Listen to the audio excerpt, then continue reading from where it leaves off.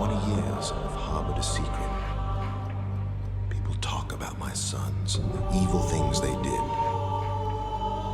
Yet still I remain strangely mute. I do not discuss my own actions that day, or the rage I felt when I burned the 2 linking books that had snared them.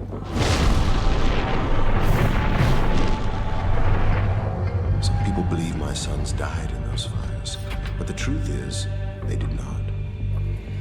You're the only one I can confide in, my friend. So I'm asking you to come to Tomahna. There are things I must tell you about my sons.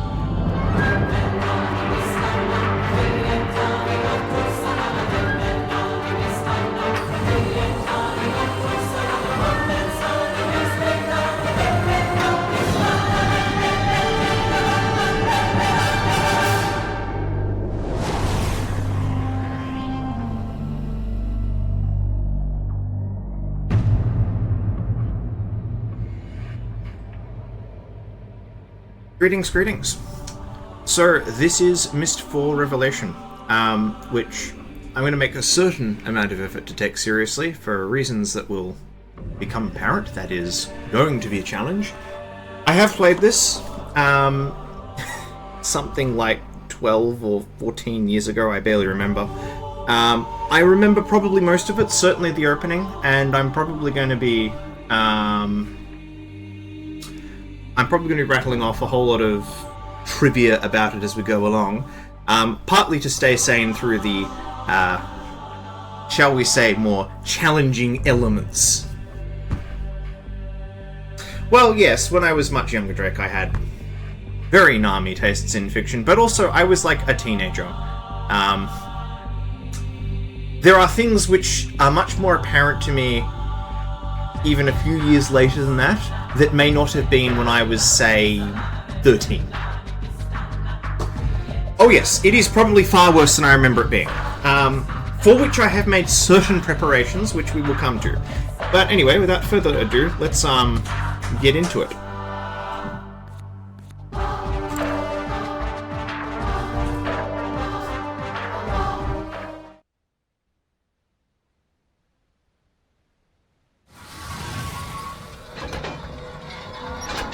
It's really cool if you're not afraid of tight spaces. Dad and me aren't, but sometimes Mom has to close her eyes when I'm driving. I think she's not home right now, because I never could have picked you up by myself if she were.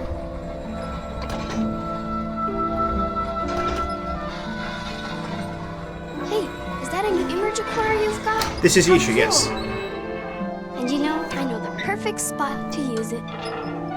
Hang on.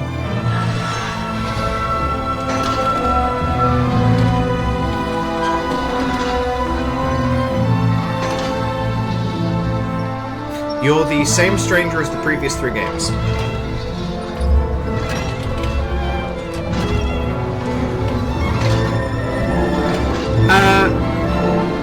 I'll wait for this to stop, but...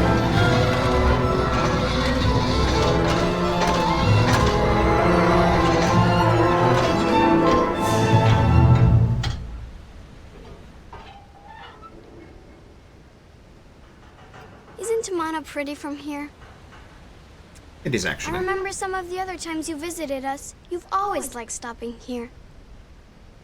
It's one of my favorite spots, too. Go ahead. Take a picture. So yeah, we've got a little camera thing, which is sort of handy. I forgot how crap the controls are. Alright. Just make sure your thumb's not in the shot. Dad always ruins his images that way. So, this was the first game with this feature. So I'll do this. Get it out of the way. Out. Are we moving?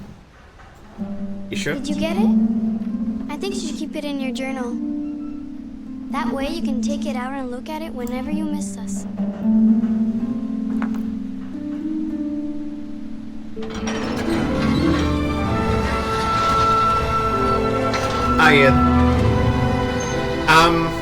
By hand. Because this is Tomahna's and Dunny. I was going to say something. What was I going to say? I need to go back and chat. I am Myst 3. I'll tell Dad you're here. The only details which matter from Myst 3 is that Isha exists. Because she's, like, weeks old by the time of Myst 3. Alright. So, one of the things that Myst 3 also introduced is free look in most locations. In Myst 4, I'm pretty sure it's just about universal.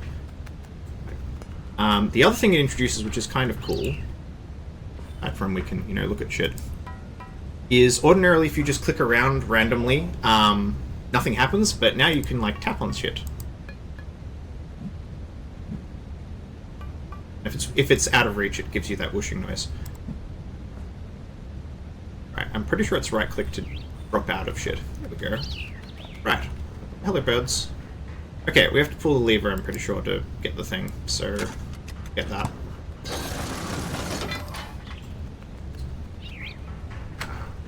Roll back down.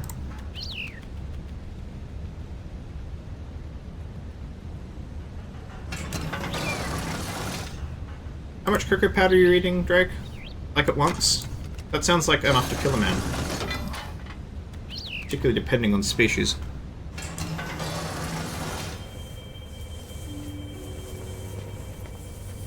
So there is absolutely no denying that Myst 4 is pretty. Probably the prettiest Myst game in existence. It's also one of the most well-produced. The score is particularly good, and I'm reluctant to talk too much over the top of it. But if you listen very carefully, this motif was actually established in Riven. What kind of suffers, though, is... Well, I mean... Yeah, this is typical Atris, right? Let's just touch the thing, because we can. It's nice and safe. Everything in Atris' home is full of OSHA violations. Oh, it's a cool little orrery. Can we make the orrery do shit? We can.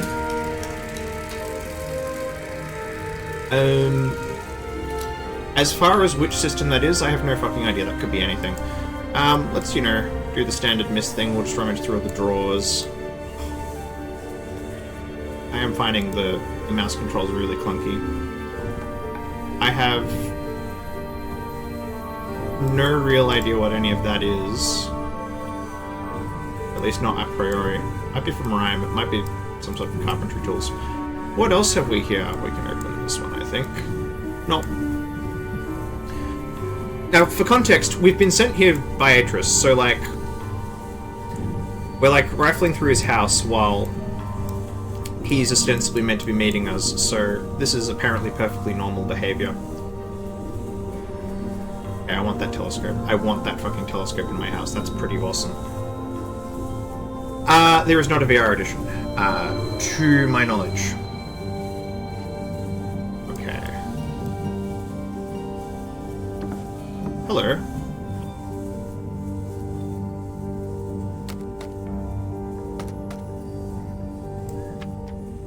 Oh, okay, so that's just journal materials because, Officeworks won't exist for another 200 years, so Atris has to bind his own journals. Here. I seem to think that opens gear because it's fake. And that's conventional writing inks. I'm pretty sure this is not why Atris actually writes Atris. I could be wrong, but I was fairly sure this is not where he does that. I should probably, hide signs of my kleptomania. Those are almost certainly crystal geodes from Rhyme, which I might, as an aside in a future stream, I'll bring up Real Myst and I'll actually show off Rhyme a little bit. It's not a very long age.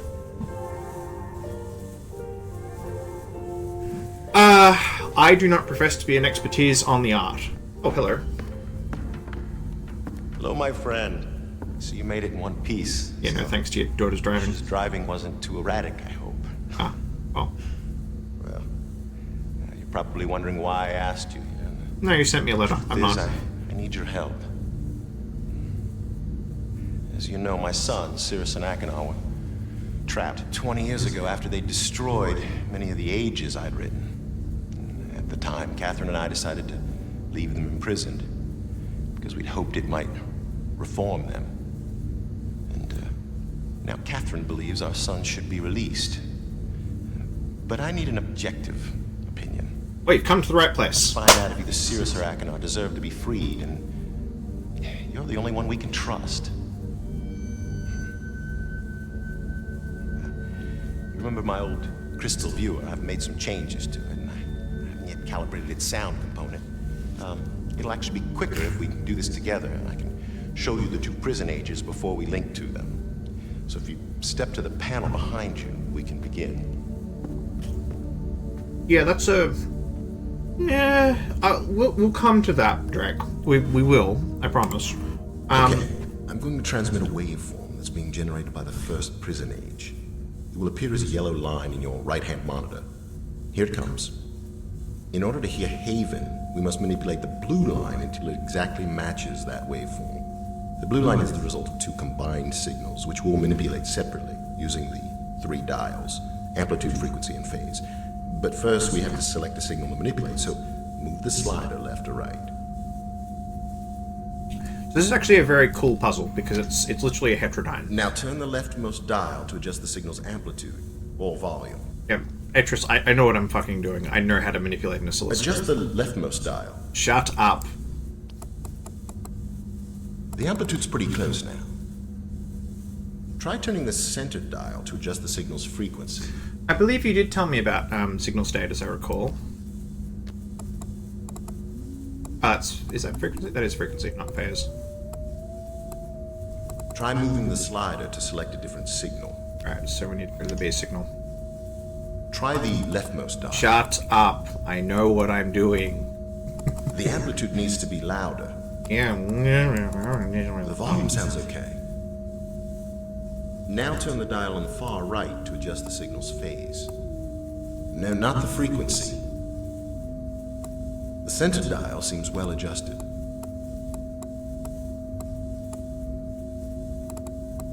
Keep moving it to the right. Try moving the slider. I forgot how painful Try this adjusting was. the frequency.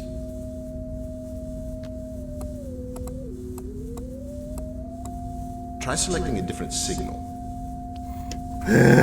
Try the frequency. That's the center dial. Fine. Got it. Hang on a second. I'll lock in the adjustments and send you the waveform for Spire, the second prison age. Here it comes. I should just be doing this by ear. Why don't I do this by ear? Turn the amplitude dial. Because I can't hear the original signal. The amplitude's pretty close now. The speed is pretty good. Adjust the phase dial. How can I possibly judge phase without the second signal? Try moving the slider to select a different signal. Adjust the leftmost dial. More amplitude. Turn up the volume. No, not the phase. I'm doing what you're telling me to do. Amplitude seems fine. Try adjusting the phase.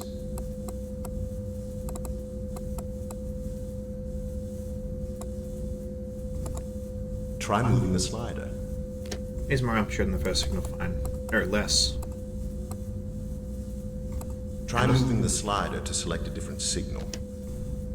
Adjust the phase dial. It's the phase on the first Right. signal. For God's sake. Ugh. No, it's not. I think this is actually out of tune. Keep moving it to the right. Alright. Oh, no, too much. Try moving the slider. Now, adjust the center dial. That's too much, my friend.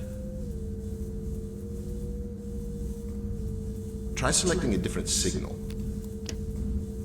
Try the frequency. That's the center dial. The frequency seems fine. Try adjusting the phase. Left. A little more right. A little more left. Farther to the right. Farther left. I don't think it's the signal, Atris. Keep moving it to the left. My God. Phase is pretty close now. Try adjusting the amplitude. The amplitude needs to be louder. Oh, no, too much.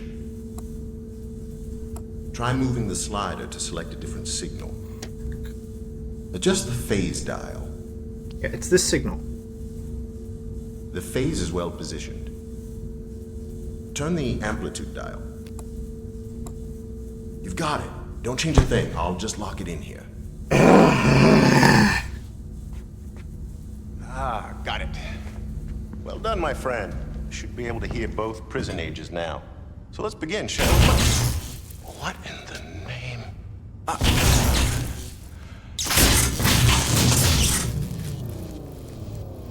Oh, what a mess. Hooray, we broke it. The image modulator short-circuited wires are completely fused. So you mean we can't do that again? Well, the viewer itself seems okay. Hooray! So maybe if I link to rhyme. All right. Slight change in plans, my friend.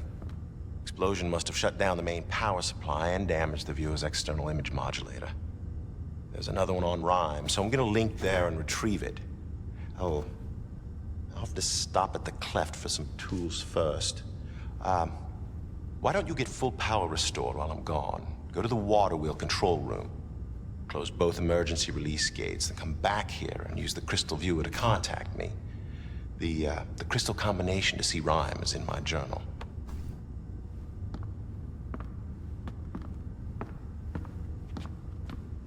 Oh, you'll have to turn on the roof antenna before the viewer will work. Keep an eye on Yisha, will you? What? I'll be back. Do you think something's going to happen to her?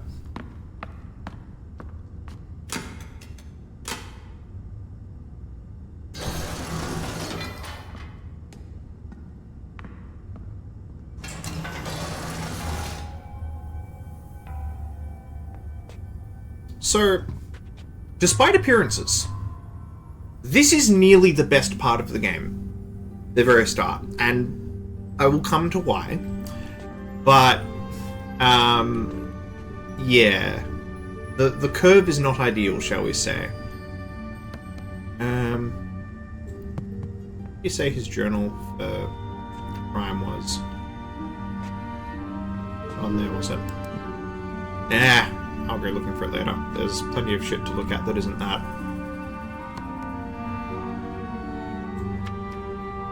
Any of these, is it? No. Alright, let's just potter about. Can't open any of that, can we? Oh, it's here. Alright. Hey, look, we can actually turn pages.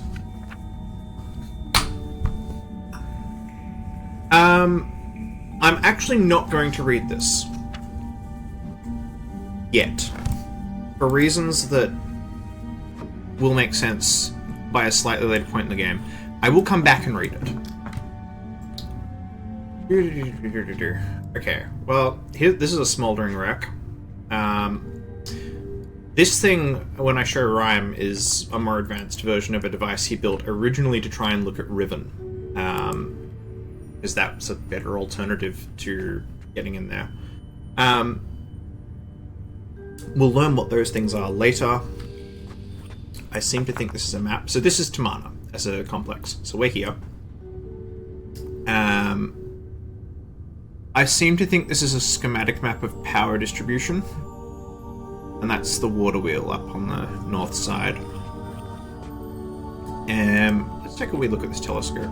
That's kind of cool. Not that it works, because the door's, like, fucking closed.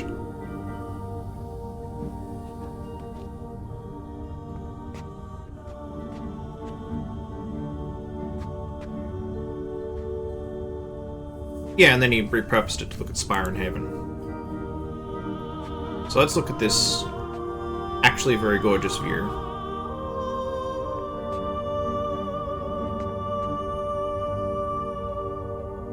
So like I said, this is actually very nearly the best part of the game, specifically because you can just straight up walk around Tomahna.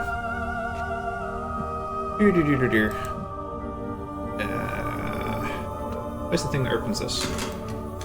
There it is.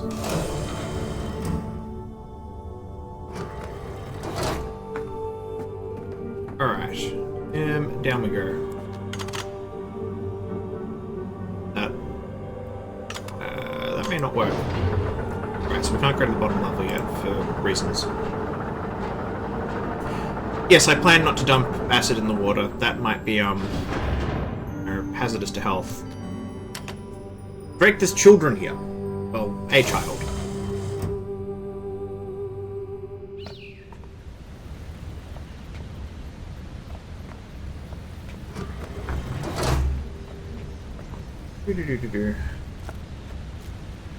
Well, hello.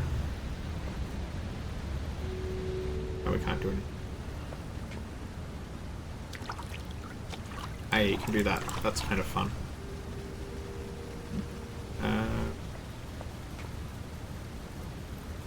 So, a lot of this insignificant visual detail is more explorable later. Hey, come here. You gotta see this. Do I? Do I go to see it? Do I actually got to see it?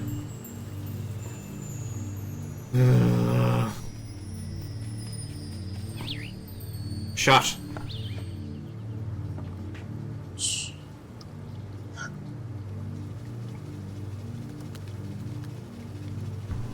Don't worry. He'll come back. It's his favorite sleeping spot. My necklace showed it to me. The necklace, Got eh? it 2 weeks ago on an age called Serenia. Shows me all kinds of stuff. You think that's strange that my necklace shows me things? Yes, I think it's Dad very does. fucking He strange. says that a lot of things I've seen on Serenia aren't real. My brothers believe me, though. So that whole exchange is disturbing for about 3 different reasons.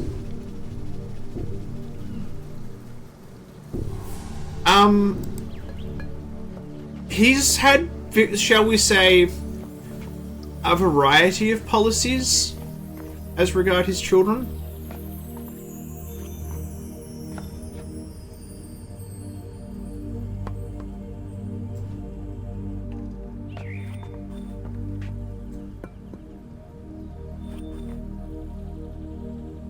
I think that's the thing we need to fiddle with.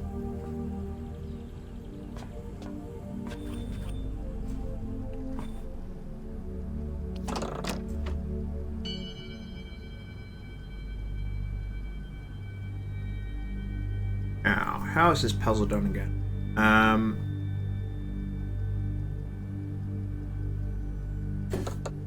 Well, we don't actually... I actually need to check a symbol because we actually need to get the water wheel going.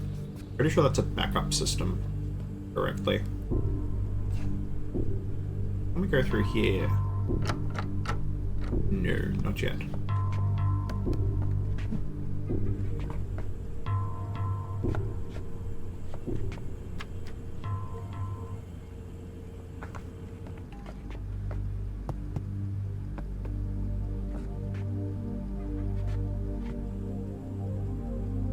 Yes, the brothers who have been trapped in other ages since before she was born. Yeah, it's a whole thing. There.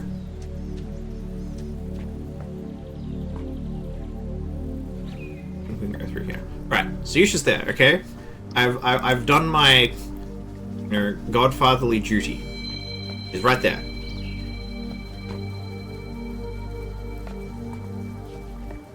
I can totally see her. I have, you know, object permanence. I know where she is.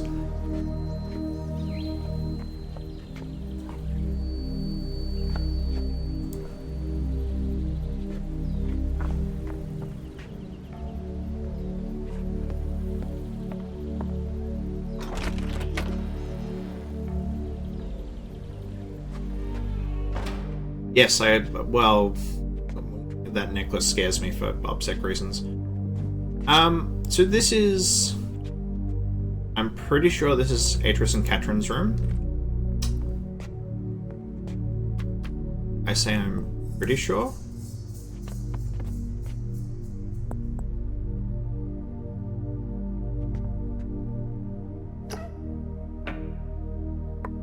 Open, damn you. Ha!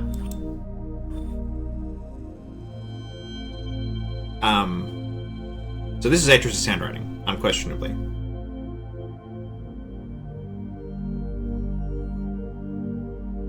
Huh?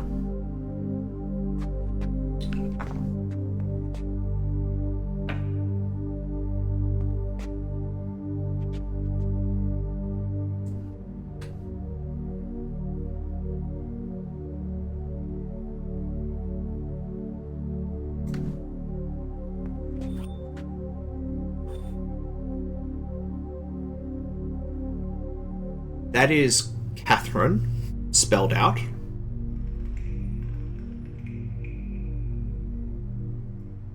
And that's Atris, signed down the bottom.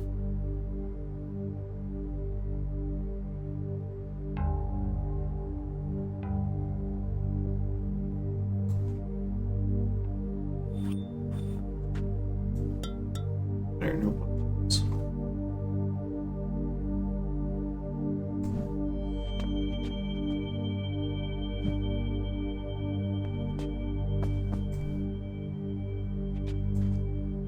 Definitely keeping an eye on Yusha while I snoop around Atris and Catherine's room.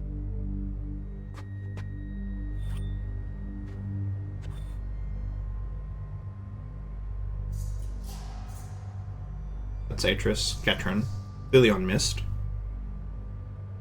And I think we know who that is. I feel like the placement of that portrait, considering that we've, Atris just has a penchant for secret passages and fireplaces. It's a thing. I feel like that's going to be significant. I say feel like. I have played this game.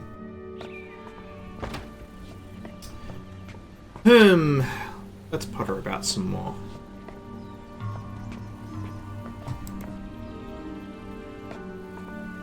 Oh look! A sheer drop! My favourite kind of drop, especially with children around. Let's do anything? No. Broken.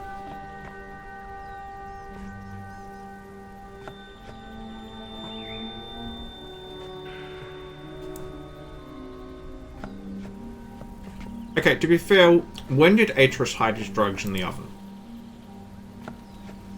I don't think Atris would even know what an oven is. Ah! Those are two symbols we need. That is a lot of infrastructure. Yeah.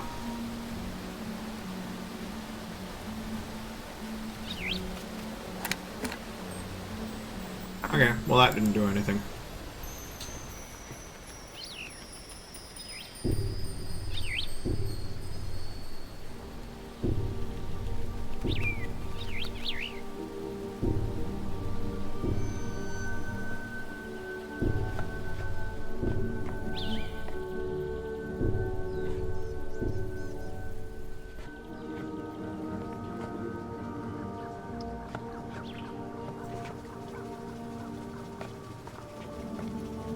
Ah, shit.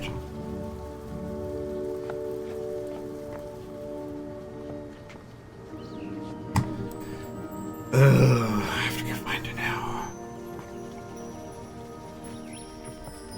Ah. What have you got? Put it down. Let me guess. Dad blew the power again, didn't he? He does that a lot. Mom made him install an extra power box in here just in case. Oh no! This box is supposed to make sure certain things always work in the house. There aren't enough rows lit up correctly. Only a green light on top of a failed row means something's getting power. I wonder if we can move them. Better not. Mom doesn't like me messing with electrical stuff. Come on, little guy, let's go see our friends. That is eminently sensible. Especially if Atris built it. Hey, I never noticed that before. It's so cool. I think my beetles are making a nest.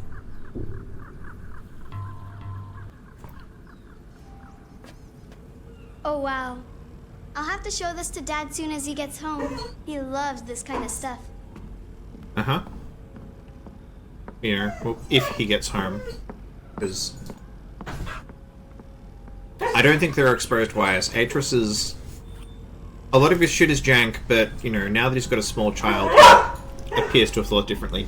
Peaches, really? Do you agree? Or is that just the postman? Okay, so we know these are the symbols we need to do something about. So let's, How does this work again? Ah, yes. I think it's something like that, isn't it? No, that's the reset. Aha! That's right.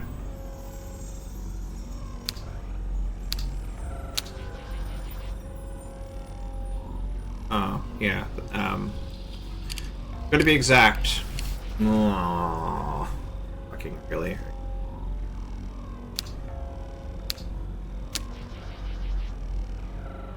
No, in fact, it has to be one less. Hooray. Even more painful puzzles. We haven't got enough of those.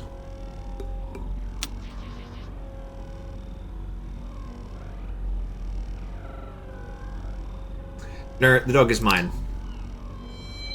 I feel like if Peaches were around, quite a lot of this whole fucking situation could have been idly averted.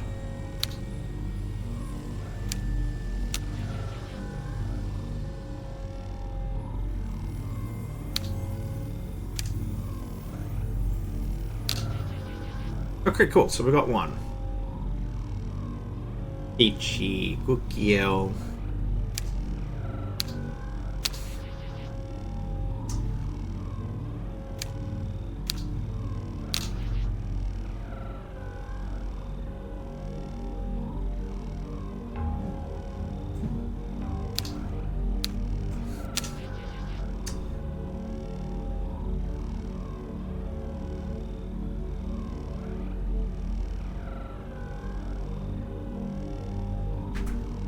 Remember?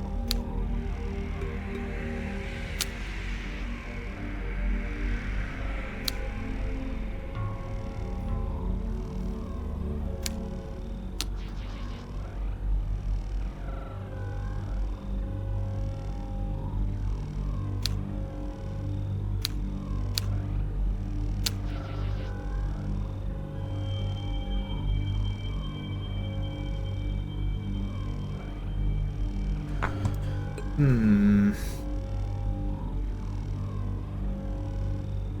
don't remember the maneuver I just did to pull this off. Oh, actually. Ah, now that might actually substantially do it.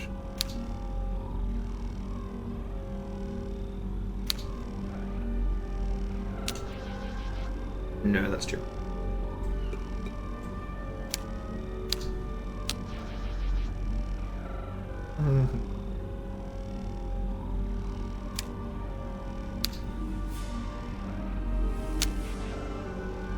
But, alright.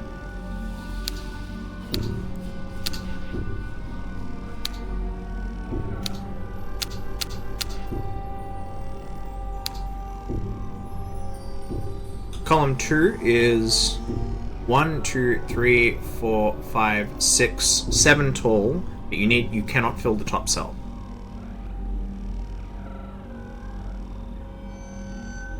No, I think I had this at least heuristically. I'm only going to fill these. The thing that matters is these two.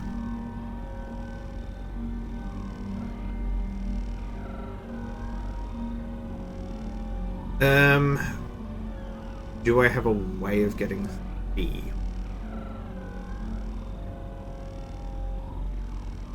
Well, no, I'm trying to leave the 5 in place because that's like part of the final solution.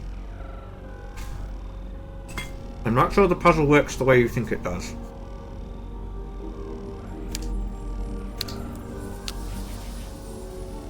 Right, I've got it.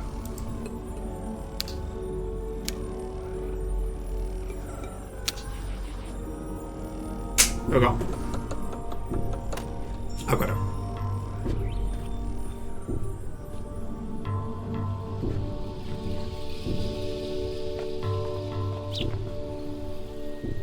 Alright, let's go turn that power back on.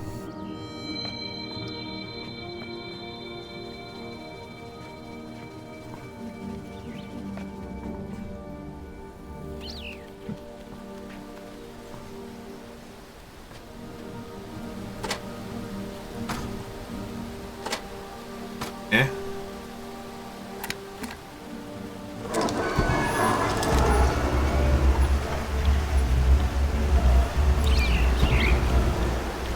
Okay. I think we did the thing.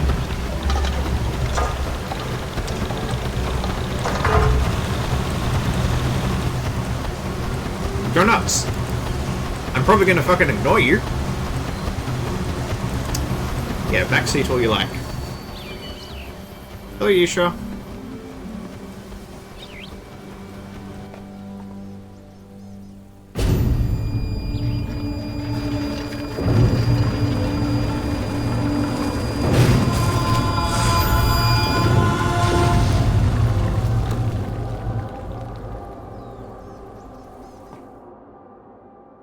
Well.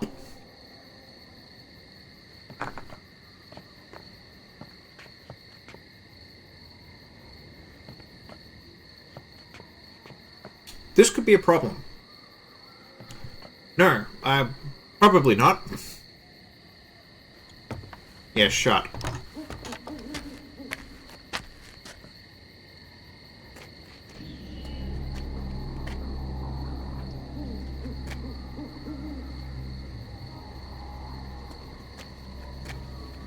Okay. Might be time to go find Yishahe. Like, right now.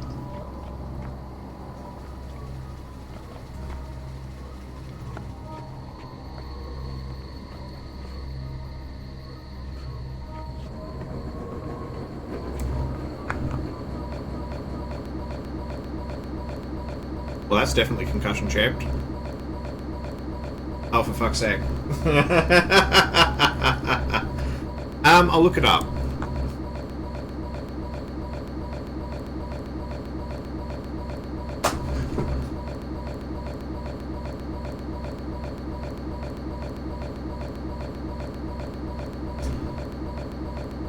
I did not save.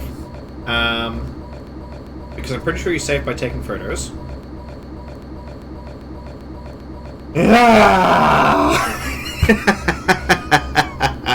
It is just possible.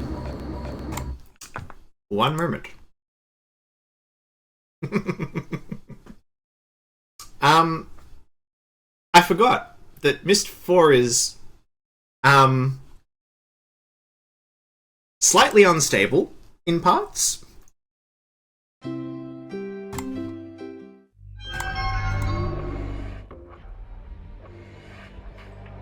YouTube game. Aha! Autosave. It's okay. We good.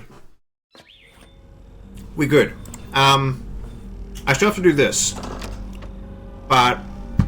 oh no, I don't have to do this. It's fine. I just have to go and, actually, do I? Are they completely filled? They're completely filled. I can just go do the thing. Okay. This is fine.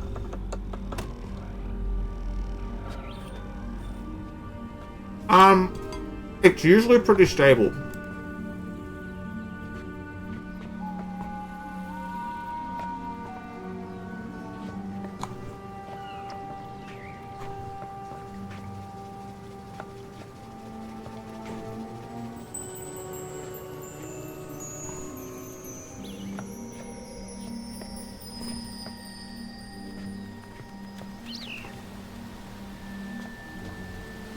Alright, let's do the thing.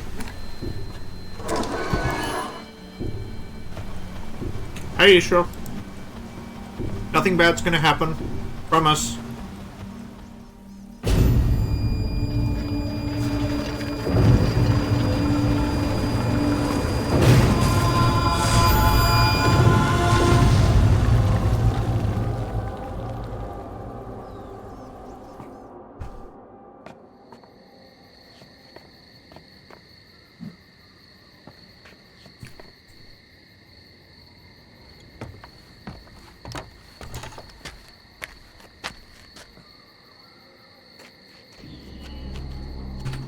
Yeah, I'm gonna save. I'm an idiot.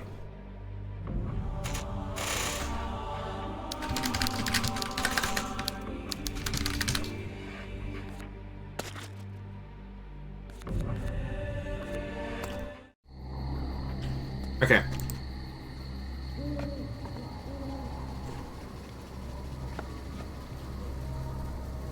Kinda cool, I didn't notice that tapestry daylight. Not tapestry engraving.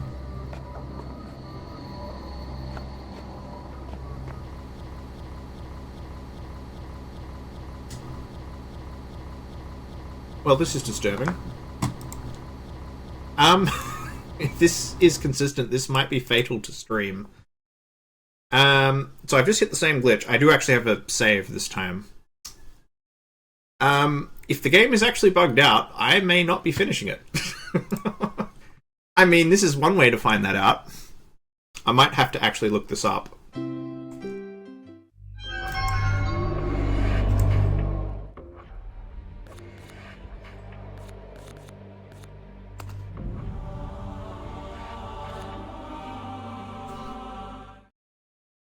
It's not emulable. It's running natively.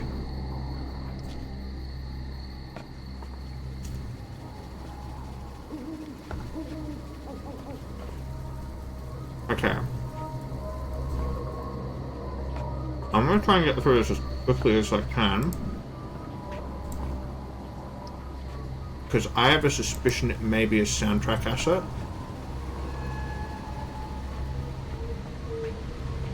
Okay. I'm saving here. I have a hypothesis. This might be an extremely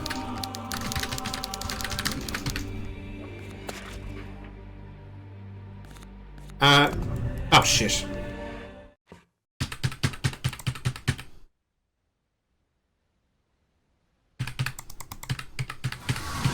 Go away.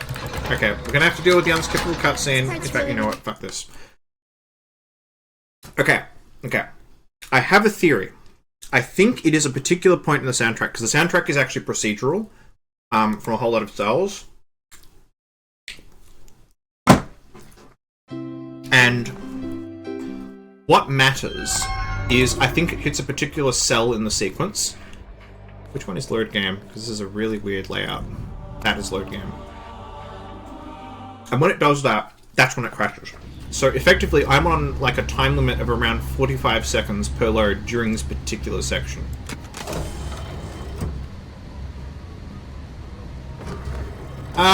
It's not impossible. I have very lightly tampered with the game's files to let it play on Windows 10. Because it does not run natively on Windows 10. But that's like direct input. If that was going to be a problem, that should have crashed the game pretty much immediately. So yeah, I think that's...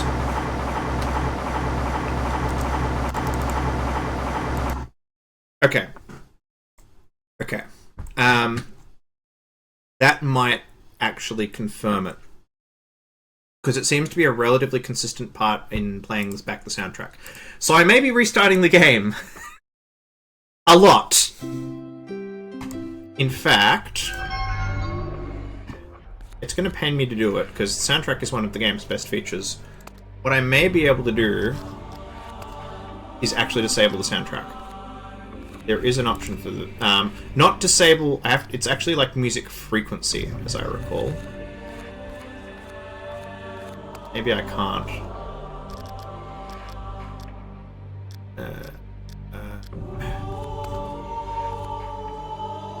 Error volume. Aha! Music frequency. Okay, that's probably all I can do. That might buy me some time. I'm tempted, but it may actually be the addition of the game. Alright, let's... So... This may actually oblige me to speedrun this section. That will be an interesting experience, to say the least.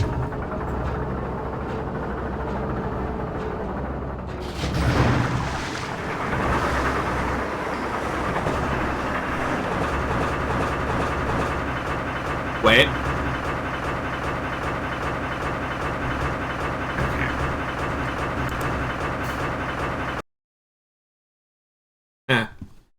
Well then.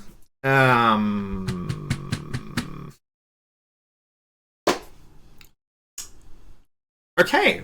Well, this was an interesting development. Maybe let's try that.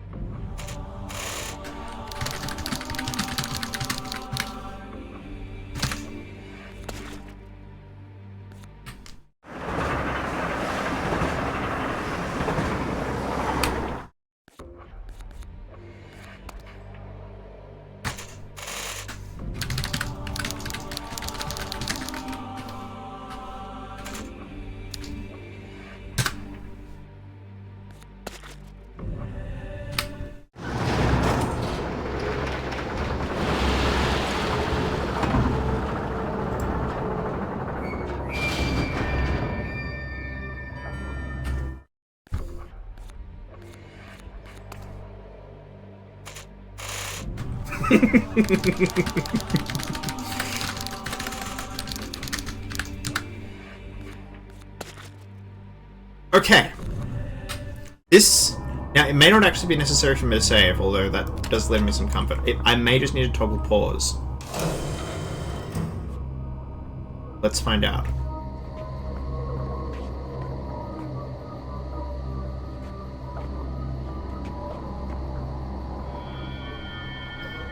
That's Atris and Katrin's room, is not really where I want to go right now. Where I actually want to get to is Yisha's room, because with any luck, that's where she is, and she is safe, and everything is fine, because, you know, that would be a good and wholesome thing to have happen. Hey, does this thing work yet? Also, was that actually Yisha's room? Or was that Atris and Katrin's room? I have misremembered. That is Atris and Katrin's room.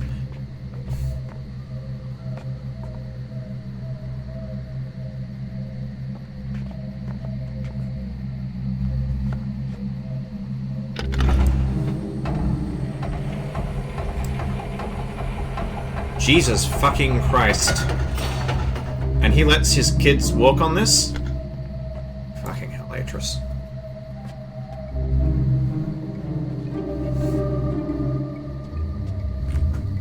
That is Sirius's theme.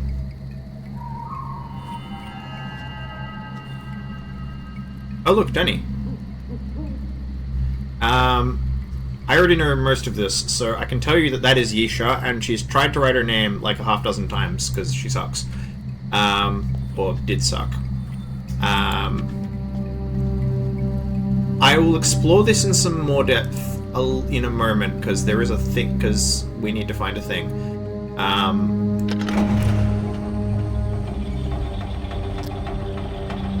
There's Yisha's room. It's almost more like Arabic. Dunny is written sort of like... It looks like an Ashbad, but it's not. Okay, and that's a crash. That's fine. That's fine. We know how to beat the crashes now. It's all good. This is fine. Did suck as in she improved. I mean, come on. She's like maybe 11 in this game.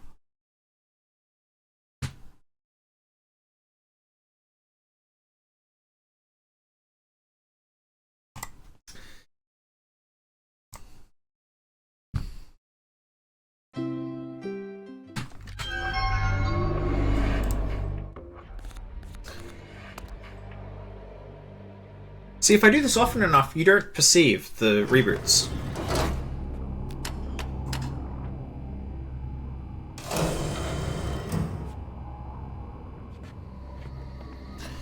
Alright, so I need to move expeditiously.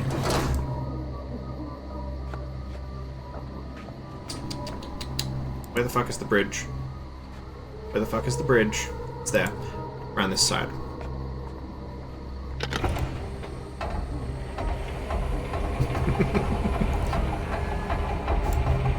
No, what I need to do is a highlights reel out of every single reboot, and it's just this entire speedrun, the entire stream. Okay, we need to come off here. We need to save.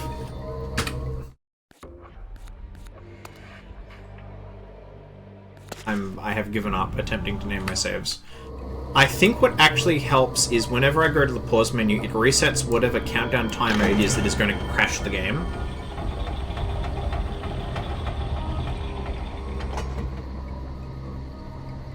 See, now that I know, I may have to start tracking them somehow. I will think about this. Okay, here is Yisha's room.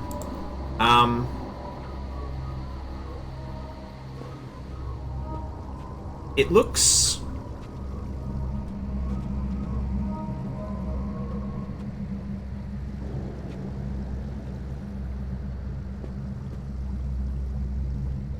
fairly orderly, I think.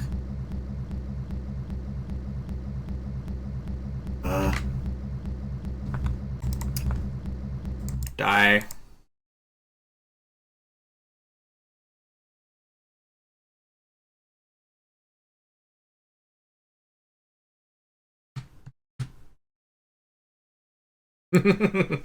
Ah, yes, because now it is gone.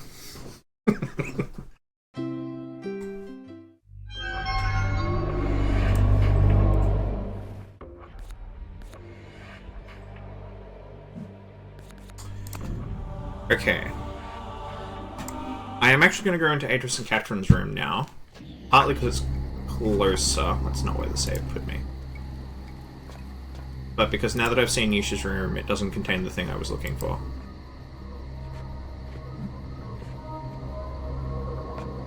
At least I'm almost certain it doesn't.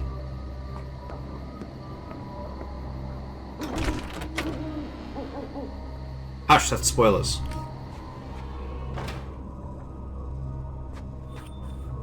Oh, hello. This looks convenient.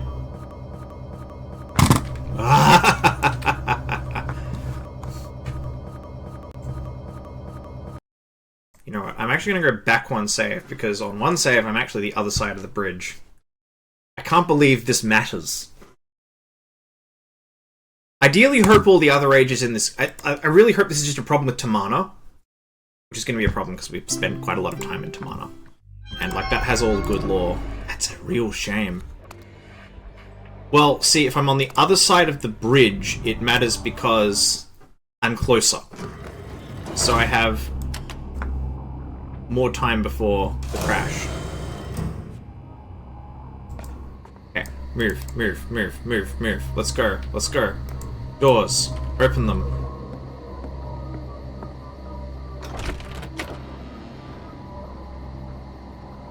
Okay, fireplace percent, let's go. Aha! Aha! Yes, I get it. There's a significant thing on the ground, which I'm now going to save now that I have it.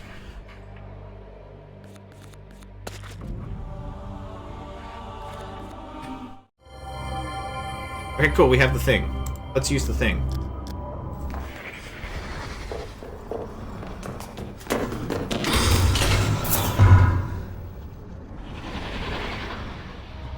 Okay, so we saw...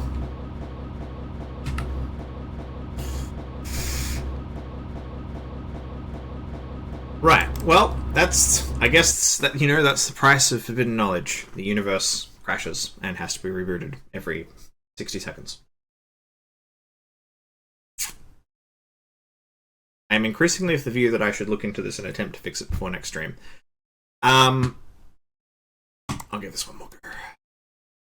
So yes, the necklace showed us Yisha diving into the fireplace, and then her necklace fell on the ground, which is where we found it. So It seems to show things which have occurred in the past.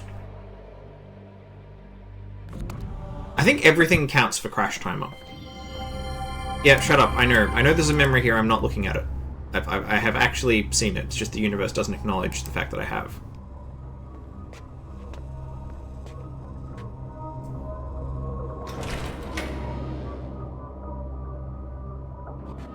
No, I'm almost certain you don't have to view them. They're all contextual. Okay. God.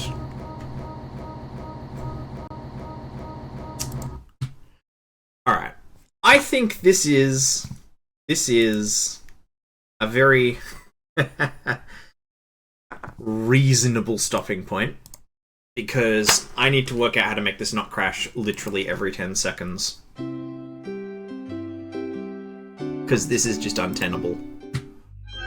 I mean, at least I found out before I, got too invested in my various gimmicks. I will have to give this some thought. An option is a VM. I don't like it as an option. It would probably work. Thank you for sticking through the fucking chaos. My hope is that this game has data segregated a little bit like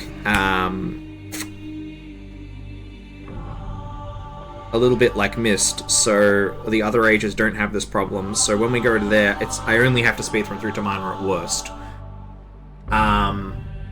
This does seem like it should be fixable. I just don't know what it is. I will have to do some research. This was not the fun that I thought it was going to be, because we haven't arrived at that yet. We will get there. Provided I fucking fix this. So, thank you for sticking with it, and I might, when I plan to stream next in a couple of weeks, hopefully we'll actually get somewhere. We shall see. Alright? Yeah, shut you. Alright. Thank you for watching. Greetings. Alright, let's see if we have better luck on this occasion. So, I worked out what I fucked up last time, and that was that I was running some high-performance stuff on my GPU concurrently, and basically it knifed everything. But because Myst 4 is such a lightweight load on a modern GPU, it's imperceptible. It doesn't affect the game's performance until it makes like one deferred render call to the GPU and the whole thing just falls over. I am not now running that, so hopefully we will have much better luck. So let's see what the shiny new implement of forbidden knowledge has to say to us.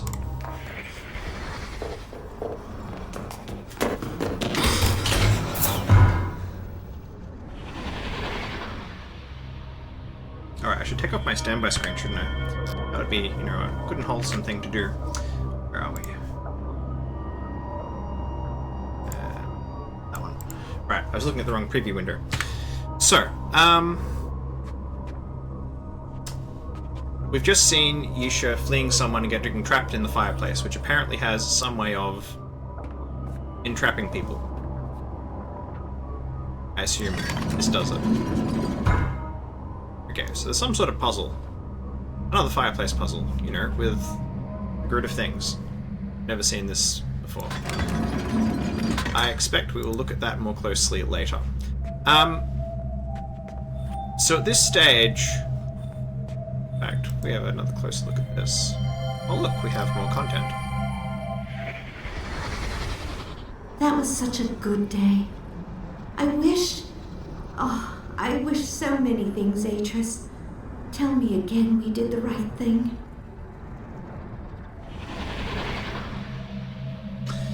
Yeah, this is, at this stage of proceedings, the NARM will start to,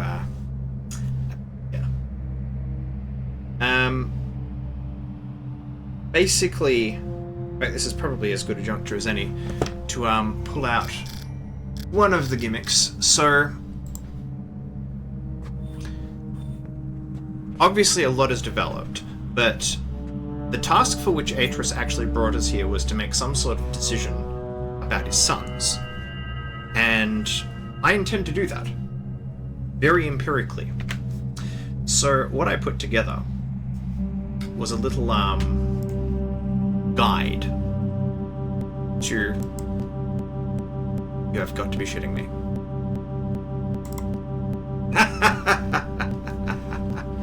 Alright, I'll bite. What is actually eating the GPU now? One moment.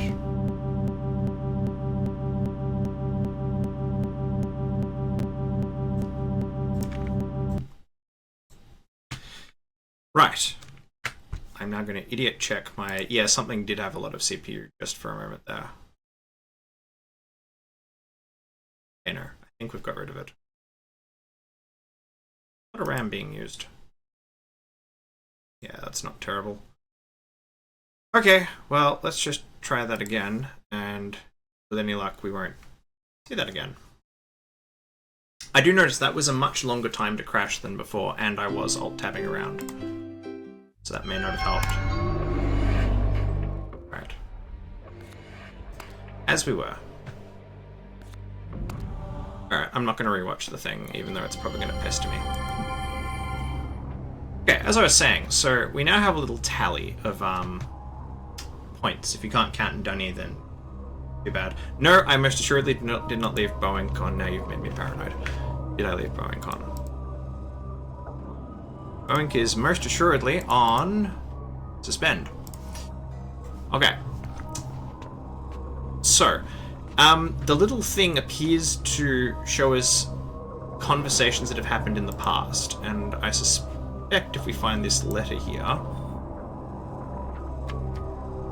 Okay, interestingly, it won't show it here. It does for a lot of other text. That says Catherine... Well, I think this is Catherine written out. It's not Catran, and that is Atris. I don't know that there's a great deal else to look at in here. Not yet, anyway.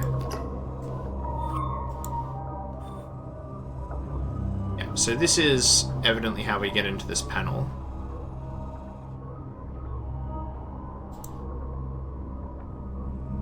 Okay, so if we turn the lamps on, because apparently that's the thing we can do. Rather, there's one.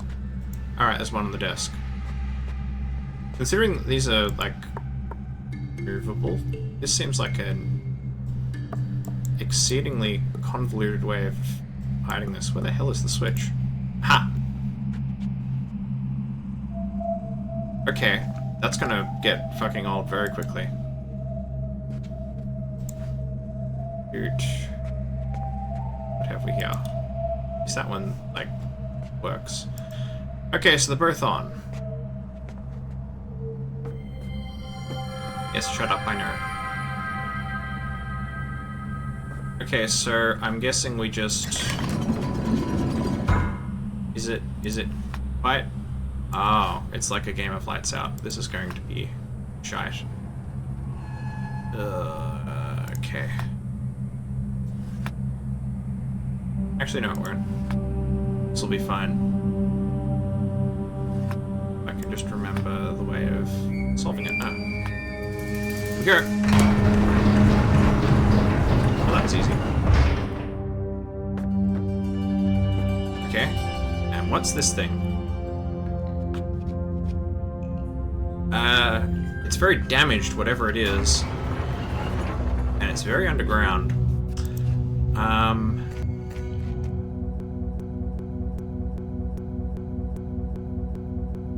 Okay. I have a suspicion I know what may be causing this to misbehave, because I know it is actually running my CPU up. I'm actually going to hide the scoreboard for the time being, because that will actually disable the source. And what it actually may mean is the Chrome instance that is running the scoreboard may actually be running out my CPU somehow. It may mean we will have to live without it for the time being. Alright, anyway, let's solve that again quickly, because that won't take me very long. I may have to get back to save scumming.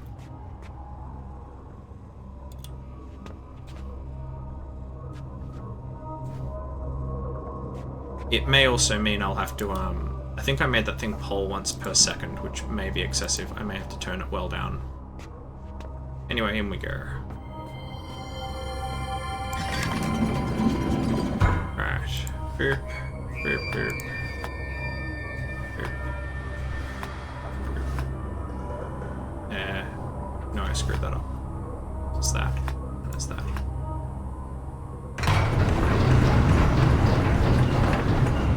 Okay. This time I am going to save scum, just in case. I do notice the game feels very slightly more stable without that, so it may be that I'll have to think about how I run that scoreboard, if at all. Which is a shame. Anyway, yeah, so that's some sort of big mechanism which looks like it's meant to enclose this in a vault that has not saved a thing. Well, this is a shame.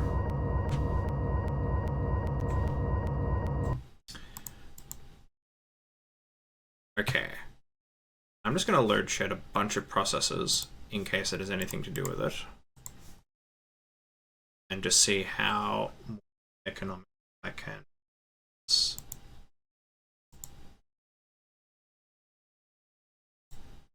At least I saved. If this doesn't work, the challenge is going to be, can I finish Myst 4 with it crashing every 5 minutes? I seem to think I'm getting better runtime than I was last time, at least without bowing, so it appears it may be a cumulative thing. Anyway, bye-bye lift. So yes, this was enclosing some sort of vault.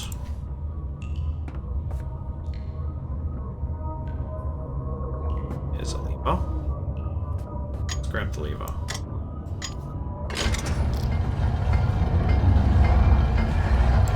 Well, this doesn't look suspicious at all.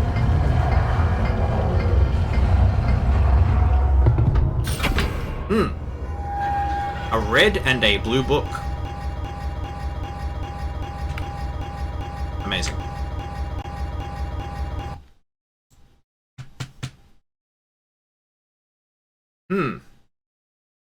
Okay. How many other things can we shed before this becomes untenable? Alright. Let's try that.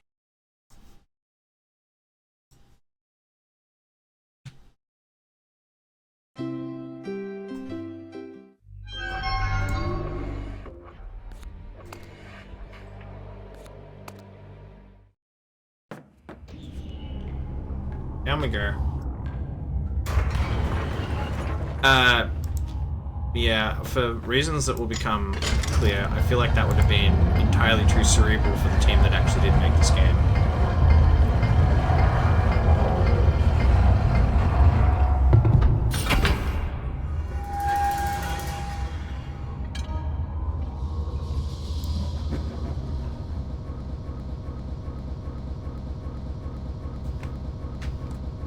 Okay. I'm not quite at the bottom of the list of things I can kill. We're getting very, very close. Let's see here. That can go. That can go. Go away. Go away. Go away. Alright, I'll have to kill that process. Gone. What else? That can go. That can go. That can go. Alright, that is everything. No, that can go as well. Right. I mean, kind of. Let's see if this behaves any better.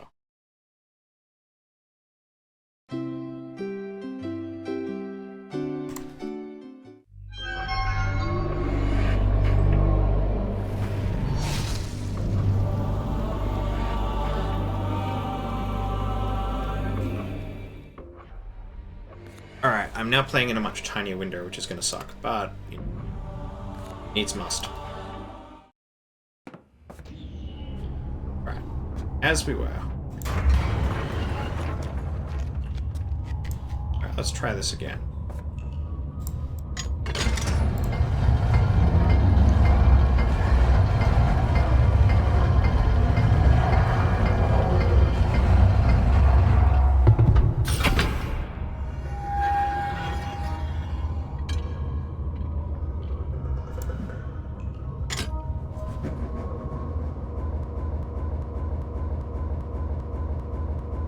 Okay, that's reproducible, because that happens consistently when I attempt to make the transition into the little chamber. This should be turned off. What? All right.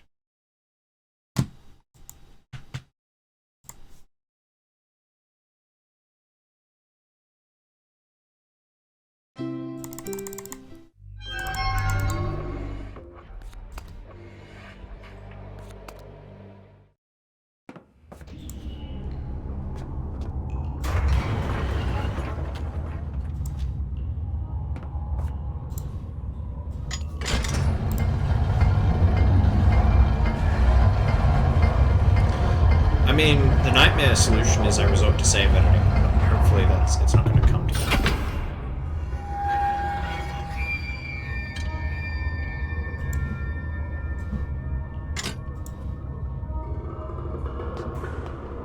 Okay. We're going to save. And I'm not going to use the books yet. Because God only knows what's on the other side of them.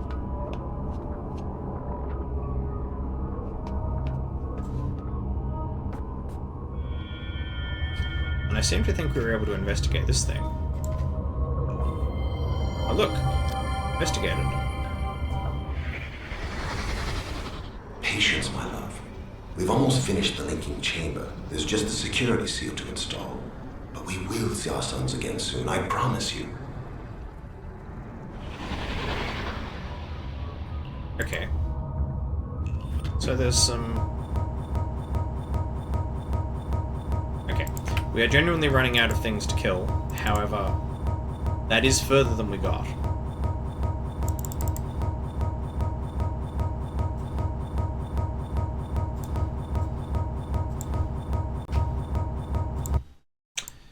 List of things I have left to try. I could outright reboot. That is an option.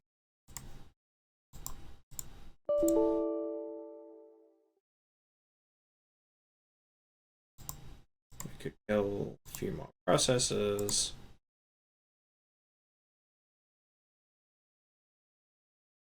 Yes, there's a lot of effort involved in that I'd really rather not go to until I have to, but I mean, it is increasingly appearing as though that will be inevitably necessary.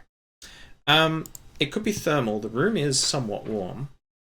This machine is not one I would have picked to be thermally unstable, but I have been surprised by such things. Ironically, this would probably almost be stabler under Linux, but my GPU won't run it. Well, it won't run in the Arch install I put together. Maybe I should reattempt that. Okay. I'm not going to rewatch that because that's just going to drive us insane. So, we know that there's some marital conflict in as much as Catherine is wondering whether, you know, incarcerating people for 20 years is a reasonable way of rehabilitating them. And, you know, it's a reasonable proposition. Yes, yes. Oh, I'm glad. Alright. No, I think we need some more lore.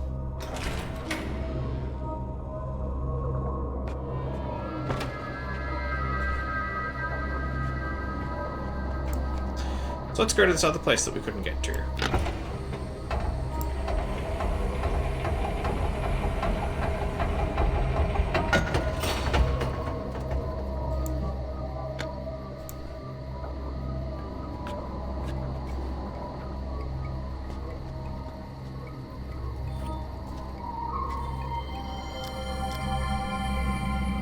I'm actually going to save.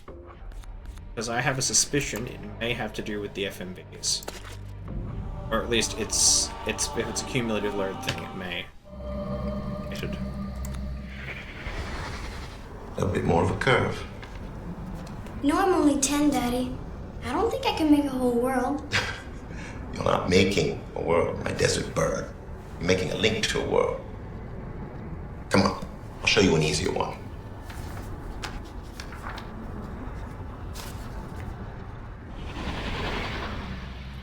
Aw. Such a cinnamon roll. I think I said this last stream, but that is Isha over and over again with errors until she finally gets it.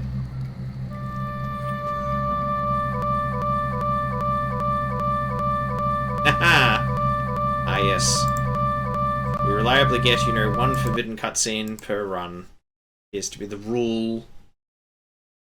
I wonder why that is.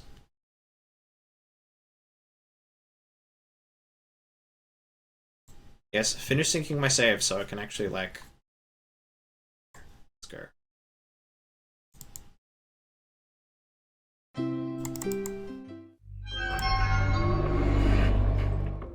Yes, you did. You also missed, you know, Atris being a cinnamon roll, but you know, that's on you. I'll get the cable.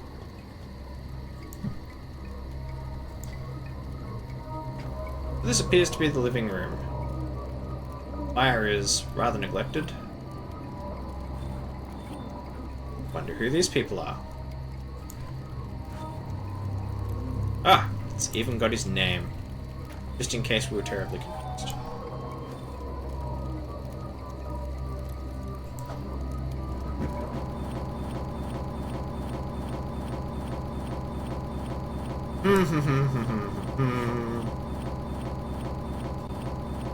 That's right, this is going great.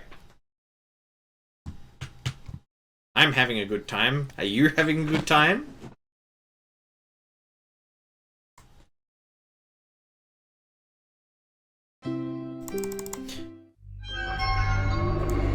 If it keeps happening for a bit, I will actually attempt to reboot. Which will mean I will have to cut the stream momentarily and I'll come back and see if it makes a difference. Okay, so we know who Cirrus and Akanara are. Oh, who's that? Never seen her before in my life. Ooh! Okay, attention.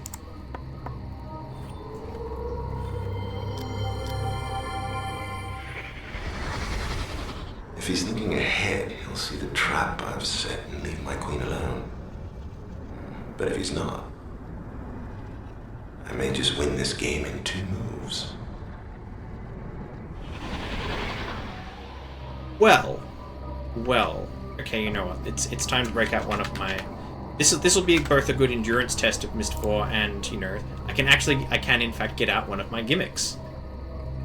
If I can find it. Aha. Yes. So, I found a thread on Reddit which actually analyzes this position. This position. Because this is right now what is... Oh, well, no, this is not what is on the board. The predicted move is this. This is what is on the board. So, what Atris is referring to is this move by black. Atris is plainly playing white, Cirrus is playing black. And what he's suggesting is this sequence. If, as he suspects, Cirrus takes the queen, then you'll note, and I think I have a way of showing it. Yes. You'll notice that black is entombed. No, this game, as far as we can tell, was actually crafted for Myst 4, and it's actually telling the way it's done. So if I just roll back to the position. So notice that black's king is imprisoned.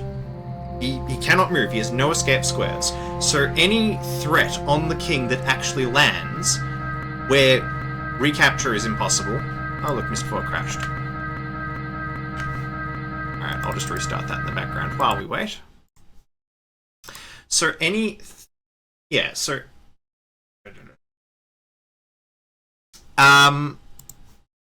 Well, yes, when Myst 4 was made 20 years ago.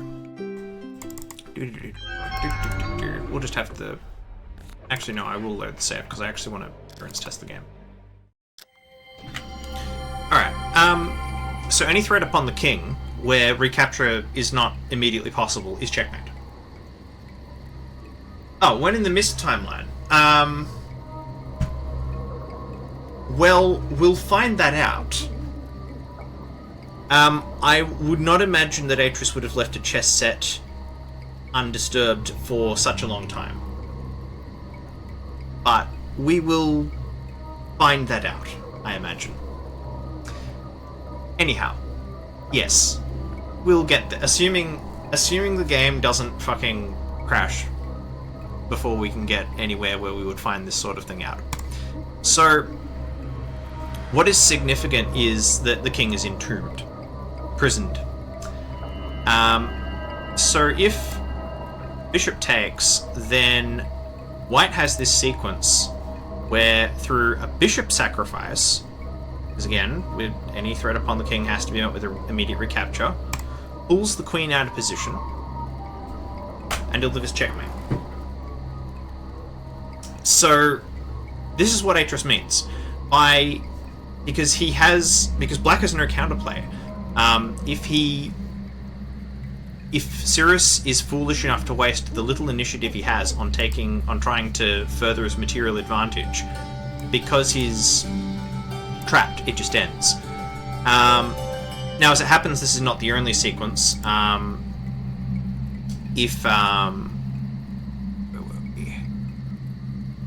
Pretty much anything that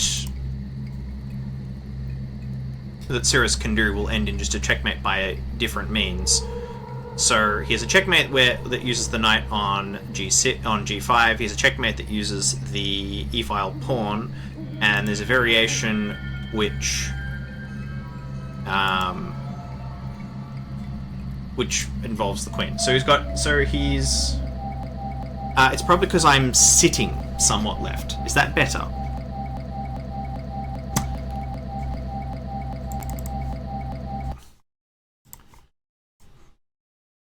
Alright, we'll just start Myst 4 yet again. So basically Atris has it sewn up. He has mate in 4 about 3 different ways. I'm gonna come back to this later when we have some more information. But that's why Atris can confidently state, yes, I can just win this game in 2 moves, and you're assuming Cyrus plays by all of the same rules that I do. Hasn't done anything dodgy. Anyway, back to...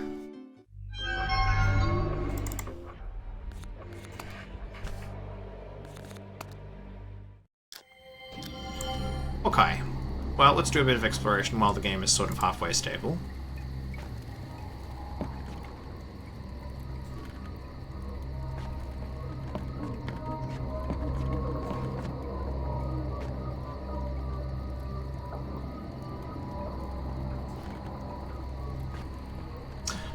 When it does crash, I'll have a look.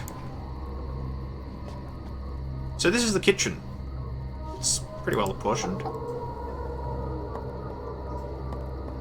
And we can tap the things. There we go. There's the crash. Alright. I'm going to pull down and reboot and see if it makes any real difference. I will be about... probably not more than 5 minutes. Probably much less. Back shortly.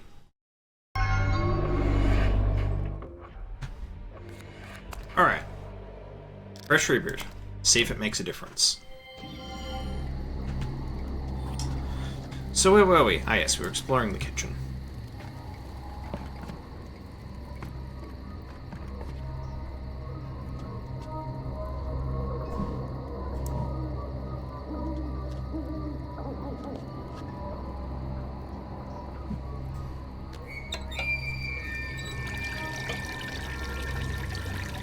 Okay, so they're sort of in front of water. That's probably it.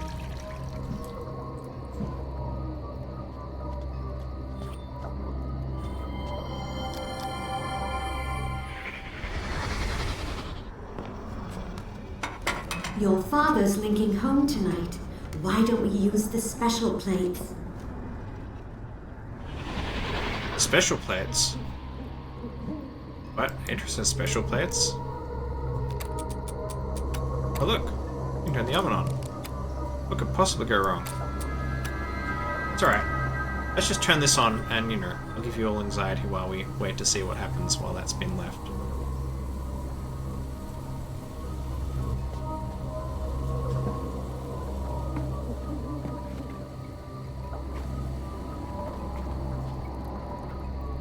It does appear to be performing... No, of course not. I can't even suggest anything otherwise.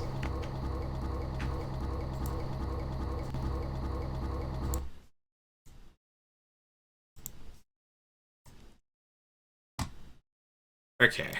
Do I have much left to try? Other than just reconstructing the entire... Yeah, okay, we'll try that.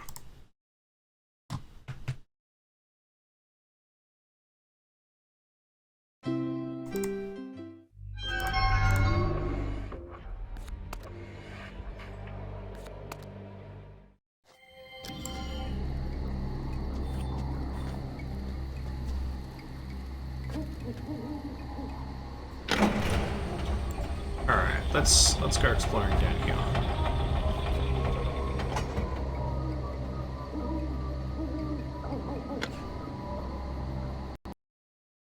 Ah!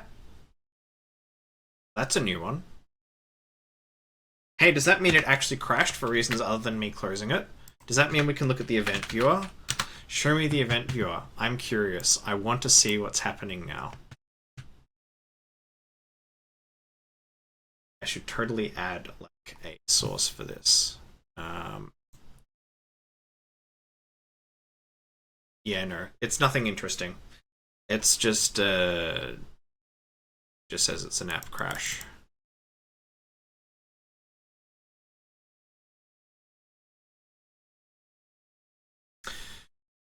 Oh well, one more go.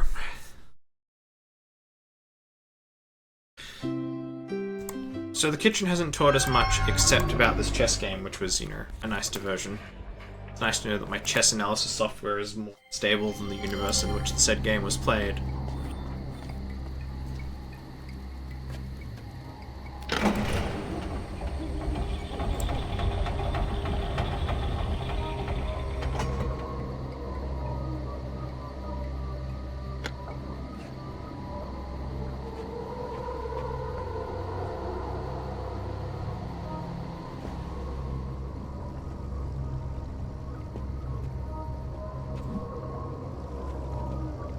Hello.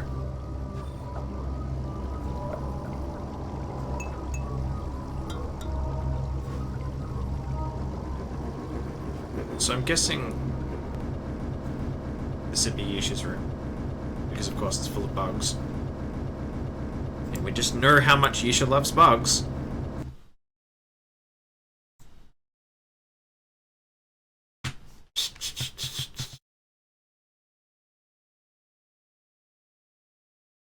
No, because this is the continuation of part 2.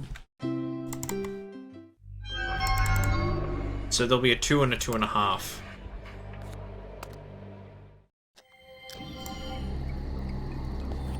I'm giving halfway serious thought to the idea of running OBS on a separate machine and HDMI capturing the game in.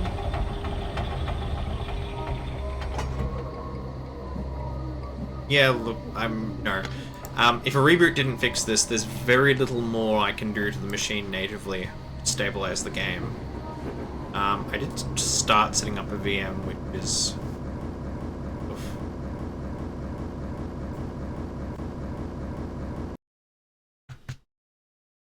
I mean, it will be kind of tragic if it does. Yeah, I think I'm probably a little bit at my wit's end. This. Yeah, it could. It would offload it, but the thing is, OBS is not a heavy load. Unless... I have not played Inscription. I actually have a theory, though, about what might make a difference. What codec... Am I using the GPU-enhanced codec? The GPU accelerated one. Where are we? Video. Yeah, I'm almost certain I did set it to do that. How is this found? Okay, it's video. It used to be very easy to find. Ah, here we go. Yes, I'm using NVEnc. I wonder if my GPU is just having a really shit time. Because I have the CPU to spare. I could... Alright, this may involve a stream restart, but if I switch over to a software encoder, I'll see if that makes a difference. I'll be back momentarily. Okay, software-based encoder, it's like literally 10 times the CPU. It's terrible. But let's see if it makes a difference. So at this point, we've offloaded everything we can conceivably to the CPU. It's only like 8%, it's not that bad. Not noticing a difference in performance. Alright, let's see if we can make it halfway to Yisha's room before bad things happen.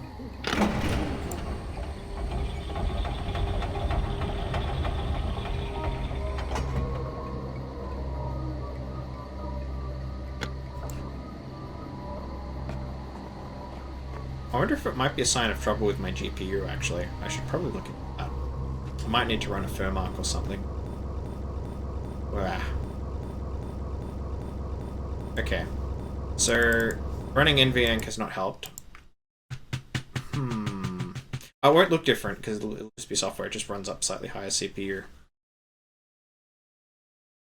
What actually is my GPU temperature right now? I'm not actually sure if I have a tool that can read that on this machine. What are we looking at?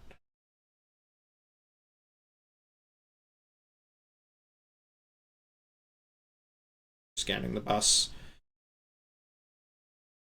Numbers that are useful? That'd be nice. Yes, stop enumerating, start giving me data. Alright, the GPU is at 60 degrees, which is a touch hot, but no hotter than I've had it for Outer Wilds, and everything else is basically at normal, so it's not a thermal thing.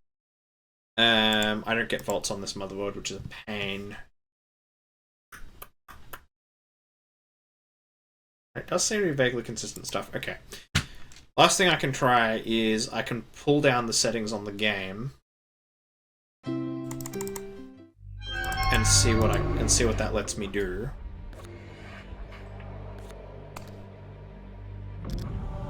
Because it does only crash it when it's doing shit. We don't need the cursor alpha particularly to do anything. Audio, I don't need anything. Yeah, I don't need zip mode. Graphic options. I'm loath to pull down the resolution.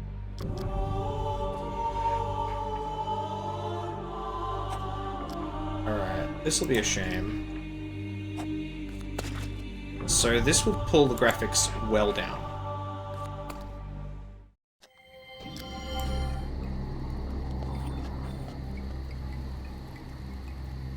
Yeah, the game looks just a bit plain. It's a shame.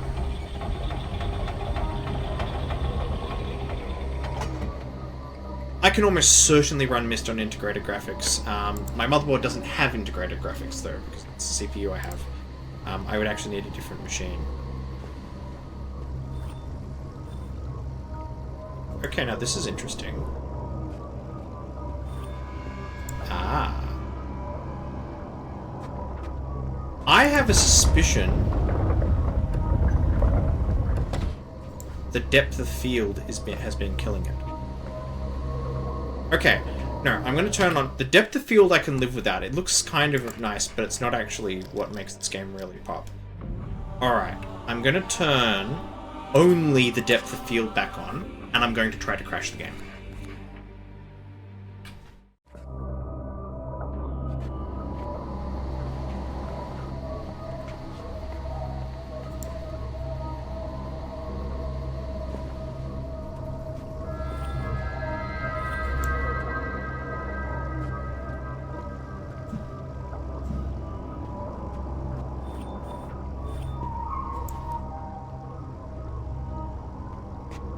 And if it won't crash, then, you know, we're not losing much in here.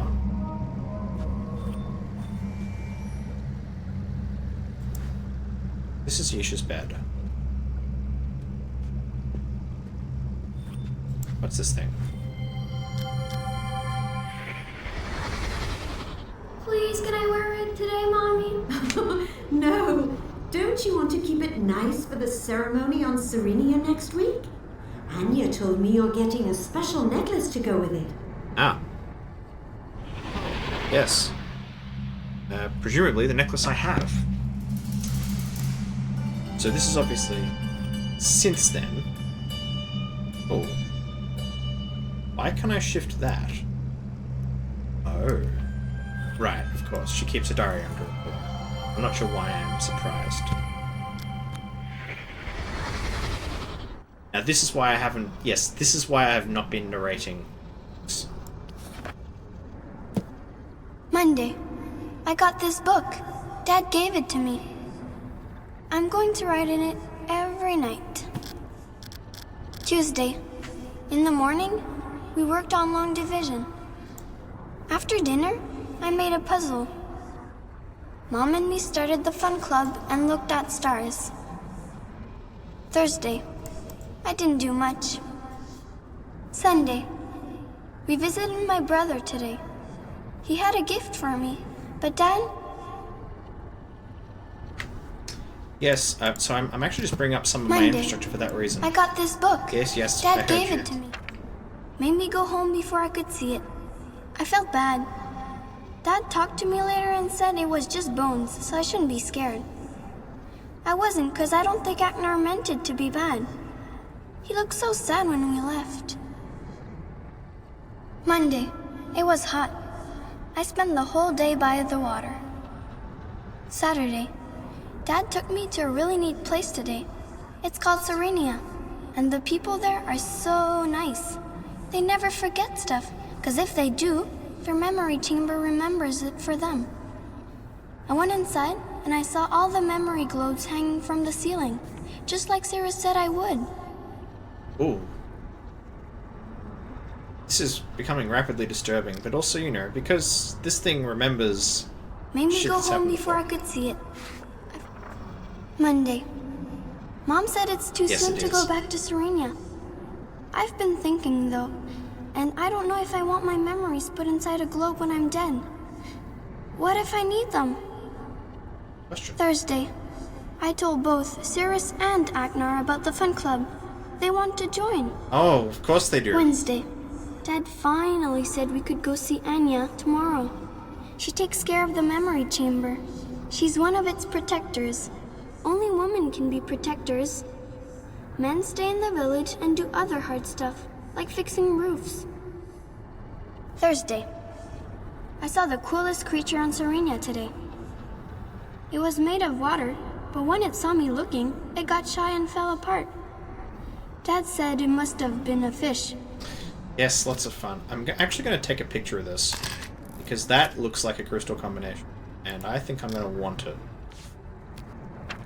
Jumping, because he didn't see it. Mom believed me, though. Friday. Anya told me her people put their memories in globes so their families can visit them in the dream world. She said I could visit the dream world too, but I'd have to learn how. Plus, I need a spirit guide. Maybe I can get one next time we visit. Sunday. I got the best gift of all time today. A spirit guide statue. Cirrus carved it for me himself. It looks kind of funny, but it's 'cause he never saw one. He just went with what I told him. He knows exactly what questions to ask, and he listens better than anyone. Friday. Before supper, Dad and me changed the lock on my bookshelf. I said since I'm learning Donnie, I could change the covers and use everyone's name instead. I won't forget. Who's older than who either? He said it really had to be the really last time, but he was glad. Thursday. We didn't do much, but tomorrow I start learning how to dream on Serenia. I'll probably be too busy to write in this journal for months. Sunday, Anya gave me a special necklace today. It's really good at picking up memories. She says some things are better at holding them than others, and that only the most powerful memories get shown. I touched it as soon as I got home, and it worked. I can't wait to show all my friends. Hey, you have friends.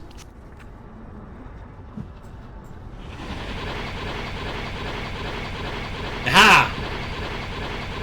We have crashed it. Okay. But only at the end, and only with the depth of field enabled. Interesting. Okay, I think I'm onto something. And hey, we made it through a whole journal. We don't have to do that again. Ah, yes. How can I forget? Okay, I'm turning off...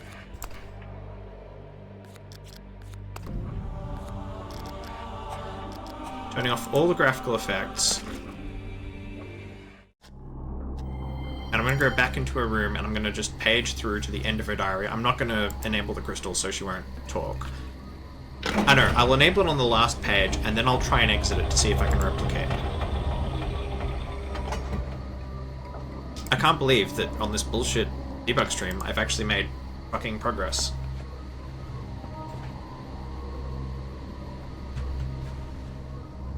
Okay. Let's grab a grabber. Alright.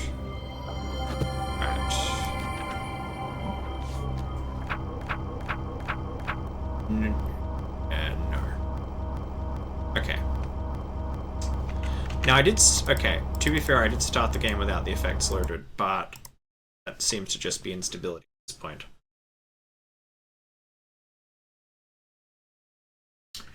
Okay, what if else... Okay, I was a little bit arrogant in turning on my overlays and stuff, so I'll be a good boy and shut them down.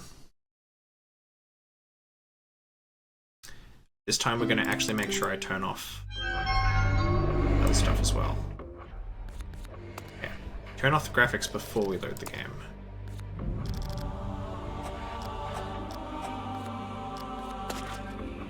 And we verify that they are off. They're off.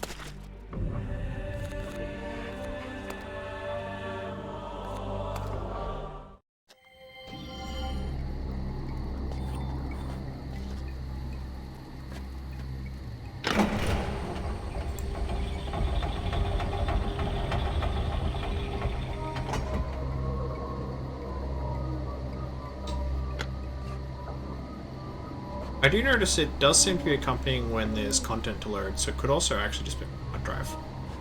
I might transfer it to my SSD later and see if it makes any appreciable difference. It'll certainly make the game faster. Alright, let's try this bullshit again. Page,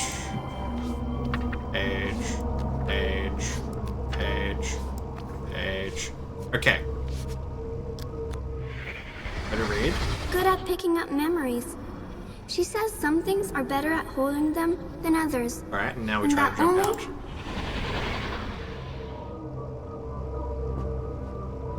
Okay, it stuttered, but it did not crash. Interesting. Okay.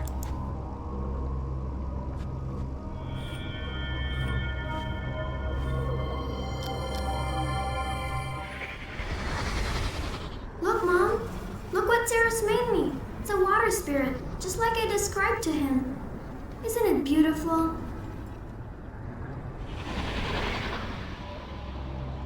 Yes. Wholesome fellow Cirrus is making nice things for his baby sister that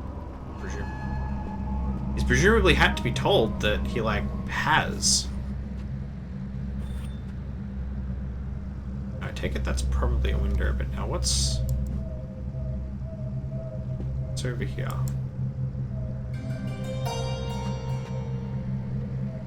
Aha! Now I can't read all of these offhand, except I think that might begin. But I'm pretty sure these are all the names of family members. Let's have a look. What do we have here? That looks like a book, and that looks like a That, frankly, looks like a journey cloth from Uru, which is not even out yet. But, no. No, I don't think so.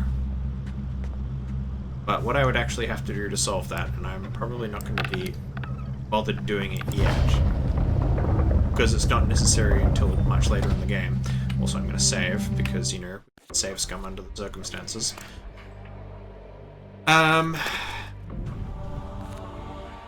I think I'll come back and solve that later. We already know pretty well how to solve it. She said that it's... If we know that they're the names of people in her family, and it's about who's oldest, then it's... Oh, there we go. Okay, good thing I saved. But that was because I, like, turned around really quickly. I think it must be to do with some of the background animations, too. And loading the content for them. So we know that that bookshelf is some sort of puzzle around arranging names in a certain order. And if, as I strongly suspect, those are members of her family, it'd be, like, her family from oldest to youngest. Or something like that. There are lower hanging fruit before we go for that.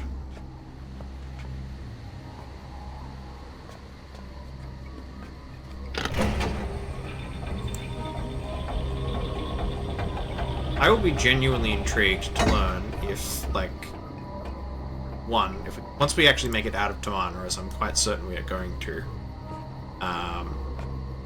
if this improves. Alright, in fact, you have a very important decision to make. How good are you at making decisions?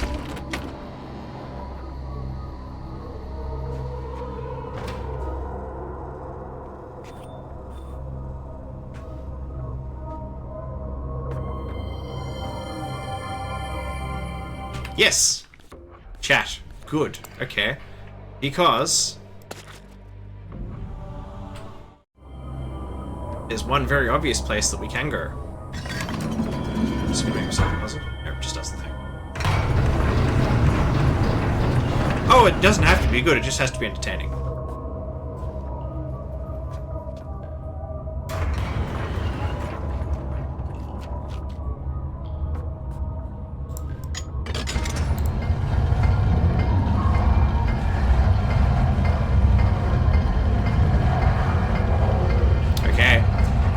Here's your decision. Which one are we going to visit?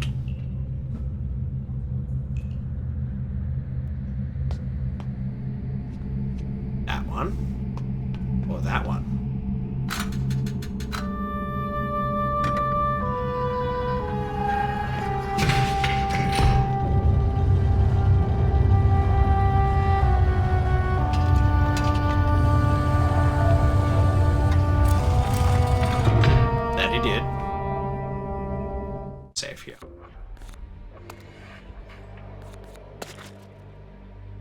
Akonar's the player? Alright, Akonar's the player. Sure? Akonar's the player?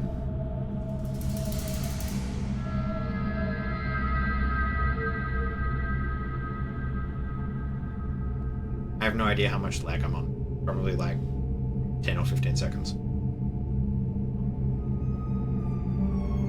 Okay. Akonar is the player. That is blue, isn't it? I just want to check. Yeah, that's red. I can see that. Alright, fine.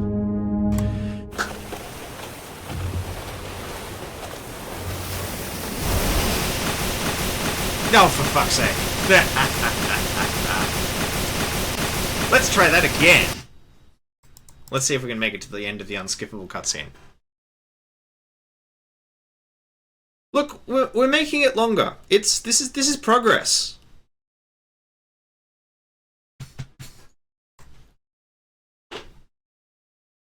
Hey, don't worry, I've got plenty of content for the next highlight reel. It'll be great.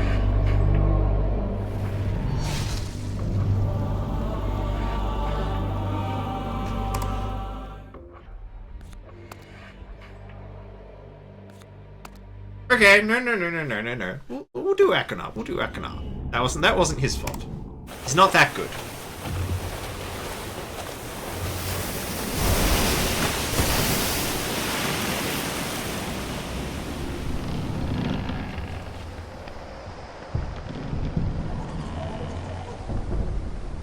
Beatrice really has a way with fucking up ships. Like, written into ages.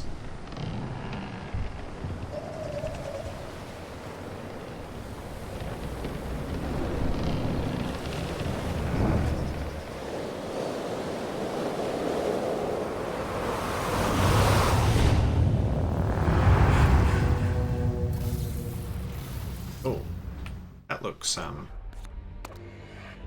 Heading.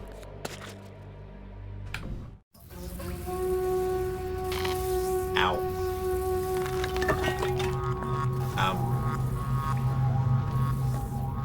Okie doke.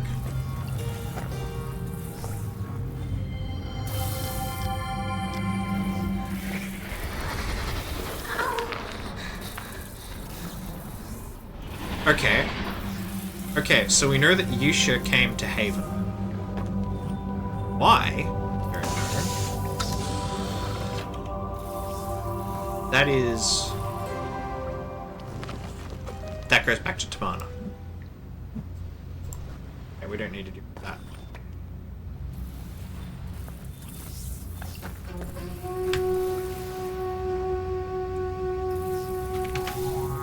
Well, I don't know. We'll have to find that out. So, how did this shit get here?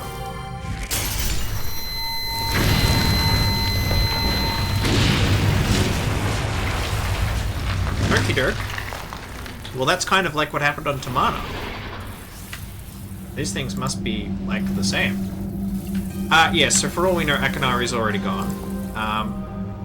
There's certainly nothing that would obstruct his path back to the Tomahna book now that we can see, particularly if I can just step right the fuck out.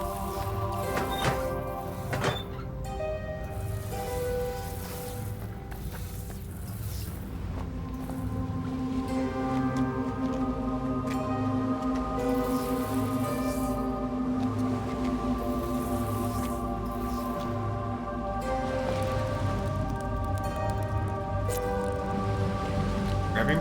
Gimme. Give me the crab.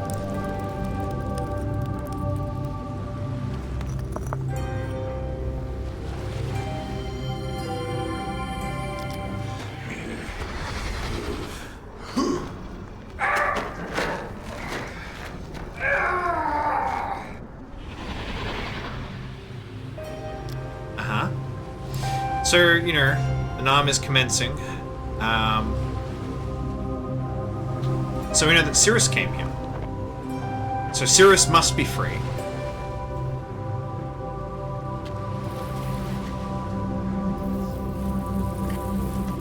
Here, other than... Oh. Here.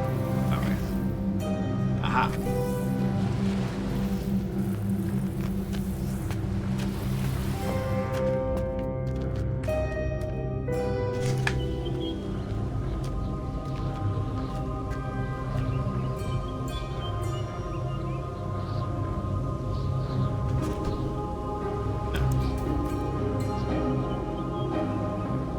Well, that doesn't look horrifying at all.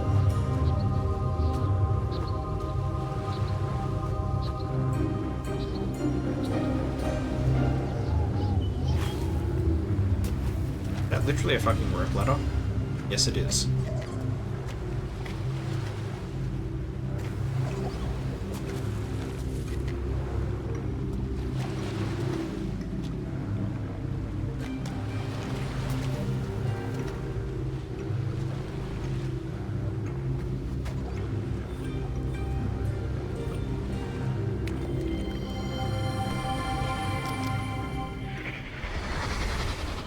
Intelligence. Premeditation. Stealth. Patience. Can't forget his patience.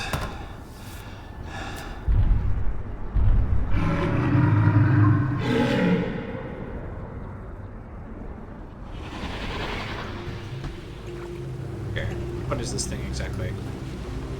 Some sort of totem of something here.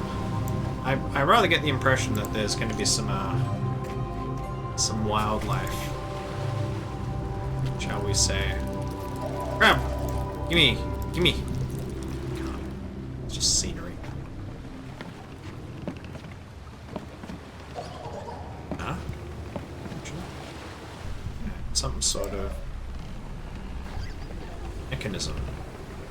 It's on the other side here. And nothing we can do with.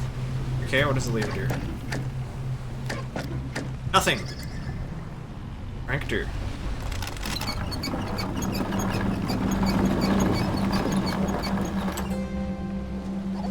Eric.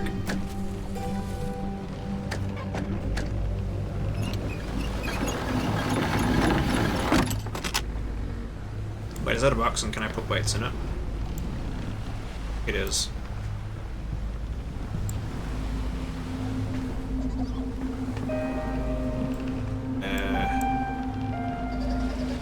How precisely I would... Oh, here we go. Oh. Hello. Hello, friend. Where are you going, friend? Aha! So we can put these things in.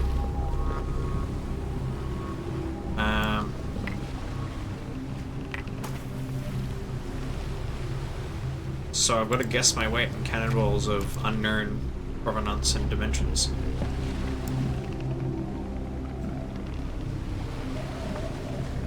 Oh, can I also put them in here? Interesting. Well, let's see if we can't go up.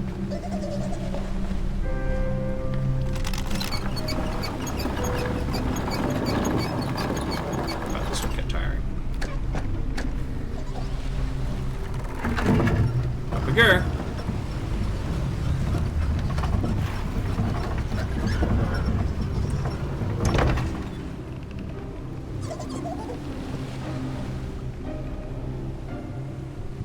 Theme.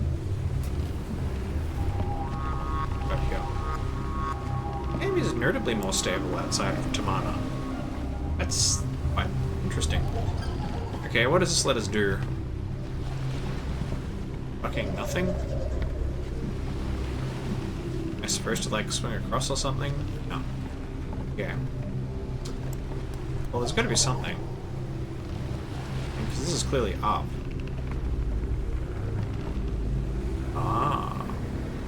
Am I perchance supposed to, yes. So I can put more cannonballs on the lift. But why do I need to do that?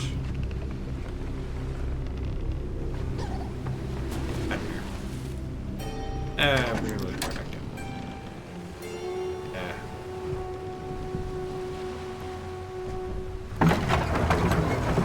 Jesus, that's a... Oh, I see. Okay, so that bridgey section is supposed to come down so I can get... No. Okay, well... We know that the thing's fairly balanced now, so I should be able to put on...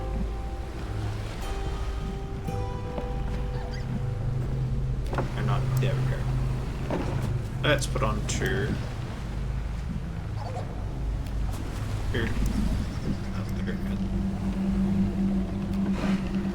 Back. And we shall say hi to our friend again. Hello, friend.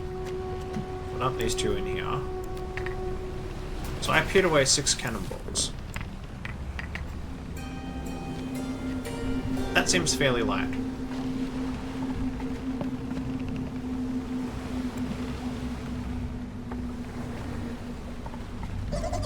Alright, up we go.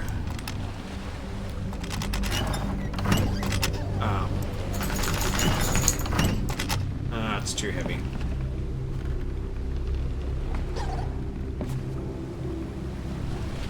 Okay, so 6 is the limit, so we'll take one out, and we'll probably need to take one out of it. Yeah, you know what, I'm gonna try it. It's probably not gonna go up.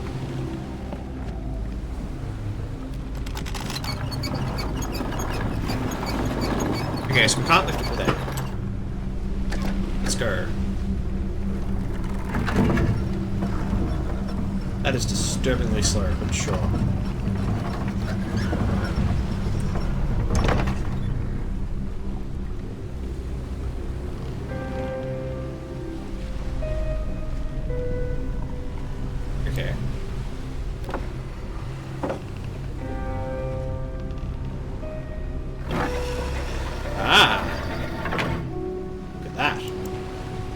We did the thing.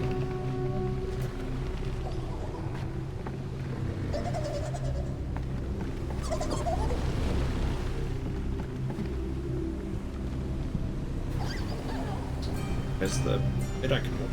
Ah, yeah.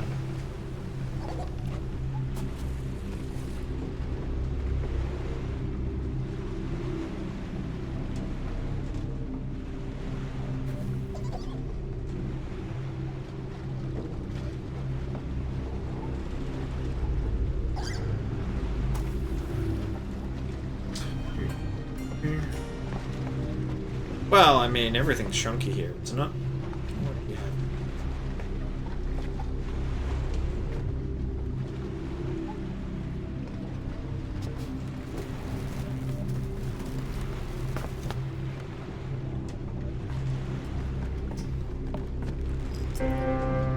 Well, this is definitely Akonar's place.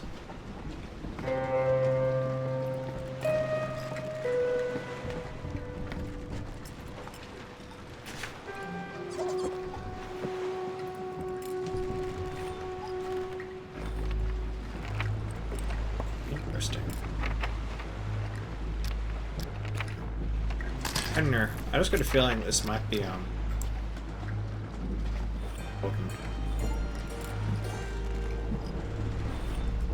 Is there anything else we can get out of here? Maybe. Ah, here we go.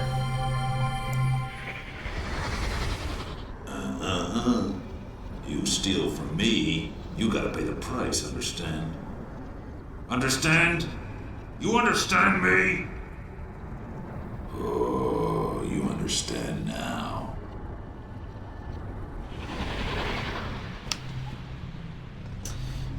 Well, that's our Akonar.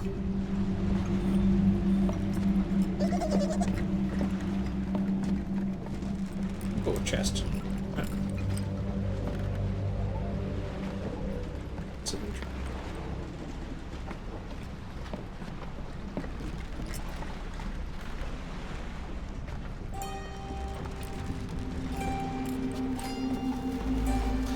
Yeah, it's a bird that presumably stole his food. Took exception. As Akonar does.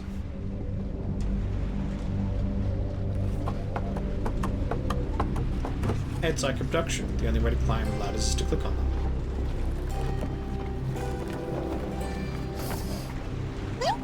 Oh, hello. Can I have it? Can I have the fish? Fish for me? Can I? Can I have it? I want the fish. Give me the fish. Why won't you give me the fish? Oh, come on.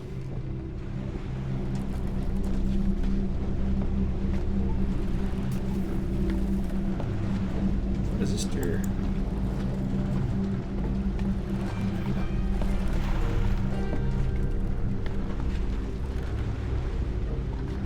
Yeah, but he's harmless. Look at him. He was just like chilling and munching his fish. Oh, look, treasure. Where is it? Where's the blaster?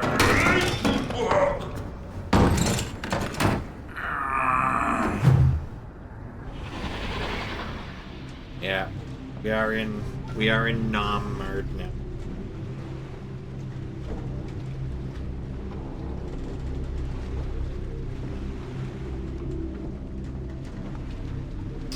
Yes, he's well and truly in full Nam mode. Yes, well, one human. Maybe that's why they don't fear him, because like, he doesn't have a herd or a school or a shoal. Oh, hello.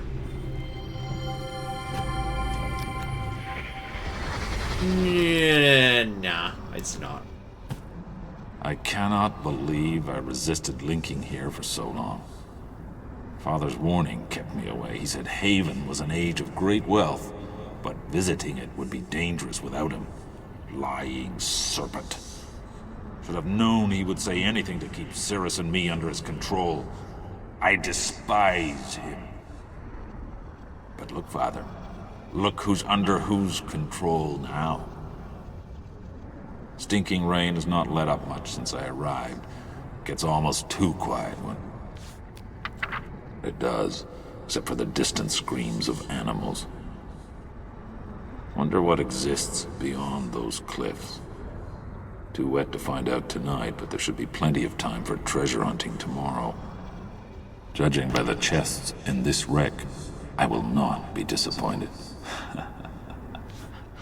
Oh, but won't Cirrus be enraged when he sees I got all the emeralds first?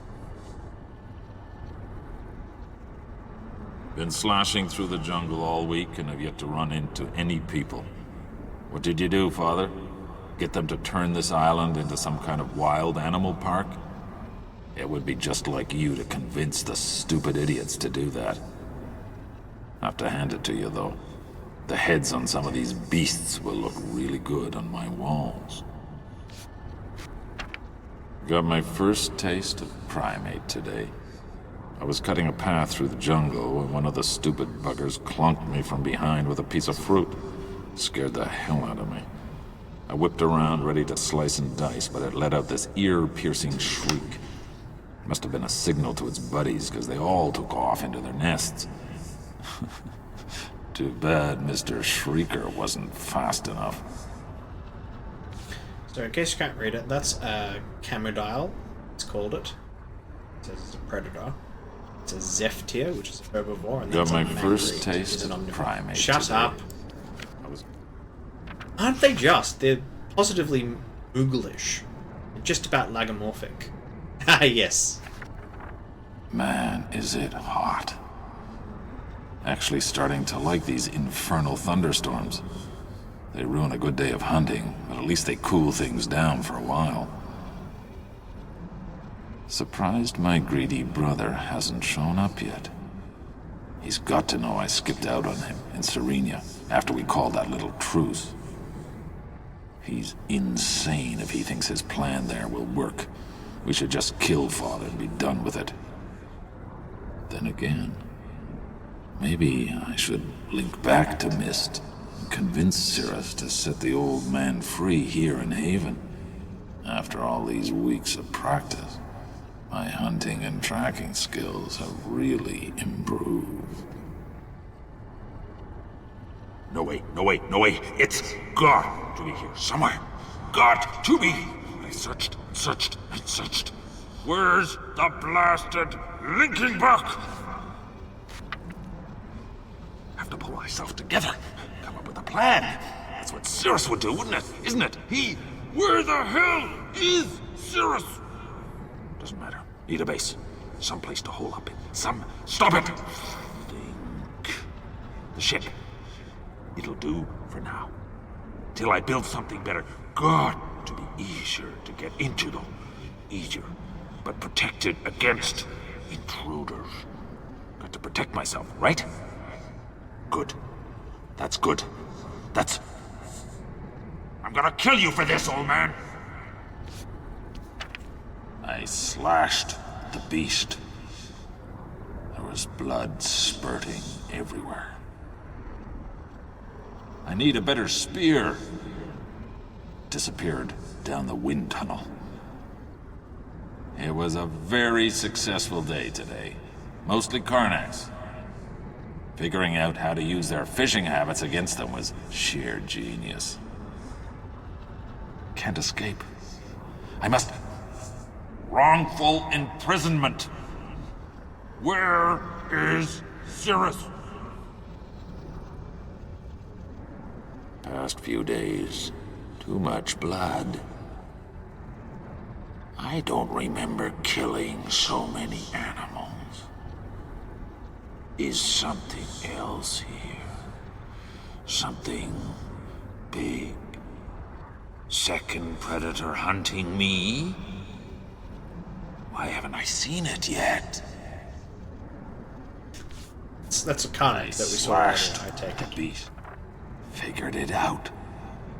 Wicked brother. Lying tongue of snake. Tricked me with truth. Serenia. Cirrus is trapped too! While I Machines. He linked to Spire in search of plunder. Spire! Father's other dangerous age! Miserable camodile. Bloody animal. Nearly ripped my leg off. Pulled vanishing act and... Just wait till hunting post is finished. Saw some more tracks. Rain washed most of them away. But then I found them. But definitely tracks. Sneaky bastard. Think he waits? And then there was the 5th kill site. Looked fresh. Only was bigger. Smelled me coming and took off. What is this thing? My God, the size. Impossible. Hands still shaking. Didn't expect attack. Didn't realize. Magnificent. I mean, riding just fine for someone whose hands are shaking. Still, see him rearing out of sea, water spilling down gills. Such malice, such death in his eyes. Sun sinking behind, reflection so bright, nearly blinded. Must have planned it that way, must have known. But I'm alive, Sea Spawn. Still alive. And I will defeat you. As death is my witness, I shall decorate my kingdom with your bones. Okay.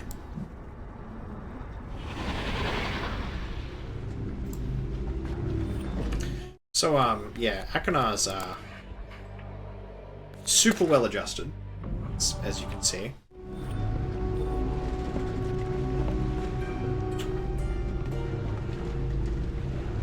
So that journal is probably from a fair while ago, although there's no timescale. We don't actually know how long it's keeping it for.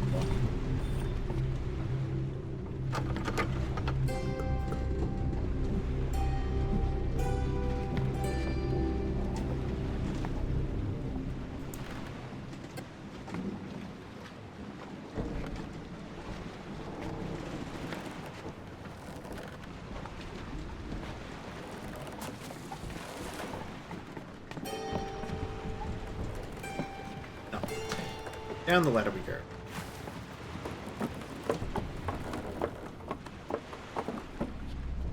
He do be like that, don't he? Where's our Karnak friend? Friend, I wish to parley. Friend.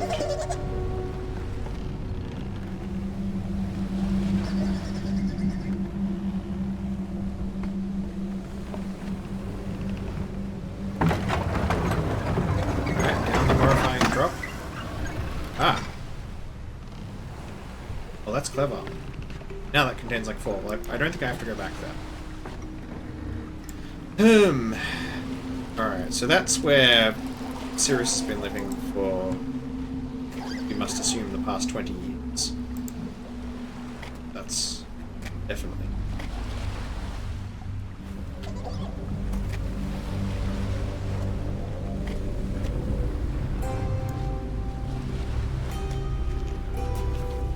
Let's back up the way we came. What a sea here. Wait a minute. Possibly there isn't. Let's hop back up that ladder.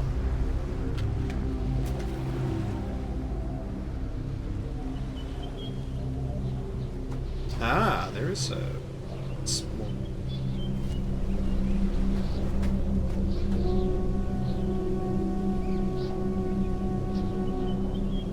Oof. Brutal. He's really into this whole, you know, dominating nature thing.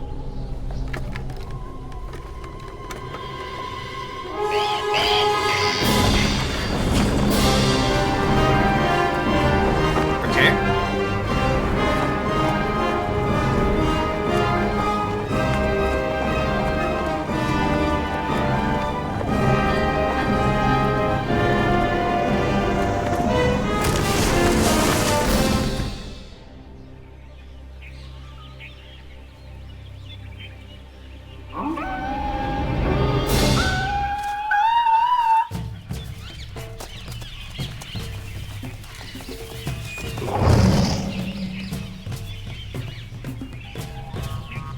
Righto.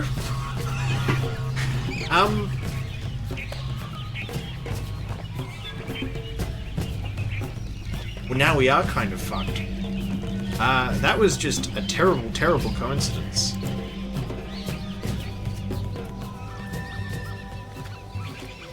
Where the fuck are we?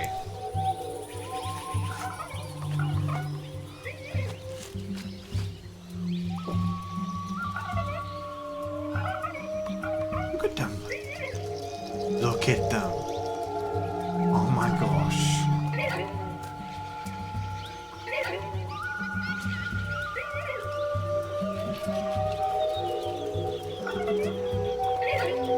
Come on, that needs a photo.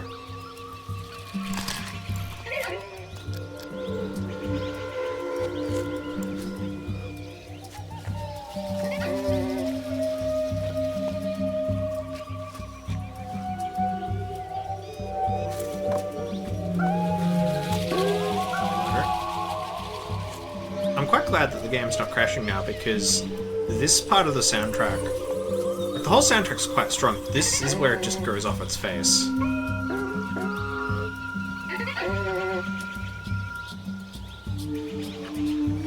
So I think that's his hunting post. And these guys don't seem particularly shy, which is weird.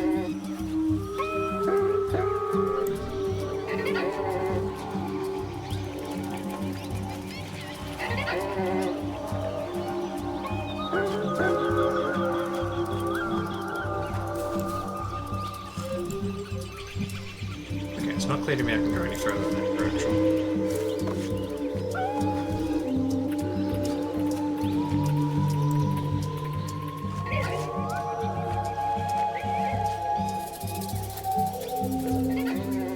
This is gonna be a real fucking easy place to get turned around. Hello. Like that. Exactly like that. Damn it. Okay.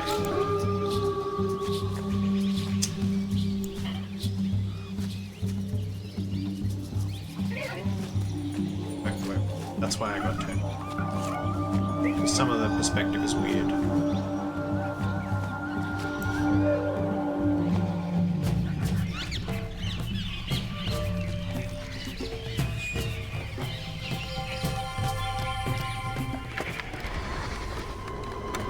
Oh, that's just bugger off. I know what this was. I saw it. I was there.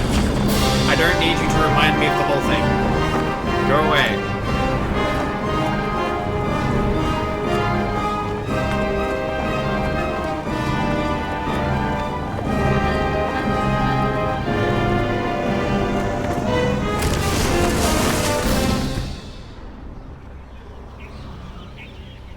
Okay. If we were in any doubt that this thing shows powerful memories from the immediate past, we now know this for certain.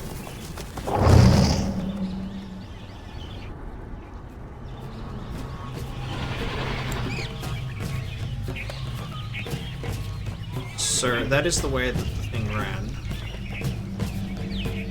So what's the other way?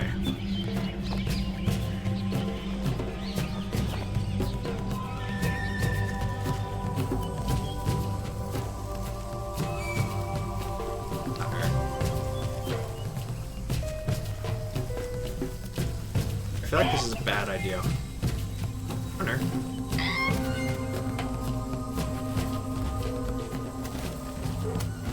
Oh.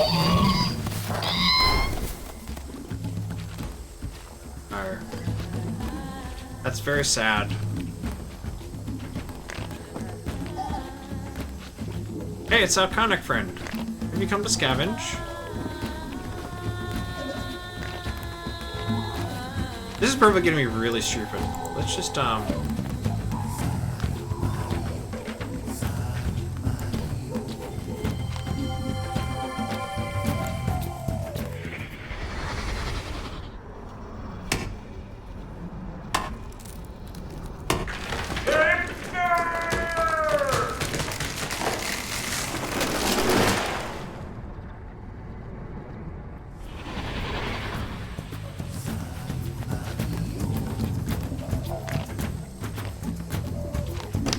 This might be the coolest track on the soundtrack.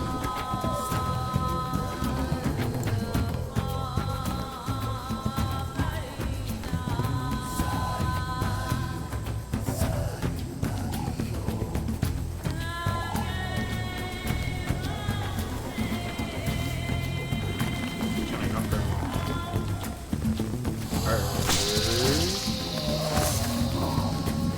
Hey!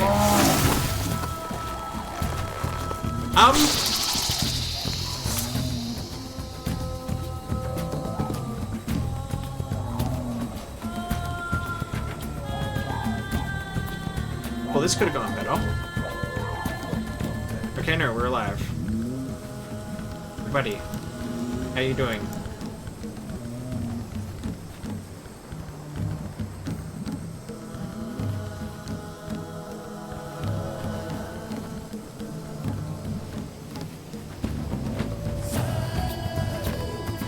Okay, I'm going to apply standard Myst logic and say we probably can't die in stupid ways before the end game.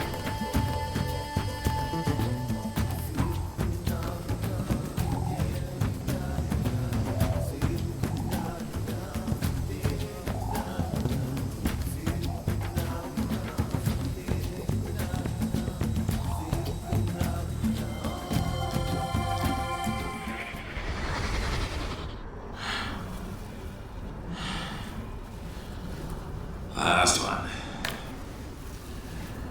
You can do this. Strength. Dexterity. Courage.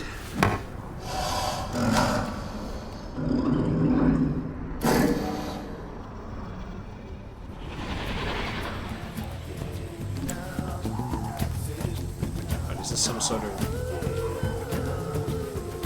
Oh, it's a turtle, clearly. I don't know. I wouldn't have thought of Akanar as a spiritual man, but...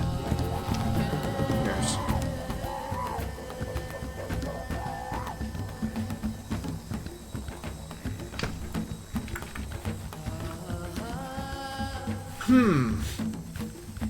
Alright, is our friend still tranquilized? Yeah. He's having a pretty bad day.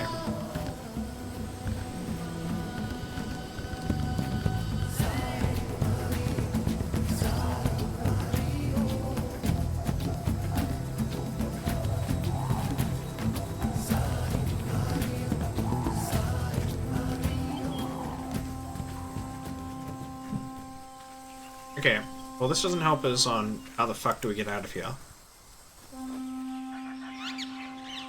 Oh, Claire.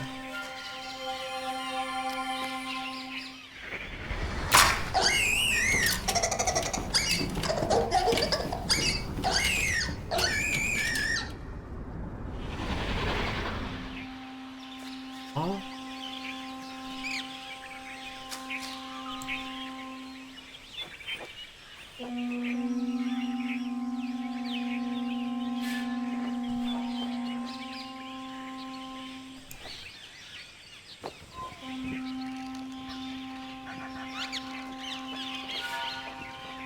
Okay, there's actually a third way.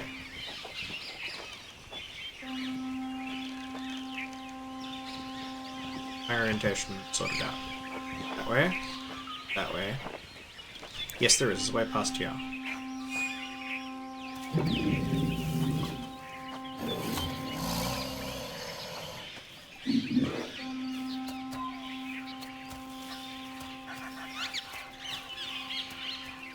Yeah, let's go towards the dangerous thing.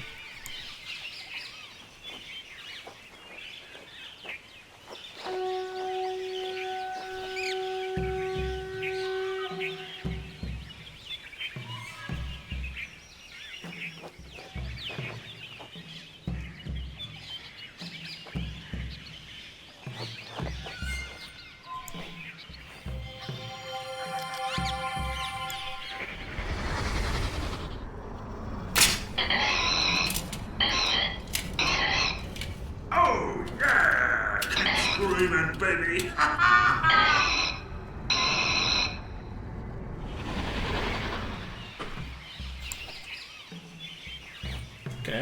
Why is it broken?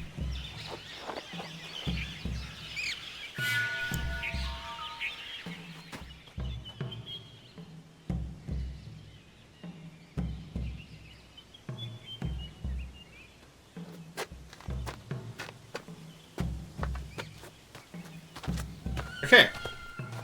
Found our way back up. Hooray! We're not stuck here forever.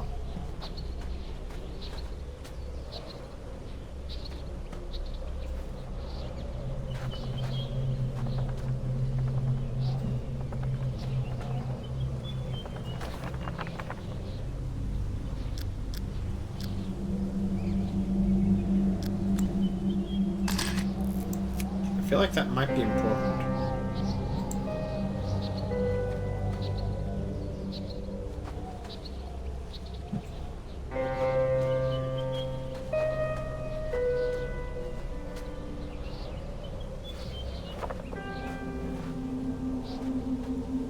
Yeah, okay. Let's put the overlay back. Overlay's back.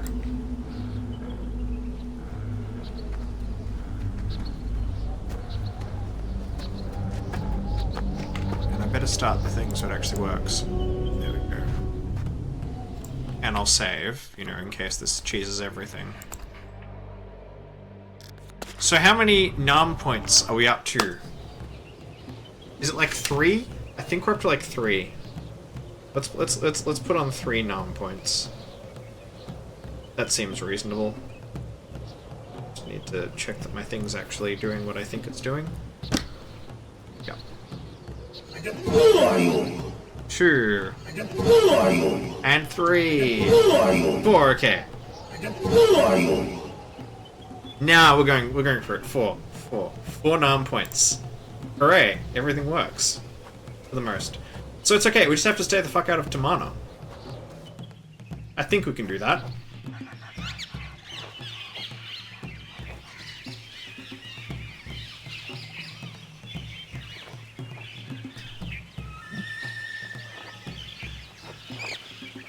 Well, we haven't actually seen much of what Cirrus and Akanar have done, except in cameos, so we don't actually have enough to award the points yet.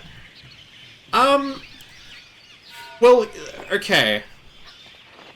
Okay, actually, yes. Yes, it is time. It is time for me to discuss my other gimmick.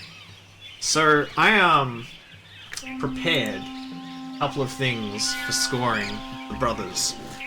Let's just see if OBS has found it. Yes, it has. So, basically my premise was going to be, I would have to judge them fairly for the severity of their acts, and it turns out that we already have a framework for this, and that's called criminal law. So, what I found was, I put a bit of work into translating this into a bit of a framework that we can use, but basically, we have this glorious menu of options for various kinds of conduct that the jurisdiction in which I reside regards as reprehensible. Now, if we just find, say, we'll look at murder because it's an obvious one. Where are we? So, the most important thing to note here is that, for example, the offense of murder is regarded as sentenciable to a maximum penalty of level 1 imprisonment. Now, level 1 imprisonment is referred to by a second act, which I think I have open. Yes, I do. Here we go. It's referred to by the Sentencing Act, and specifically in section... Where did I put it? It's like 90-something. It's quite near the end. Our regulations in general matters, miscellaneous penalty scale. Here we go. So, here you have, like, levels of imprisonment, and this is the standard way of sentencing in the state of Victoria. And what matters is, so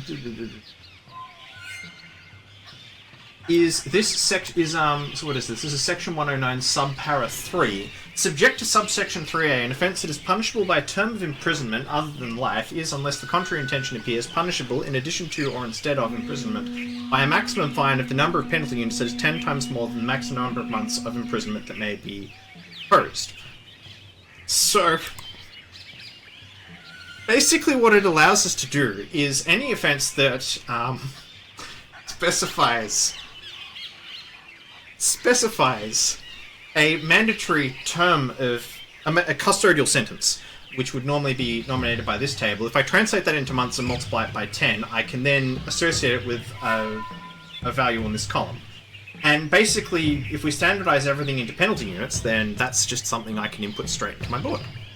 See, it's a really straightforward system. Now, the problem we've got is we don't yet have enough evidence to convict Cirrus or Akanar of any crimes as yet, except possibly animal cruelty, which I don't think is animals. Certain sections of the Domestic Animals Act. There's only one reference. What is that? Section 319F. For the purposes of Section 319A, Section 80 applies an offence and search warrant. So I don't think that's going to help us. Offences connected with dangerous, menacing, and restricted breed dogs and related court powers. Yeah, I don't think there's many dogs in Haven. Yeah. Okay, so we don't yet know about anything that they've done for certain yet. We've seen them do suspicious things, but there's not enough to advance a prosecution. As soon as there is, we shall start tallying the points. And so this is my whole thesis, right? Basically, I'm gonna side with the brother who ends up with the least points, provided that their score is lower than Atrus's. Because, in my view, their behaviour is partly a product of circumstance. Yes, please do link it to Chris. So their behaviour is partly a function of circumstance, and I'm measuring that, among other things, with the NAM, but also, like, obvious child neglect and stuff that's attributable to Atrus. So at the end, we'll end up with scores, I guess, of how incarcerable I think these three people are, and on that basis, we'll make some reasonable decision about who it is that deserves justice. Because that's what I've been sent here to do. I've been sent here to remediate a 20-year-long injustice. Anyway, that was the whole gimmick that I've been trying to lead to, like, for the whole stream, you know, while this thing's been crashing like two bastards, but there you go. Alright, so I should probably put, this back on. So, we will be referencing the Crimes Act, because, you know, it'll help. Where are we? Transit. Oh, hello. Were you listening to my whole explanation about how I was, like, trying to apply law that doesn't exist for, like, another 150 years to, literally another universe? Right, where the fuck were we? Okay, so we found our way in and out. We know that we can get back up, and presumably out of Haven if we have to, which I get the impression we've seen close to everything we can on Haven. Well, possibly they might both be trustworthy. We don't know. We haven't yet established this. Maybe they have good reasons for what they're doing. Hear this? You hear it? Well, just try and get past this gate now, you thieving Karnaks! Ain't no way they'll figure out which holes to put the hammers in.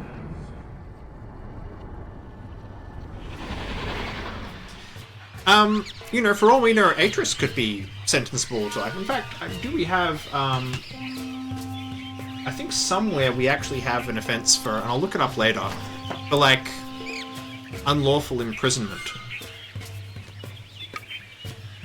Does this work? Nope. That doesn't want to move. This does, though. Or at least I think it does. It's a really weird mechanism. I don't understand it.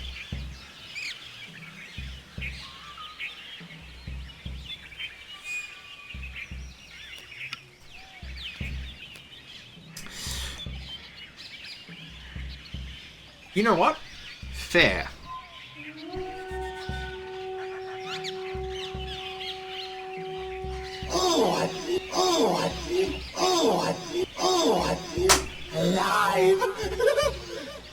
And I think that's one for Cirrus as well. Oh, yeah! There. Better?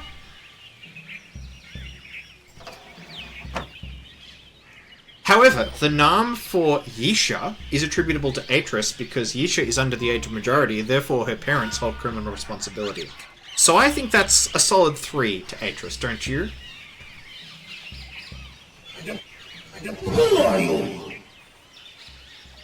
Okay, let's go back to this mechanism. Oh, we're gonna have 10 points straight up for the heterodyne puzzle. Yeah.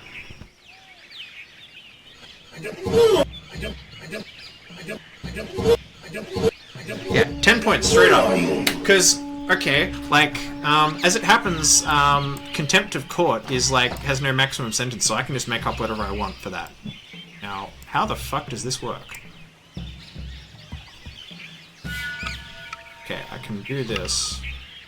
Can I slide it?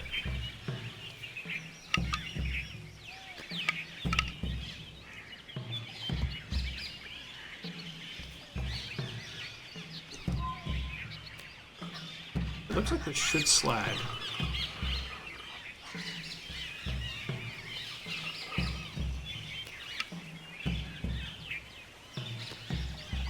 Oh, what in the fuck? I don't necessarily have to solve this right now. I might look up if there's some weird UI thing that's happening, because I feel like I should be able to move that.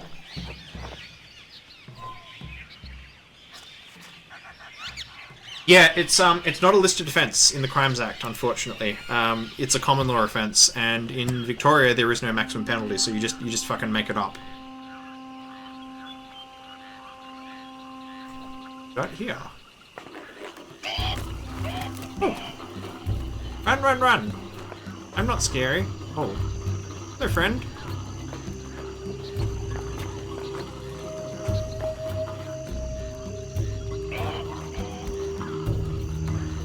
He really doesn't like me. But, like, you're, like, fine and oblivious. I guess.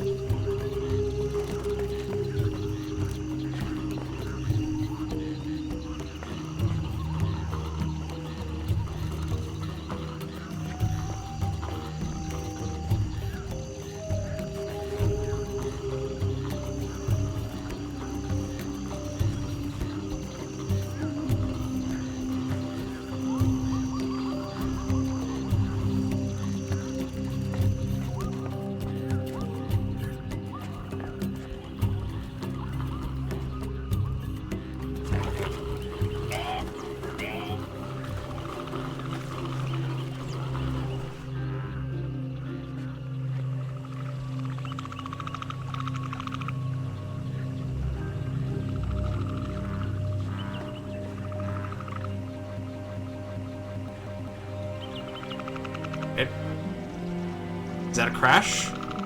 Okay, it's hung.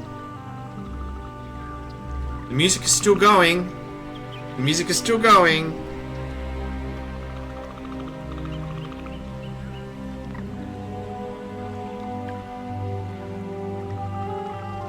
It's not actually crashed yet. I think it's a crash. That's okay. That's okay. I know how to get back here. And like it's taken fucking 20 minutes to crash, so I'm fine with having to save scum that infrequently if that's how this is.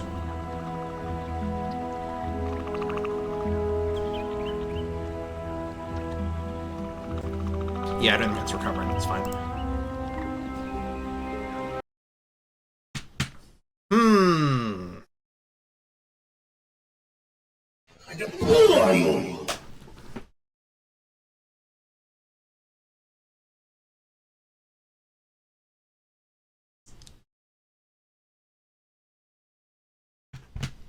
Come on.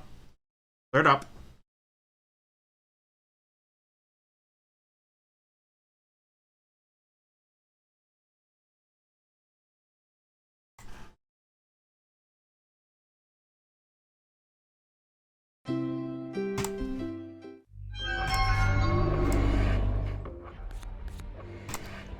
Alright, how far back are we? Ah, it's not too bad. Okay. Now which way did I go? Not towards the friend. Fuck me. Where did we go? Here?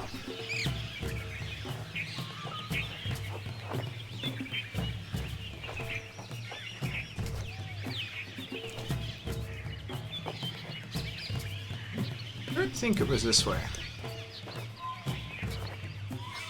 That's the way we came.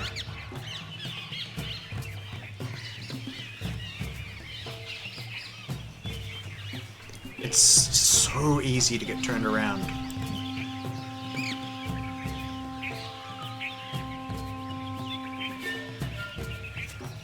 What? Because if we have to watch the Nam twice, they get double points?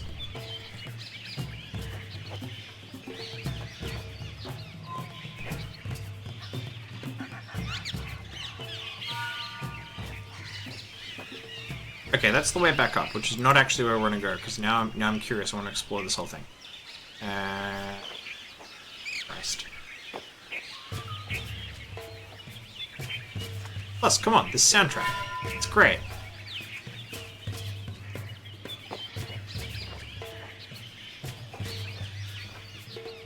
Plus, Atris gets the default Nam point because, like, I'm being dragged into his fucking family bullshit again, and he really just needs to send them all to therapy. But no, apparently that's all too difficult, so he gets me to sort out his shit for him time and again. So I think he can wear a few Nam points. Yeah, it was past year.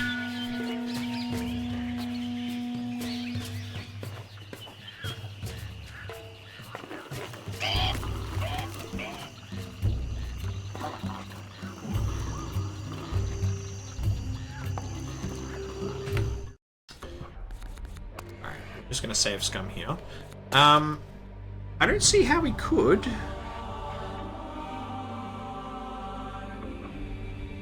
Yeah, that'd be challenging.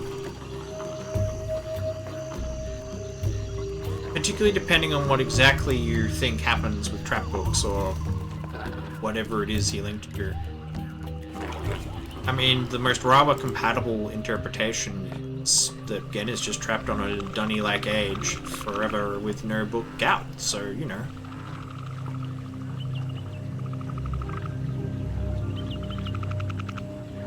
Well, that would be spoilers. Also, that is a reproducible crash. But now I'm closer. And it's not a total crash. This is quite different.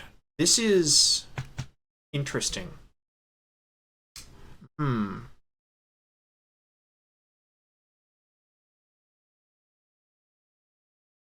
Yes. I don't care what well, I care to the extent that it's possible to rejoin what Rawa says about trap books and what I actually think happens with trap books and how they're presented in Myst and Riven.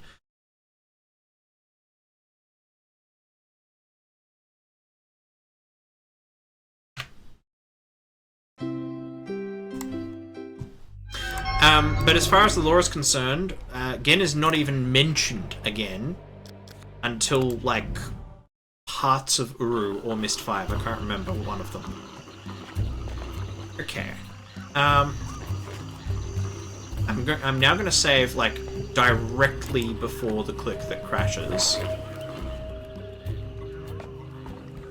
Which I'm pretty sure is this one.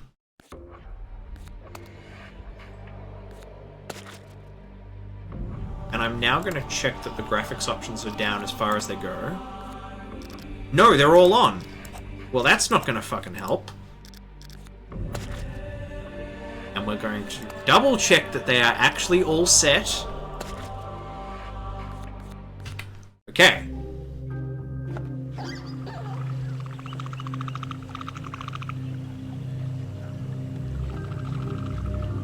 So it goes to load the resource and it actually just doesn't go.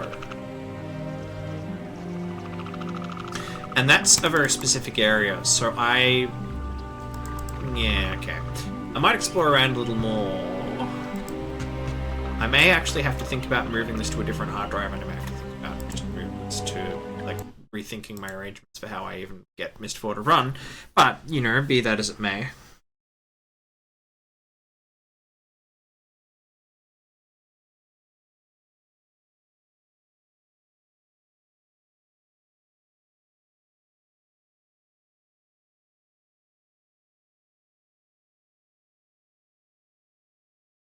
It amuses me that GOG is telling me that I played Myst 4 now for 5.5 hours. Yeah. Yes, well, I've definitely spent longer than that actually playing it. Oh wait, and I've got to give Atris a thing. Who are you? on, Gog. What's the hold up? I may hide the scoreboard temporarily, because it may save a bit of memory, and I'm going to close my reference book on the Crimes Act for now.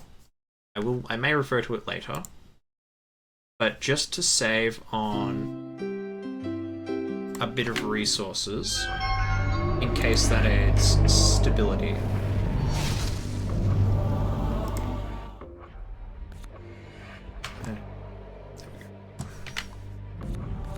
Now, making sure that all the graphics are off, which is a shame because, like, especially with the immersive animations, that's where all the animals are.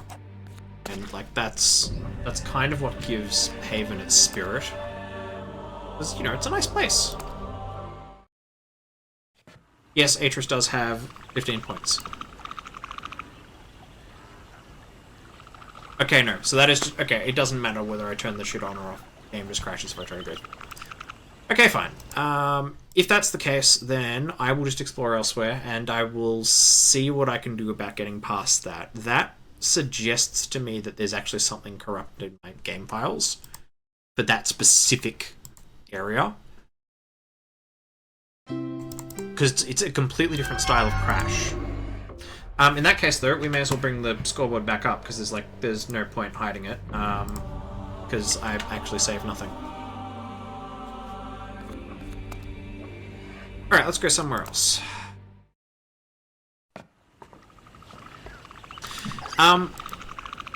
Atris is likely to be leading on points for a while, at least until we get some more definite answers about where Cirrus and Achernar are, and particularly where Yisha is.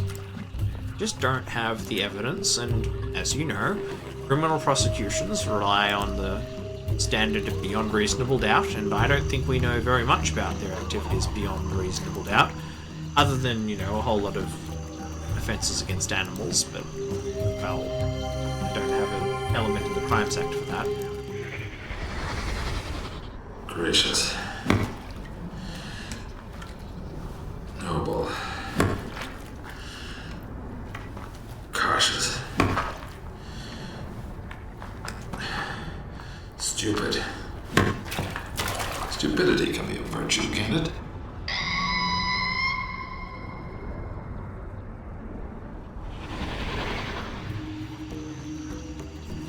I feel like I should be paying attention to these things, like there's going to be some sort of important detail baked into them.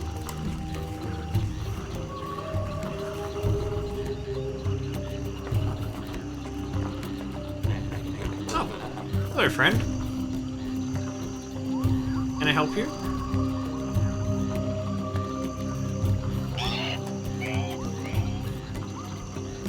Skittish things.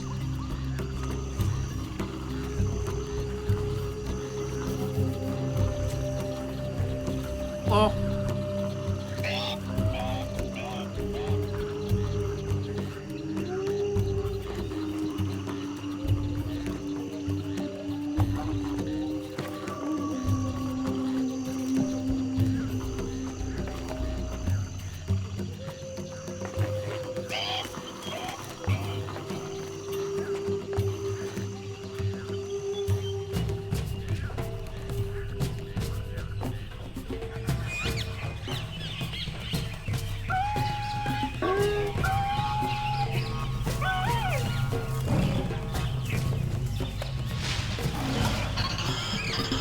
That sounds unfortunate.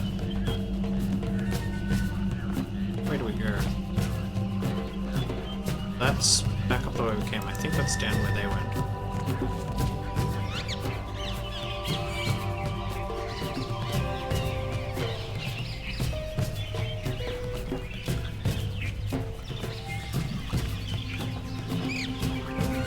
He's just chilling there. I wonder if that suggests that our predator friend has recovered from his tranquilization. It does rather tend to suggest that, doesn't it?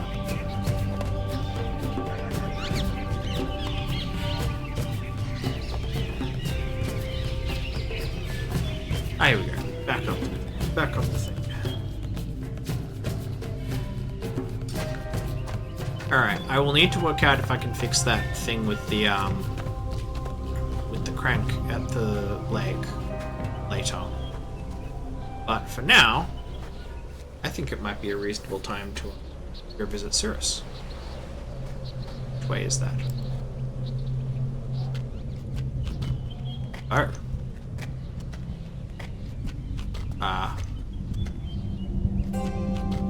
Well, that's quite a view.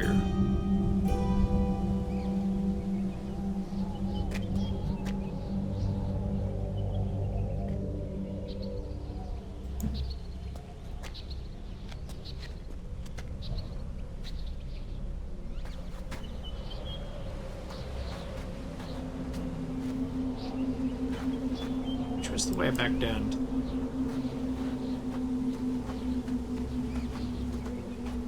Not this way. Like down, wasn't it?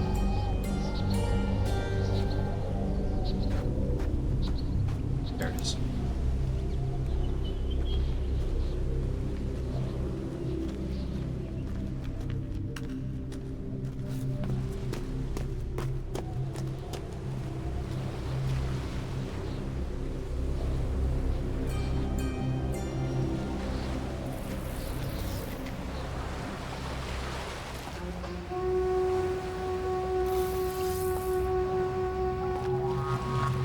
Oh, I didn't notice that.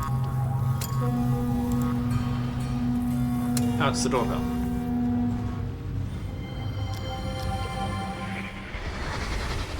I have a few friends, they accept me. But it's not like before, definitely not like before. Friends come and go, especially when you're moving around a lot. But here, been here a long time. Kind of makes you crazy, you know? Wacko, really, out there, cuckoo. You bring any apples?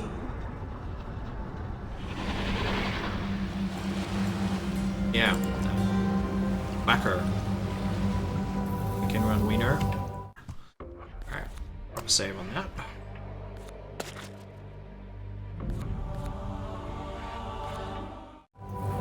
Such a nice cowboy. Okay, let's go back to Tomahna.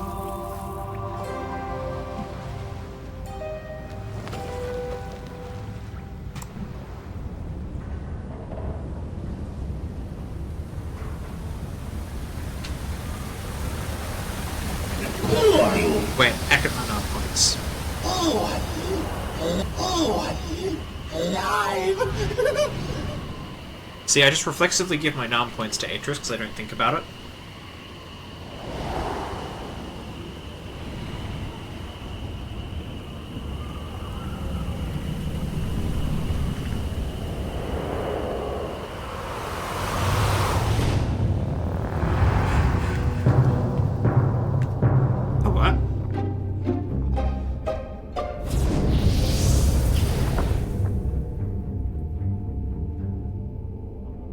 Well then.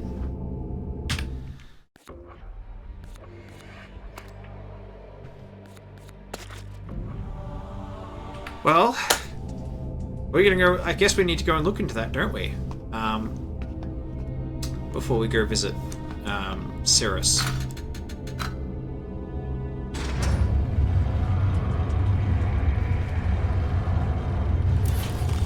Well, based on the leitmotif, it's Akron.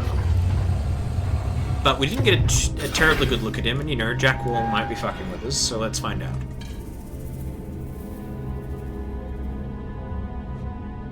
Like this is Akonar's theme, right?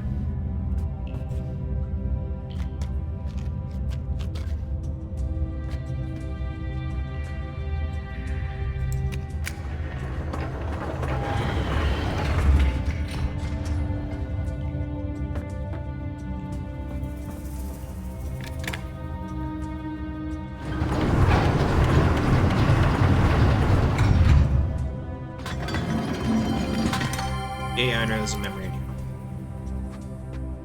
Ah yes. Before we go further, I had better turn off the effects in Tomahna to like maximize our chances of getting fucking anywhere. Because, you know, we know how crash heavy Tomahna is because it's the prettiest part of the game.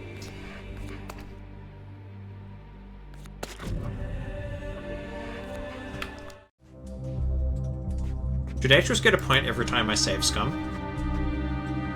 Or just for crashes?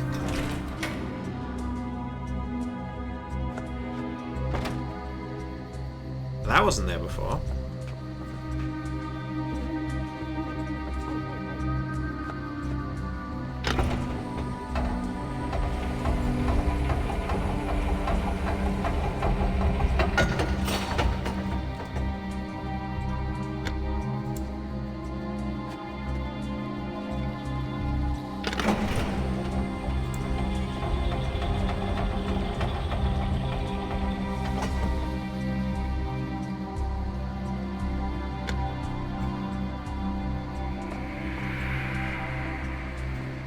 Uh-oh.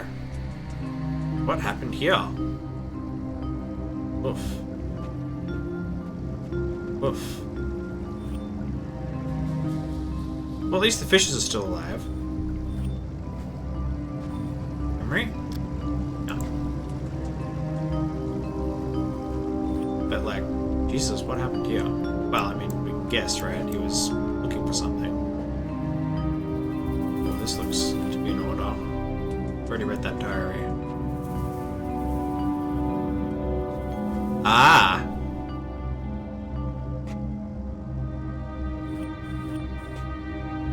Angry. He's a child of water. Okay. Strangely, this has no memories attached to it.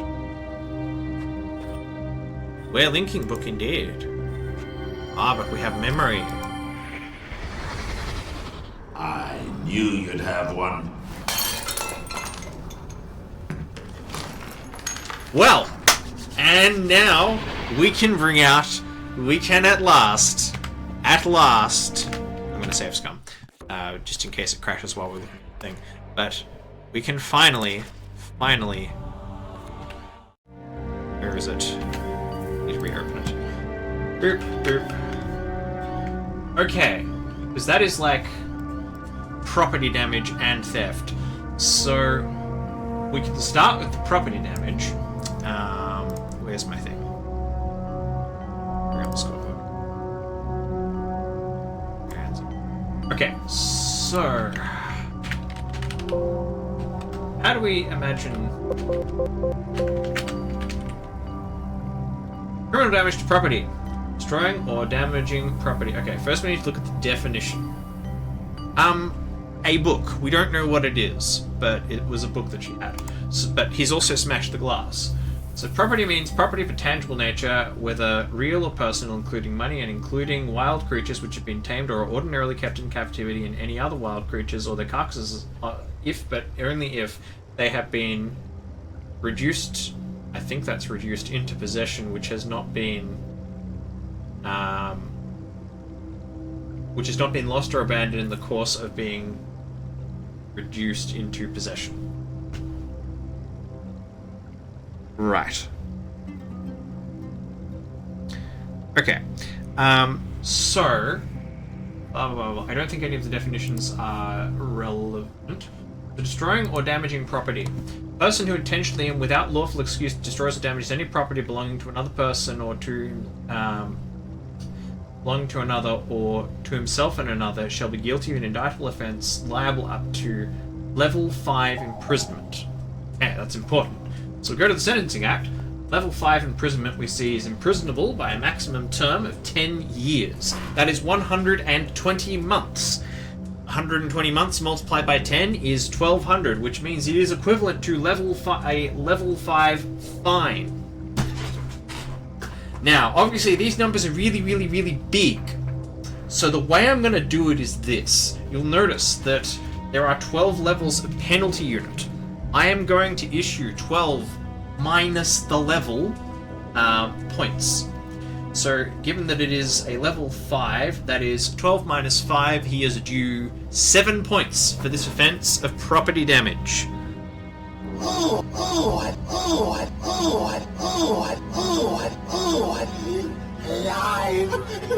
Okay, but that's the property damage offence. We also have theft, which is probably here. Theft. No, that's not theft. That's not the provision. Theft, section 74. A person who is guilty of theft is guilty of an indictable offence and liable to level 5 imprisonment. That's the same thing, so we'll give him another 7 points.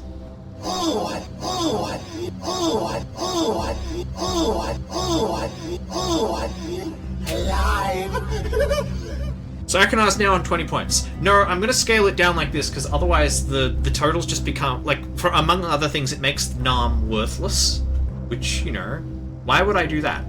Alright, I'm now going to hide the scoreboard because I want to save resources while we're in Tomahna. But there we go. That's our first definitive conviction. Hooray!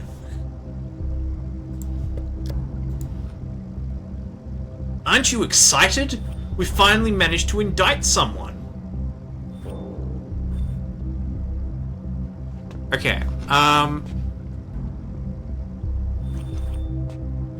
vaguely suspicious that thing opens. It'd be nice to sort of be able to stand out from a perspective where I can actually see through it. Yeah, there's no real perspective that lets me do that. Yeah, catching Akonar is going to be a bit of a job. Okay. Well, we might come back to that. Because again, I think I have to solve that puzzle that I'm going to find very difficult to solve. Or at least, it's going to be laborious. And I may have to do some preparation.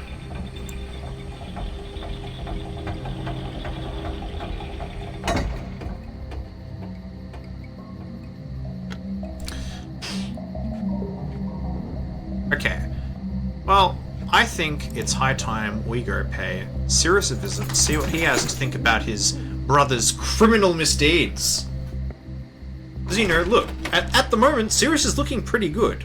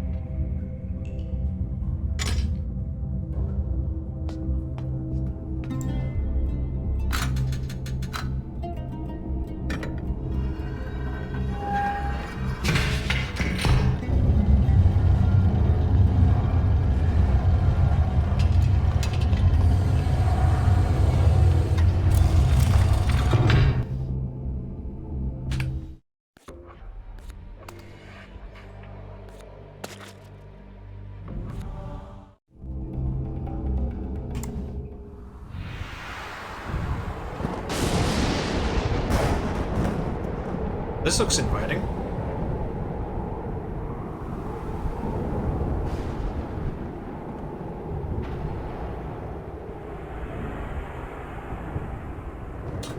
I think I know why it's called Spire.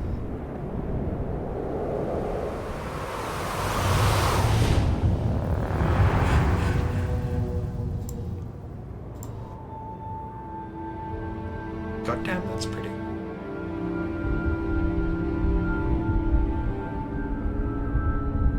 Oh my god, they actually simulate skybox movement.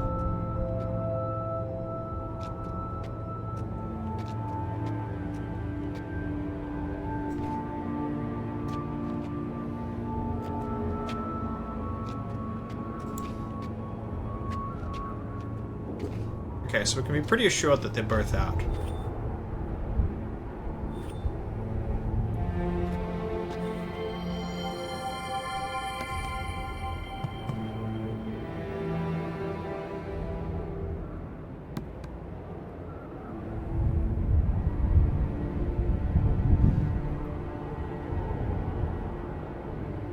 Alright, I need to go and make a call. I may not be back after it. But in the event that I am, I should only be about 5 or 10 minutes. But we shall see. But that is a pretty reasonable chunk of progress. If I am back, I will... Well, you'll see me go online.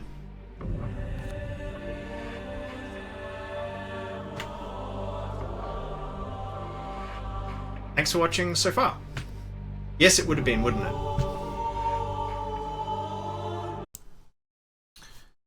Greetings, greetings.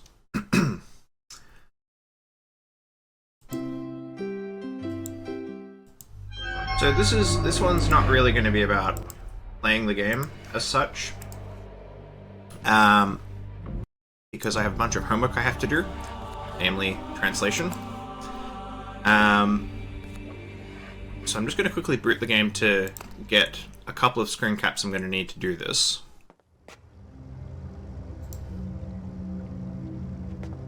I can just get the person lined up appropriately. Right, I hate how mouse looks for me. See, if it just locked the... Fucking hell. Alright, hang on. I have the cursor on the wrong machine. There we go. Okay. So if we just lock that in place, and I tab out and put that in, do I actually have the screen cap? Yeah, I do. Okay, so that will do for one.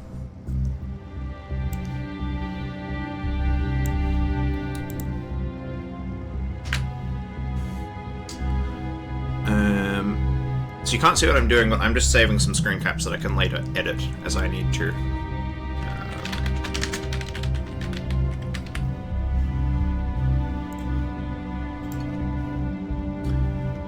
Right, that needs to go in the folder.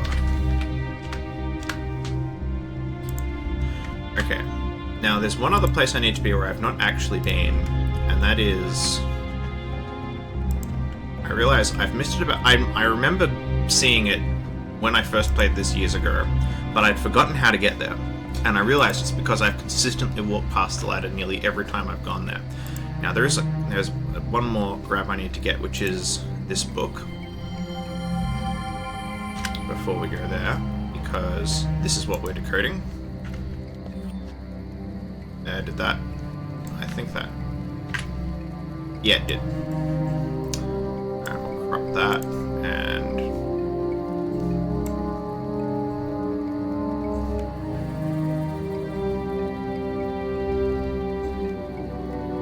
crop. Save as. And don't need orthography.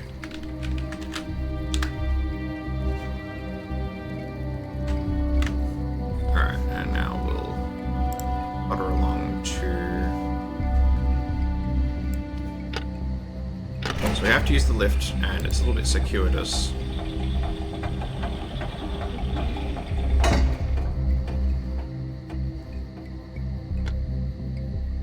I'm genuinely tempted to put all the effects back on now, and just see if the game still performs adequately.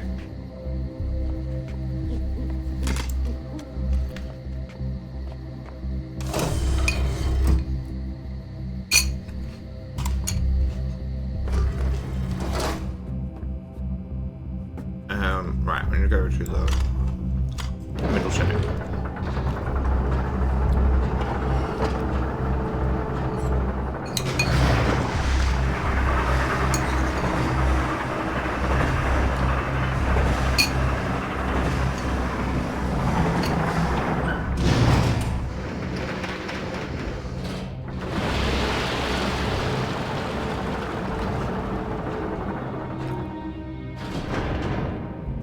The motion sickness you must get from this.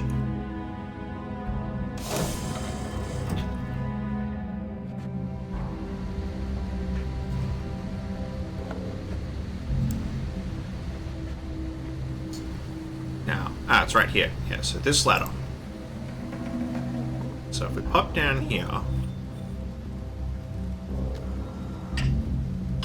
think this turns on. Yeah. It turns on because of that. If I just look around a little bit. What else we can look at? I think, yeah. Now that is a family tree. This is only part of our family tree, Yisha. If we wanted to, we could trace our lineage all the way back to when our ancestors first arrived in Dani.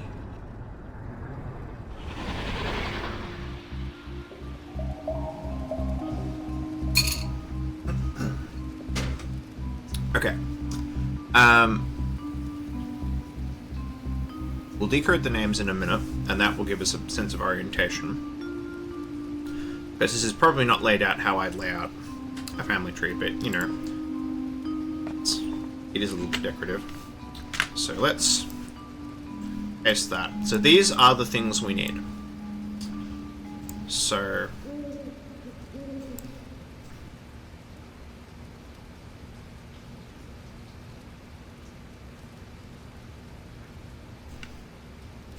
we'll save that as family tree. Alright. That done, we can now close down Myst, because I don't need it anymore.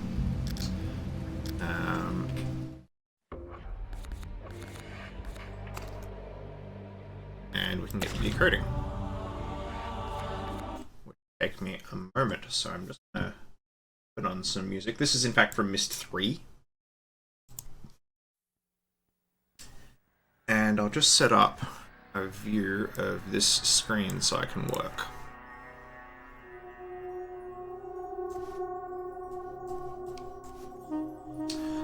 I need 3 copies of paint.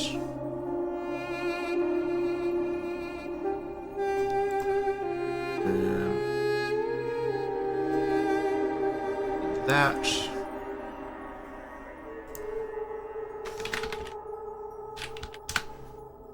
Now the source on that screen. Display cap.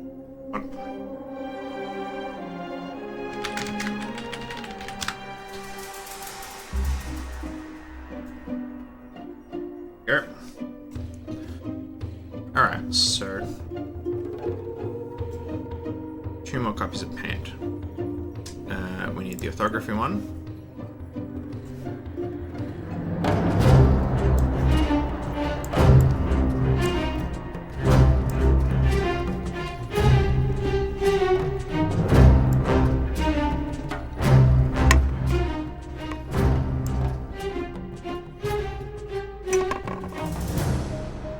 Make sure that's not so loud that it bleeds through my microphones.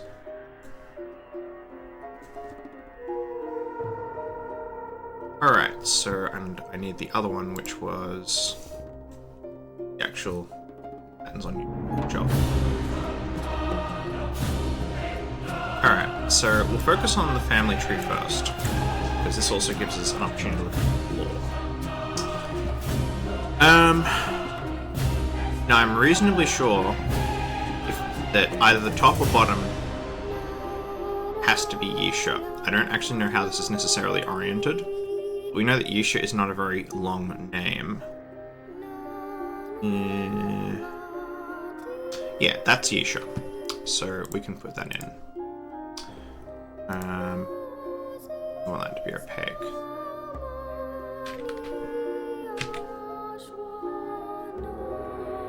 Wait, what am I doing? I need to use the correct font for this. Why will you not autocomplete? It's not that difficult. Maybe bold point, and I possibly can make that transparent if it comes up okay. That's. I'll do it in red, actually, just to be a little bit more legible. No, Christ, no, it's not. Killer, that will do. Alright, so we're comfortable that's Yisha. Logically, this means one of these has. That probably has to be Acheron, that probably has to be Cirrus. We can probably see that. Fine. S. Yeah, that's got to be Cirrus. Cirrus is the middle brother. Alright. Logically, that means this has to be Acheron.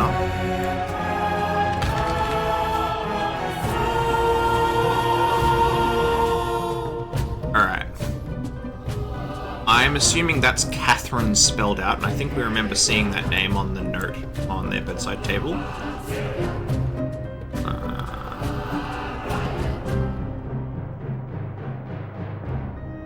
How in the hell has that been spelled? I wonder if this isn't all of them. Or am I just blind? I am blind. Okay, so this is one of those funny things, right? So the assumption has been, the reason given that Atreus calls his wife Catherine and not her actual name, which is Katran, is that he couldn't say Katran. But Dunny orthography clearly suggests that he could have said Katran. So perhaps the problem isn't K, it might be... No, he's got a hard T, and he is TH. There's no reason. There's just no reason. This is just daft. Okay. That means this has got to be Atreus. Now I can know this without looking because I happen to know that Atreus's grandfather is also called Atreus. And he's the only name that appears twice, because it's going backwards because... Okay, it's a tree, it grows up from the roots. Oh, if we just check that the A is where we think it is, A... No, that doesn't agree. Or maybe it's just the way it's been done?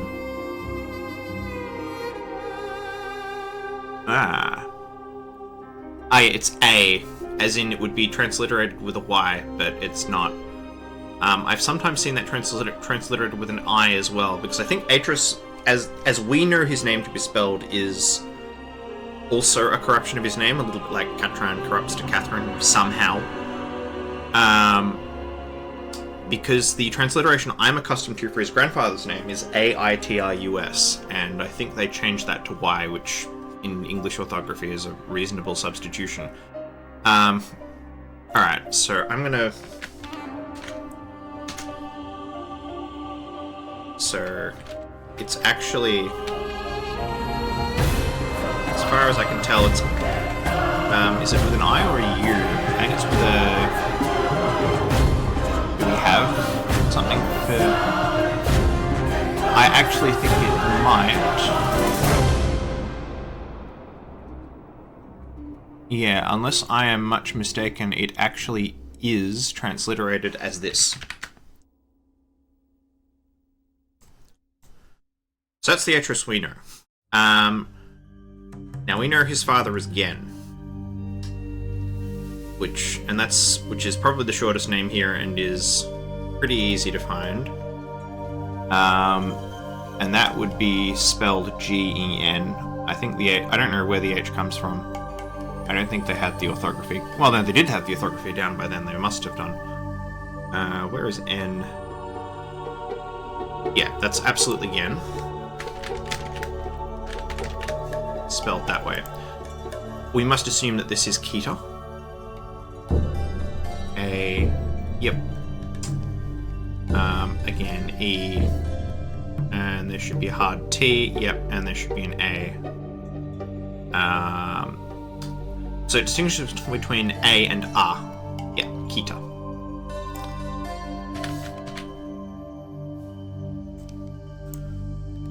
Right.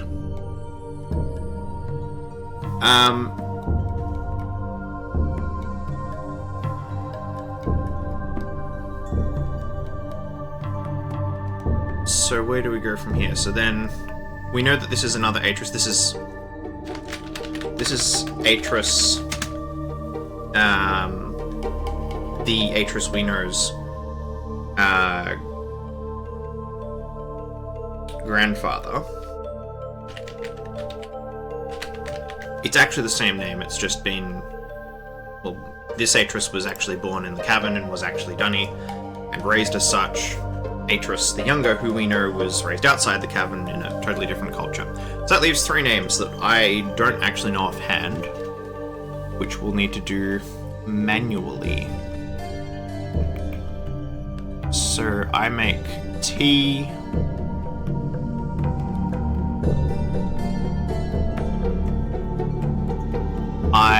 I'm an idiot, it's Tiana. which is actually this way.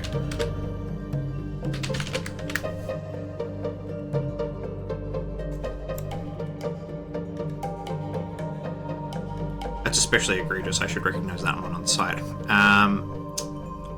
And I guess these are... these must be Itris's parents, so... where to from here? So then that is...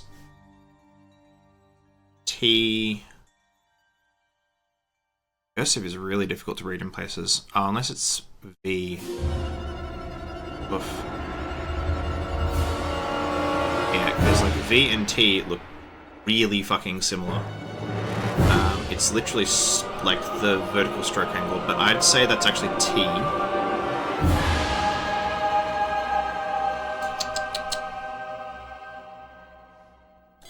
Ta. No, the stroke... oh no, the stroke is pretty angled, so... Ta...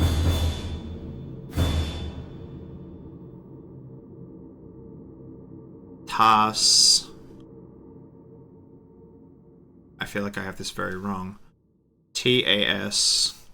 that should be E. Twice. T-A-S double E. B... yeah, that doesn't matter. Okay. Unless I've completely fucked this, I have like T-A-S-E-E-V-A-R,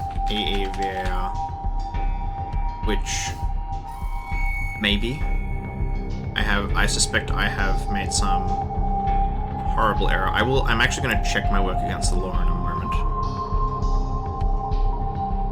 And that is... I'm pretty sure these two aren't relevant.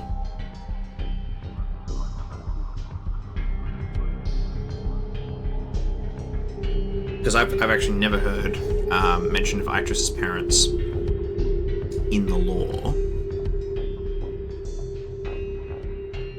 Now that is...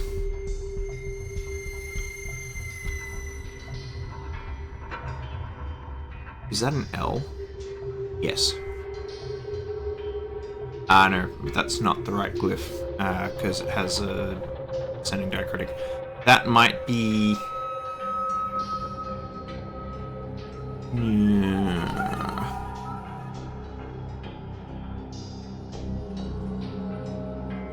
it could be a weirdly stroked... it might be K. Yeah, it is. It's K...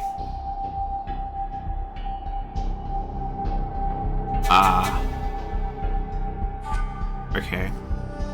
And then it's that... it's K-A-H.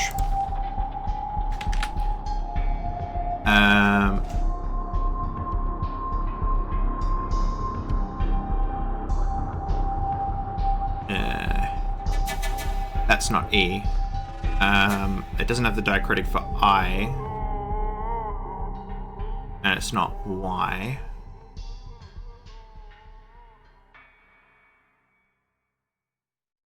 It's quite a sharp drop. It could be TS.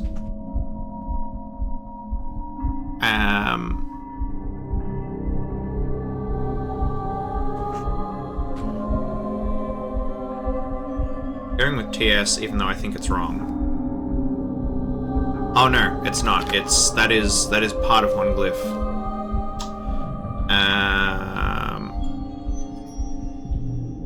It might... no, it's not quite O.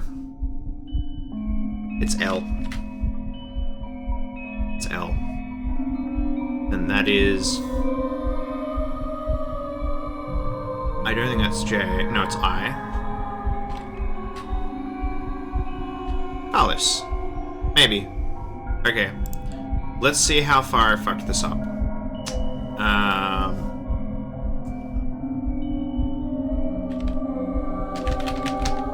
Based on the way this is set out, I'm assuming this is a patrilineal tree, so... all I really need to check are... Itris's parents' names. Alice and Tassera. I was close. I was actually close. So this is not, hang on, I'll fix this. So this was right. And I wasn't too far wrong on this. So it gives it as Tacera. Where did I screw up? I had all of this. I said V, so that's R. I think I combined the forms. That's what I did. Because then I misread that. Okay. So, we now have the family tree. Okay. I did not realize that that actually was like that. So we can save that, and I may need it later. Okay. Now what we can do with all of that solved for is we can look at these names. Now we know that the clue is Yisha's meant to know the order that these people are in age. So and there's more names here than there are on the tree, so I assume a lot of them are bullshit. And this has to be a puzzle solvable to Yisha. So let's look for names we recognize. It may actually help if I... Is there a way of rotating in Paint? Yes, there is. Alright, we're going to rotate left 90 degrees so that the names are all sort of arranged similarly and we can kind of compare them. Alright, the easiest name of all to look for is Gen, and he's here. Go away. Right, of course the UI is now jank. We want... Yellow will probably do again. Actually, set this up. Now, well, it's easy to do so.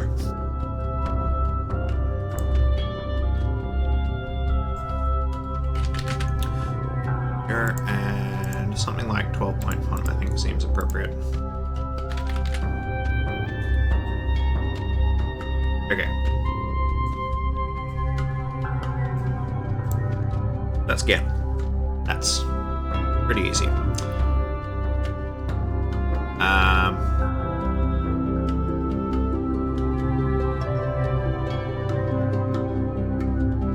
Now, I'm pretty sure this doesn't have a repetition of Atris, so unless it includes Anna as well, it can't go beyond Atris, otherwise it would skip people. So... there has to be one Atris here.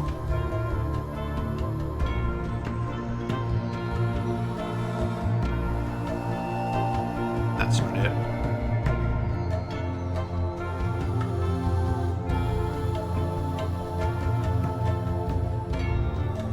That's it. There's Atris. Assuming there's not a second Atris, which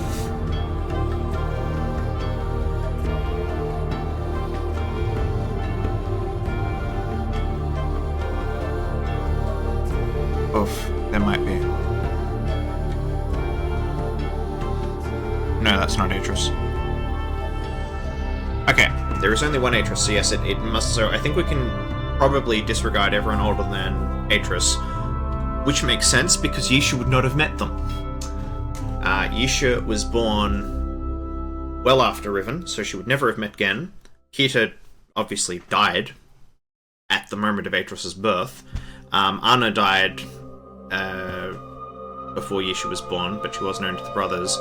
And Atris, Tacera, and Carlos probably died before the fall, or during it at least, and Atris certainly died during the fall. So that means it's only Atris, Katran, Akanar, Cirrus, and Yisha that we have to look at. So we have Atris. So Katran, or Catherine written out, is this one. Her name is shorter spelled this way. I wonder, I should see if I can actually spell her name out properly in Dunny. I'm sure it can be done. That's Akanar.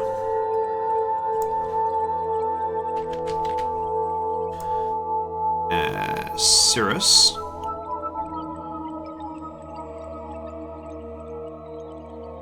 I think is this one. Yes, this is Cirrus. And Yisha herself is... Oopsie.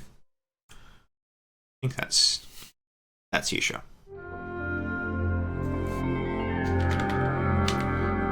Right.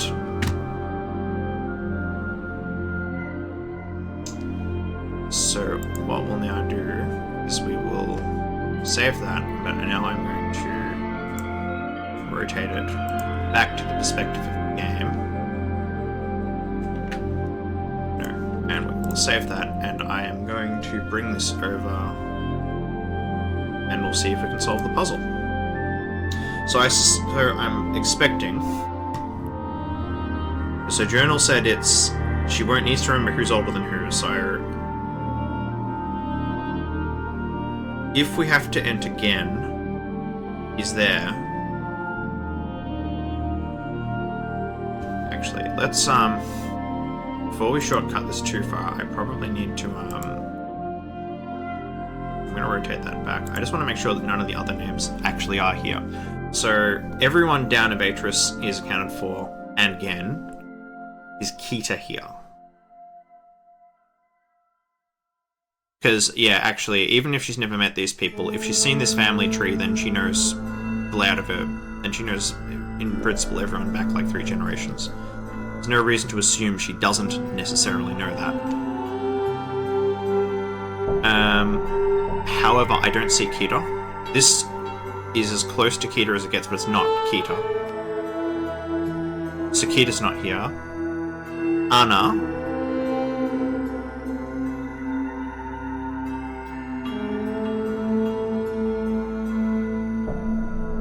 Not quite. Anna's not here. We know there's no second Atris.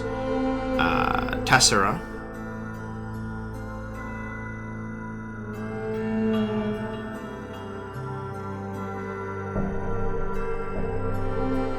Isn't here, and Carlis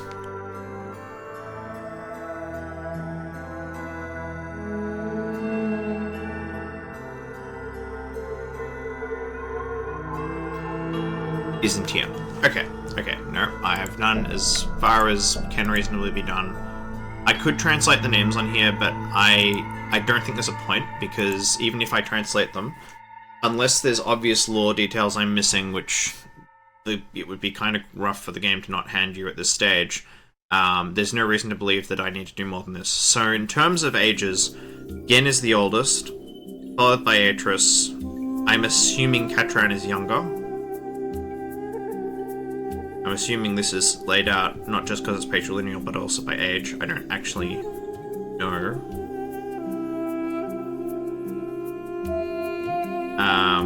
So it would be Gen, Atris, Katran, Akana, Cirrus, Isha. Is that in fact Gen?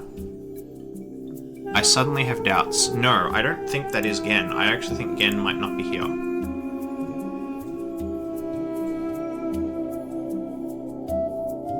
No, they disagree. No, so this is not...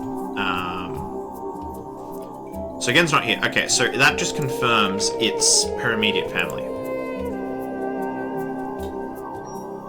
Which makes sense. Okay. Alright, let's pause the BGM. I'm going to drag this off to another monitor so I can just keep it up for a reference, and we can start Myst 4 again. But we need to transfer the game back to Myst 4.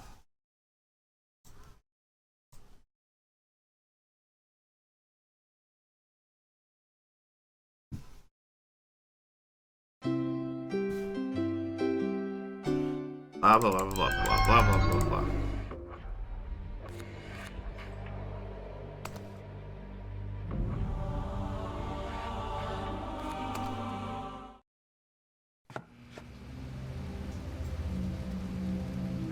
Okie doke. Upski daisy.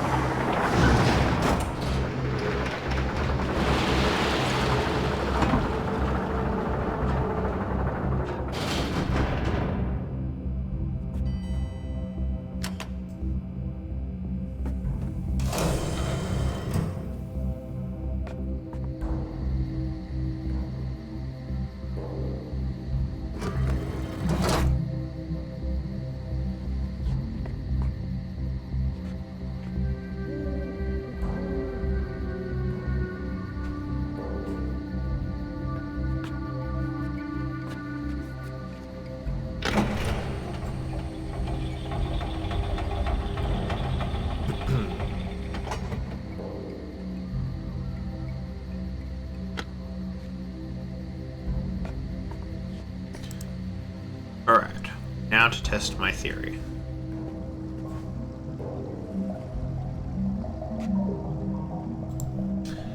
Okay. Atris is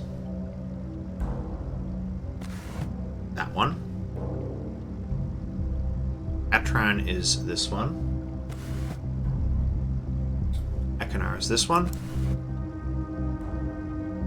Cirrus is this one. And Isha is this one. Got him!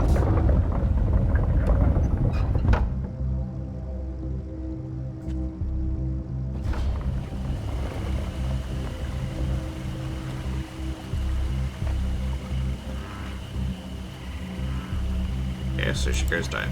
Nice. And painting, for that matter.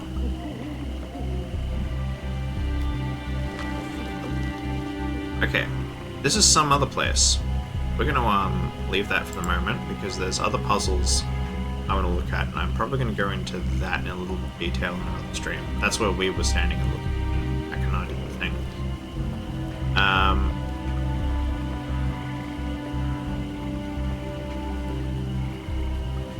Specifically, we need to actually do what Atris told us to do in the first place. And, like, try to make contact. Oh, is this like... Man, am I gonna have to solve that every time I want to come out? I mean, it's not a particularly difficult combination to remember. Oh, that's nice, she has a skylight. That's kind of cool. It's very cool, actually. There are actually 4 of them? Yeah, so one of those probably points north. I could probably get an orientation out of it. I think that's meant to be some sort of orrery. I don't know. Okay, so we need to head back into the laboratory.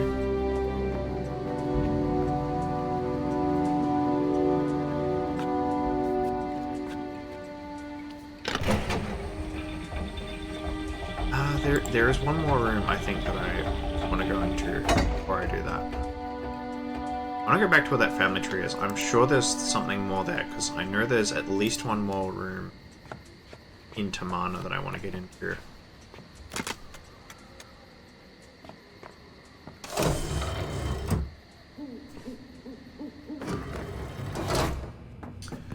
Alright, so if we... go to the middle level, because it's very easy for me to go on to the crystal viewer.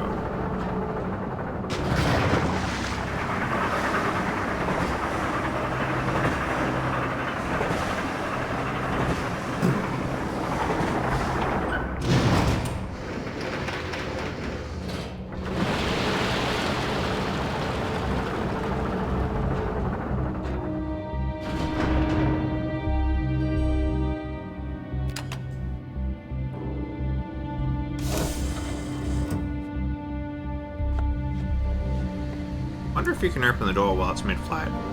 Surely Atris would have put it in some sort of rudimentary interlock. So if we head back down here... would have sworn... Actually, yeah, it may not be here, but if there's a ladder down here, then it stands to reason that there is also a ladder.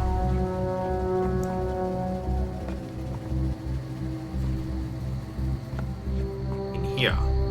Yeah, they're 2-level greenhouses. I'm not sure why this wasn't obvious to me in retrospect. Yet, I can't see where the ladder would be.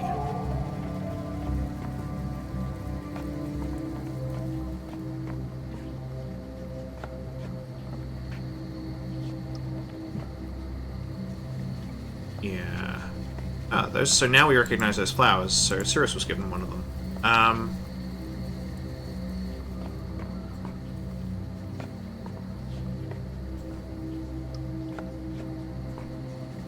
Maybe it's in here somewhere.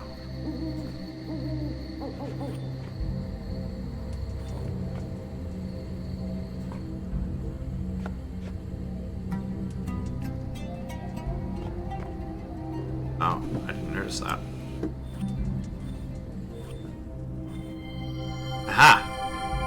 or time. I wonder whose journal this is. Ah. I linked to Haven yesterday. The smell of its beach washed over me long before my vision cleared. With the veil of haze slowly lifting from my eyes, I forced myself to breathe very deeply. I had not told Atris I was doing this. He would have argued with me and told me again how dangerous it is to visit the prison ages before Tomahna's linking chamber is built. But construction takes time, and I could no longer wait for him. The sight of the shipwreck rising out of the sea filled me with unexpected dread. Of course, I'd known it would be there. I'd seen it countless times in Atris's viewer. But seeing it for real through slanted metal bars made me realize exactly what we'd done. I imagined the words my son would throw at me, and courage drained, away like summer wine. I did not try to signal him. I feel nothing but numbness now. It was my idea to write the chambers into existence, to bend the arts so that a secure room might be inserted in each age, with solid walls no force of man might break.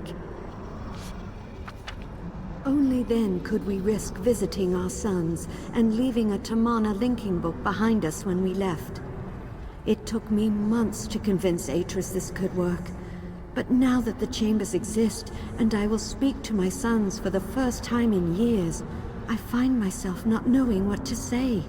How will I explain our decision to leave them prisoners?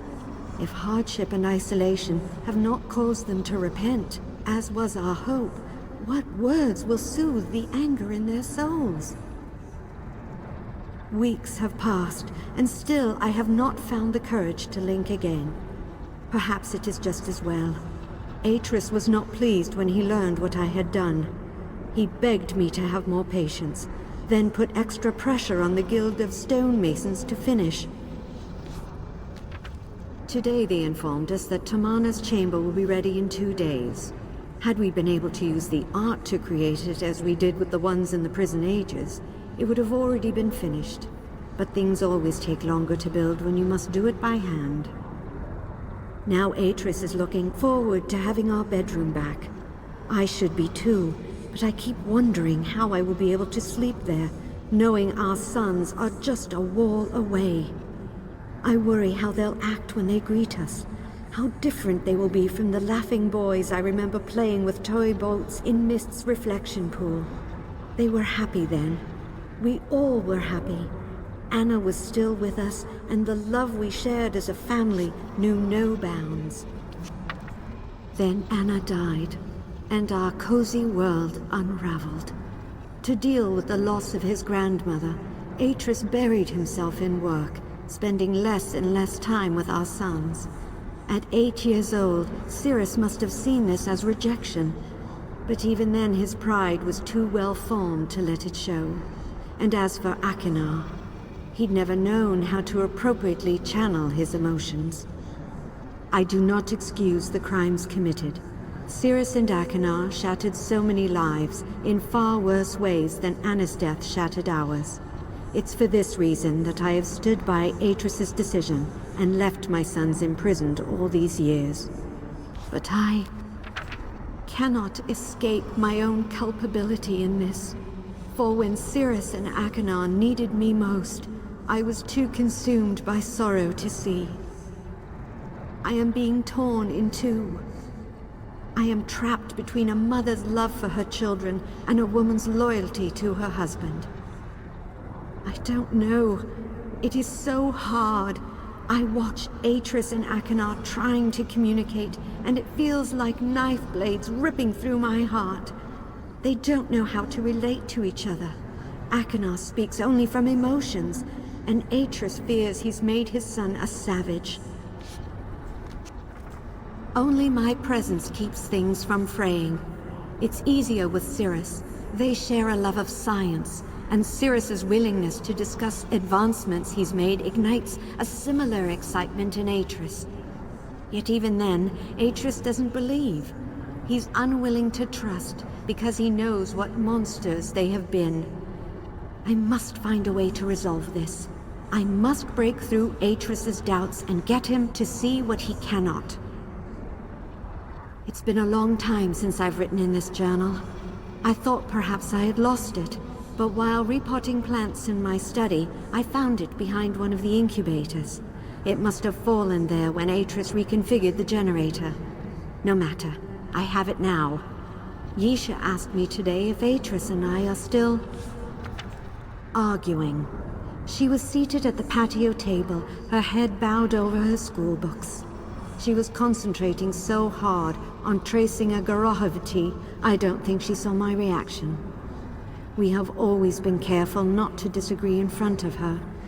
I should have realized how insightful she can be. I watched my daughter forming the Dani words so carefully, and I remembered how easy it had been to convince Atris to start teaching her the art. He never did teach Cirrus or Akanar. He started to. He wrote Jananin specifically for that purpose. But after a while, he feared they would abuse it, so he stopped. He's not worried with Yisha. He sees how curious she is about life, and how full of warmth she can be. It's obvious how much he adores her, as, I think, do Cirrus and Akanar. If there is any hope in this for all of us, it will be through her.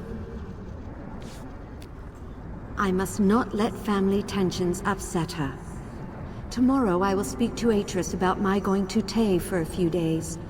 Perhaps time away will help me gain perspective and discover what it is I need to do. You mean conserve the acting budget, but I was expecting to be handing out NARM points all through that, and especially given the performances that Catherine's actress has given to this point, and I'm refreshingly surprised. That is some of the most earnest lore we've had all run. Now this door, keep returning to it. I'm convinced there's a way through there, and I just haven't found it.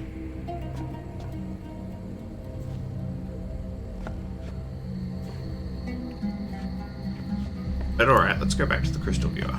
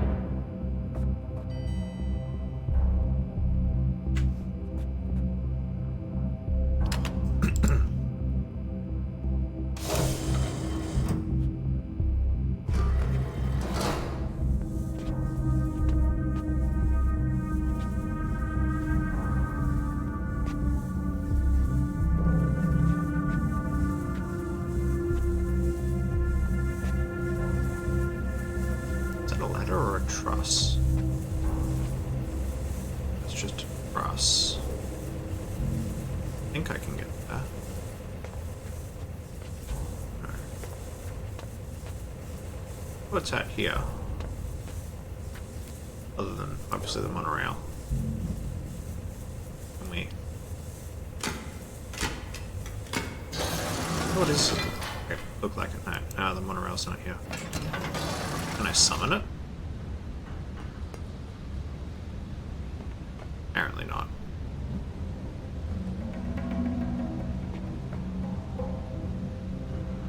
Well, Atris probably took that to get to Rhyme, which, you know, why he doesn't keep his Rhyme book in Tomahna, I don't know.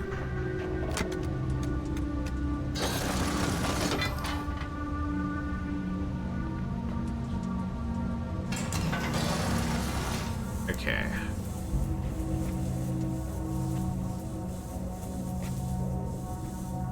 So, when I tried this at end of stream last time, the viewer doesn't appear to be powered, but we know that the water wheel is powering everything else. So if we trace this, maybe we can Yeah, okay, so that's the telescope. I recognize that's where that control is.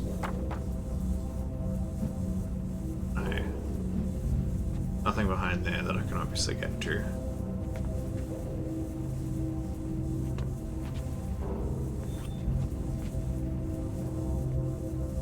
I could be expecting to see some sort of... I mean, the telescope doesn't want to power up because the roof closed. Okay, fine. How do we open the roof? Question for the ages.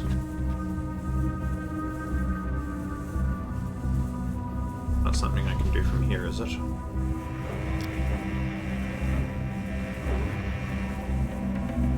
Alright, so that's the way in. Base of the telescope. That is the telescope. It's not obvious that there's anyone.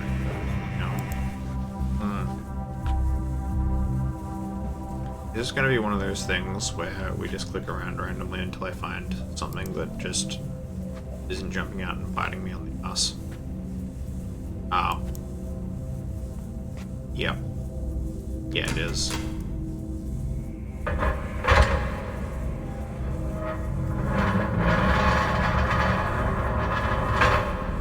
Alright, well, we worked out how to open the observatory roof.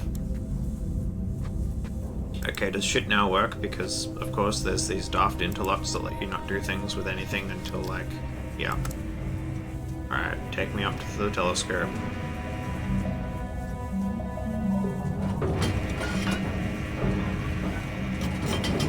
That is a fucking massive eyepiece.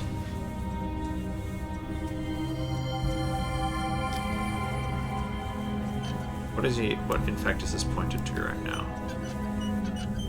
Ah. Hello.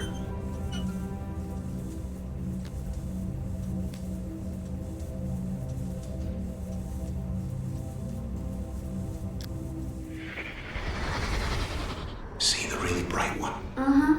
A long time ago, when your great-grandmother Anna first mapped this desert with her father, she looked up in the night sky and used that star to find her way home. Really bright one. He must be referring to Polaris. Oh, hello. Now, whether or not I can actually see Polaris anywhere here, why are there meteors? I don't think that's significant. I think it's just a, you know, cool effect. Because I'm pretty sure the only thing that matters is that I press that button.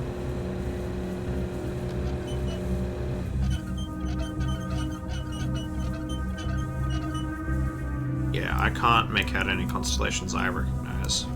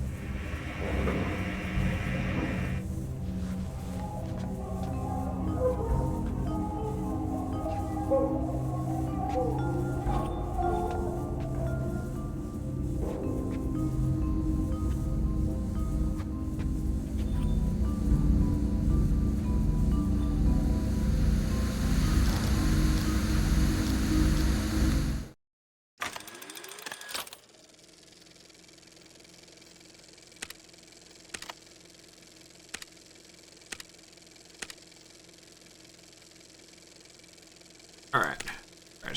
Cool. So now we've got this powered up and the crystal viewer is plainly working, so it's red, cyan, yellow, green, blue, or purple, one of those. It's gonna be fun. So, red. Oh. Geometry matters.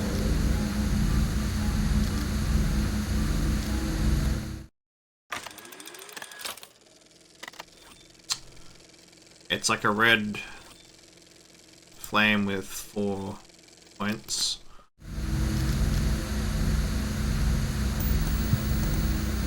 Yeah. I'm going with that. This is like a much easier way of doing it than in Real Myst, which I might show at some point. It's that. Cyan with 2 points, yellow sort of square-capped obelisk.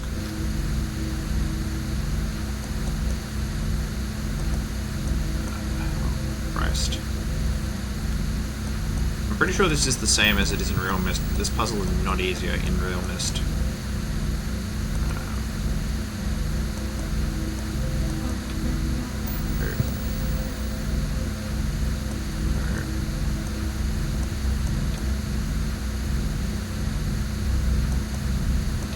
I'm going with that, but I think it's wrong. Because I think the yellow one is actually this. Quickly cross-check my work.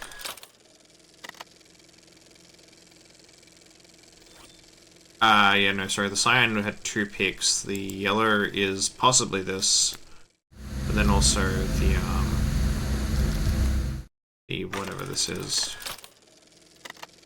green, might also be this. We can refine the colors in a moment. Because we know that the cyan is actually the one with 2 peaks. That one, I think.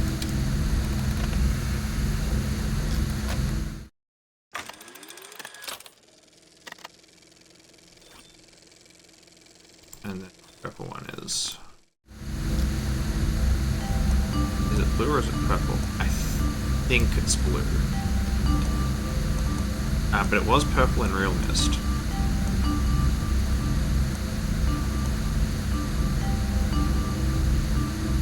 Can't see that very well in CRT, so...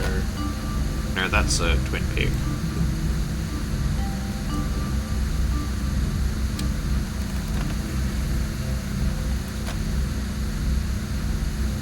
Okay, so these are more obeliskoid, if that's the case, so then... No, actually, I think that might be right, and then... Both these hotspots. Okay.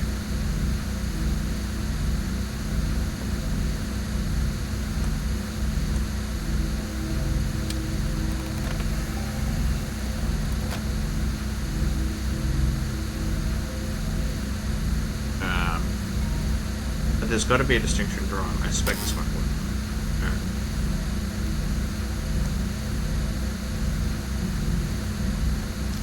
So which one's thicker? The yellow one. At least in... No, I think these may actually be close to the same. They do look like they're faceted similarly. They may actually be the same. Okay, if that's the case, do I have one that is faceted, anything like that? Hello, Peaches. Why are you sucking? Okay, that's definitely faceted the right way, so I think they're actually right. So maybe it's my cyan one that's wrong, or the color of the last one. God, I hate this puzzle.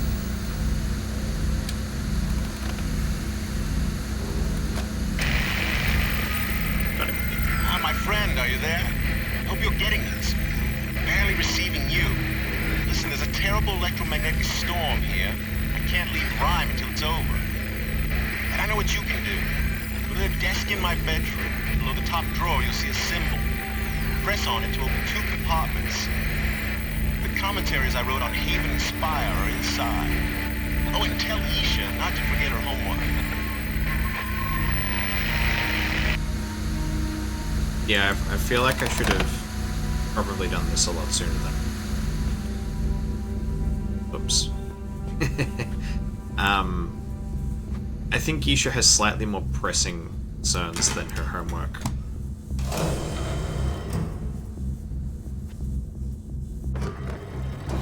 Alright, so it sounds like we've got more lore time.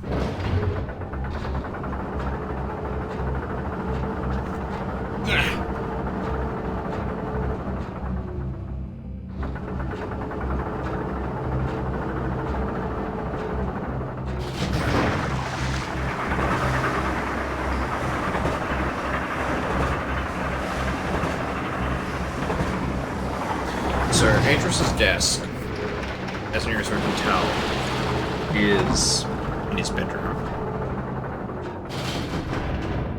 Because I remember fucking around with it before.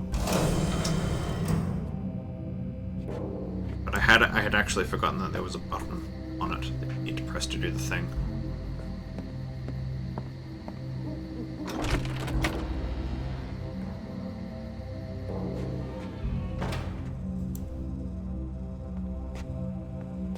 Oh. That's obvious.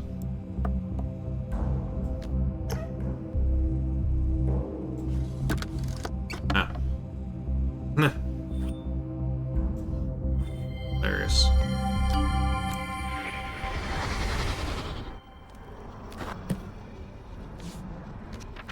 Spire, I've called it, for that's the image I kept in mind as I wrote the book that would link here.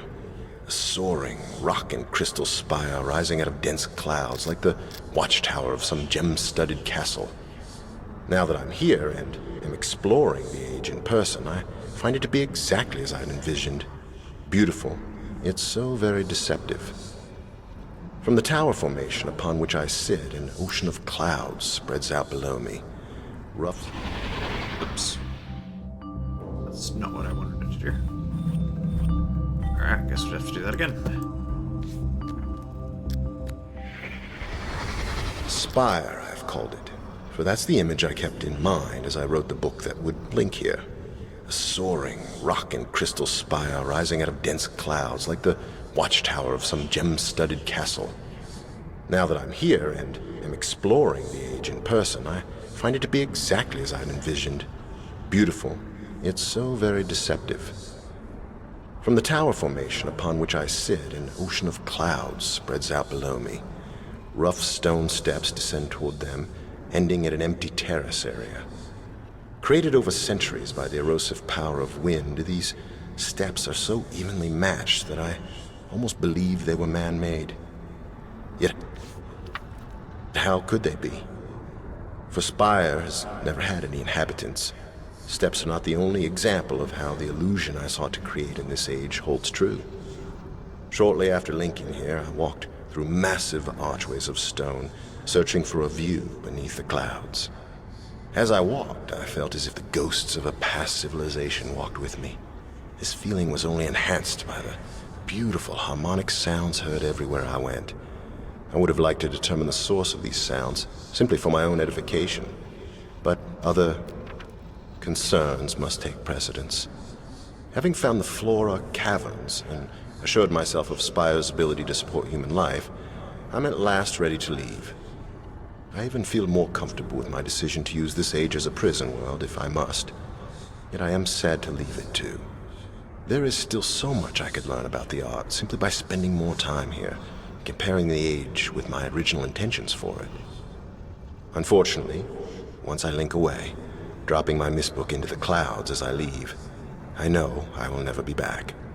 And I truly must go, for I still have another prison age to investigate. Looks like we can look at Spire through the crystal viewer, so we'll try that. But let's see what he has to say about Haven. Never be discouraged by a mistake, Atris. My grandmother, Anna, always used to say.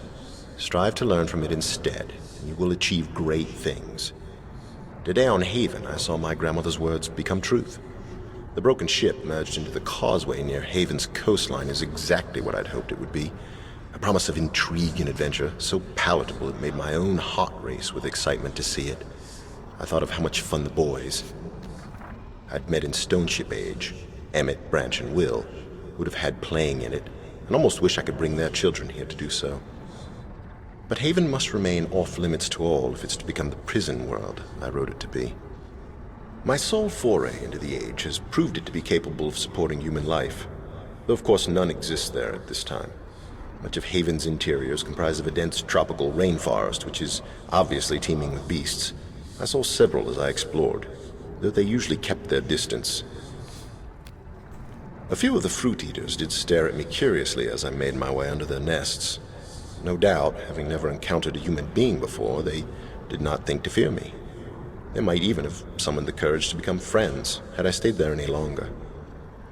Alas, I could not, for the weight of urgency was upon me, having convinced myself of the need to protect my Myst library should some overly greedy explorer stumble onto it.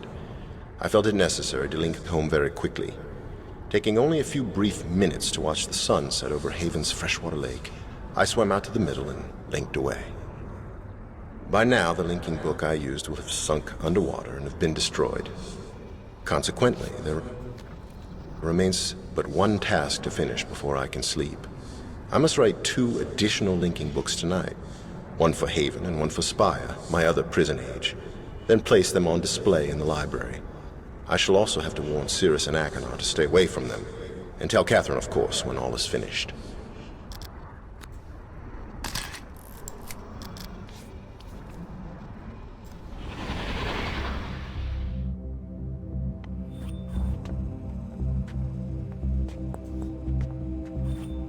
Okay.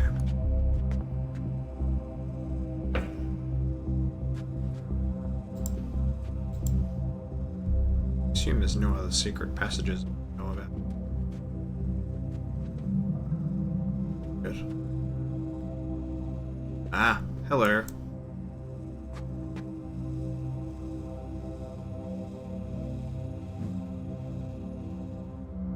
Only in the most likely entry areas, he says, putting a camera in his own bedroom. Rider waitress.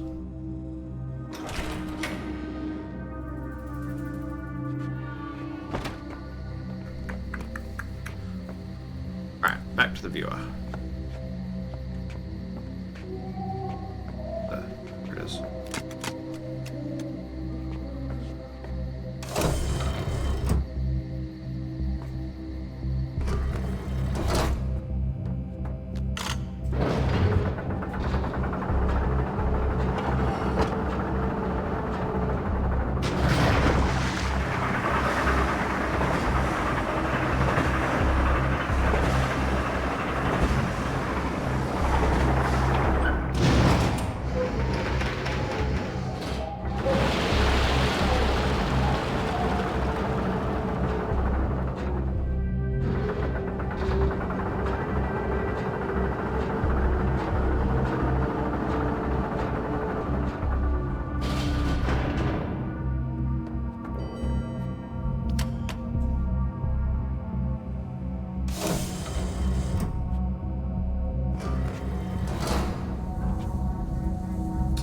Okay.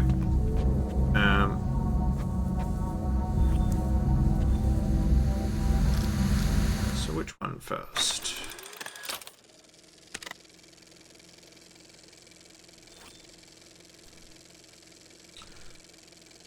Green small geode. Blue thick twin peaks.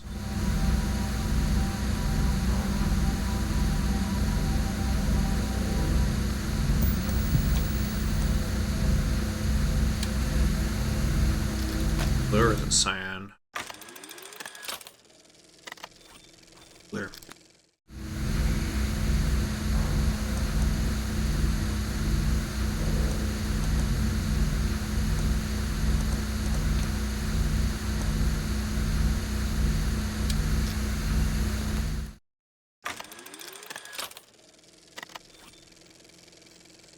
Red thick obelisk.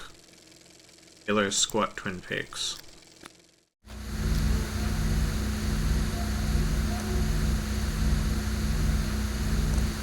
Did I just say red? Yes.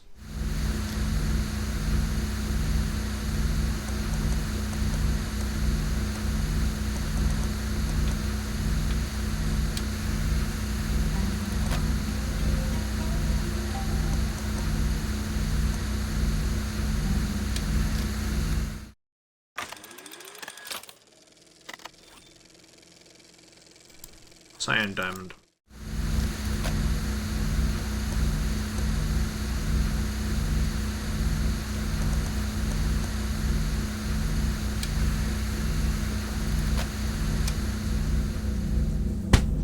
That's why he built that there. Cirrus must have worked out where the viewer can see into, and that's why he built the statue exactly in view of it.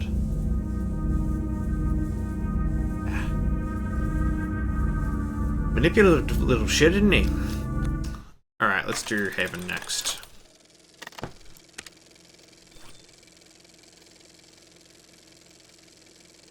Purple tall, red thick.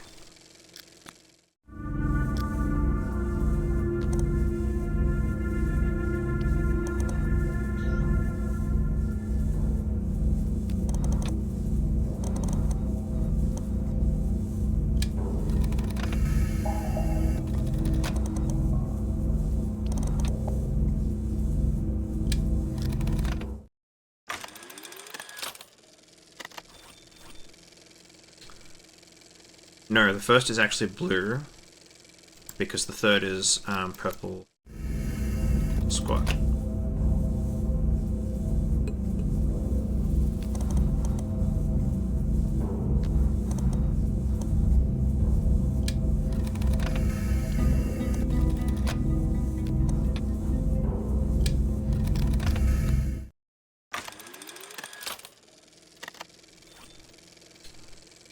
I think that's a green diamond and yellow flame.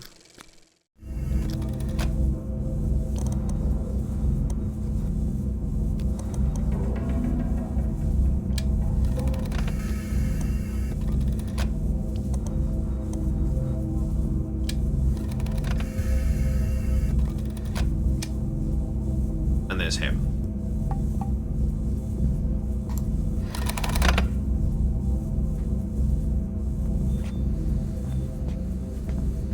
Okay. I can't make that work because that apparently blew.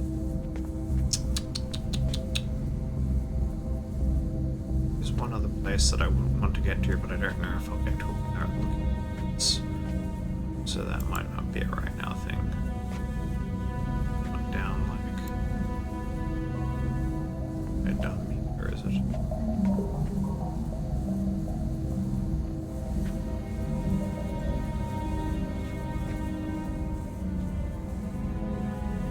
I could have sworn way down.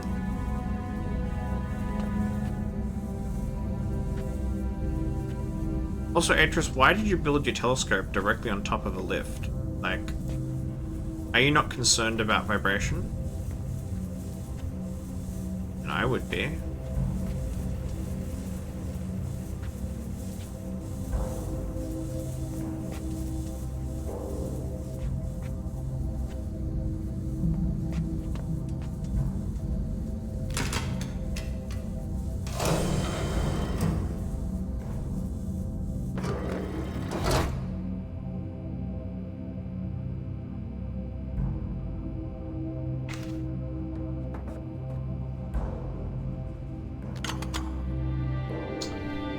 Sure.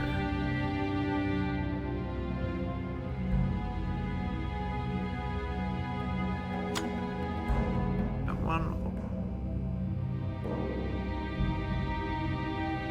We're here.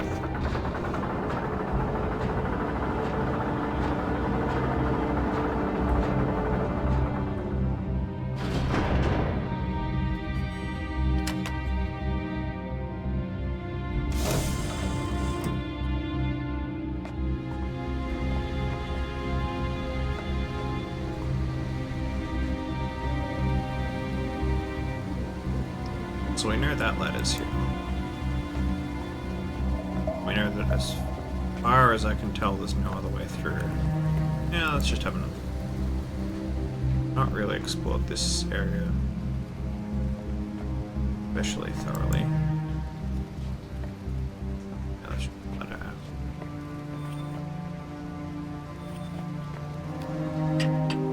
What else can this point out?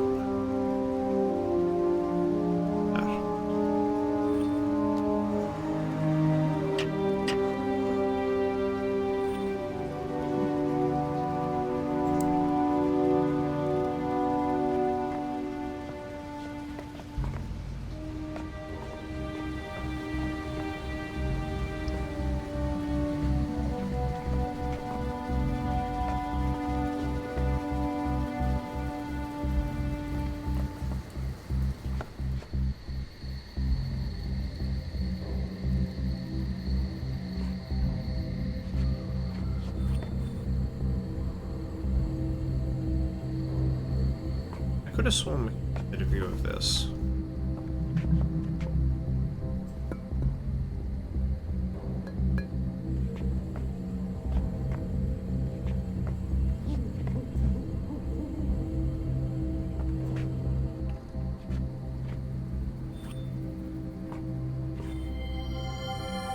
This is what I think it is. Don't touch it, Daddy. You'll ruin my experiment.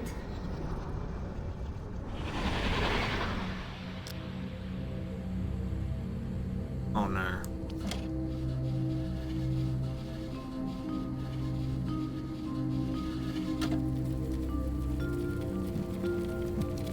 Oops.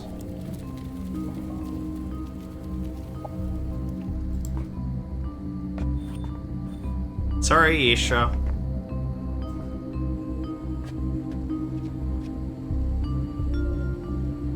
I mean, look, we'll just blame it on Cirrus and Ekana.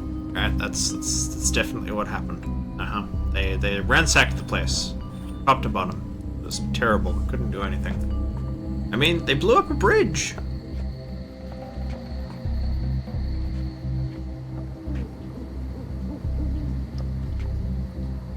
Okay, maybe that gen doesn't have. But I can go to.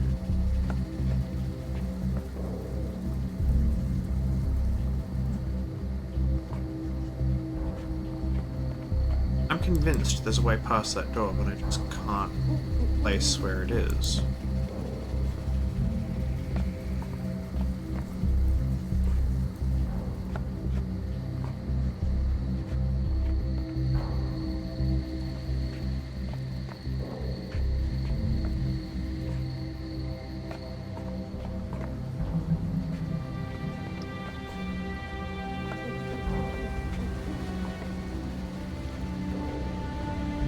Oh, it's up over the other side now.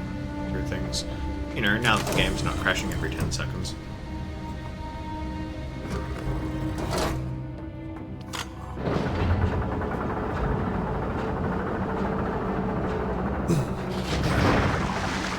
So maybe that's the strat. You just have to speedrun until Akana appears in Tomahna so that it changes the soundtrack to his theme, and then because that's not corrupted, the game won't crash.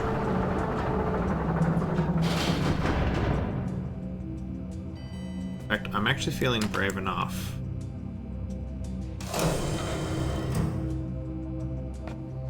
Yeah, let's make the game pretty again. I kind of miss the effects, and I'm feeling just arrogant enough that it may just work.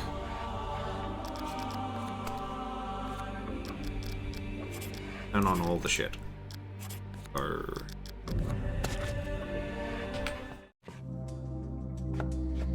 There we go. That's the Myst 4. Been missing. Actually full of a bit of luck.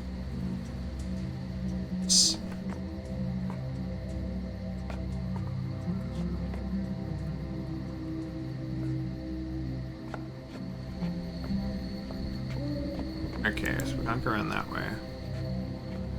No, that just leads back that way. Yeah, and we know the vault's down here. But as far as I'm aware, there's no second path.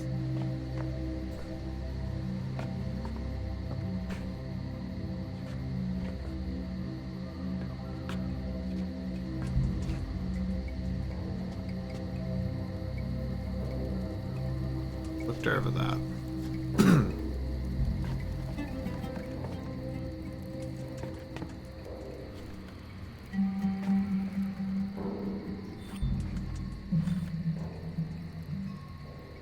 That is a scene from Myst 3.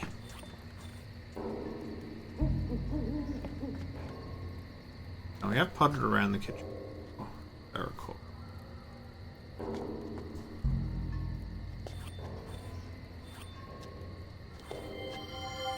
Did we look at this?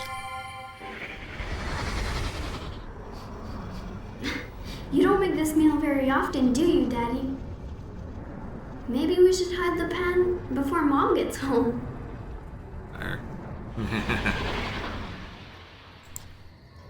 Today we learned that Atris is a shit cook.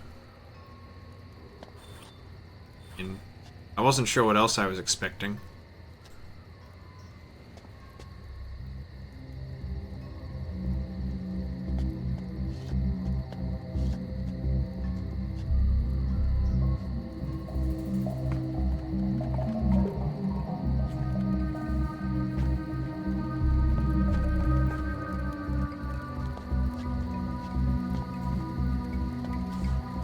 Okay, so there's nothing of great interest here. I'm convinced there's a way into there that isn't just... Actually, I wonder. I'm going to go down the lift to the ages, because I just want to see if there's not an alternate path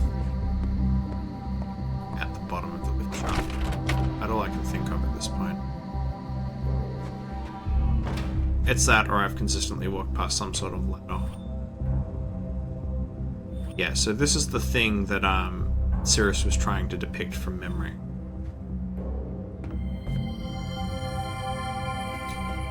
I'm vaguely tempted to watch the memory just to make it go away, but I can't be bothered. Down the ski. Yeah, I don't think there's anything else here. No, no other way.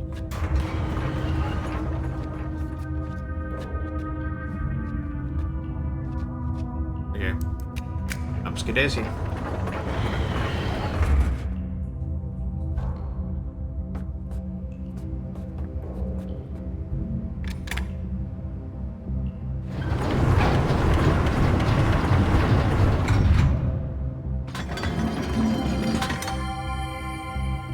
Avast.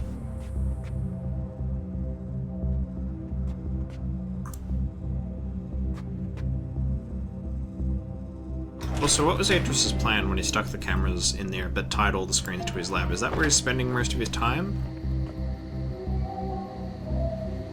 He can't hardly be watching them all the time.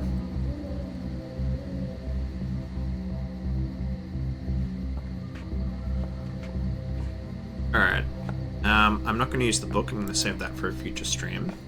So that's probably going to be its own order. I'm just going to quickly check a hint card because I'm convinced that there's something I'm missing.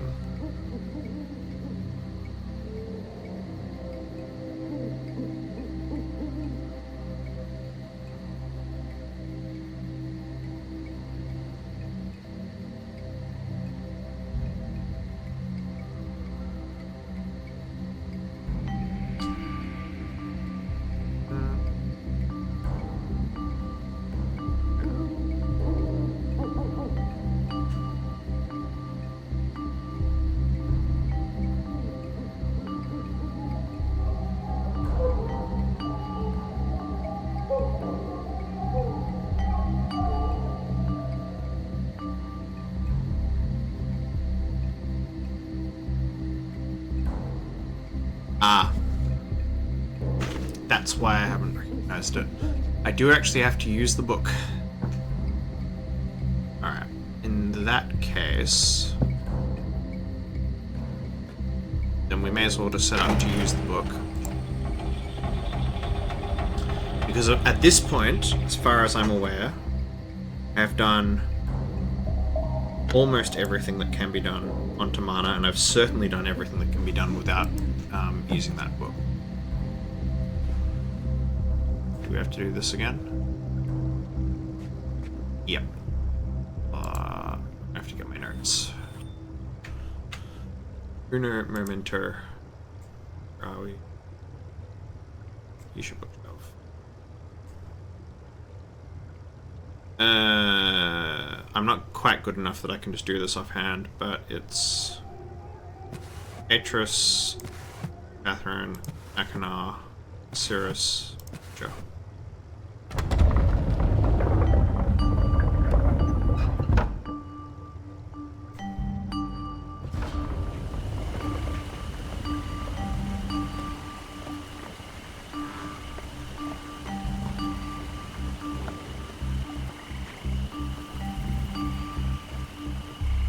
Okay, so I'll stop here, and what I will show off now that we've seen it is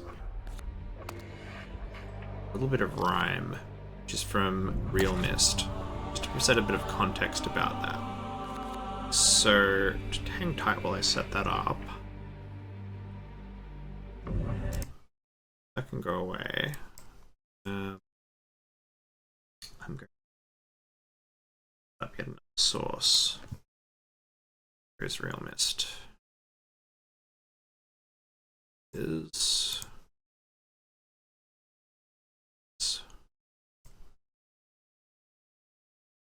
There it is.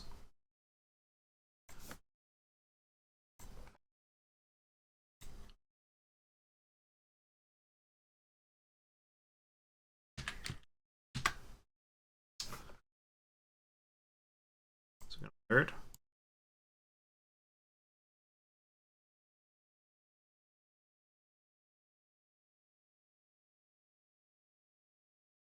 Today would be great. Alright, I'm just gonna wait for that. I may have to wrangle this slightly. Alright. Kill that, try again. I should not now need my notes.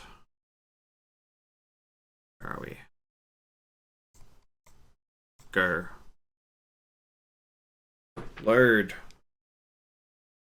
Why you not load? Damn you, it's not complicated.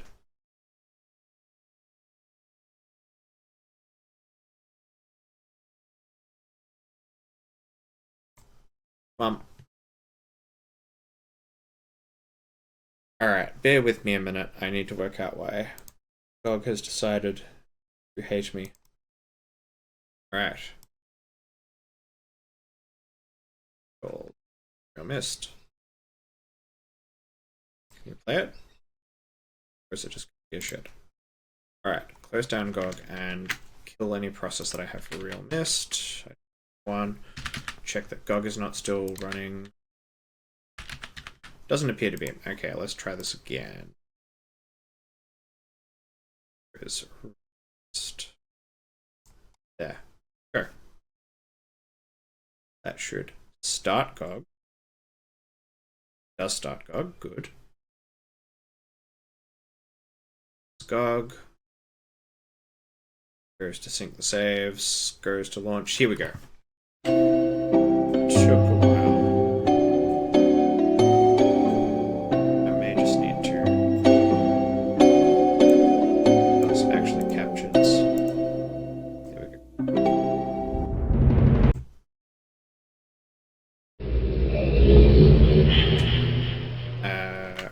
To actually transition to it. So this is Real Myst, which I'll show off a little bit more of in earnest. And this is the Rime Age. So this is where Atris kept his laboratory. Just putter around.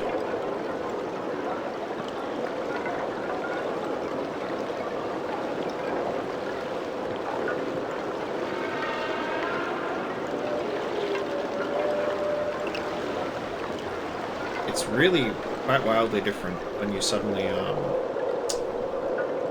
when you transition from the point and click 3D perspective to real-time 3D in 1080p and less. Because my view of Myst 4 is not 1080p, it's in the original 194x768, and then I scale it up in stream. Alright, so let's open this up. Here's his little lab hut, which still gets snow particles for some reason. There's his furnace, which I think has gone out.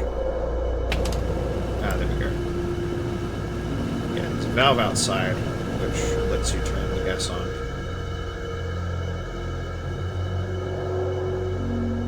I should be able to translate that. There is a screenshot key, I think.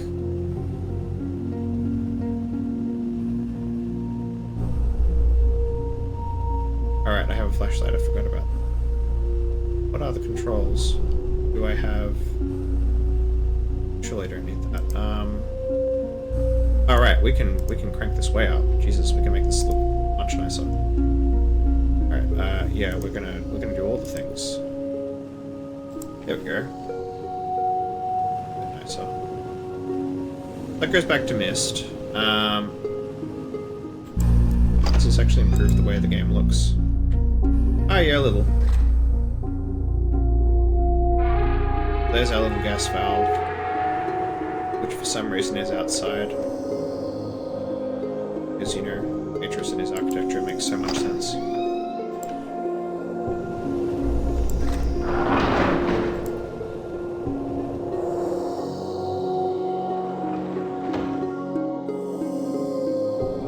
Now, to describe what rhyme is, go up to the top of shaft. I have actually solved some of these puzzles, so you're not going to see me solving them, because some of the reasons that become very apparent are very tedious.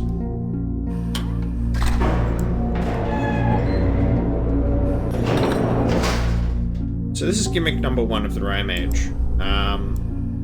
We can concoct the Aurora Borealis. So we can straight up pick a colour, and off we go. Quite pretty, really. And we can pick pick another colour, and we can pick Aurora in that colour.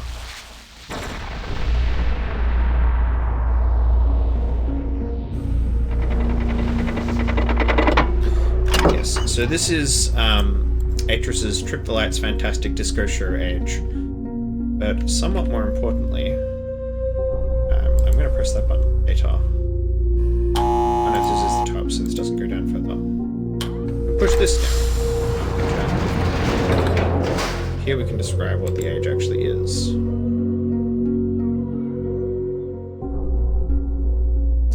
Before spending any more time with my experiments, I have decided that I must finish construction. I have brought both Cirrus and Achenar to this time.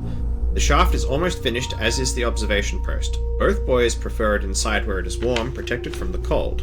Achenar sits in the observation post for hours, and Cirrus is consumed with the crystals and the glimpses of ages that we are able to see. Neither of them shows any real desire to leave. I cannot remember the last time my son spent so much time with me in an age. Which is impressive because there's no one to oppress or anything like that. After much more experimenting with the shapes of the crystals, we were able to get a nearly perfect view of an age inside of the book. Cirrus wanted to link immediately, not understanding the link was only visual. Without the ink, the crystals do not bind onto a particular age. Because of this, the crystals have an interesting side effect. It is possible to change the crystals and watch the age change, while in reality we are seeing a vast number of distinct, though similar, ages displaying the current age defined by the crystals. It appears as though we are changing the original age.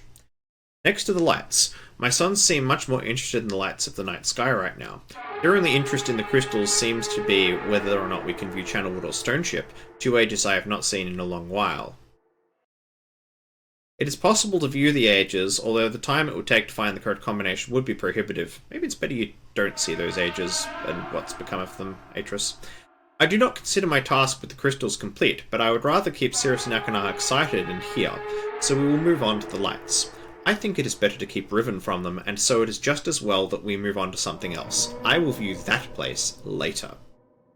The lights are curious. Although I originally thought the effect to be an organic one, I now believe it to be electromagnetic in origin. I think the effect could be triggered somehow. It's something that we'll have to try, and if Cirrus and Achenar have their way, it will be soon. I have never seen either of them so interested in my experiments, and I do not want to dampen their enthusiasm. It seems they have forgotten about the crystals now. I'm not sure either of my sons was expecting the amount of work it would take. It has turned out to be a challenge working above the cold waters where the wind cuts through clothing and skin like a sharp knife. Still, even amidst the dark cold, they are driven to complete the task. It is a side of them that I have not seen before. Another hard day, but we have erected the first of 3 towers. I am too tired to write tonight. It has been a week. The 2nd and 3rd towers are up. We only need to connect the power. I am exhausted, as are Cirrus and Achenar. However, they have no intention of quitting, and that drives me. The towers are finished, as is the power to each of them. Power will be conducted directly through the saline sea, alleviating the need for stringing wires and enabling us to locate the towers a comfortable distance away. Most of the remaining work can be accomplished inside, for which I am grateful. I am tired of the cold. I look forward to the warm beaches of Myst Island. Perhaps we all deserve a break. We only spent a day with Catherine before returning. We were here only a minute before we again began to experiment with the towers and the electromagnetic discharges. We were able to create an arc for the first time between two towers. Its reflection in the cold waters was magnificent. We are close now.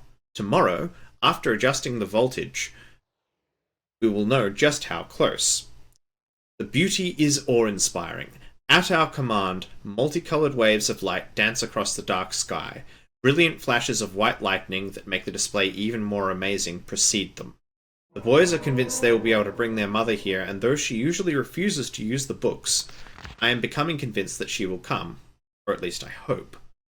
As for me, I must return to Myst or some other warm place. There is more to be accomplished here, but I long for the sun and will spend some time under its glow before returning.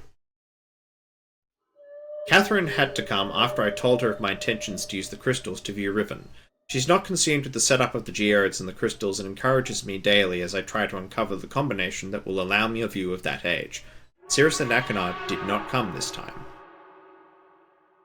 That is Kerath's Arch in the cavern, which is interesting. Or, I mean, there are many such structures all through the Dunny civilization. I must return to Everdunes. I believe that a few of the crystals I left in Everdunes may help me here. Catherine has returned home for now, but she will meet me on Myst Island in 3 days. I think I will be ready by then.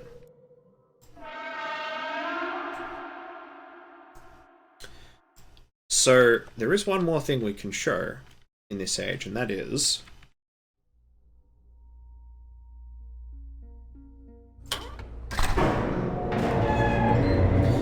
So you may recall that Atris's journal makes reference to Crystal Viewer on Rhyme.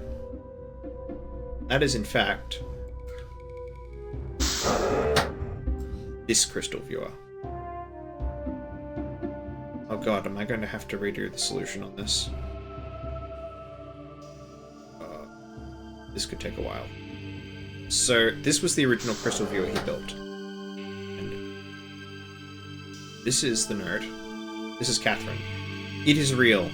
The work of your hands, the touch of my dreams. I've left my dream for you.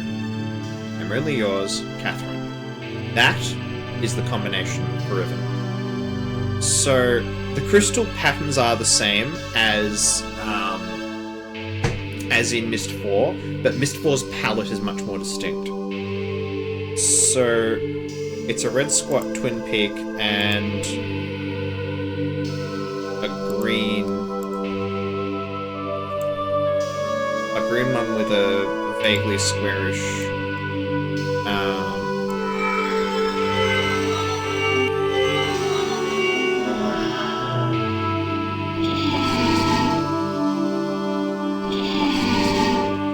this is an absolutely nightmarish puzzle if you're colorblind.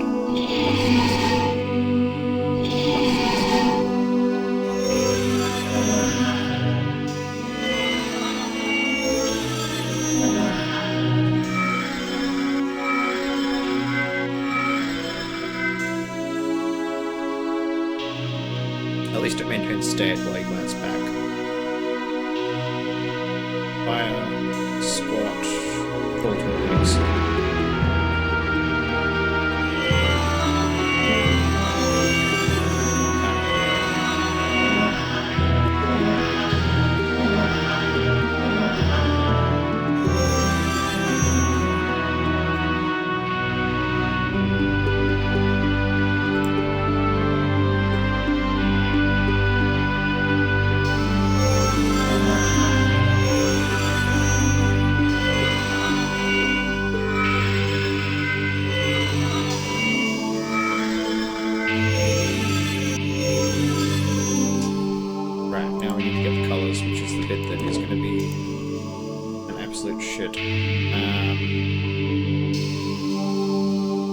Cyan, yellow, blue, I think.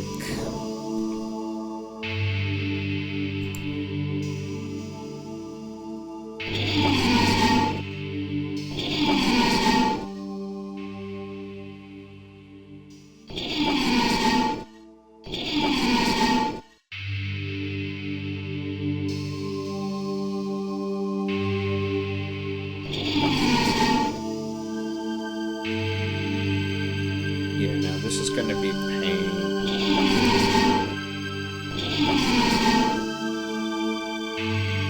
That one I think is going to be green. And this one's meant to be yellow.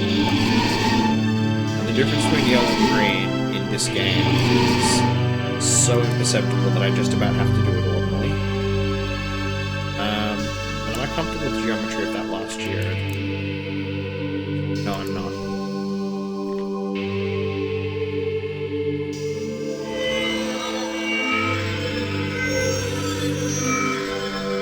That's it.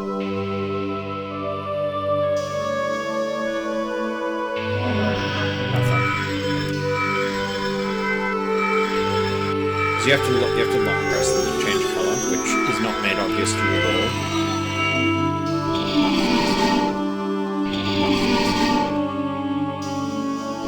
It could actually be purple. I don't think it is. I may actually look at all of this just to get it absolutely right, because solving this on like my vision is a dog of a job.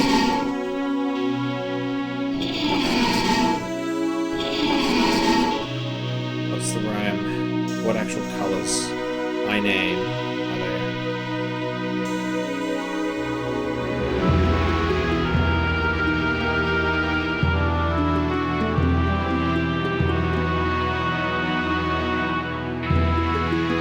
Black, crystal, yellow. Colours. 'Cause I'm pretty comfortable with the geometry now.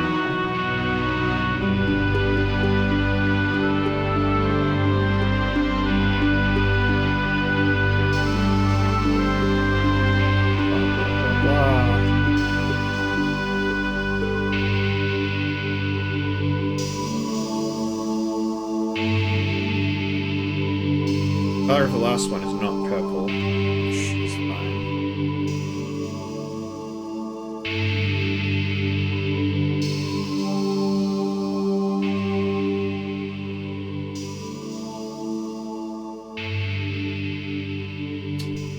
Yeah, I've never solved this without trial and error despite knowing the combination, which annoys me no end. Board of Archivists.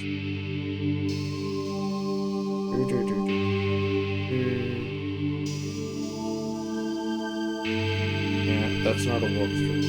I specifically need like a walkthrough that names the colors.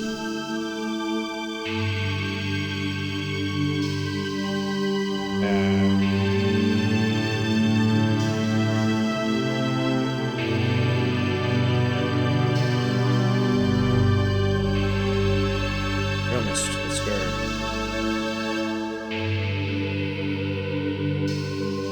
So yeah, there's like lots of people who complain that you can't change the colors because yes, it's very intuitive. I can't remember what this was like in the original Real Myst, which I don't have.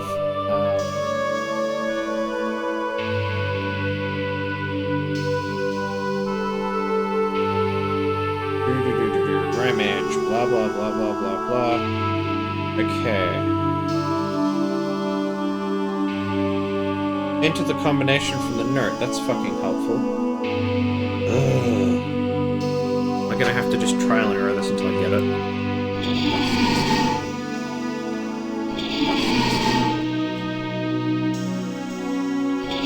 mean, my only other thought is that this one might be purple.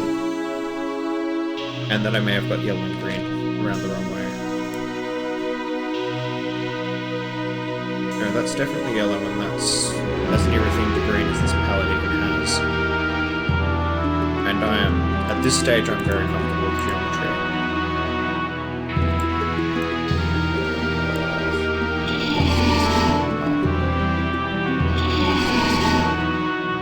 Like, unless this is actually cyan, which would be quite daft.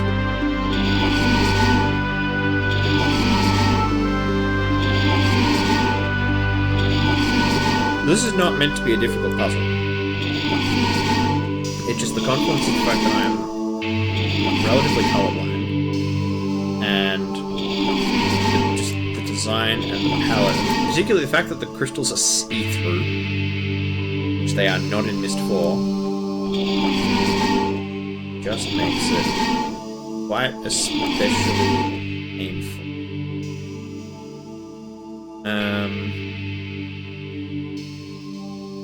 No good.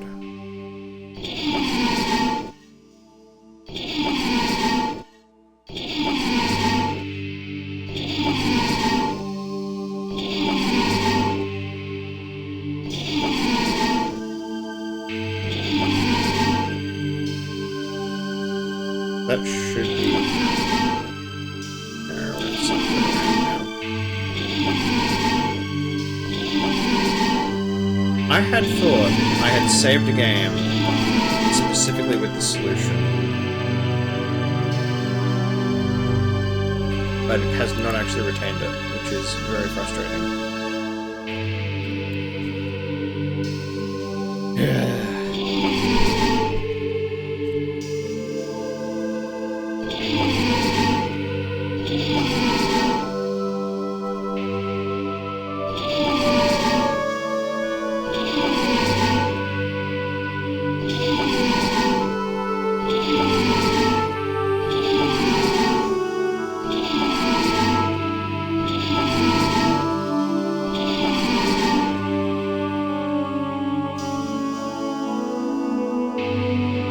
Okay, I'm actually going to look at a screenshot of what this is meant to look like.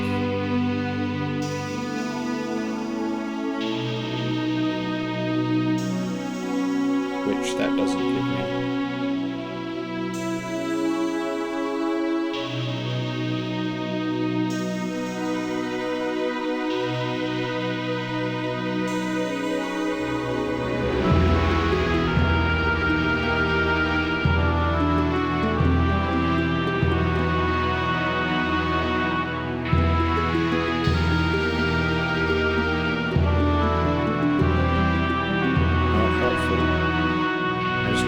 The actual canonical solution.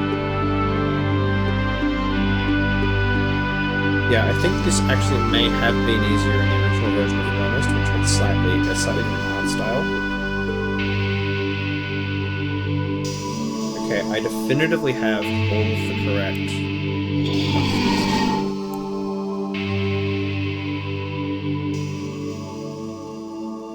geometry. There are question marks around the color.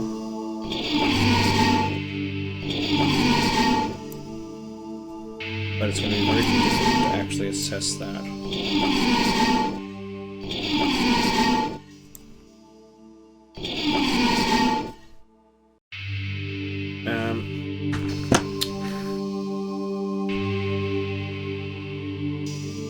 That might be purple, and that might be blue.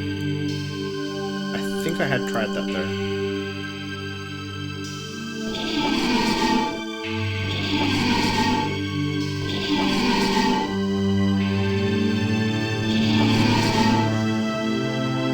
Let's cyan.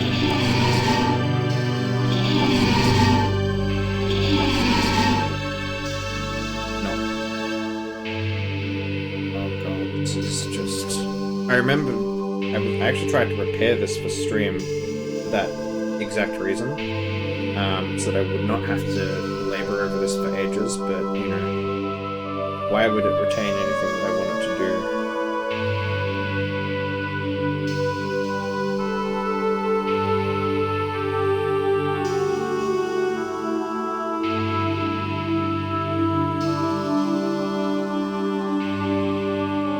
Yeah, the ones that are consistently hypercorrect.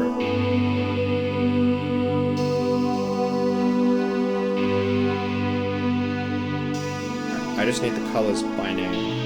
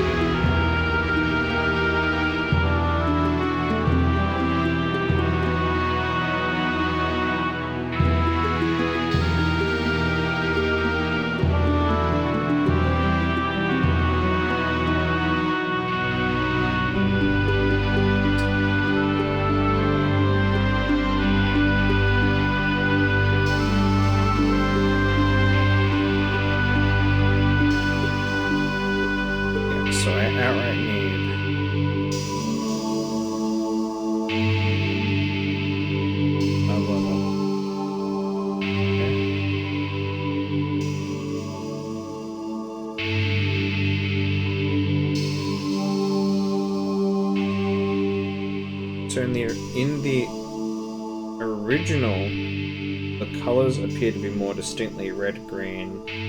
Middle one's ambiguous, yellow, and the last one's ambiguous.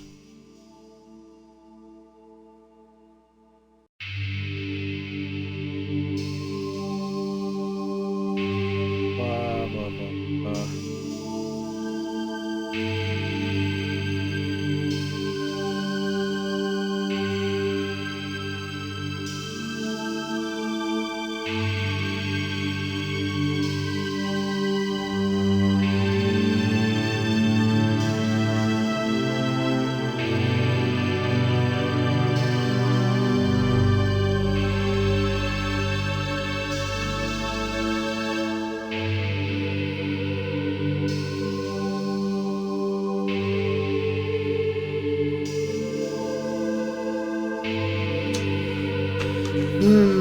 Okay, well, I guess we've got no choice but to try and brute force this.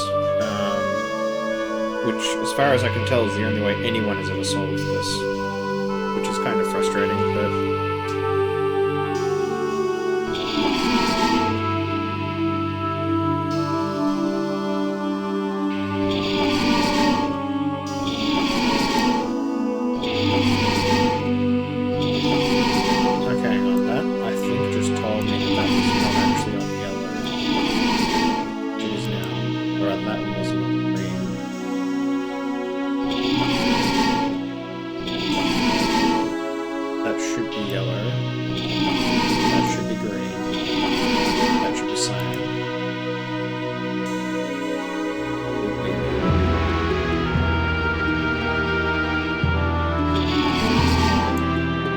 Got him! Oh Christ, the last one was purple. And that... well... that's... that, if, for those of you who may have been watching Dragon streams a little while ago, is Riven. Which, at this point of time, this is real Myst, still exists. So that had always been Atrus's plan A, to try and scout Riven through the crystal viewer and work out if he could basically just to check that Gen was still safely imprisoned. So he could, you know, keep an eye in case Gen managed to find a way out and insist on a robust exchange of views. Alright, well, let's show off a little more of this while we're here.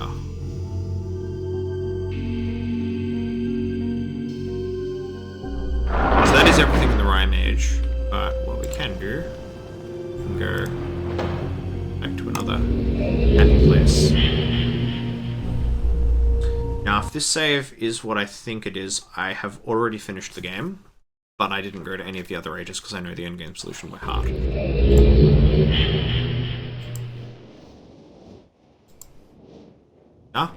Yeah, so what Rime does is it adds this little pedestal in the middle which you access by solving other puzzles.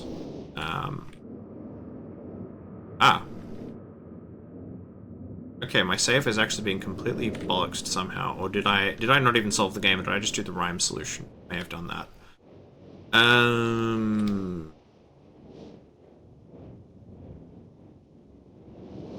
Did I... okay, I really didn't solve anything else. I'm quite sure I solved all the other puzzles. I mean, I can see the ship is floating. Or, yes, the ship's floating. So I solved the stone ship entry puzzle. I have solved the mechanical puzzle. Or at least the clock tower part of it. Yes, I have solved the entrance into mechanical. I have... presumably lit the thing in stone ship. So why, of all the things, why would I not have opened up the selenitic mist gate? Let's like, what's that? Often. That's 59 volts. I don't know what your problem is. Wait, is there a button on the side of it like there was in Myst 2021? No. I may have tripped a breaker. No, it said 59 volts going to the ship, so it should like open. Yeah, there's no way. Still, it's one of the first ones I ever solved, like when I was playing Myst for the very, very first time. I wasn't close enough. Yes, okay, I have completely solved all of the age entry puzzles. What's a pretty age to show off? I mean, Myst Island itself is, for a start, you know, with an actual diurnal cycle and weather.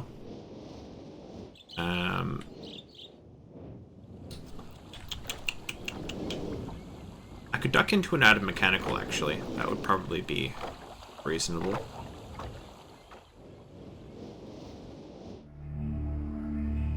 Because I can just look up the endgame combination, because I cannot be bothered doing the tower rotation. Off we go!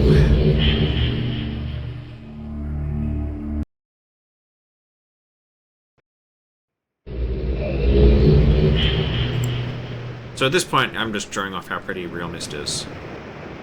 And it is quite pretty. There's the fortress. Let's just... Ugh.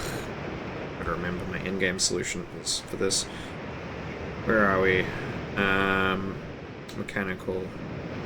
I could solve it longhand, but I don't really have time for that, and I can't be bothered. I mean, we've all seen Myst. It's the same puzzle solutions. Myst 2021 can randomize them, this one can't. Combination. The whole point of this age is just to do this. Blah, blah, blah, blah, blah, blah, blah, blah. Where's the exit combo? Here it is. Oops.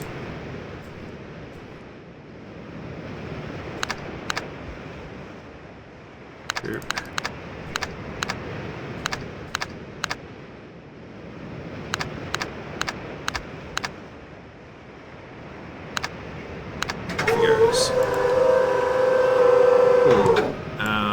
Stone Troop I might go to next after I go through a bit of this. But, yeah, so for those who aren't like Shoulder Drake, who's now played the first 2 games in the series and has a bunch of context on the lore, Cirrus and Akanar are introduced in Myst, and so yeah, here's Akanar's room. He's, a bit of a fun character, as you can tell. It's got some charming proclivities. This is much easier to find in real Myst than it is in the original game. So if we just duck into his little secret room, blue pages. Yeah, that's unfortunate. So there's that. There's a bunch of jars of very unpleasant looking things, and then there's like this fucking literal little cage of electrocution. God, and this is decapitation block. Yeah, Akanar is obviously disturbed. Oh yeah, this thing.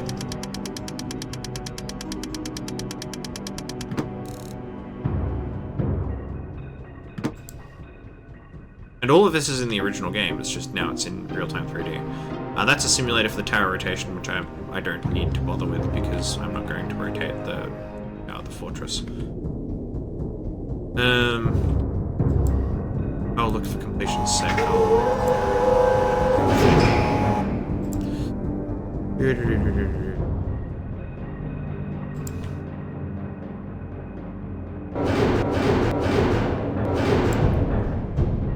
So it's there.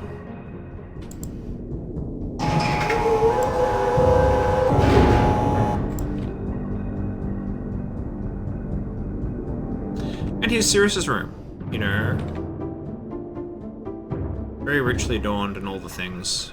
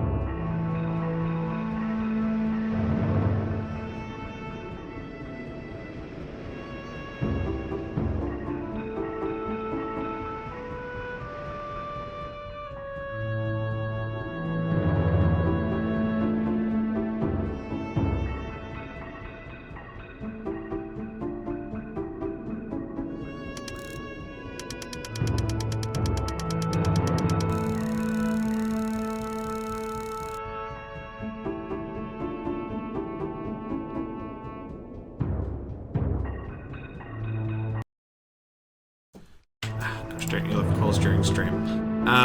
Anyhow, so this is Cirrus's room. He has a bunch of cool-looking goodies, and of course he has... This one is admittedly harder to find, but it is here.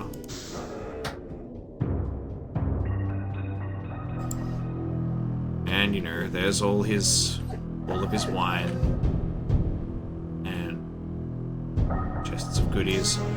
There's the red page, and somewhere here should be... here it is. It's a note from Akanar. Cirrus, your greed sickens me. Your desire.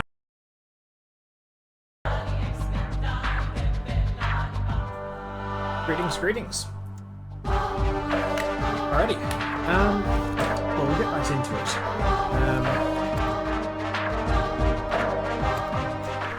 So, as has been the flavor of the month for the past 4 streams, we've been getting through Myst 4, and I have to say we've largely avoided the Narm at this point, but I have intentionally not reversed this book just yet, because behind it is where a lot of the good intentions in this game are concentrated, and where a lot of them didn't quite land.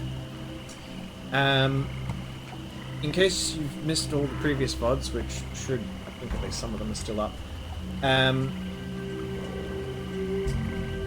my little scoreboard over on the right of frame is tracking how reprehensible I think, respectively, Cirrus and Akanar, who the 2 main antagonists are, and I'm using then their father, who I'm supposed to be friends with, as a baseline for whether or not I think they can be trusted. So, just to give you a little tally on the scores, for those who can't read Dungeon numerals, Cirrus, who's the red guy at the top, is on 5, Akanar is on 20, blue one. Hello everyone from Shoulder Drake's stream. I was just halfway through introing. Yes, so Cirrus, who's the red guy up in the top right, is on 5, Akanar is on 20, he's the blue guy, and Atris is on 16. As I laid out probably 2 streams ago, my thesis is I am going to side with whichever of Cirrus or Akanar has the lesser total, and whose total is lesser than Atris's. Well, the thing is, Akanar has been more obviously bad. You know, animal cruelty, essentially total ecocide. And, well, we'll just have to find out what sidewith means. Cirrus has done a lot of sus stuff too, but I'm trying to prosecute this to an actual criminal standard. And while a lot of Akanar's stuff there's plain evidence for, Cirrus's stuff is much more circumstantial. Now, I suspect we're going to find more conclusive evidence as we go on, but just have to see where that goes. But, you know, I've been putting off this book. There's a dim chance this might crash the game very frequently, because this is the one age I haven't tested, and I did notice that earlier when we were looking at Tomahna, the game was crashing like every 10 seconds or so. Anyway, off we go. That is very pretty, and I have absolutely no idea how that can naturally emerge as a topology. Oh, unless it's all like fungal. I seem to think it might be. I remember some of the rules.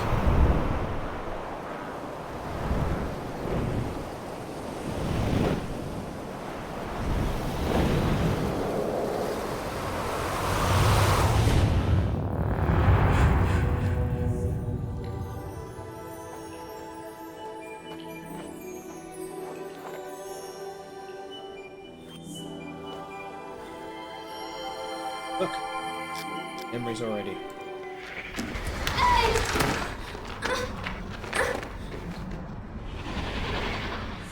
Okay, we know Yusha was here and we know someone abducted her. And that is why the book is on the ground. We should probably close that. No, we can't. Okay. So we know Yusha's been through here at some point. We don't really know the chronology. Oh yeah, you can do shit with this. That's right. I seem to think that is part of a really fiendish puzzle later, which is not going to be any kind of fun. I gotta, yeah, right, okay, I gotta turn around. Doodly doodly.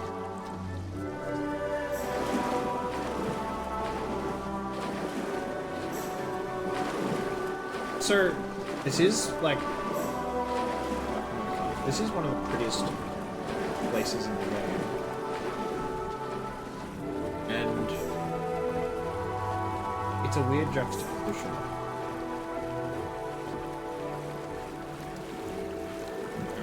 It's just a scenery.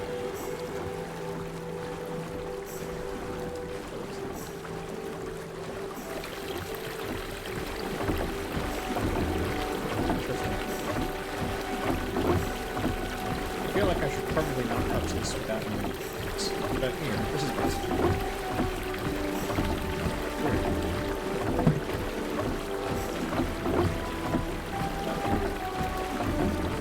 Yes, it does. It actually takes that out, so... it's not clear to me that this gets this on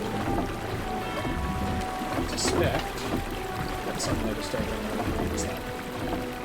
Anyways...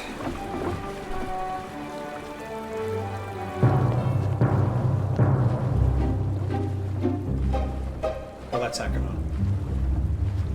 Where's Akanon going?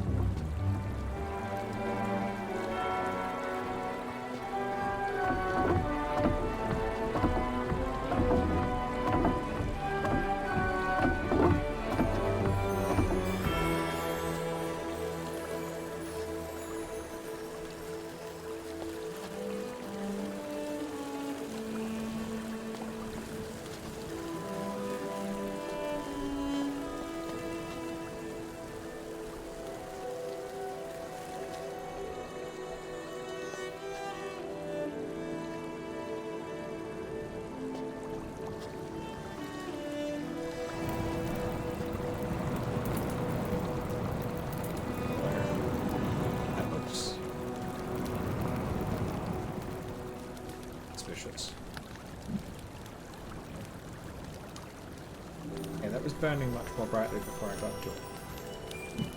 Anything with it? No, apparently it's... There are quite a lot of those in this game, and yeah, let's tie up.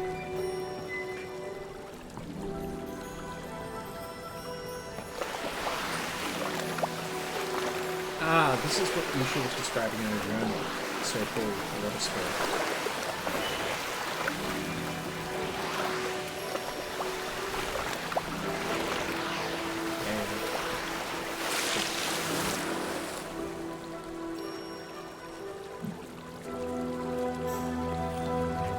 No doubt that'll be something with the cafe.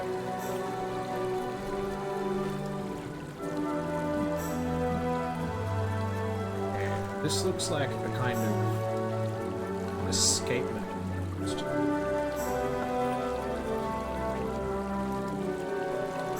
So this is kind of like Channelwood 2.0, except there's not really trees, but somehow it's still timber. Yeah, actually that's the question. Where are they getting? There are trees, but like...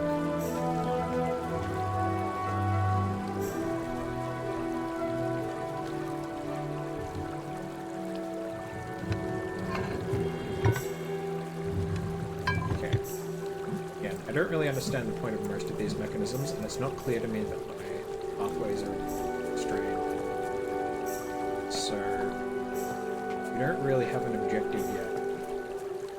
Get answers, so we might just explore before I go to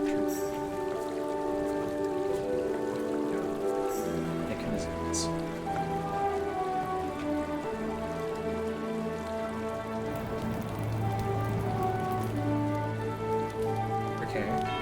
So it gets hot when I go away from it, and then I do not understand the point of that.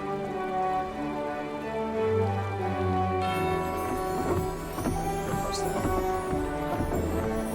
Is there something that should in notes because that's not actually.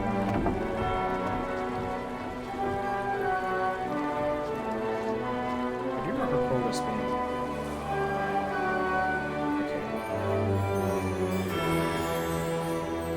So, apparently, classical depictions of elements in beige circles of rocks is a thing with sage. Oops, I should be scrolling.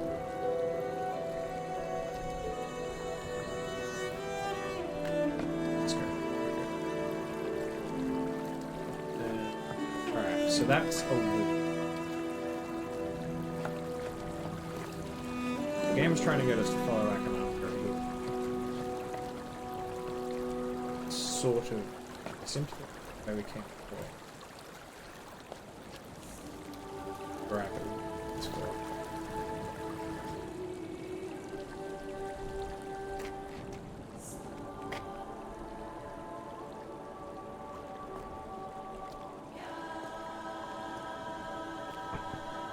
I was starting to worry about you. In the dream, you always arrived before third bell had rung. Welcome to Serenia. I am Anya, one of 6 now serving as protector here. You may find this hard to believe, but my sisters and I dreamed you would be coming. Yes, I do. Very hard. You're searching for Yisha. I fear she may be in trouble. But we have not seen her since we gave her the necklace 2 weeks ago. I will gather my sisters to help find her. In the meantime, you should consult the memory chamber. She always knows more about what's going on in this land than we do. Follow the ceremonial alley to her doors and see what insight she has to provide. So what you're saying is, without mystical clairvoyance, you could not comprehend. Magnificent.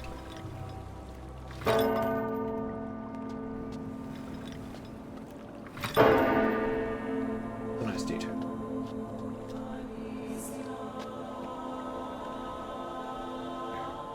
I suspect that might be the memory. Not a great... Not a great deal about this age. It's much sense.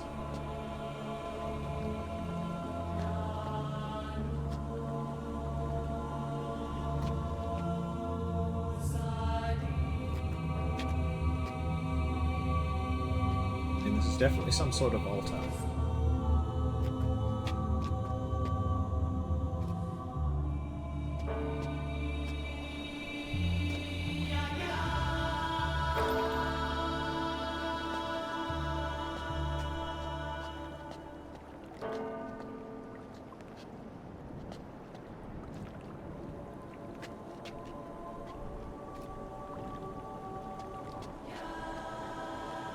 Okay.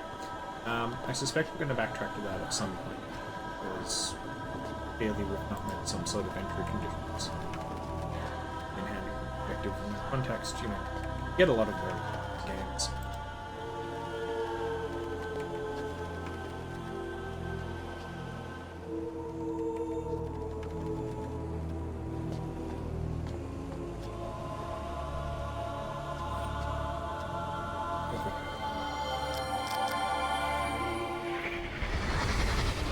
You mean you have to signal somebody every time you want to go home? Why don't you just sleep here? Because we have families too, you know. And the ones who are still alive sleep in the village. Okay, so they've got some kind of... It makes sense, right? If they have, like, a so-called memory chamber, so that's probably conventional. I don't suppose I can operate this thing.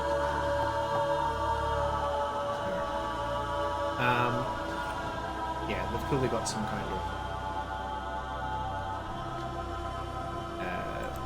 fantastic relationship with death, and that they don't preserve it exists because they can preserve memories beyond death. That makes sense.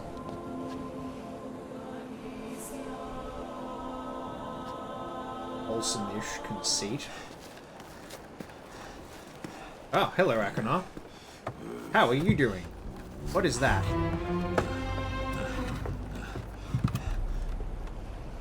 Wait, please. Listen to me. Okay. It doesn't look good. I admit it, but it's not what you think. I'm just taking it for a little while. Borrowing it, so to speak. It's the plan. Cyrus's plan. He's got Yisha. What does he? I just want to stop him. He's a nutcase. He's here. And don't let Father come here, or you'll screw up everything. Find my journal. The one from 20 years ago. Cyrus doesn't even know that I kept one. I hid it in a stone pillar in the forest near where two rivers are crossing. It'll explain everything. Cyrus is mad. He's gonna kill Father. And I've got to stop him.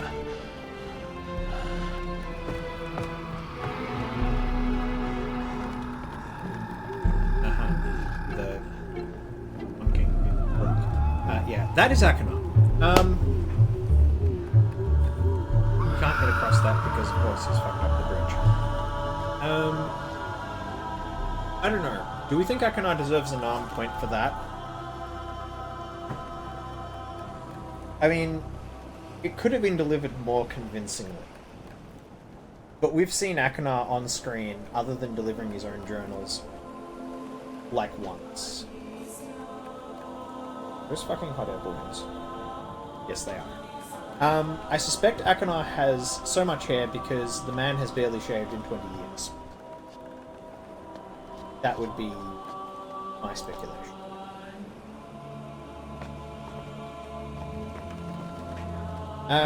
Actually, yeah.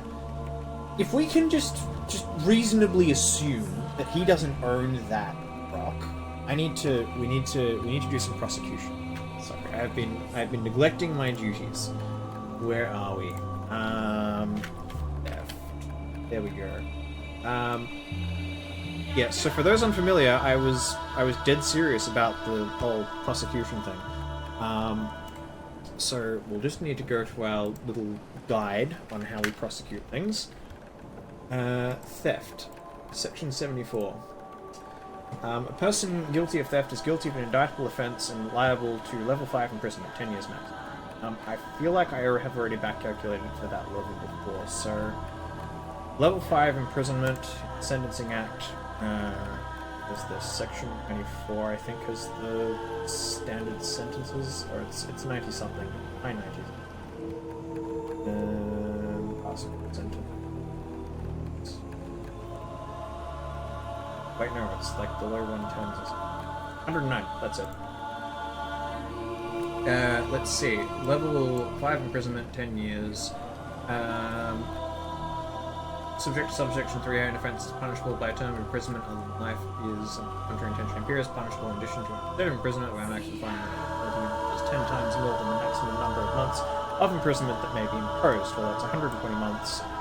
So that's 1,200 penalty units, which is level 5 on table 2, and then because we do 12 points minus the level, that is 7 more points for Akhenaten.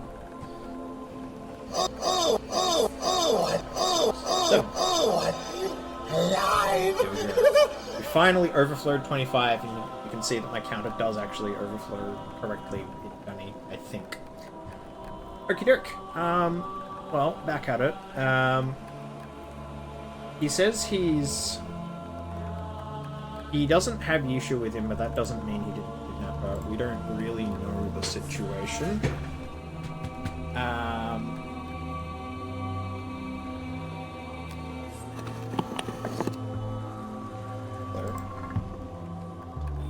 That do something?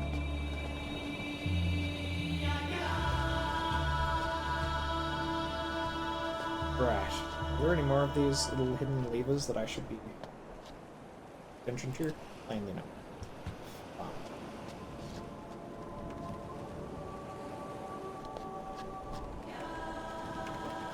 Okay. so we can't go much further in either of those directions, so I guess we just have to backtrack and hope maybe that now that we've seen Akanar, they'll let us into the memory chamber and we can get something useful. There, what's this?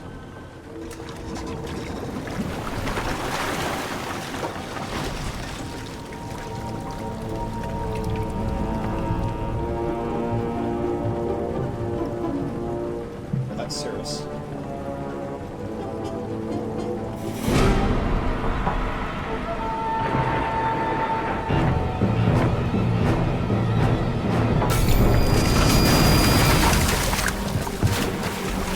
Why was that necessary? Okay, well that's just criminal property damage. That is a bathysphere. Well, it was a bathysphere.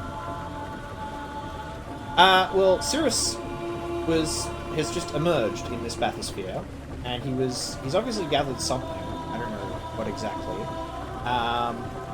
No, he did not. I'm pretty sure he wouldn't have linked out. There's no reason for him to take a book into a bathysphere. Plus, where would he link? He's absconded and thrown some sort of explosive, which I suspect is the same type of explosive that broke out of the prisons and incapacitated us in the first stream. So, I think we can reasonably assume, like, okay, we need to get the legal matters out of the way. Property damage is like really early in the Crimes Act. It's like section 50, I think. Christ, am I gonna actually just section 2.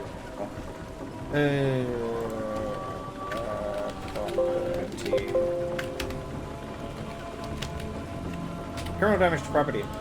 Throwing or damaging property. Section 1, so it's not really. It is level 5 imprisonment. Okay, so it tracks the same penalty basically as theft, which means 7 points. I'm not going to do calculation back out again. Alright, Cirrus gets 7 points. 7. Yeah! And there we go.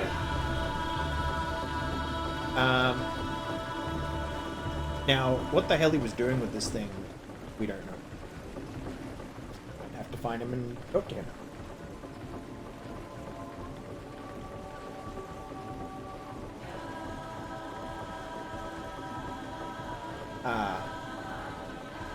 So, do you remember how I said, boy, I hope this game doesn't crash?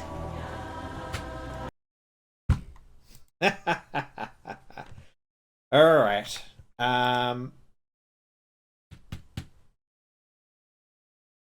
This could be interesting. Alright, I'll start the game back up. We did just crash, so that means Atros gets a point.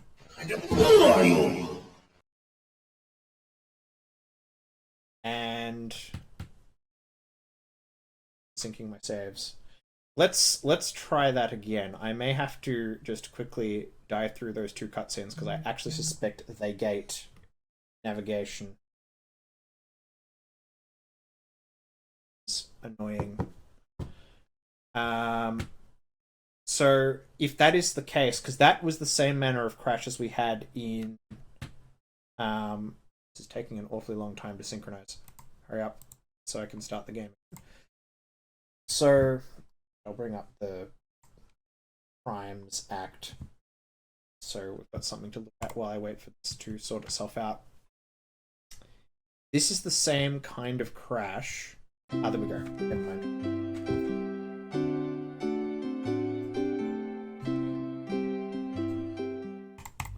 As we had in Haven. So, okay, first off, it's probably going to make me load from... Okay, no, we have an autosave, so that's not as bad. Okay. What's this thing? Okay. That's Haven.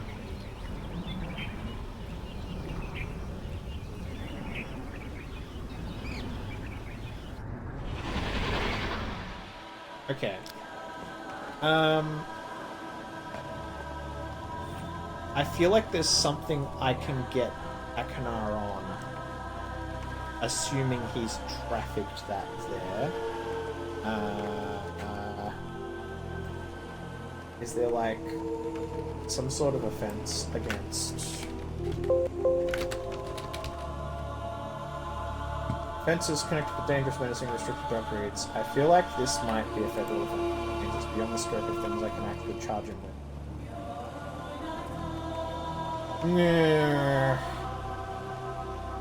Okay. And he hasn't obviously damaged it. He's literally just looks like he's wrapped a snake around or something. So we don't really have a crime. That's annoying. No more points for Akama. Not like he hasn't already got enough. Okay, so let's go watch the Cirrus cutscene again, and then I'm going to save, and then I'm going to see. First of all, if I can get to... No, let's directly try to just repeat the same crash. Just to confirm that that is another place I can't pass in the game. And I might have to work out like a VM or alternate machinery to get saves around it.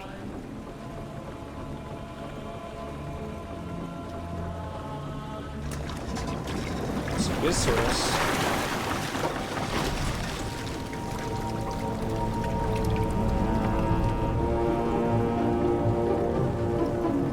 Something up.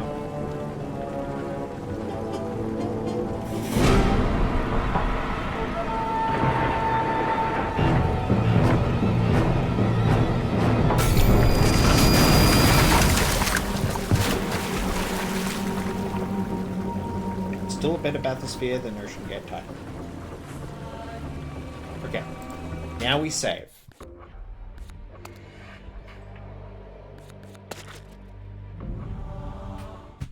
And now we expect that if I click in this direction, it crashes. Yes, that is a crash. Okay. So that is a repeatable crash. I suspect it actually is vital that I go past that at some point. If that is the case, I may just need to go back to Spire and Haven and try to complete them a bit more while I work out how to work around the now 2 places in the game I know I absolutely cannot pass on this machine. That is frustrating. Come on, how long could it possibly take to synchronize like one save? Okay, here we go.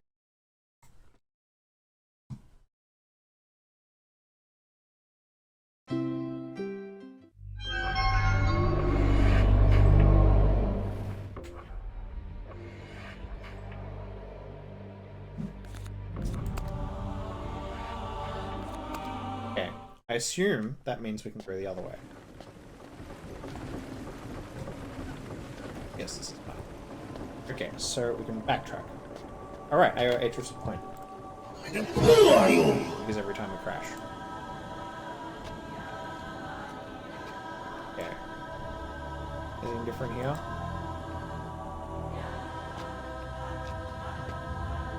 Okay. Well, that's kind of a shit, because that's about as... I suspect that is... Yes, it's not fun. I have... So, I was getting frequent crashes in Tomahna at night, but before Akana turns up. And they would happen quite reliably every 50 seconds or so. When...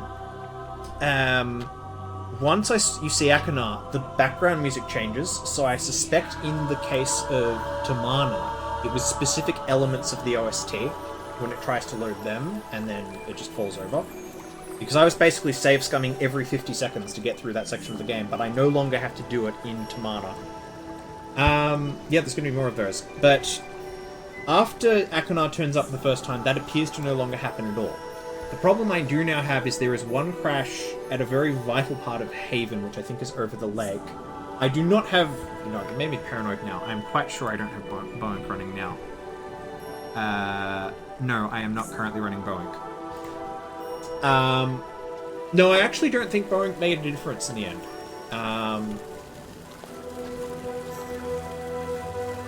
Okay, what can I do with that? Yeah, but so there's one in, there's a known one in Haven. This is the GOG version. The only modifications are the direct input DLL. You need to run this under Windows 10 at all, and I'm running it in a borderless with a borderless gaming tool, which appears to make no difference. Yes, it is otherwise vanilla.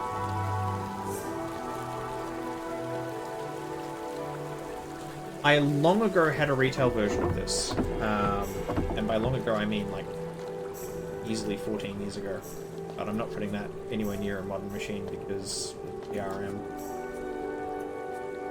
or whatever that stuff's worth anymore. Alright, I think I have turned myself around trying to backtrack.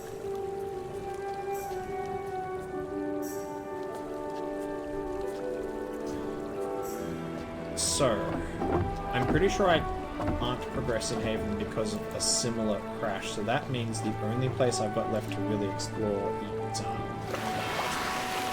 Spire. So far, Spire appears to be completely stable.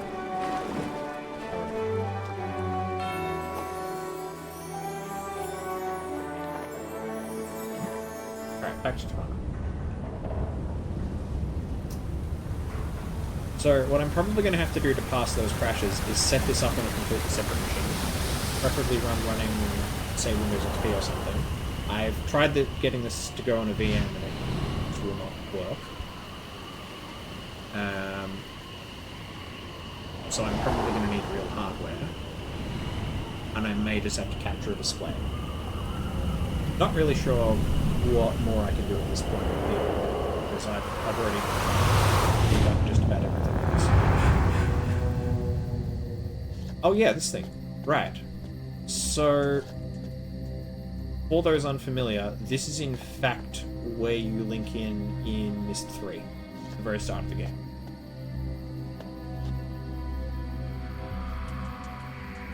So we actually can explore a couple of things. So first of all, where does this go? Ah yes, that's this door.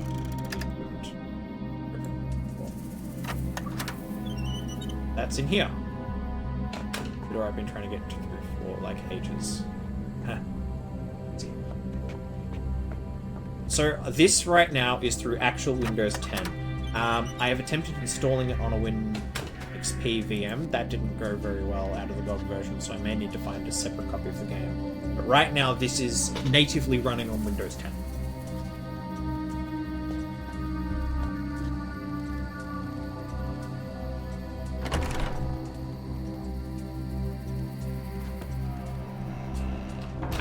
So this is Atris' study from Myst 3, and I suppose it is his study. So there's probably going to be some lore.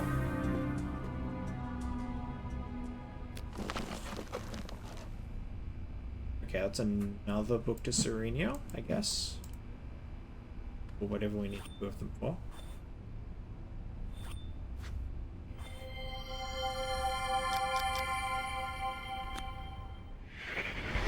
For 20 years, I've harbored a secret. People talk about my sons and the evil things they did. Yet still I remain strangely mute. I do not discuss my own actions that day, or the rage I felt when I burned the 2 linking books that had snared them. Some people believe my sons died in those fires, but the truth is, they did not. You're the only one I can confide in, my friend. So I'm asking you to come to Tomahna. There are things I must tell you about my sons.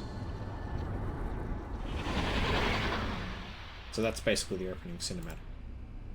So he was sitting here with version.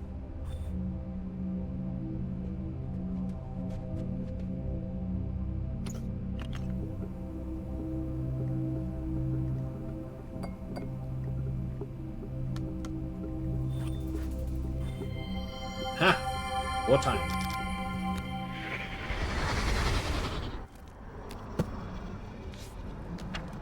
The first time I placed my hand on Serenia's linking panel, I remember thinking, this age will be unlike any I've journeyed to so far. And it was. The sky was crisp and clear. The rivers and waterfalls sparkled like diamonds. Even the worn paths threading through the canopies of stone took my breath away. I met a group of women who told me they had been expecting me, and as we talked late into the evening, they did seem to know a lot about me. Yet the more they explained why, the more impossible their story seemed. Of course, Catherine's ages have always struck me as impossible. Why should this one have been different? One of the stories the protectors told me.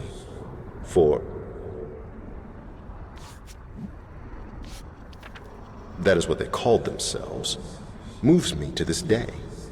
Many lifetimes ago, a child from the village contracted a fever and died. His parents, who had loved him very much, decided to bury him under a waterfall and built a balloon to take him there. The parents' grief was so strong, however, that when they landed their balloon, they could only carry the child a short way. So they set him down beside a giant flower and slept. All night, the mother's tears never stopped flowing. Eventually, they sank through the ground and bathed the flower's roots. Moved by the tears, the flower told the parents to carry their child into her epistle. She would preserve his memories so they could visit him whenever they wished. Then the flower passed one of the tears back through her roots, turning it into a container to hold memories, and the father dove underwater to collect it. And that is how the memory chamber first displayed her power to the Serenians. Having read Catherine's descriptive book, I realized that the plant the protectors called the memory chamber is but the fruiting body of a massive fungus. Like any fungus, it recycles dead organic material into nutrients. In this case, filled memory globes. Since Yisha has recently asked to see Serenia, I will share this explanation with her, as I did her brothers when they were her age. Yet I cannot help thinking that my... Okay, so Cirrus and I have been here. Scientific understanding of Serenia's pales in comparison to the Protector's simple tale. I had not fully realized how many years have passed since I visited this age. So when I stepped out of the linking cave with Yisha, I was pleased to see only a little has changed. A new group of women have replaced the Protectors I knew, but they seemed to be as friendly as the first. Yisha took an immediate liking to the one called Anya, and as we made our plans to spend more time here in the future, I felt confident our relationship with these women would be mutually beneficial. After an absence of several weeks, we returned to Serenia last night. Catherine agreed to accompany us, so we will stay for a week or more. This morning, I took advantage of Catherine's presence to re-explore alone. My route soon took me beyond Serenia's current memory chamber to the old abandoned flower which had served the village centuries ago.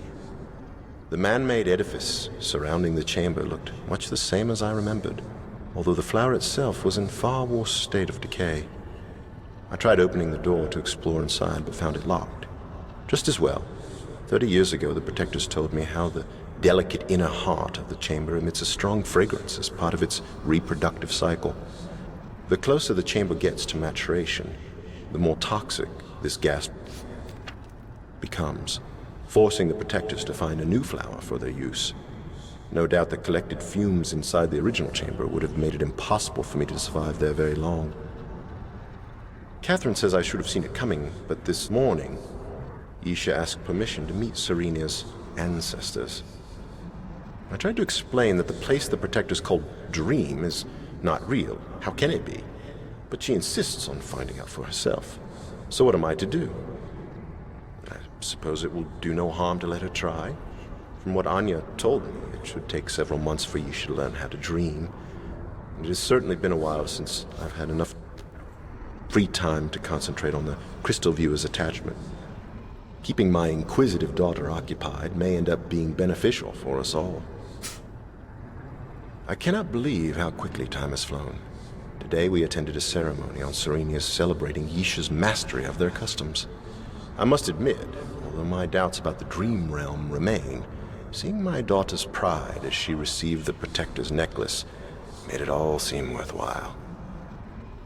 Yisha said something strange during our writing lesson today.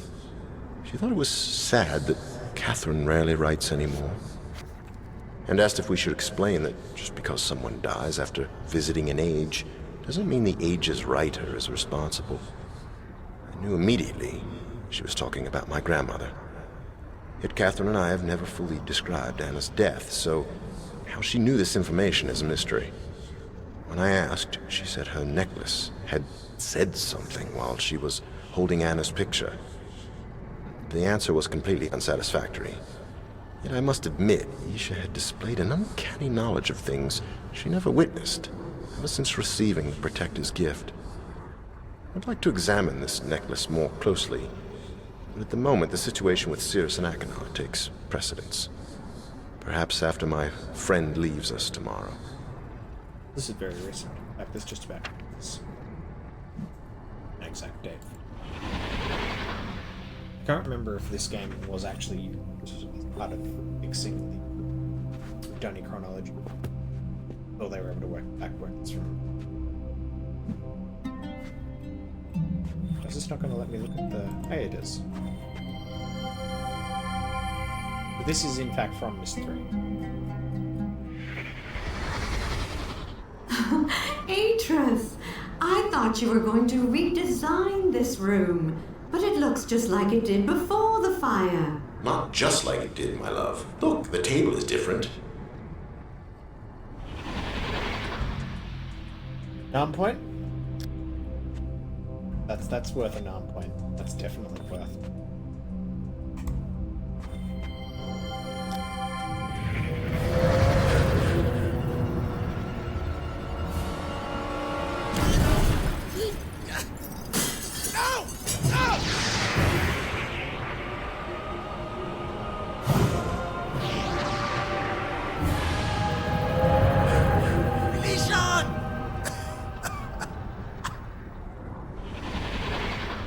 Okay, that is from Myst 3. That is like the opening of Myst 3. I think between the two of those, there's a nom point. Although, in fairness, at least one of those nom points is properly assignable during a run of Myst 3. He gets one. Who are you? God. This is a much less cluttered study than it is in Myst 3, also really where it keeps really sharp. I don't think we find that out in this game. True. Hopefully not a fucking glass thing. His own study that has super dupes link insecurity.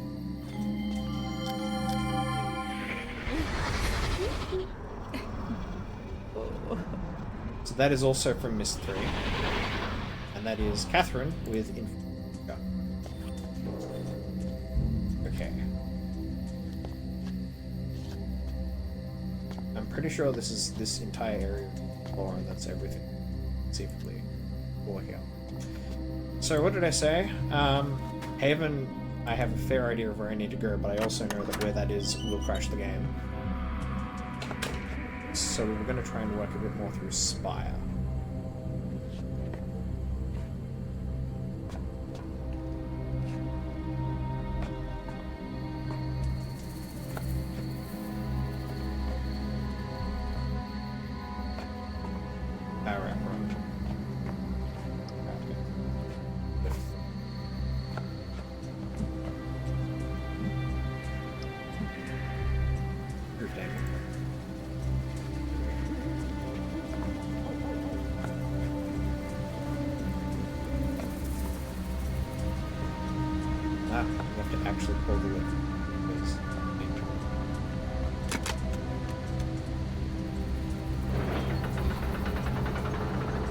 Okay, cool. We actually get to watch the thing from a distance.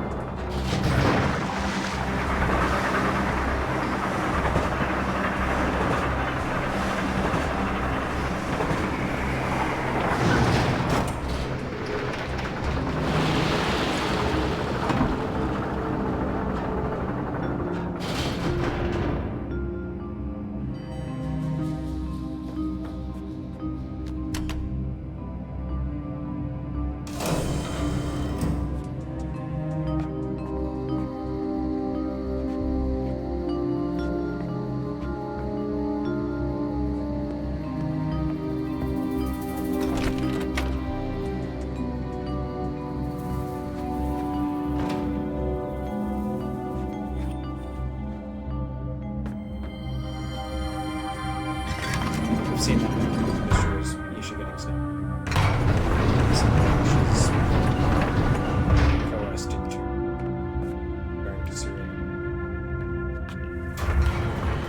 It's just that I saw it previously when the game was full of crashes because that kind of background was better.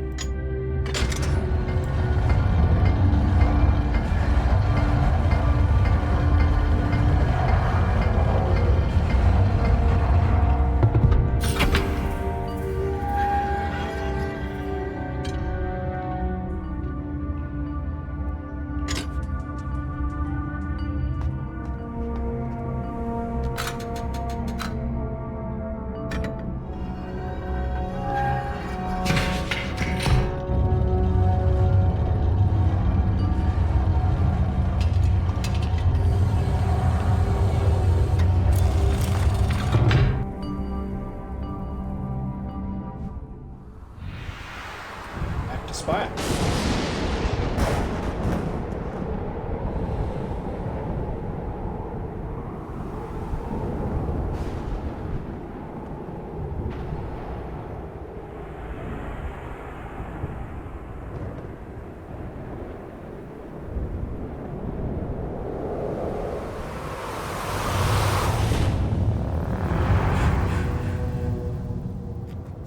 It might be prudent. Let's do that. I think it might autosave on the link. I can't remember if that's how the game. I've already seen all of that. I've already been down the end.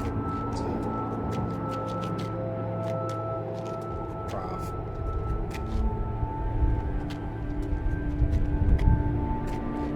I also know that this lift does actually work. Not this one though. Other one.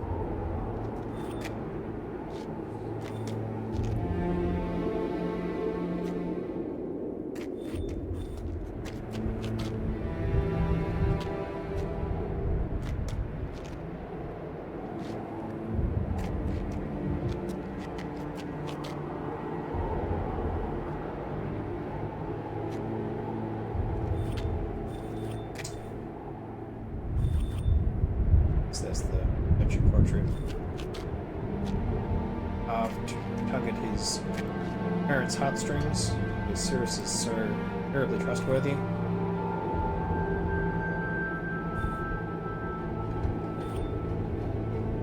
Alright, are we going down this way again? I guess we're going down this way again.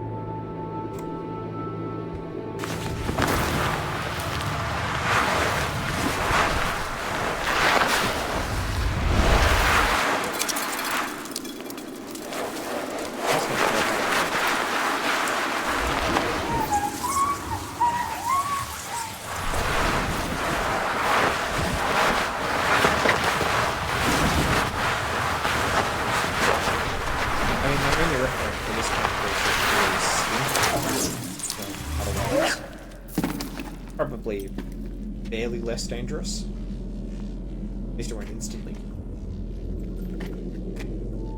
Okay. Right. So I've been down there. There was something I was meant to look at, I think. That means that thing down. Because once I got terribly lost in this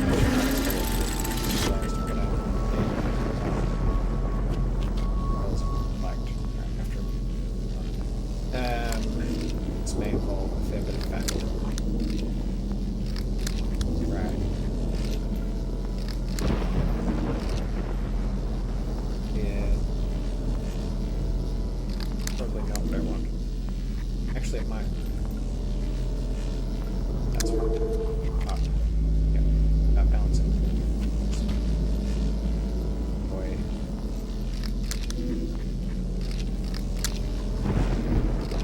Let's get it down closer, because I seem to think this sort of models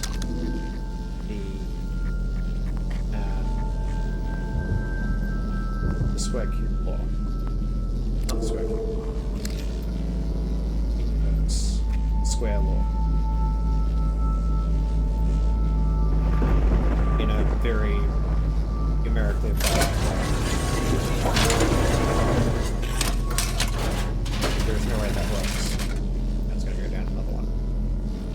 Okay. I did not expect that to be quite that easy. Alright, over here. Because I did an exploration last time.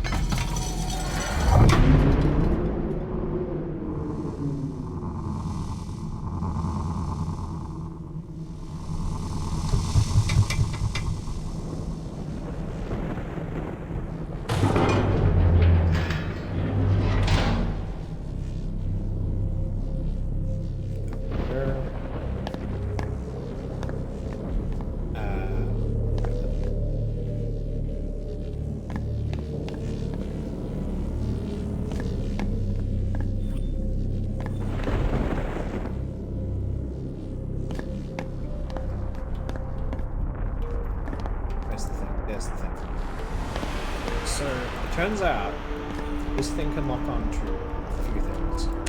Most obvious is that, which I found. It's not actually the most... apparently not necessarily the important.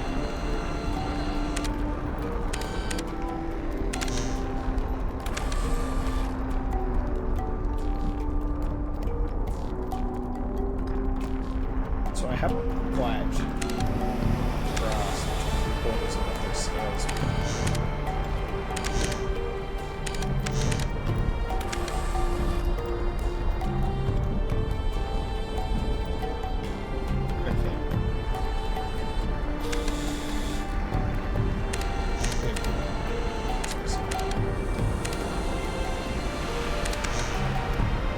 Some sort of apparatus there.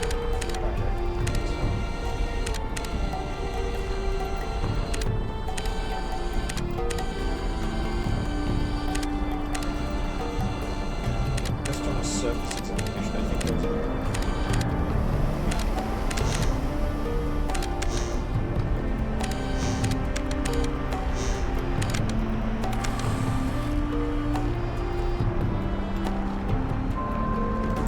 Resolution's not really...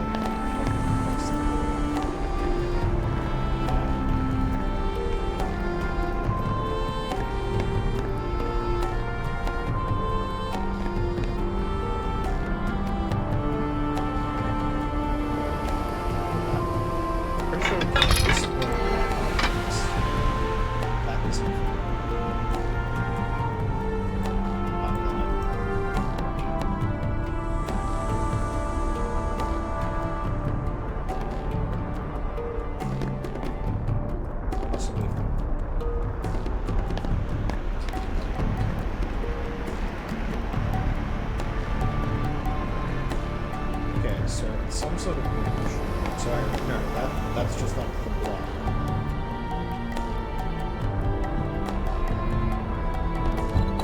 Aha! Bye-bye. So if we think, right.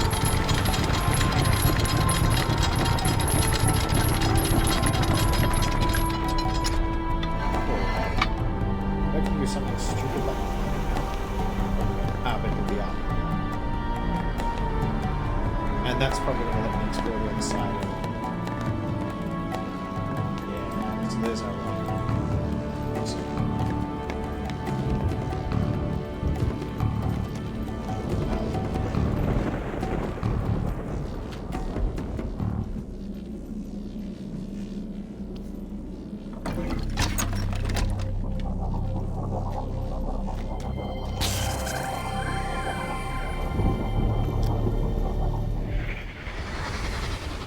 Heck of a lot of electricity being gathered out there. And as soon as I finish wiring this circuit, it'll go straight through the throne to where I need it the most. Can you hear the music yet, Father? Not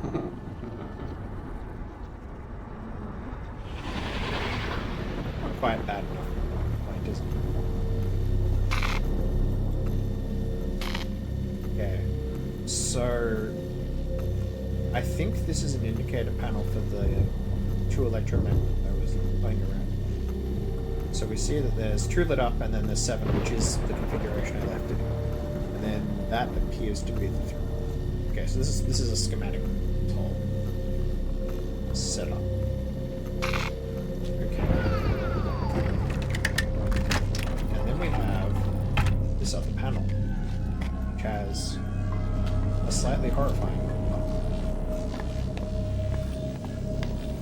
Jared's not bad.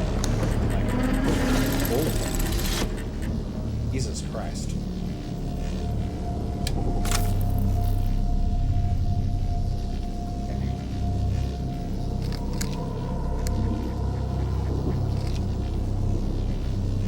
That is 7. That's 3.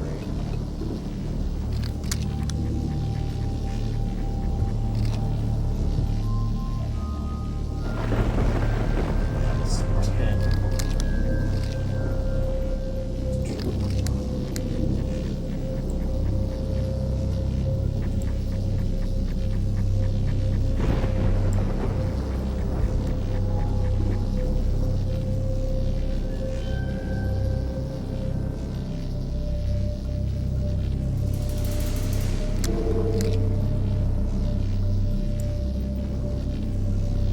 So, what happens if we just try to max this thing out?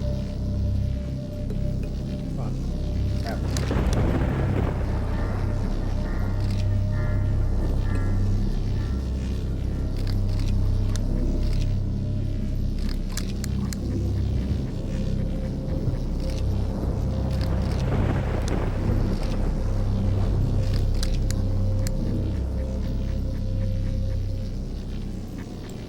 Okay, that turns all of them on. Now, whether or not I want all of them on is another question.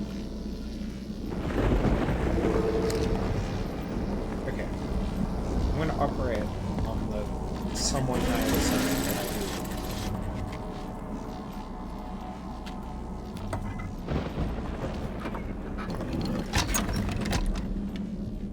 Because I seem to think he made notes about this. Yeah. Seemed to think he needed all of the power. I'll go back to his lab and I'll check that, but assuming that's correct, we don't need to. That's the main thing.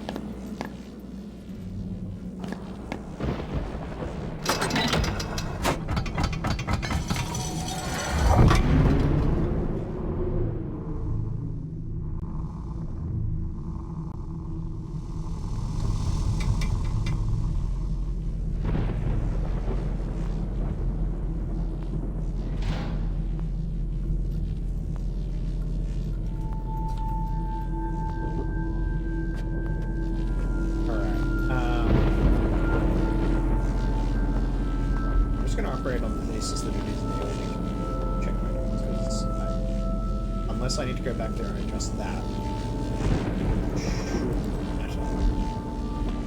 Actually, what I should find, I suspect, is that this will like go to see.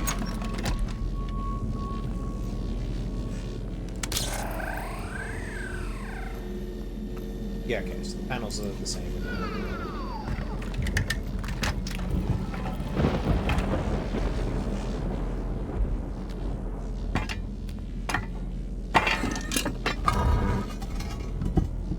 There. Battery.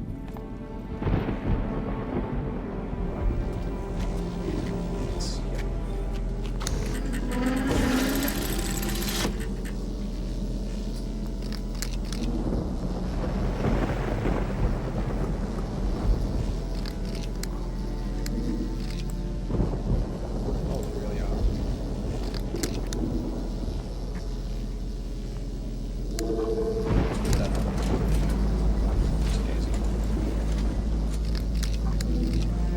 See, if we're just like, if I could disable the mouse look quickly, vastly simple. But like, absolutely toggle to object, so you're talking about range, not this half.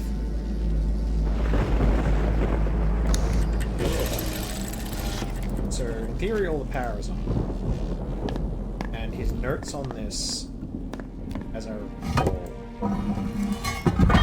are down that this level somewhere. No, that's where we can. That's where we can.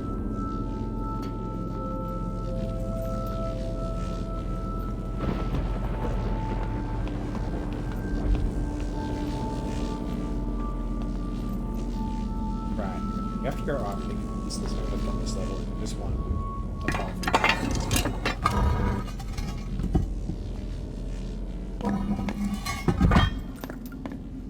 Okay.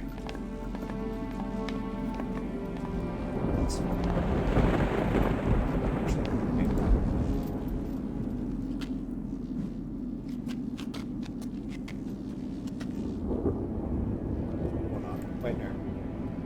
Yeah, let's go that way.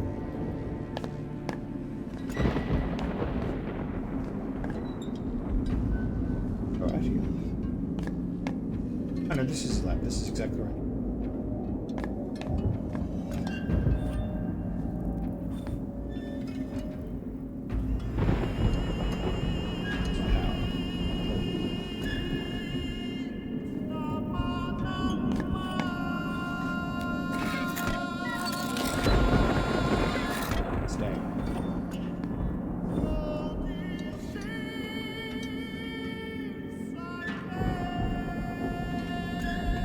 Total electricity gathered. The crystals. Used by keyboard, but total electricity gathered in garden and docking station. Friendly sound.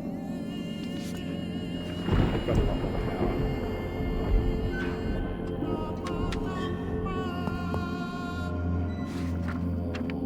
Let's go find that throne of his and see if we can play.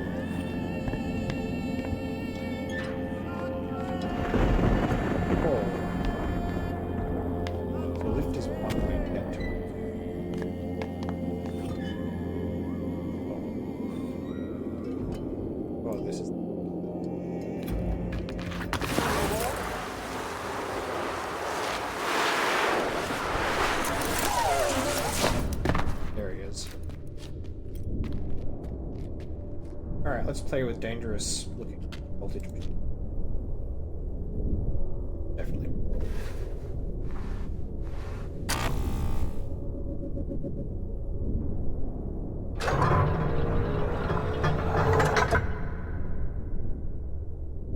Okay, yeah, we have all of the power now. Yeah, all the shit's on.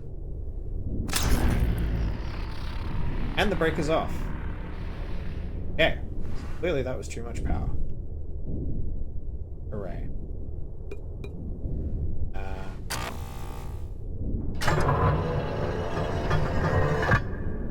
Well now, he did say...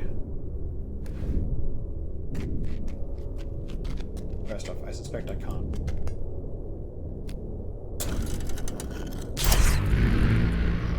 Well, I can. Alright, I may actually have to go listen again.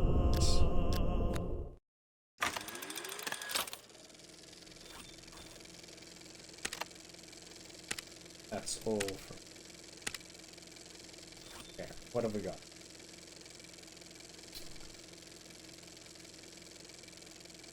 Test 27. Results. Quartz tests. Suggests 8, 12, and 4. So that would be 24 units. Guessing if that's what it reflects in other. Every partially successful test. 20 units of power total.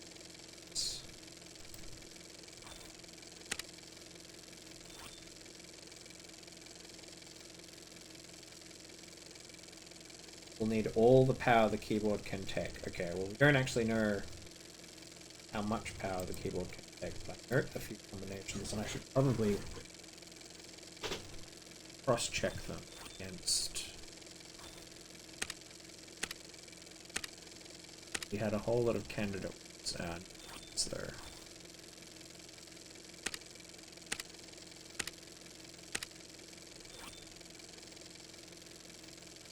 Okay.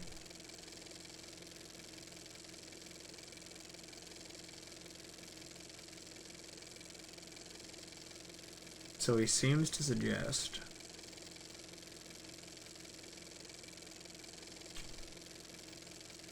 perhaps 11.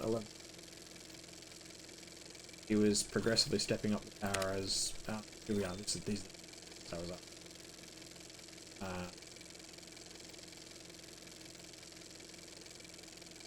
Right, but none of these are combinations that he would take sequence.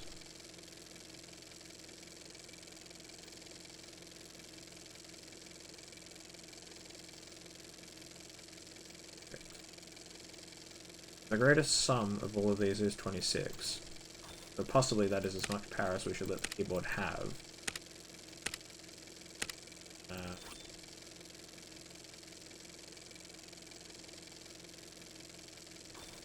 Because we don't actually have a clear idea of how much power it is that quote-unquote the keyboard can take. Unless that is 26 units. What I can probably do is we drop this down again.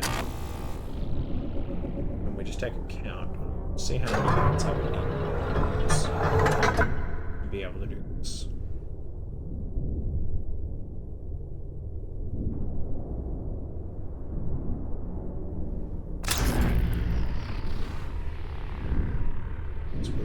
It's fine. But we know that we've got all of them.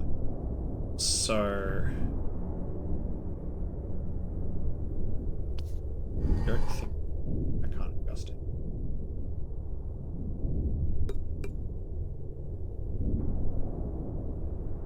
So there are 4, 6, 7. It seems to arrange these things in 7s, which helps sort of. 13.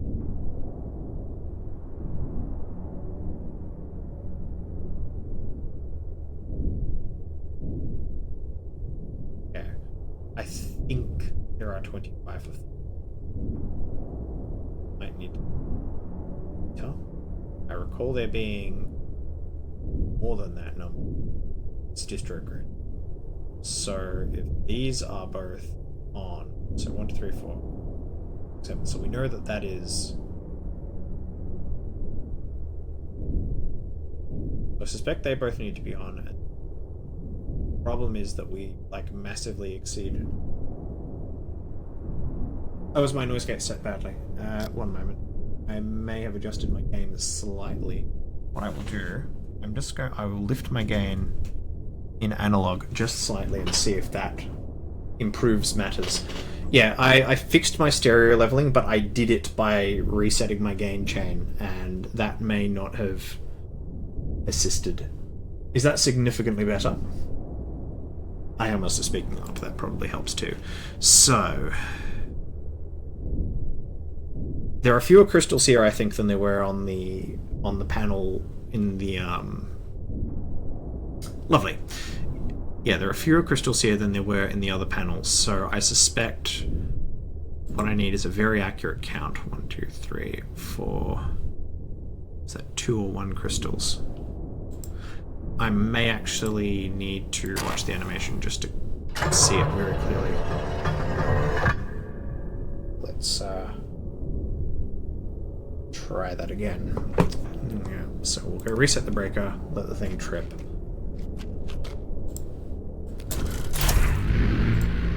Because I'd rather make the trip out to that long panel as few times as possible.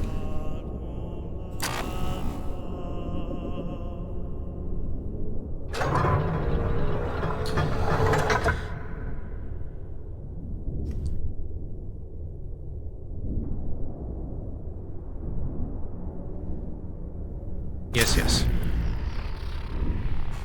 Okay.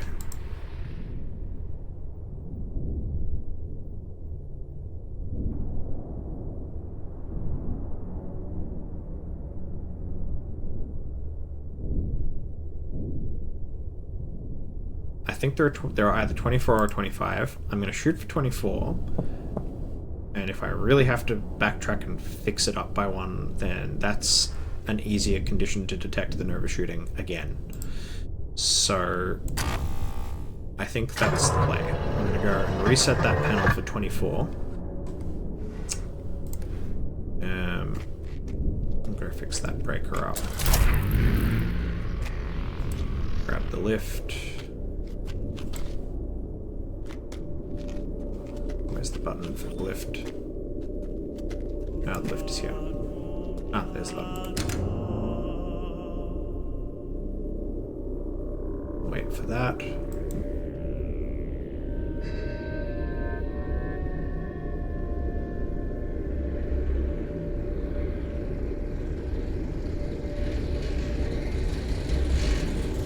Because it makes you wait actual real time for the lift. And we want to go up, I think, at least one.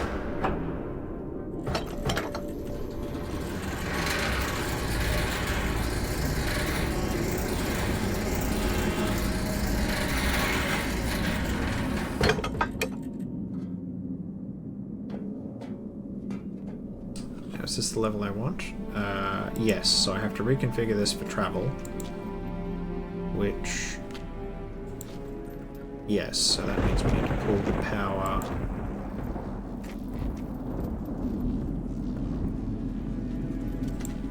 What does that mean?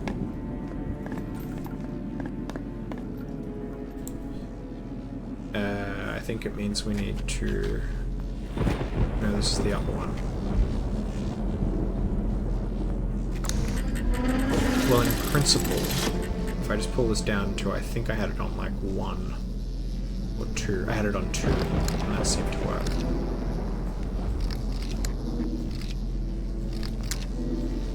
Illumination gives me 2. That's not it.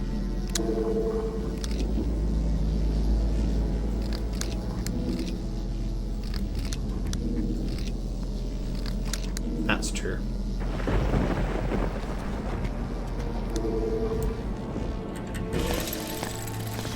Ski. Did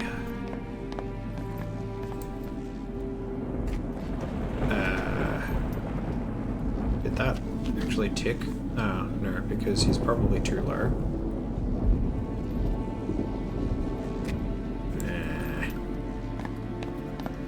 But that other panel's already at 7, so it can't actually get much higher.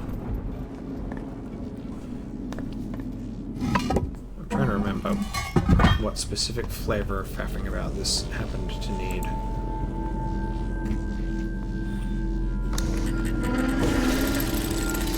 Yeah, so that's on 7, and the thing needs to drop.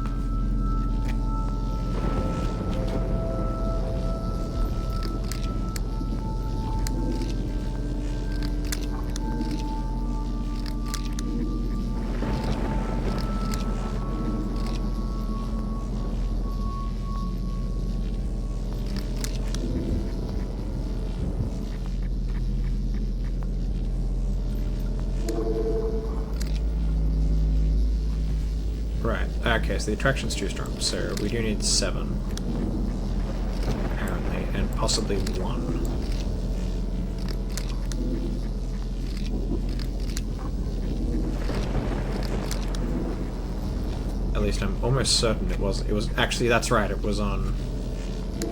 Was it on 7.1 or 7.2 before? I barely recall. This is the sort of thing I should probably have been paying attention to.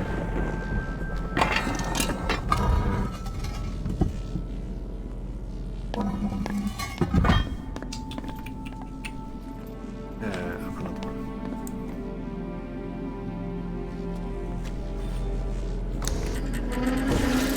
Alright, how do we get 1 on this thing again?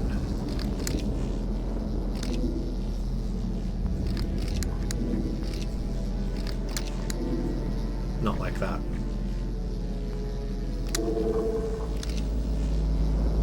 Okay, but it makes it drop. And I think that might be what it actually required.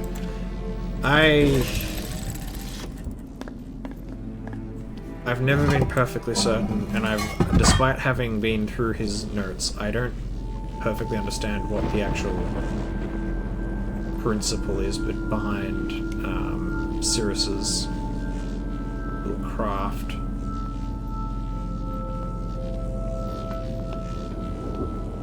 because sometimes increasing it makes it drop and sometimes increasing it seems to not.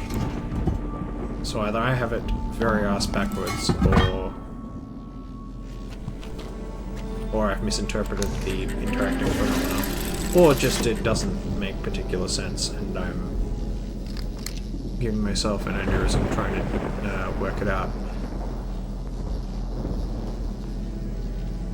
Now I would have thought it only needs to go up one now, which would bring it to the configuration I thought it did need. Alright, well that's just going to give me 3 again, which is not actually what I want.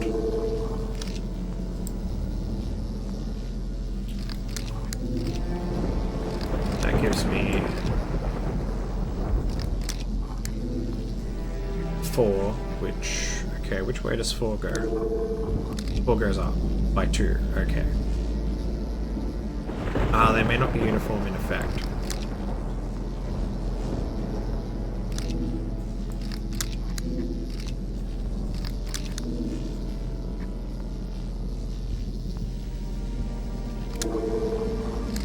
That's too far.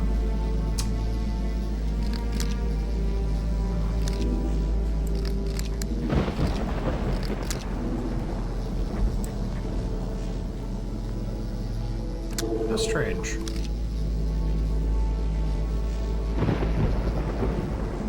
I mean, I could trim off the power down there to like 6 if it would help, which it might, I guess in theory. But no, it's too high. So no, but then we need. But the thing, yeah, but we managed to like cheese the thing with 7 before. Alright, I'm going to try and trim this to 6 and then see what it gives me.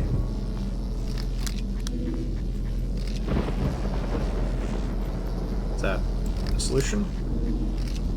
No. Well, that's 5, which is not really what I wanted to go, so it's going to rise by a lot. Is fine, but I wanted 6.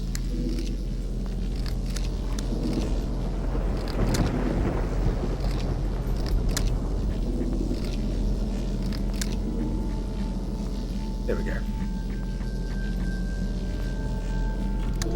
Alright, so with that done, if we now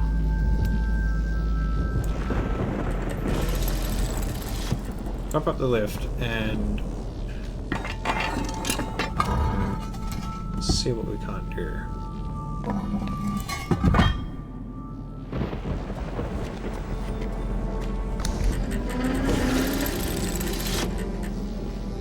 Okay, so we need to trim that off by 1 by dropping it, so we need to pull this to 2. Which way was 2 again? Quite possibly that way. No, it was not that way.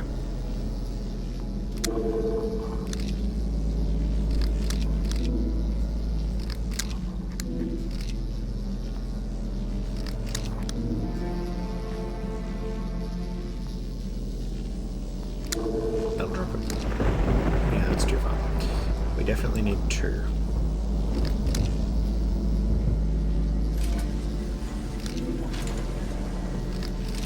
Wait a minute. That's the fucking steps. That's the thing I want.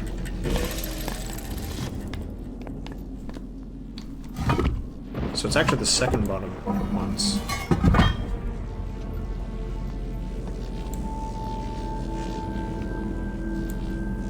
I feel like the more I redo this puzzle, the less I understand it. And it's just a lot of faffing about until you sort of get it to move in more or less the right direction.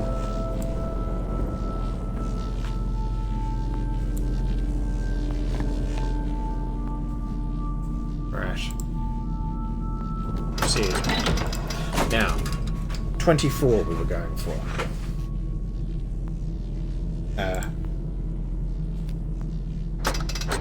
24. Don't tell me there's some other precondition I haven't met, like it doesn't now have enough power.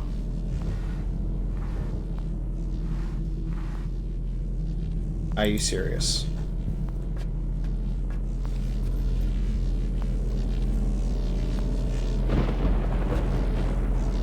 Okay. Assuming that's not a goof.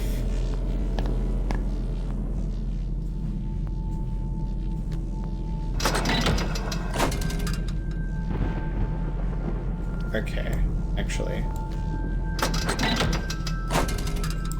Right, no, so that's actually feedback, that's not a bug. Frustratement.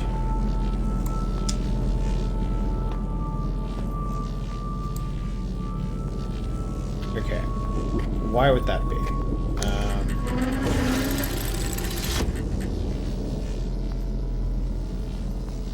Possibly it needs these things to be higher.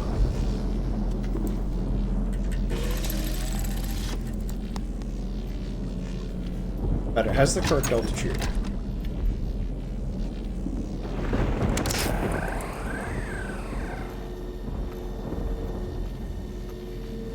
But we did have 2 last time, so it may be that it actually needs 2 and 7. Alright. Let's operate on that basis. So in that case, we will reset this yet again for 7. Another one for 2, and I don't necessarily expect it will behave well, but we shall see.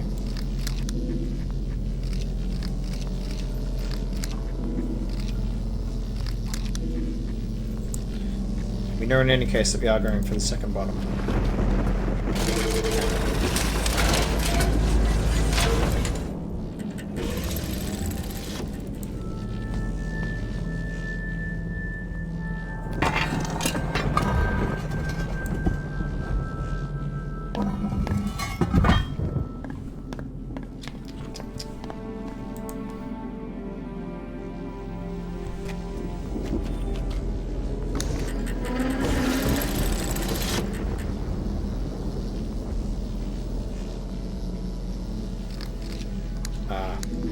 It actually retains state.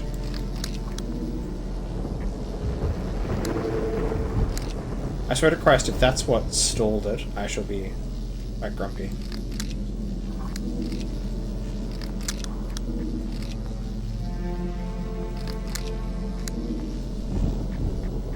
That's far too many, otherwise 3 levels.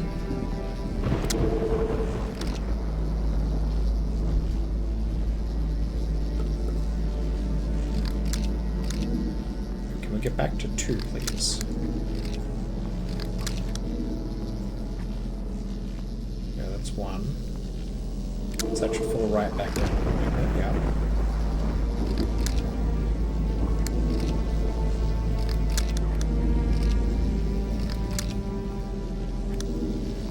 That's 2.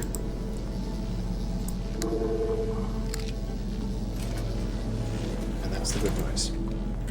Okay. Any luck is this going to behave this time?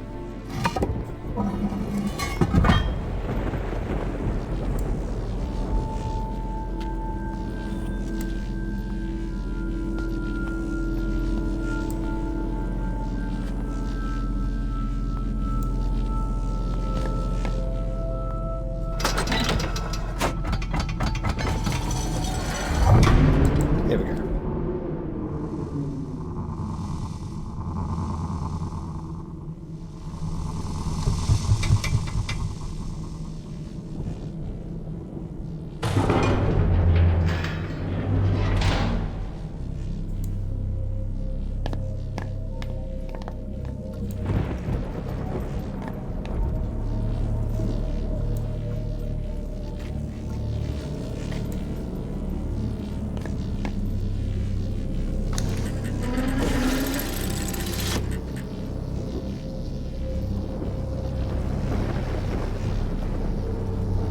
Okay, there are 35 of these. And we said we only need 24.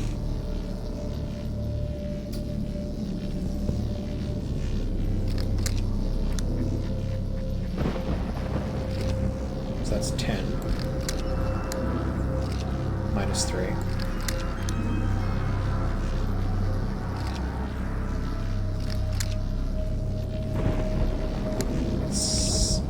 Well, that's 14.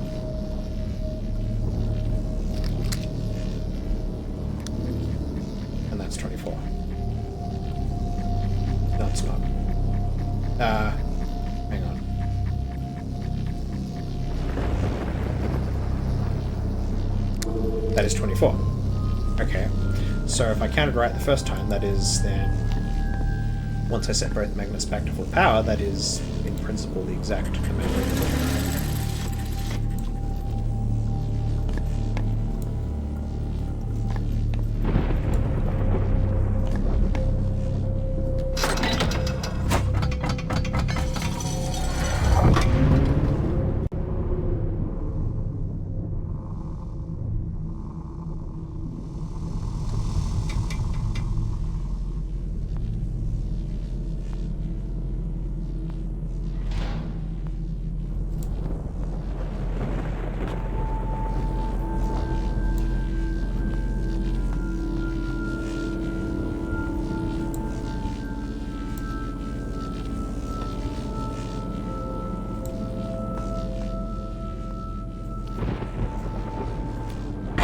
Consistently hypercorrect which way that handle's meant to go.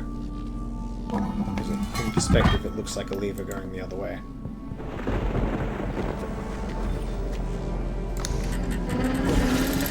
Alright, we need to bring this back up to 4, which is... just that.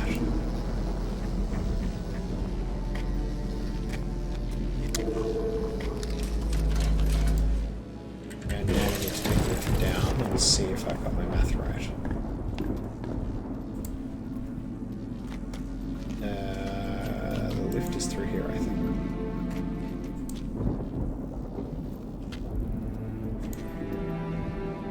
Yes, it is.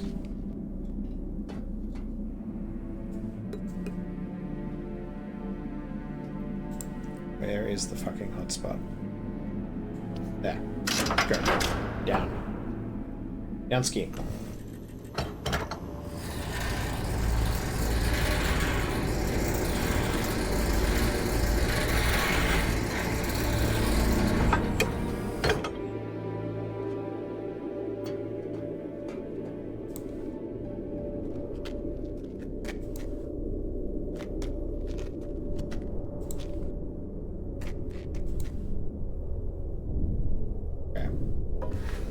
Let's see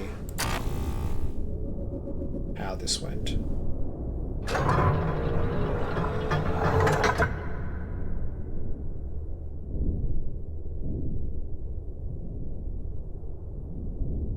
One short. Okay.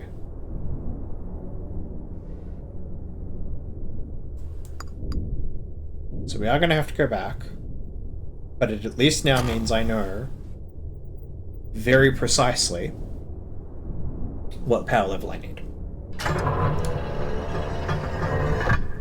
I'm happier that I did it that way, and I now know for certain that it is 25 units.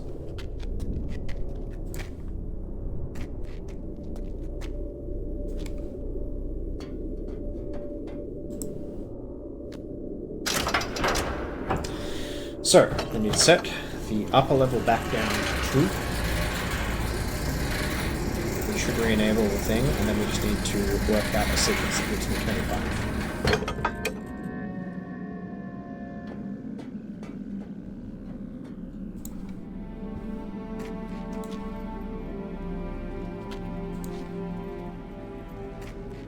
It's like a significantly more obtuse version of the Selenetic Mystgate puzzle from the original game.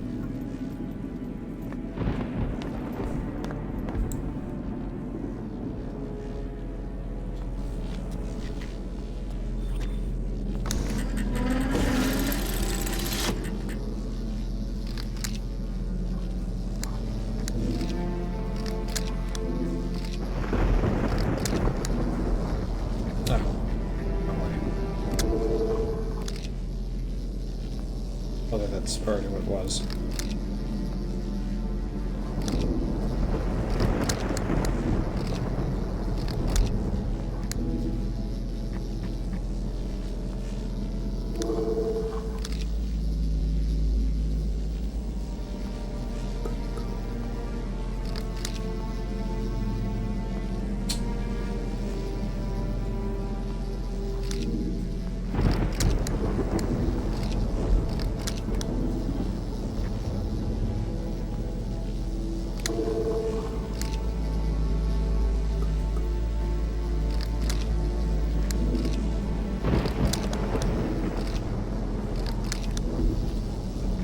There we go. Right off to go.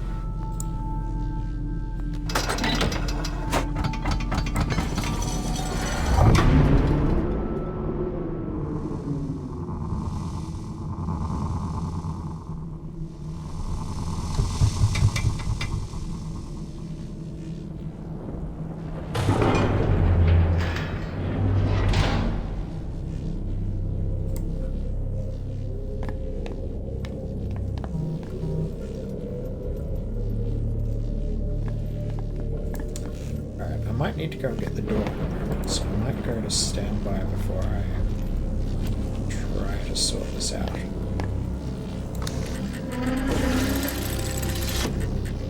Alright, I might pause here and I shall be back shortly.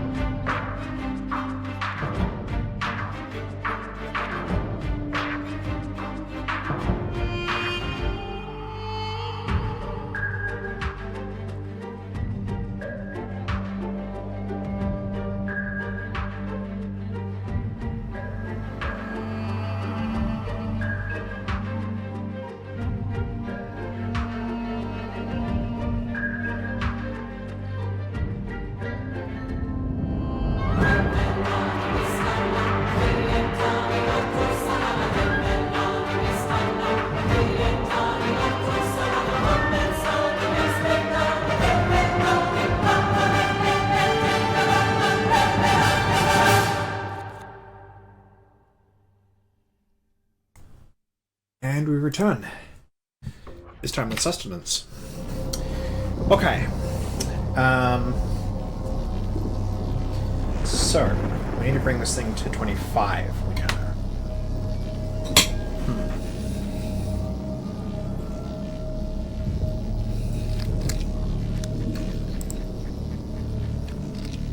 So now this gives us 10. What does this thing give us? 3. So that's 20. So that must be 23. No. Hang on. This is 22. Right, well, if it's that easy, then it's just that. No, it can't be that easy. No, because it has to be in 4 moves. So that just like wildly overflows. That just turns on all of them, which we don't want.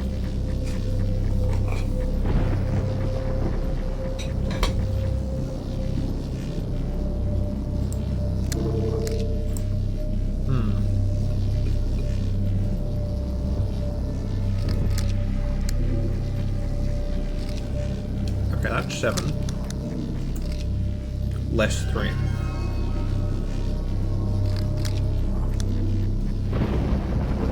And that's why we can make 24 easily.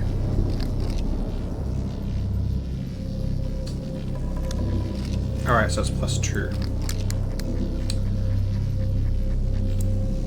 Okay. Then it's minus 3 plus... No, this is plus 7. Minus 3 plus 10 minus 2.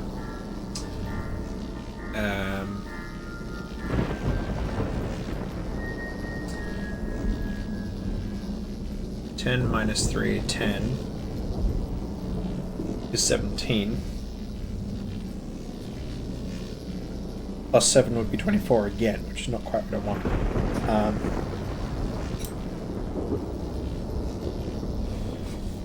What else?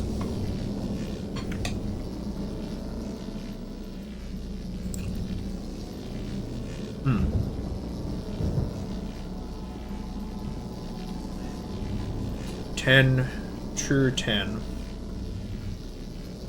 Minus 3 is 19. Oh, hang on, 10. So I can get 24 2 ways, I think. If I'm not mistaken. This one go 10 plus 2 plus 10 plus 2. So, there's a 5th move. That's why it overflows.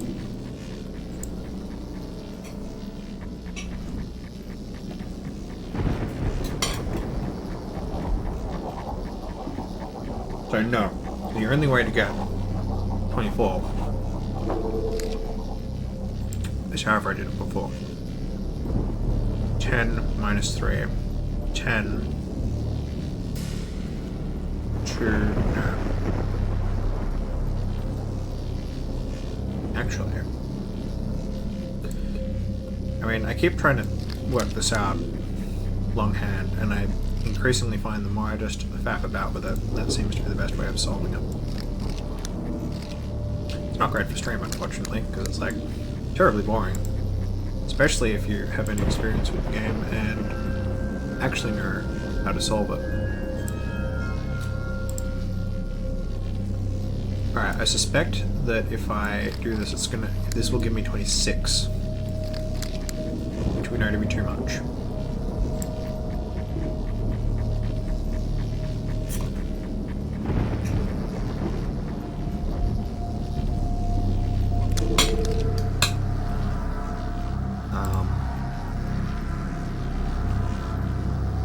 Yeah.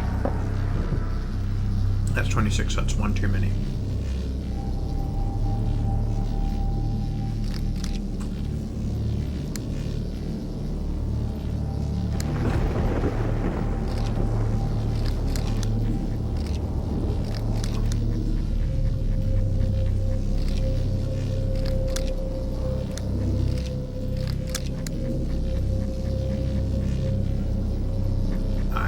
that is the exact same.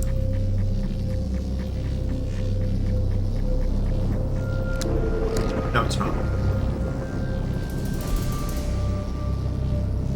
Yes, it is. That is 26.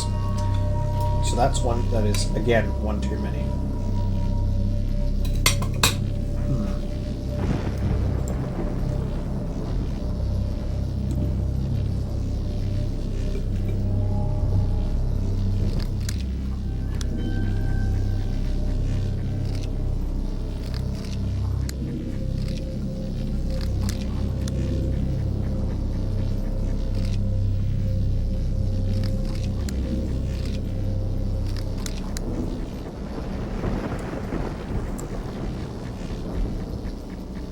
That's 21, which is, again, 2 fear.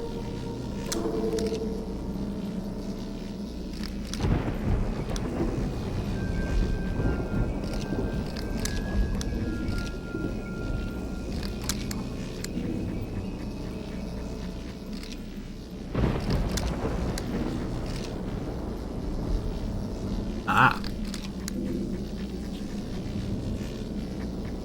No, that's 26 again.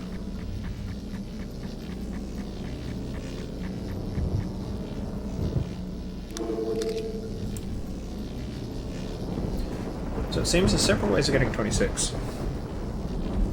Not so for 25.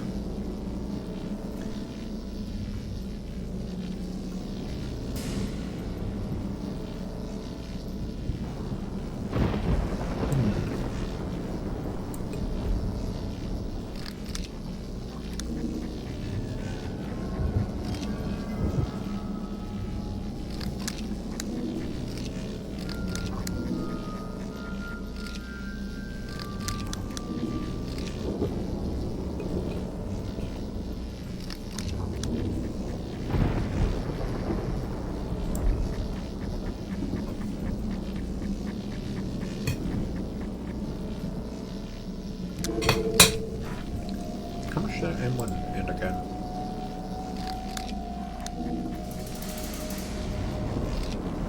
Two, I think.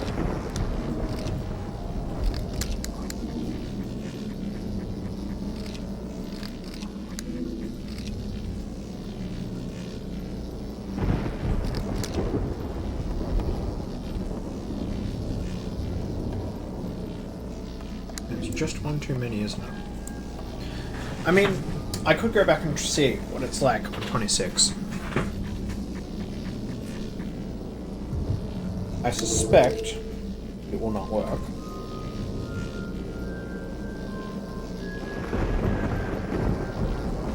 No, fine.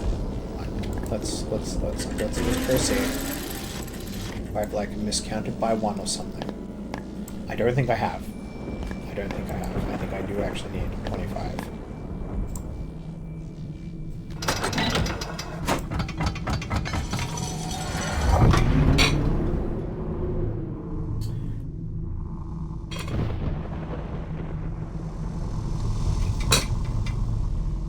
And actually, if I've got it in close to the correct amount of total power, perhaps I need to actually trim it using this. So let's just see how many we have.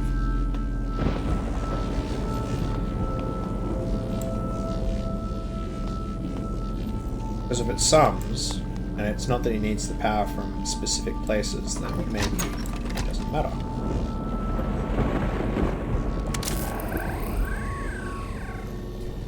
Yeah, because we're too low here. So if I end up 1 short again on this configuration, despite the fact that I think I'm 1 over, then we might get away with it. I vaguely suspect that's not what is going to happen. Lift is not this way. Lift is up.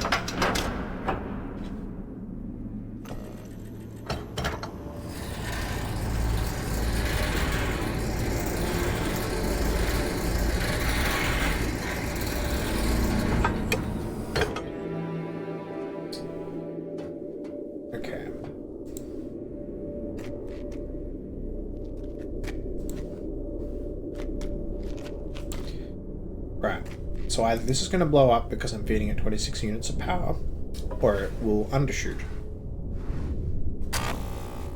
by exactly 1 unit, and I know I can trim it with the other things.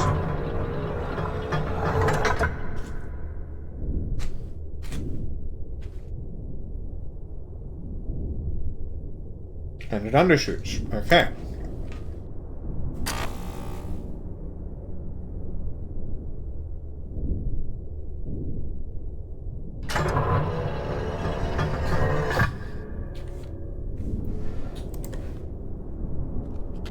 So in truth, I didn't need to go all the way back there.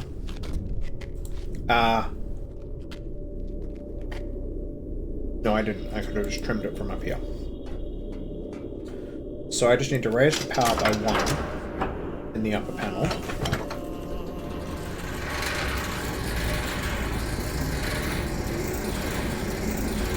In principle, that should do it.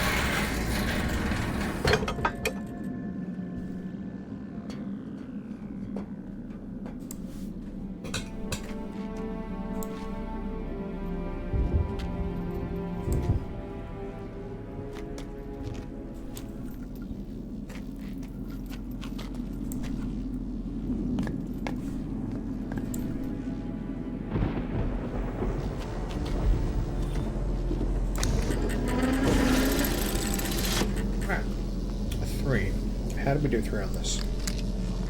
I consistently hypercurrent this. Not like that. That's just true. It's just what we had. So then...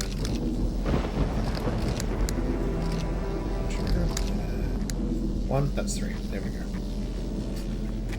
Alright, we'll let that sort itself out. Back down the lift.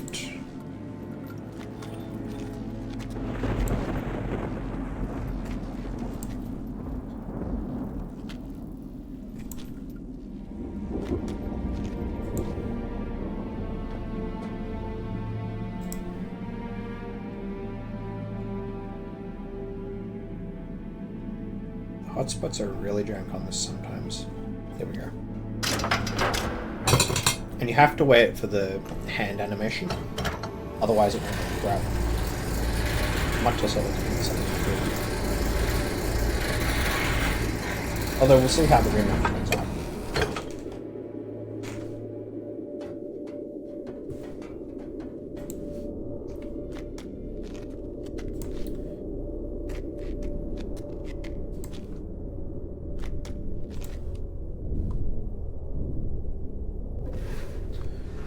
Okay.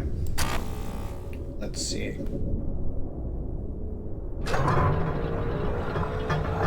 Alternatively, it's going to go right up at the top and blow. So it actually needs to be like a one-off. Nope. That's what it was meant to do.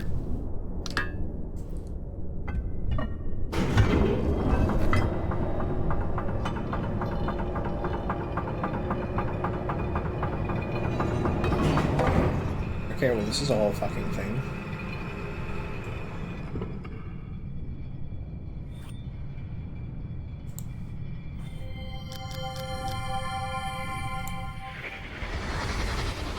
Not long now, Father. Not long before I show you exactly what a smart little girl can do.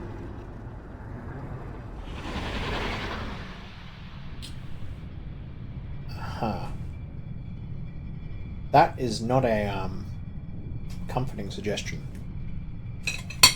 I mean, Sirius is crap at InfoSec when he thinks he's alone.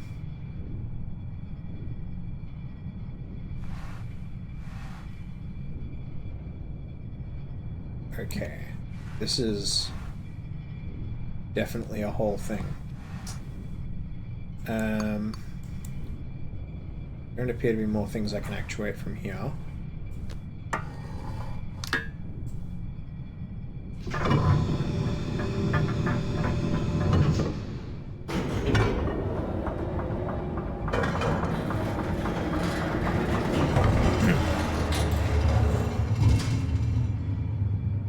Jesus, how did Sirius build all this?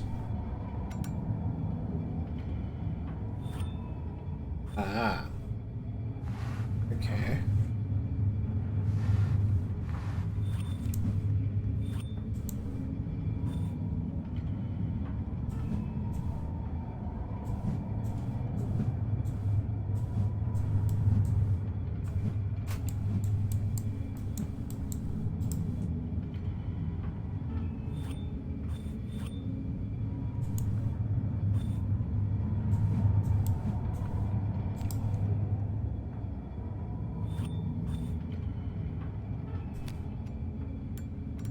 Oh, I see.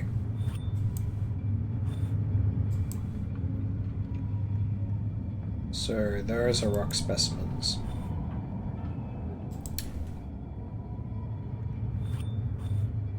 Okay. So what did we think we found? On the basis of Sirius's notes, 11, 11, 11 we don't have the power for.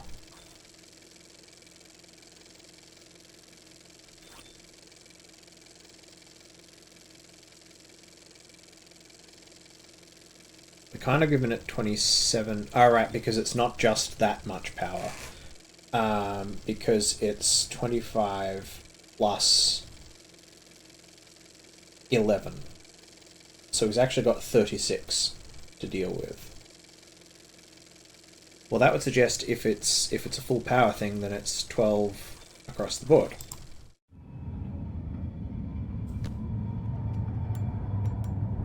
Two, 3, 4, 5, 6, 7, 8, 9, 10, 11. It doesn't go that far. Okay, so we know it can't be that. Where did he stop? I mean, I could just put them all up to 11 and see what it does. Oops. 1, 2, 3, 4, 5, 6, 7, 8, 9, 10, 11. Does it definitely go to only to 11? No, it goes to 12.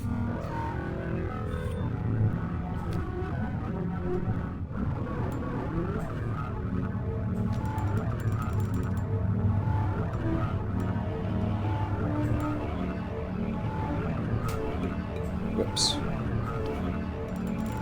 Goes to 12. Back off 1.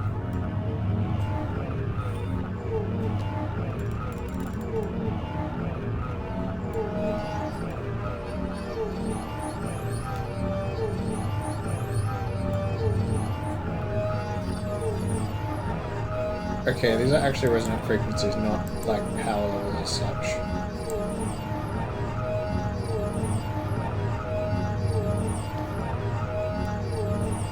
So, do push them all the way.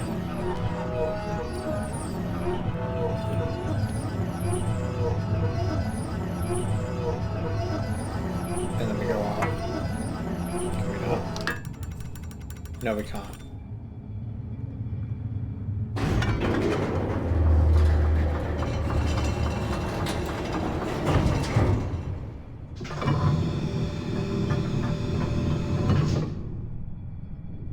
Okay, so it's not actually clear to me how we commit the solution, other than probably hit on the right numbers.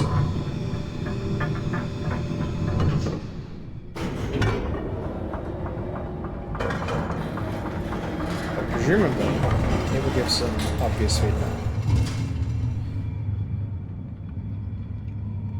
Now, one thing we could do is we could work down all of his combinations and eventually find one that works.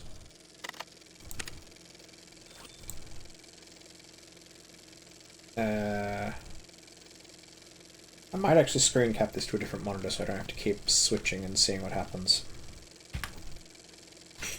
So if I just grab my good friend Paint and crop that to specifically that screen layout. I even just really need the page, not the whole thing. And we'll crop that so I can see it. So if we assume somewhere on here is the combination, then I may just have to try them until I find it. Okay. So, then in order, we need 1, 0, 0 first.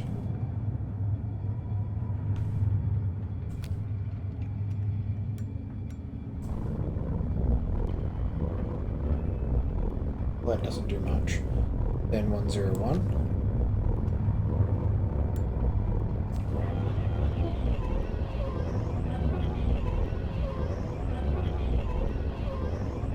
Then 1, 1, 1.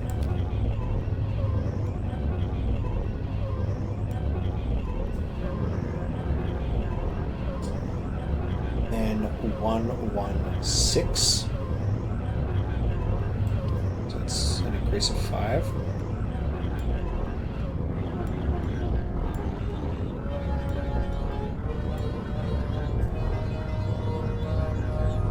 Then 1016, so an increase of 9 units.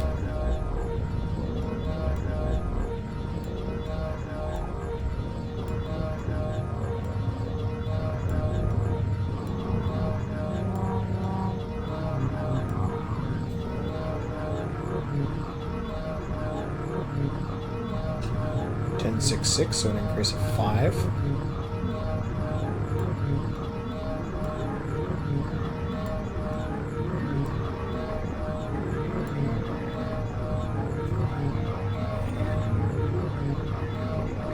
And 10, 6, an increase of 4.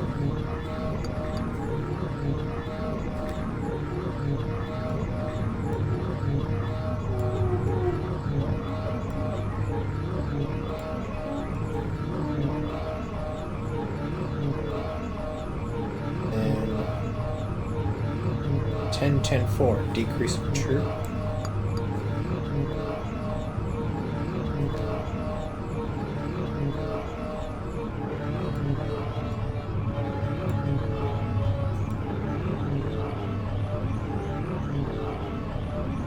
Then 10, 5, an increase 1.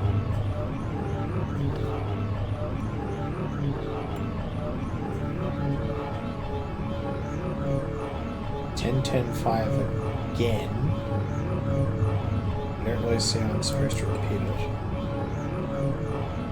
And then 1, 10, 5. Which is a decrease down to like stuff 1.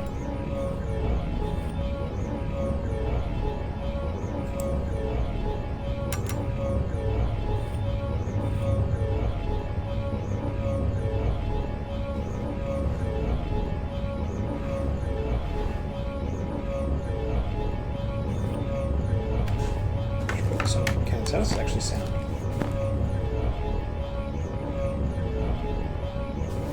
Okay, unsettling. Okay, let's go through some more of his notes and see what else we should be doing. Because possibly it's not any of those.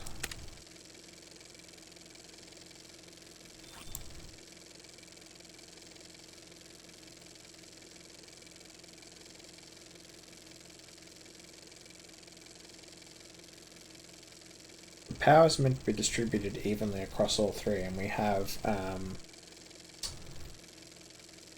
37 units of it.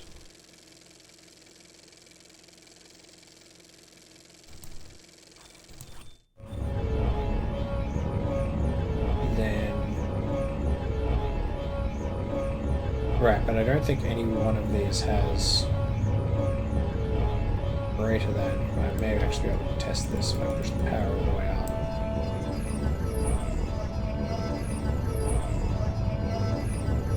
That's 11.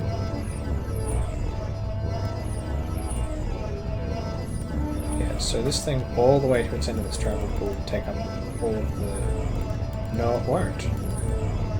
I don't think these all have the same number of steps. I should check this.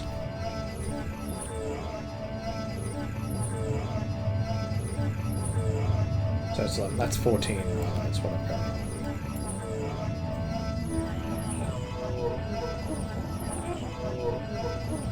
So that should be 12. So they should go right up to no power.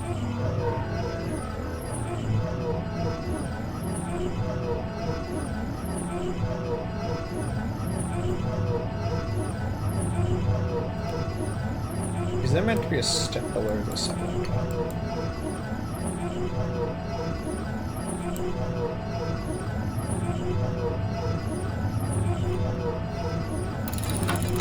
So there is. There's a fucking button.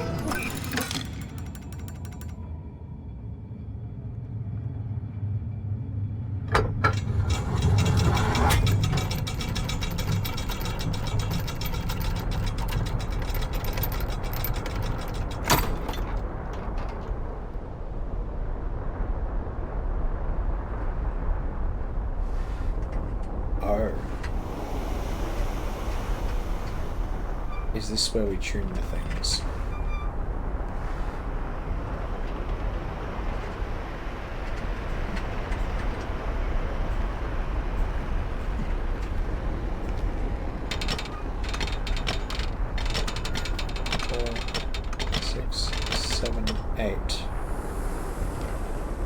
They have 8 steps, apparently.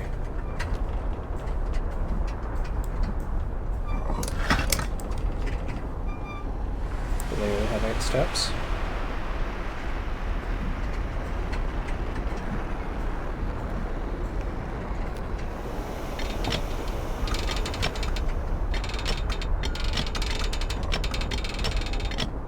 Yes.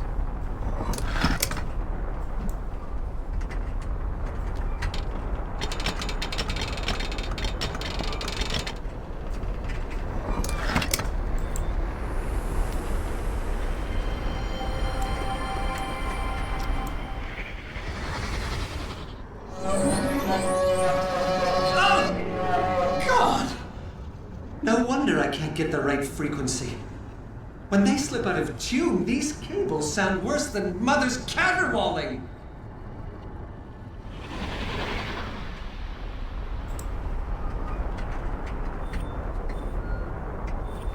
Okay.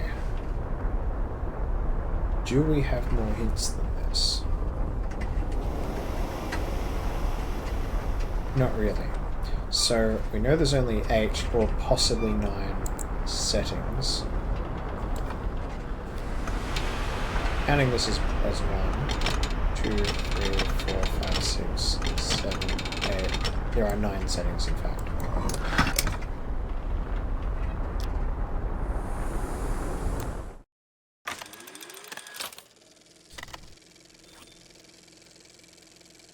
So I think the power issue we've dealt with.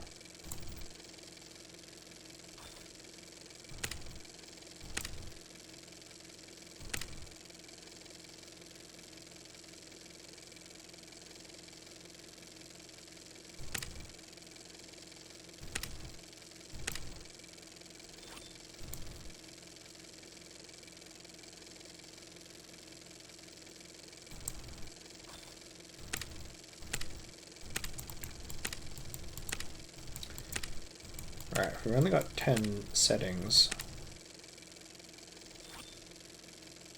The only other point of reference I've got, 9 settings rather. Do we in fact have 10, I wonder?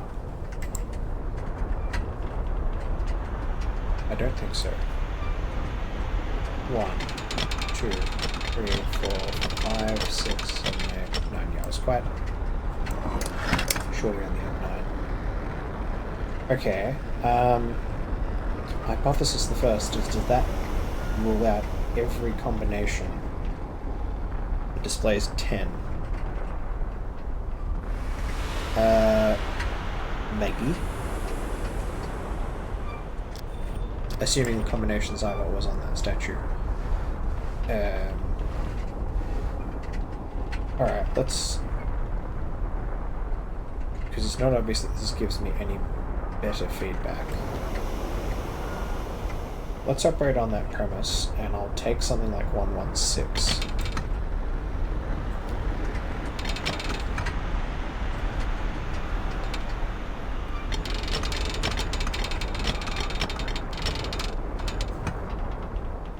I'll just experiment with this and see if it makes any difference whatsoever. Incidentally, how do we get back up?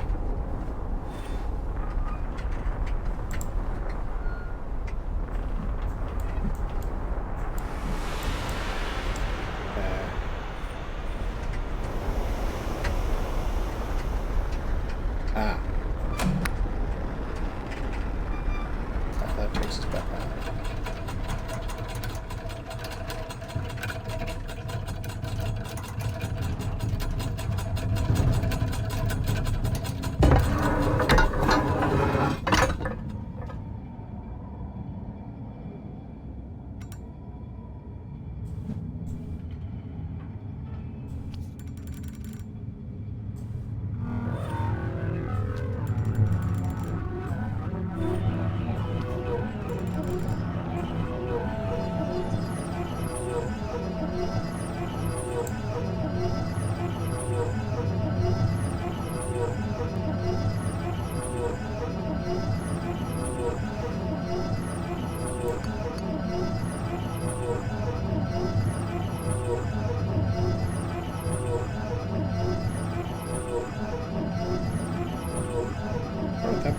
There's no way down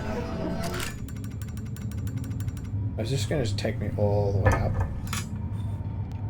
No, it just resets everything.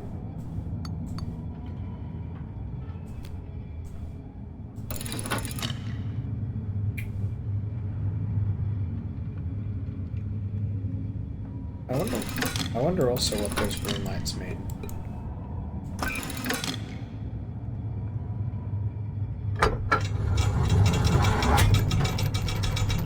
I wonder if that's suggesting to me which strings are in tune and which are not.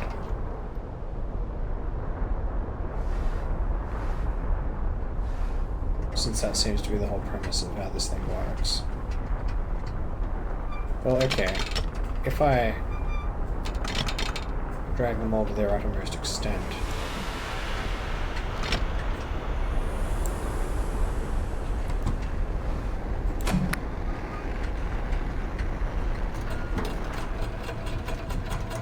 does that make any discernible change to the lights and or the way this thing performs?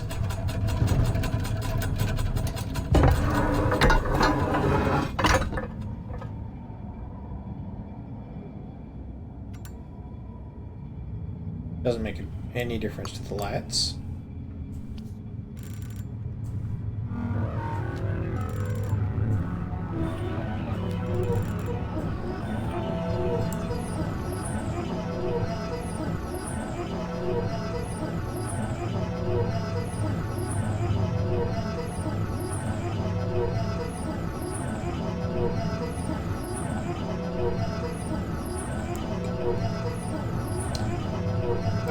This might be hint time. Yes, it might. Yeah, okay, it might be. Because what I've not connected is the significance of the sprockets with the strings, but let's not back down there.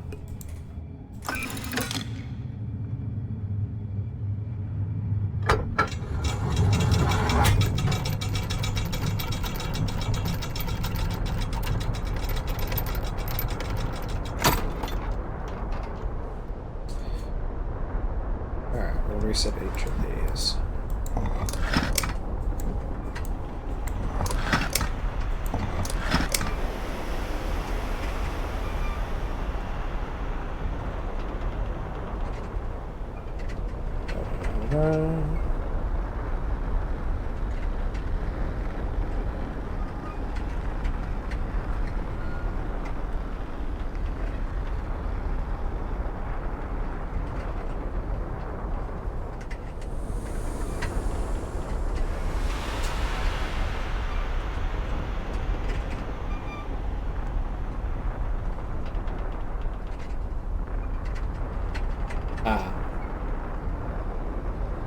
Now I know what I need to look at. So the detail I have missed, which is now going to require a bunch of backtracking, is the significance of those scales. That is the thing that is on a 9-point scale that I completely forgot.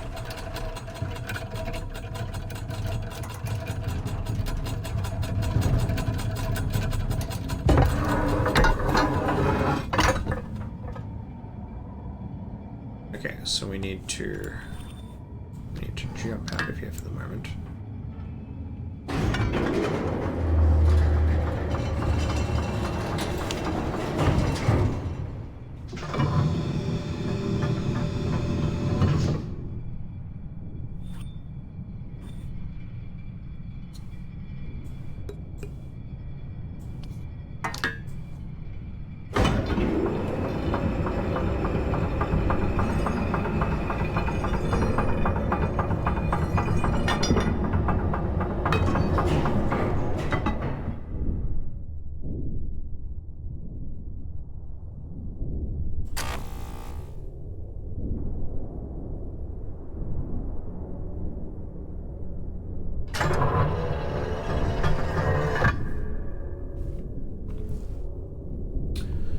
Okay, I know where all three of these things are. One of them's right back at the top of the age.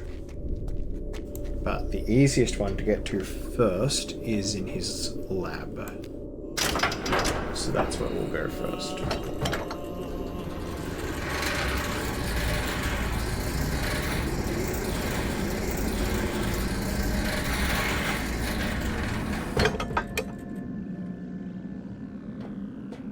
And this is what I get for not taking photos of things that look like they might be important without understanding their significance. Because now we have to backtrack. Oh. Right, so one of those gauges I recall being... Are we going? Very good.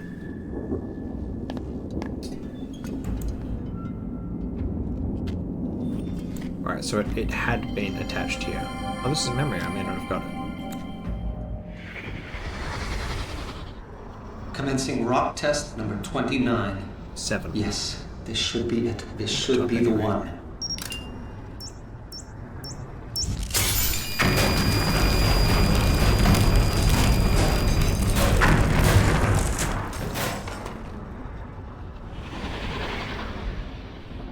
Well, you did this to yourself, Zeros. So that one is 7. And that is what remains of the gauge, but we can clearly see 1, 2, 3, 4, 5, 6, 7. So I'll take this as a photo anyway.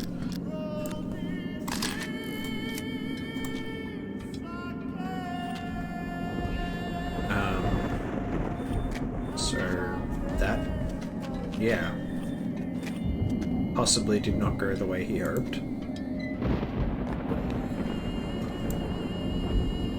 Now, it's not clear to me that there's any order to these things. I suppose if the 3 strings are broadly of similar length, then it may just be required that all 3 harmonics are present. Now, where's the other one? There's one at the start of the edge, and there's one I have to travel for, which, given that I'm here, I may as well do now. So we need to set the ship back to travel power, which... Is it at travel power? No, I think that's 2 and 7. I think it needs to come up 1.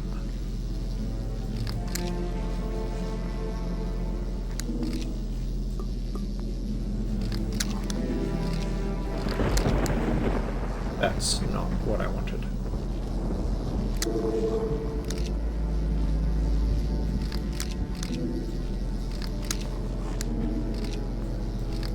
That's also not going to do it, but that'll give me 1, which is 2 fear.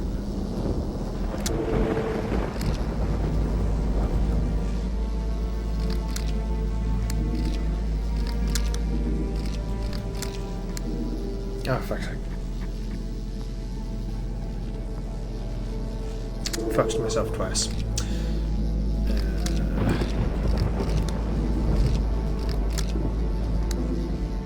Nope, that just gives me 4.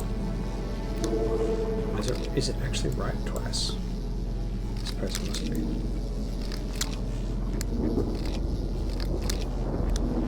No, that's 1.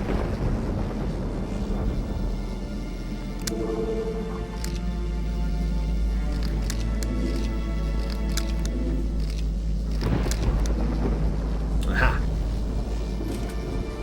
Got it. Alright, Yansky.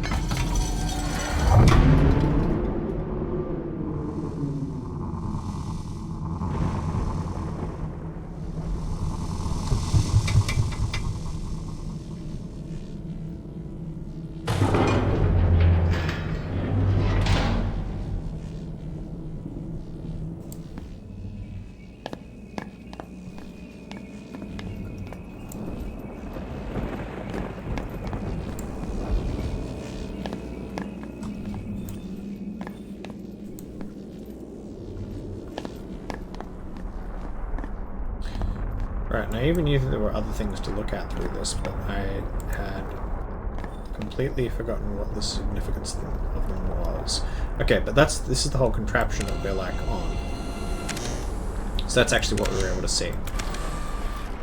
So that's the inner part with the cage when we're there. That's the tuning end of it, so those are the 3 strings.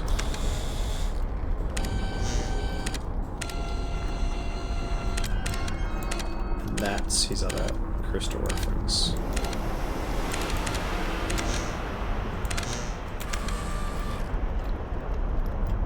I make that as 2, but we'll shoot that just to be sure.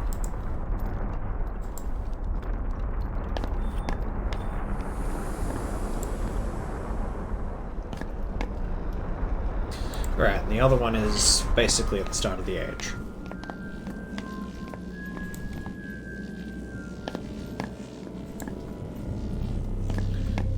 So we'll have to go and reset the power once we're done here, but I am pretty sure we are not going to have to come back here. At least not across this thing.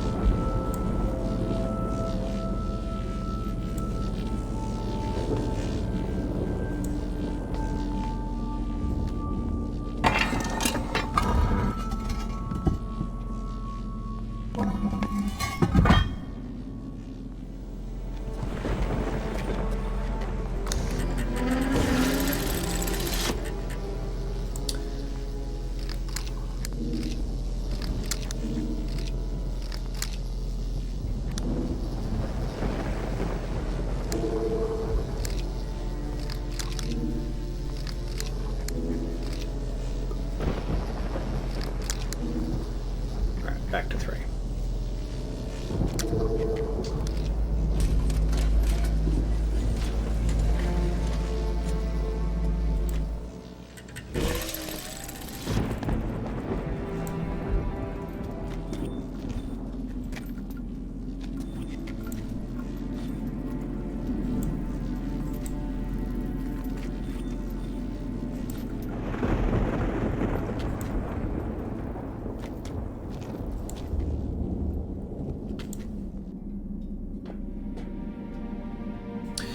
So now we need to go all the way up.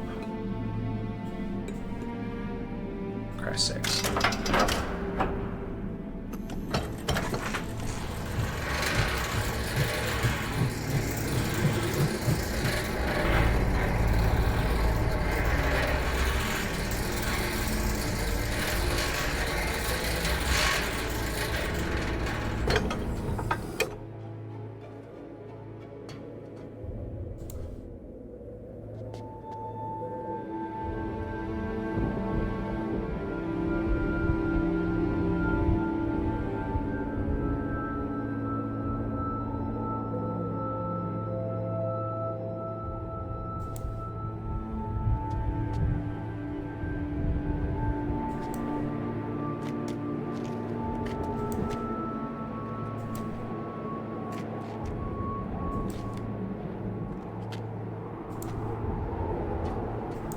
There it is.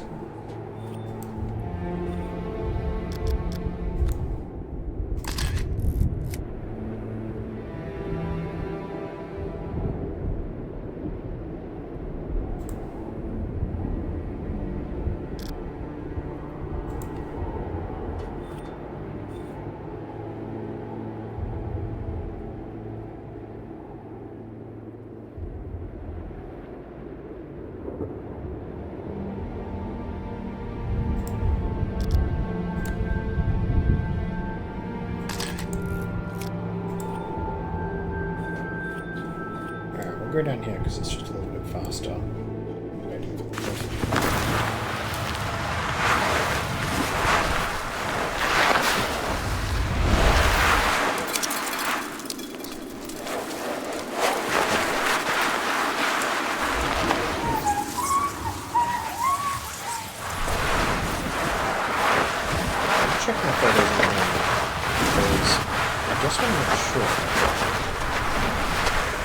because this, assuming is giving 3 settings, then there are 6 possible combinations, assuming I have the power settings, but I don't necessarily have the power settings, so I'd rather solve this empirically, but that would involve me pairing each of these to one of the strings, assuming that's how it's meant to be done, which numerically it seems to be.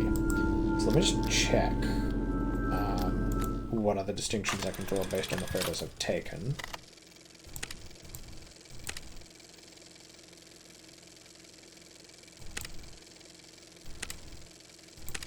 Right, I am actually going to get a photo of the crystal itself, the quarters, just to be sure. Because I have a suspicion about how they're laid out.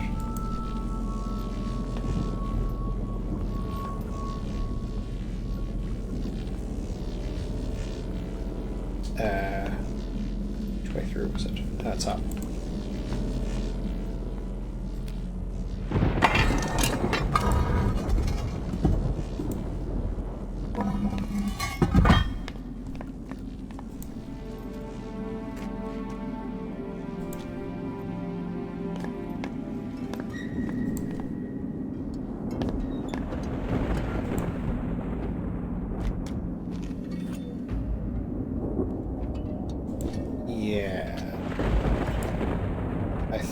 That's what I suspected. They're different shapes.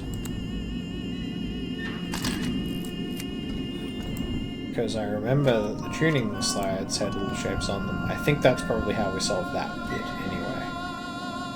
You're like, hook. Okay, I think we can solve the tuning part at least. And then I guess it should just be a matter of, I don't know, dumping either the combinations supplied or 12 and so forth. Let me see what happens.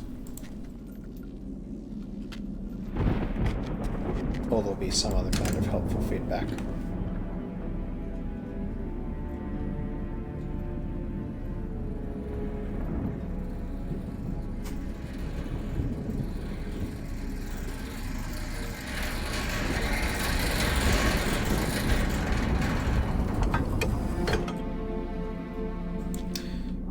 It's a shame OSHA violations aren't in the Victorian Crimes Act, because if they were, I could... Yeah, at least, like, Akanar is resource constrained, but Cirrus is ostensibly a competent engineer, but I'm really not sure how well this passes muster. I mean, on the other hand, he's been diving into these caverns before he had this whole lift set up, so I don't know how. And, you know, he's got these enormous high voltage cables just, like, kicking around. Alright. Yansky. I wonder if I can shunt the lever all the way down at once.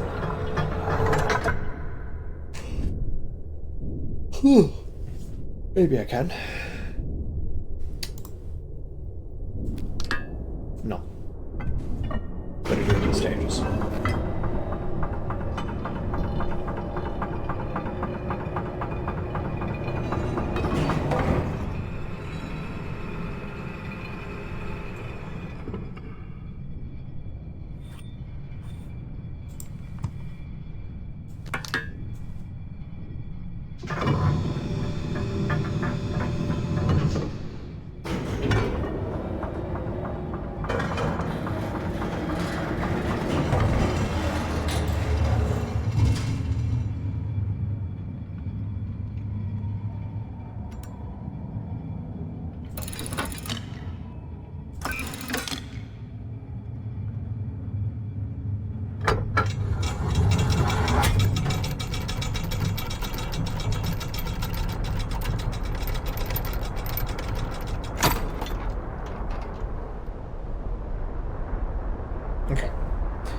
So, yeah, Pentagon, circle, hexagon. Yeah, that's exactly what I thought it was. So, let's go through our photos. Set them up accordingly. So, or rather octagon. I think. No, that may have at one time been a hexagon. Yeah, so that one's the pentagon, and so the pentagon is...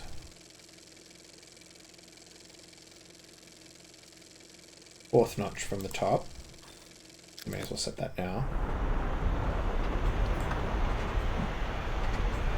That's the first, second, third, fourth. Our hexagon was...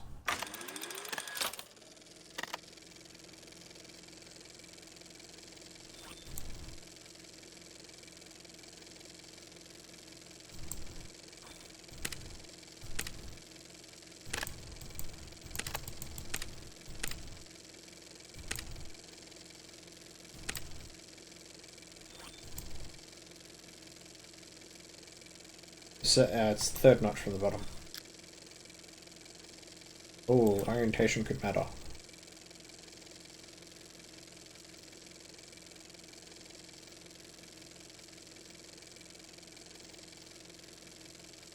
I'm going to call that third from the bottom. I think that's right.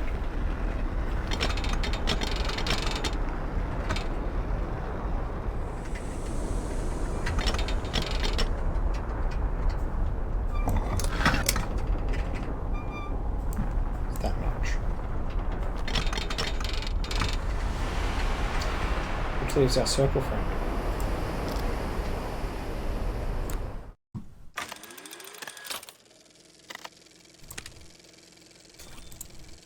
Which is also the third notch.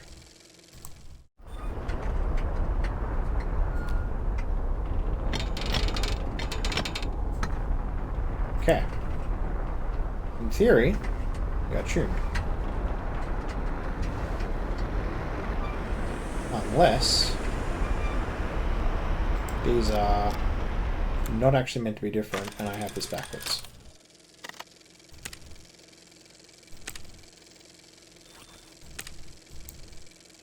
Specifically,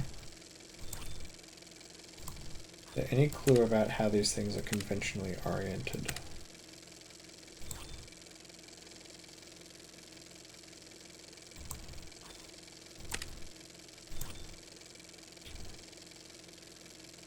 Not really.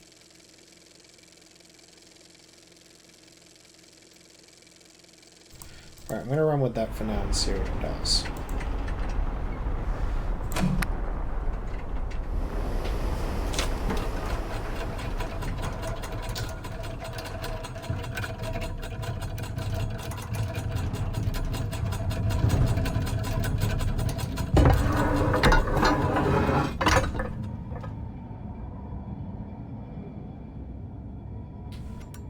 Okay.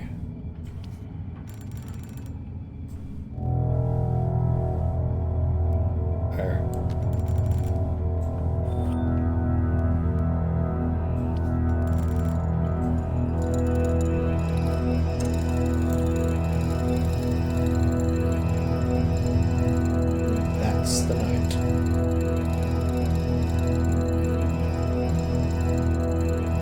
That's the Naira chess piece.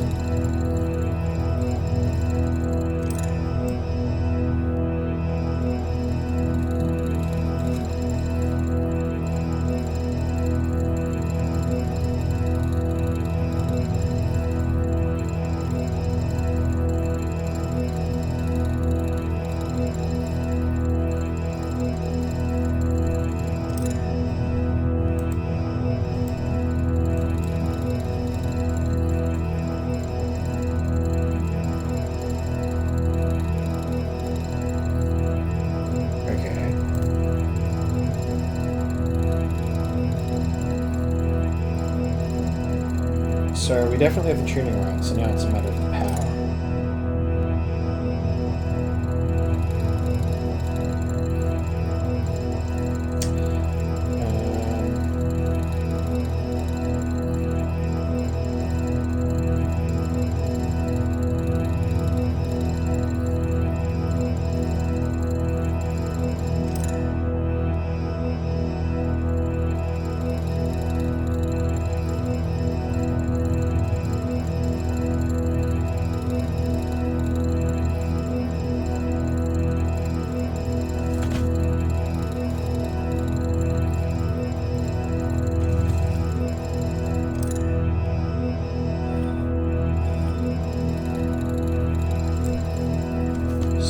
look back at Cyrus's notes on Nara. I don't know if I have to solve this in a particular order. It doesn't suggest that I do.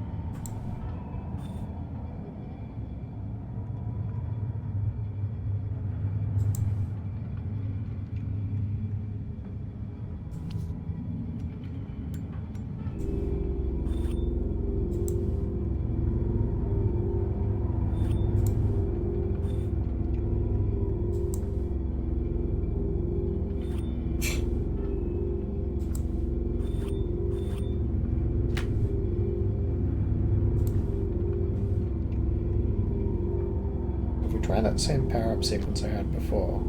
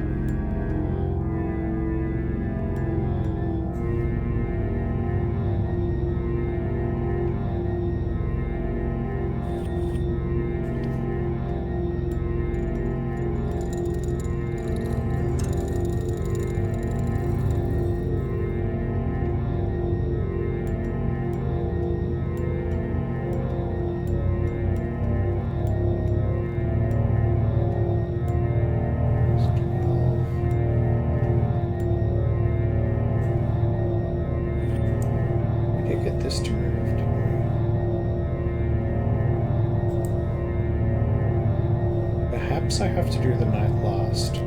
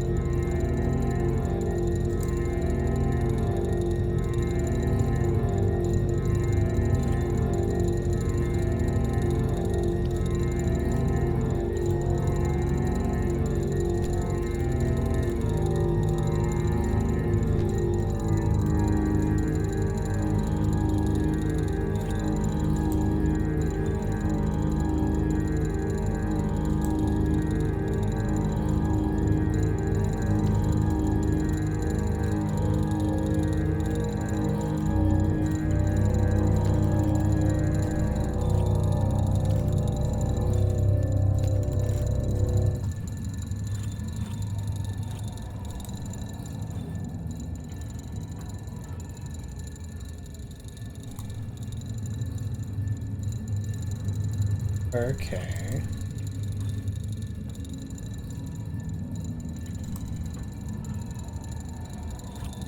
So it's like a timed resonance lock. Oh, you're hopping off, Drake.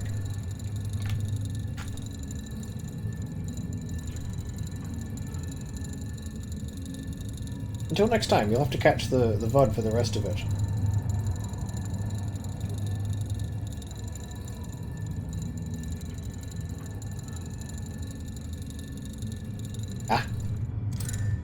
No problem. Glad to be of assistance. Okay, well I think I know what I need to do with this lock anyway, so I'll endure a bit longer. Bye-bye. Right.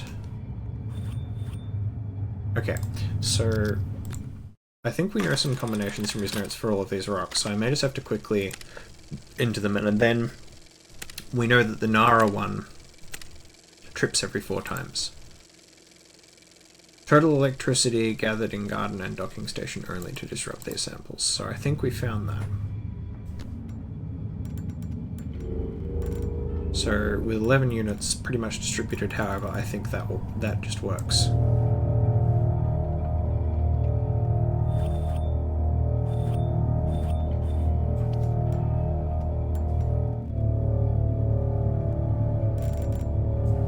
Although I could do it as 3.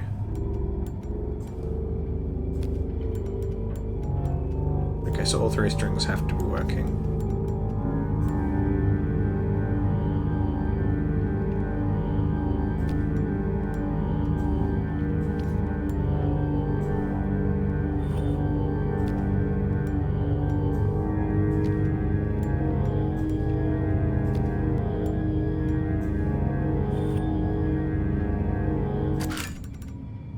Reset that.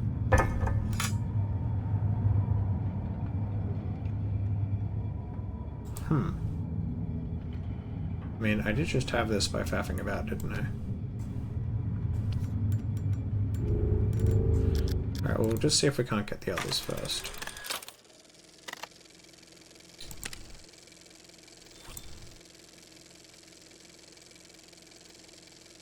Okay, 8, 12, and 4 we have an actual combination for.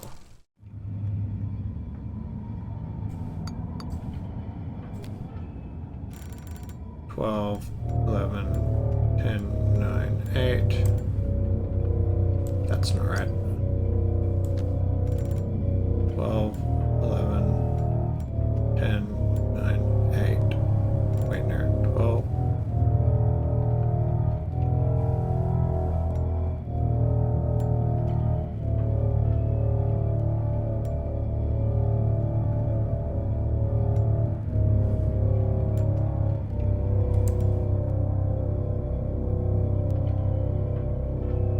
I somehow think that's still wrong.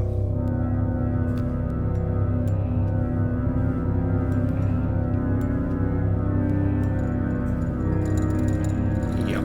Okay, so that is right.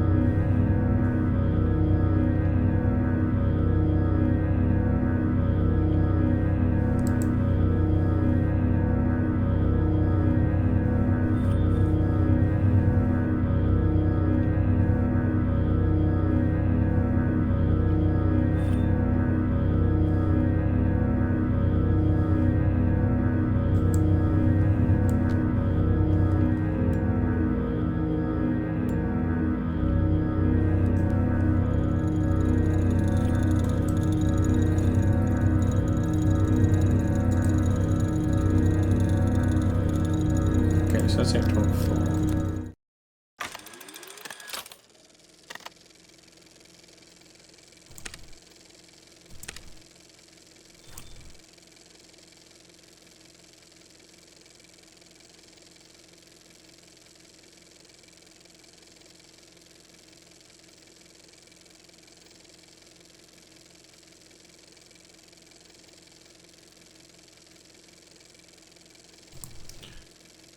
Okay. So he has a musical chart, he says. So he's been playing this as an instrument, which makes sense. So if we run off his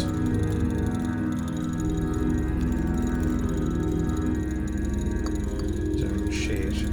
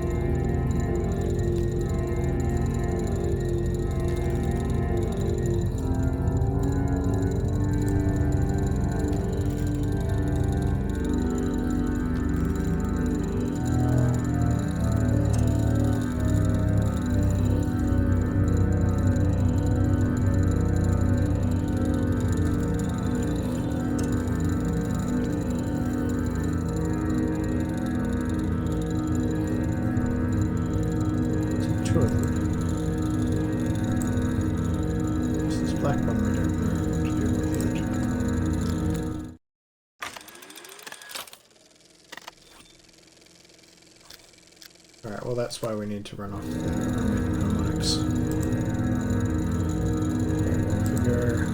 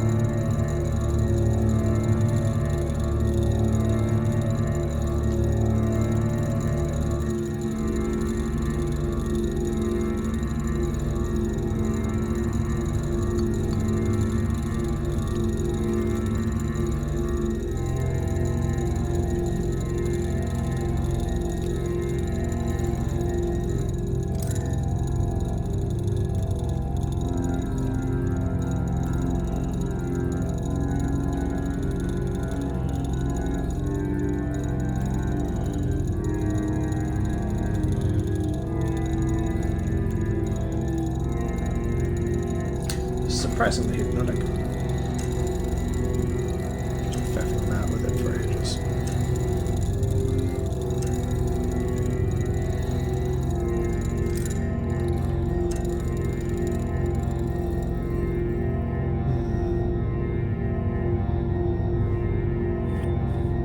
Alright, we'll do her over this sequence again.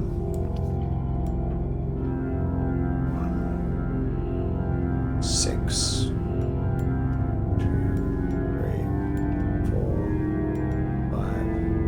6. 2, 3, 5, 6, 7. Ah, crap, hang on. 1, 2, 3, 4, 5, 6, 7, 8, 9, 10. Just to check that is right, there should only be 2 more steps.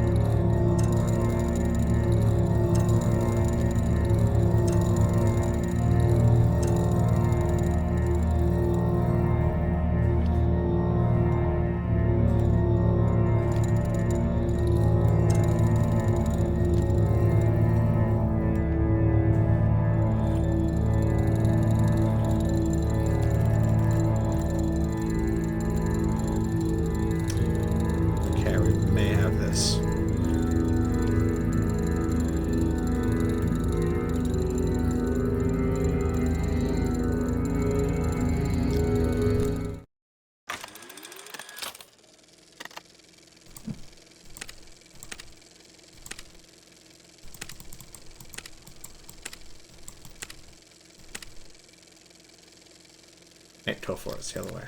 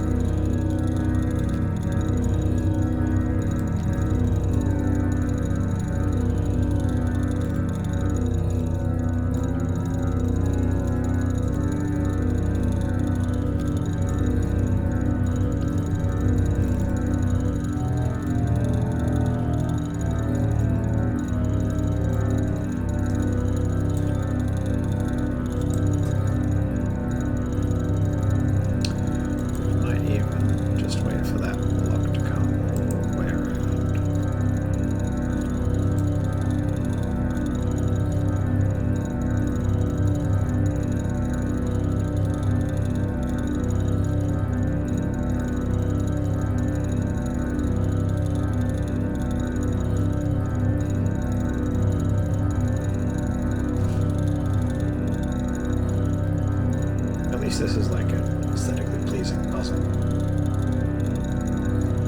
even if it's laborious.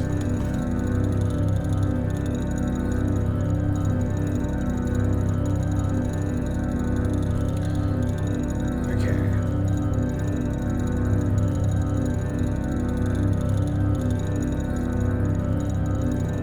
There was something like 1066, I thought.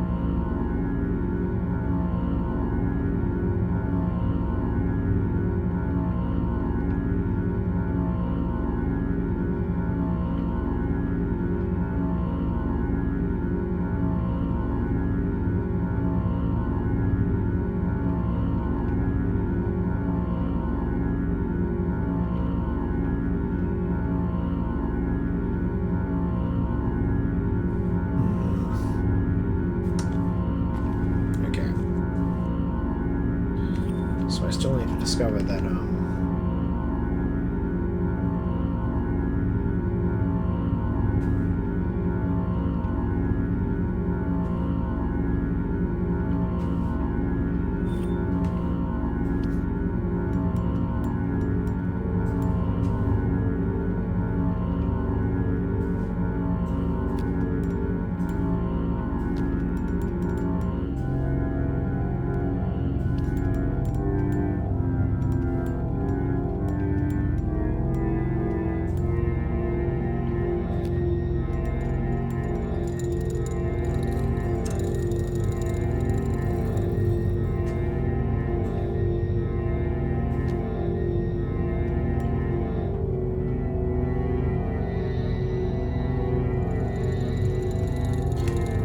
okay, so that's that.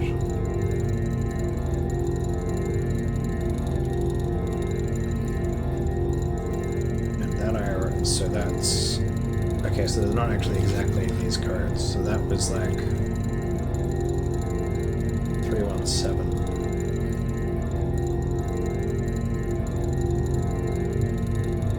Okay. I should be noting this down.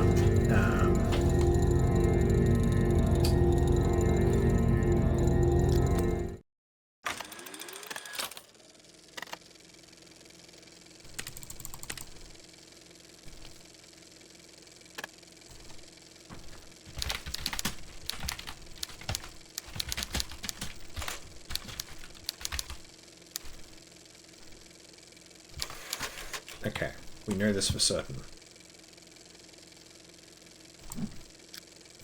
It's actually going to preserve my note. I should check.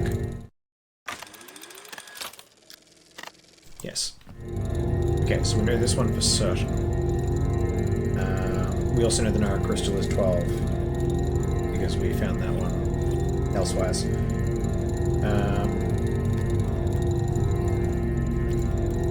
We know that this rock one he managed to hit upon randomly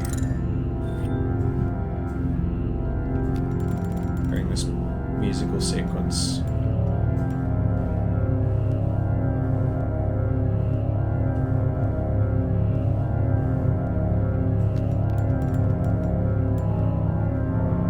Wait, no, it's not this one, it's this one.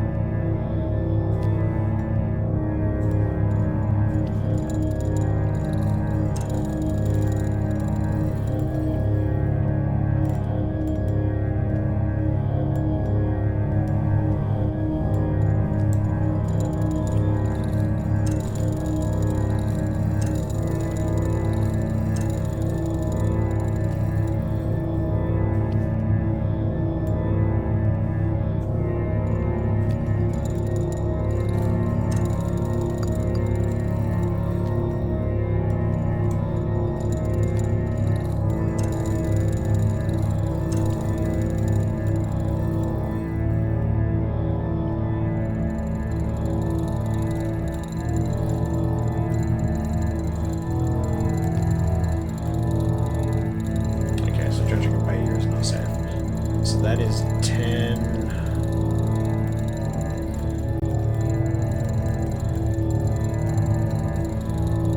So the rock is 1055.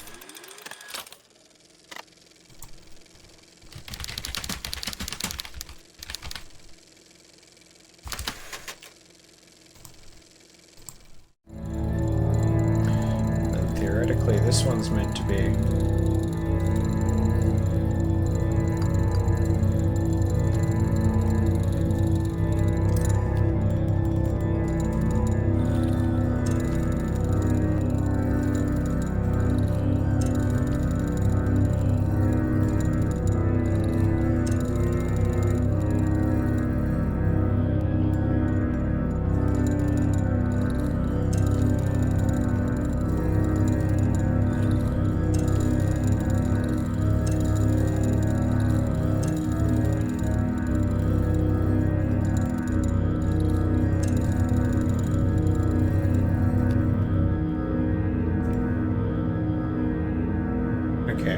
is...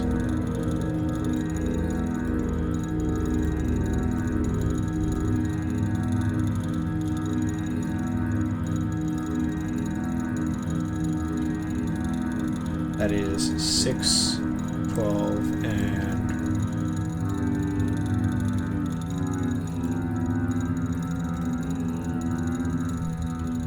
6, 12, and 4.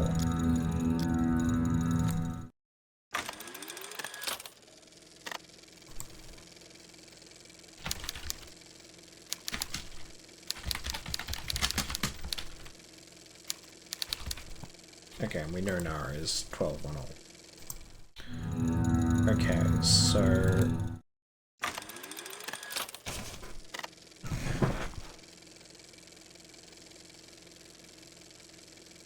Let's see.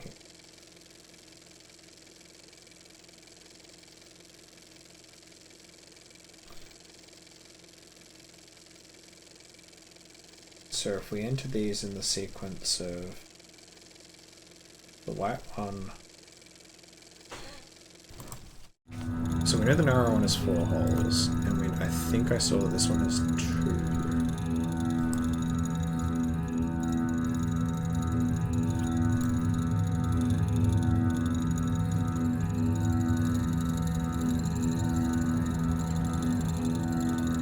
Yeah, we can see that that has 1.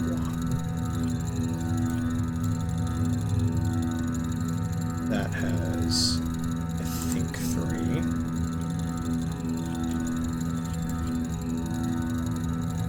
And that is 2. Okay. So then we need to do 1, 2, 3, 4. So we need to wait for this to come full circle. I should probably prep its combination first. So its combination is black crystal 6, 12, 4.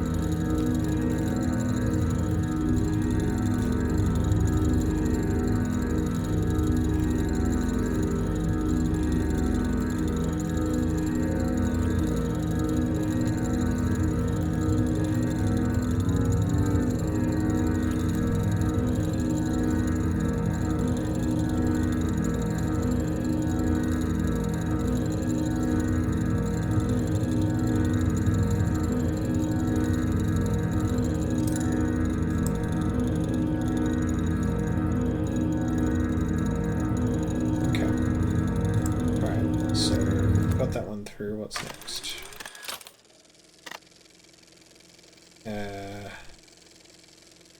Blue crystal 317.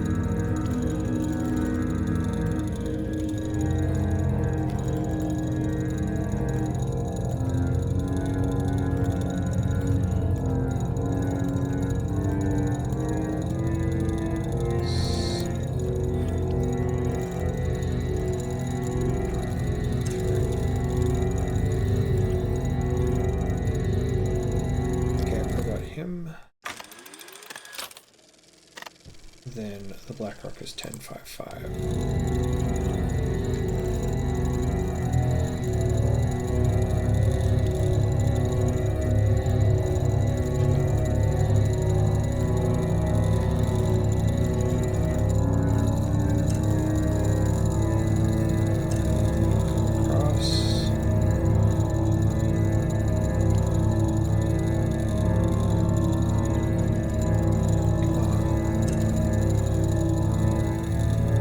Yes.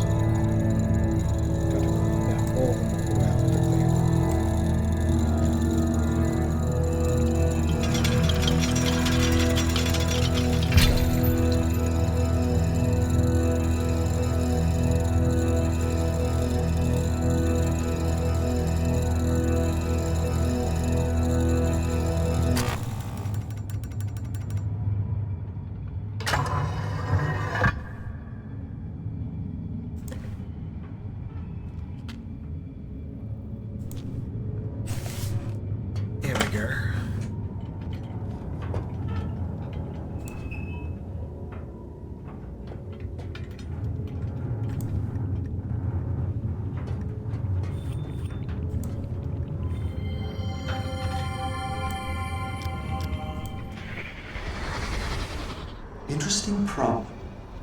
The inner matrix wants to hold on to an electrical buildup indefinitely, but it loses it as soon as the crystal touches a grounded object. So, how to keep the crystals isolated until I can use them?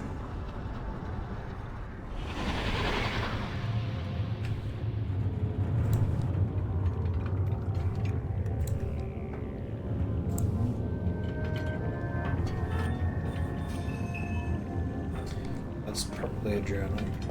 Yeah, let's read the journal. Wartime. Something has happened. There is a structure in the Spire that was not there 9 days ago when I sailed off to harvest more crystals.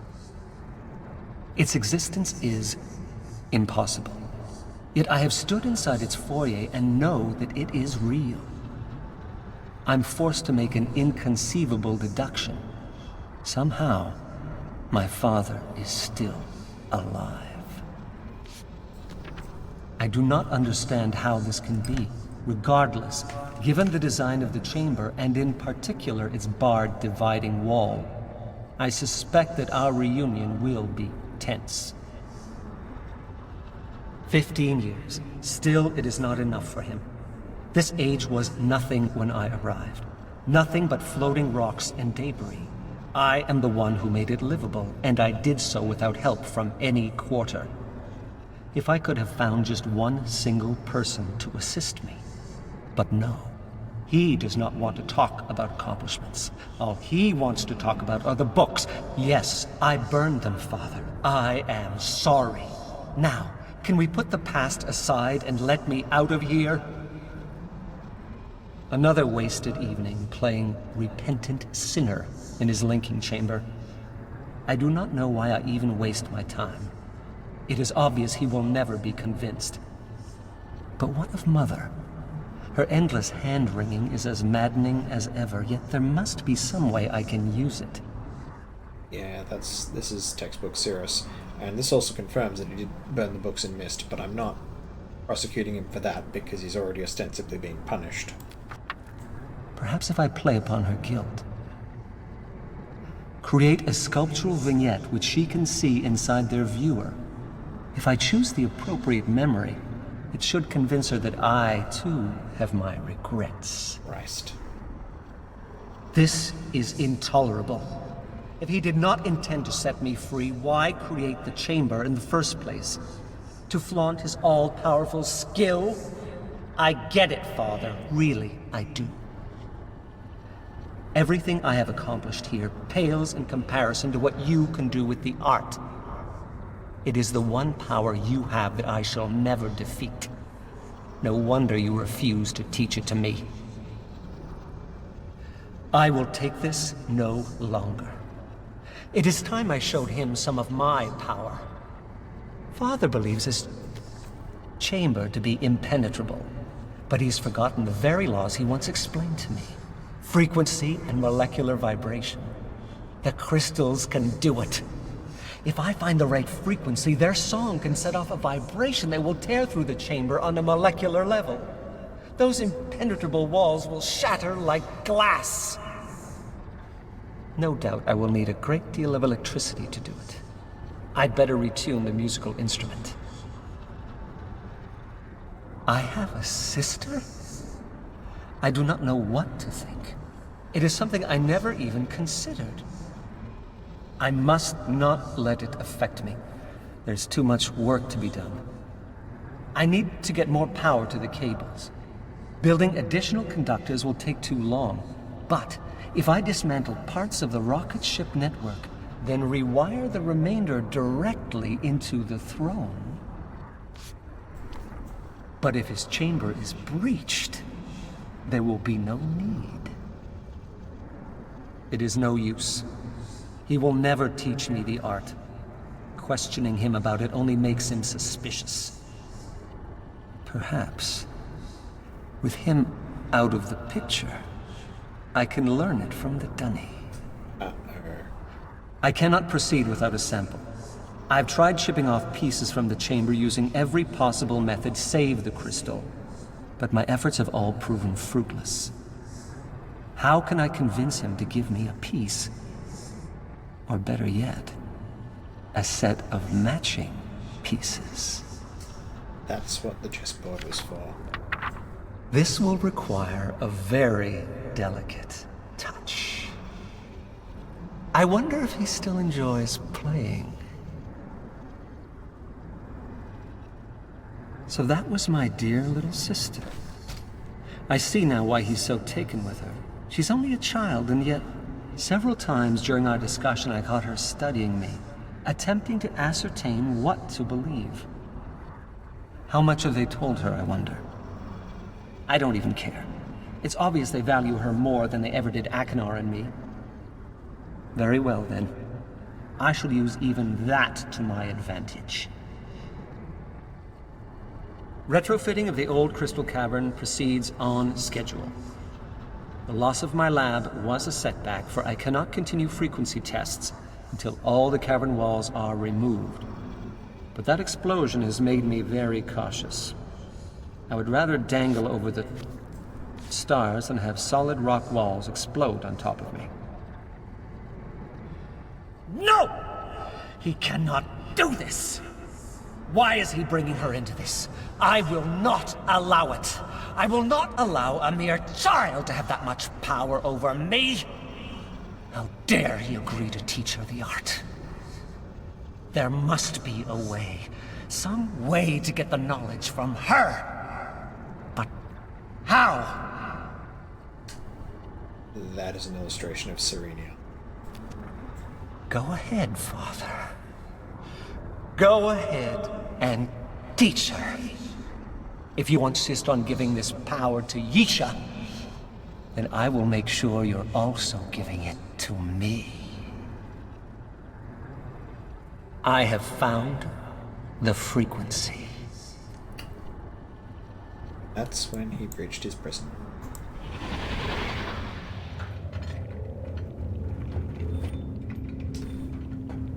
Right.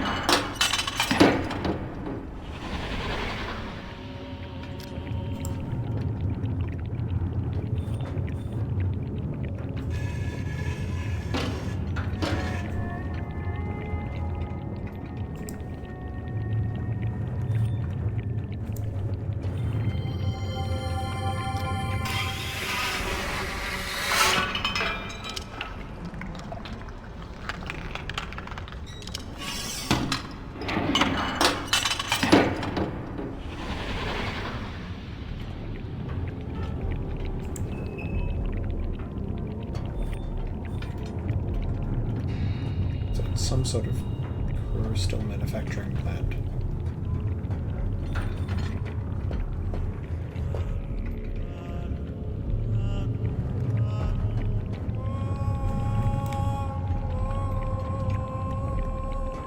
This looks like it's the bottom of that truss I saw at the very start of the age.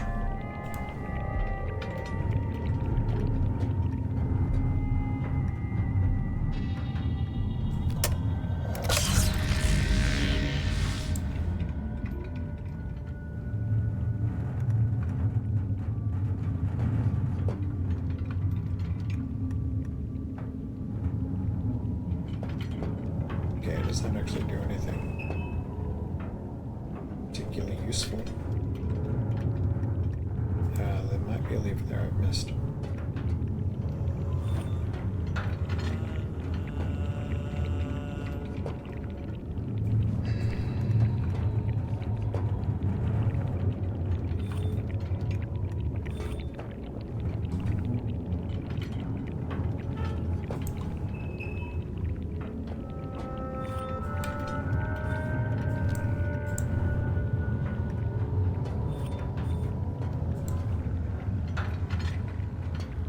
So what of this thing?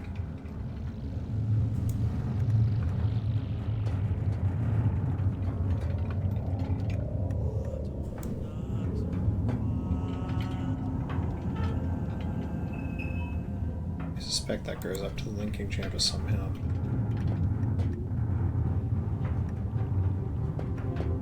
Yeah, that is part of the linking chamber.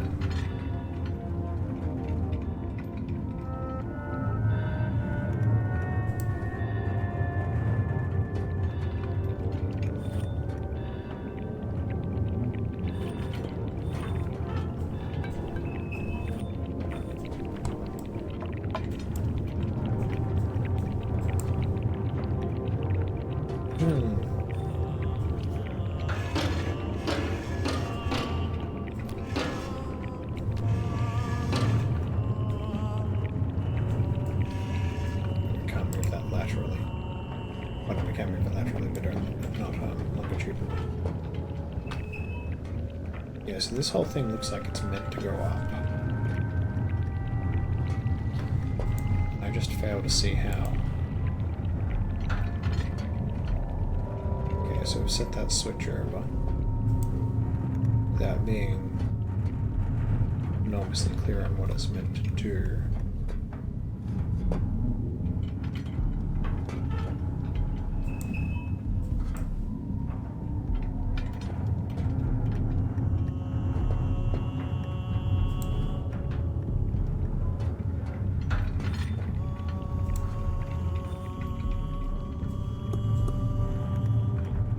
Second plate.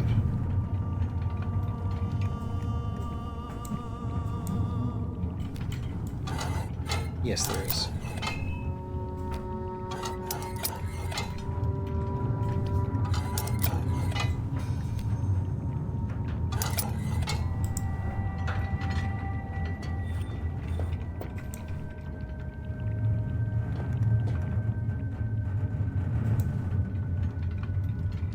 I'll talk about that in a moment, but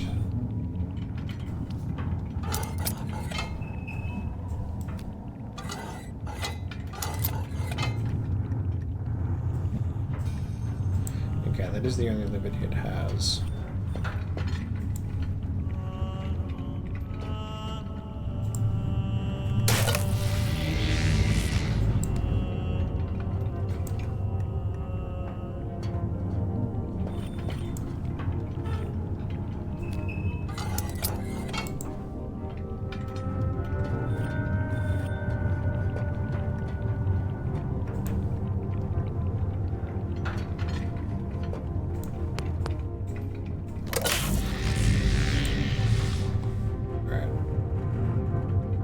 Not completely clear where those things go.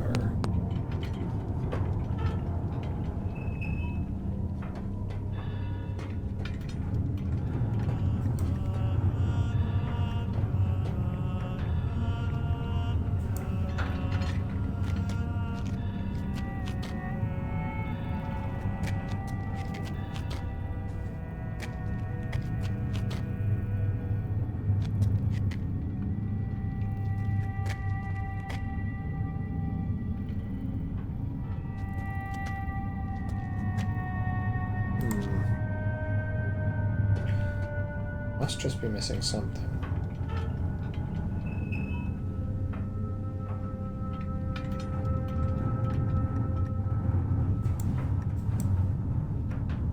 Okay, so the gantry doesn't go further around than that.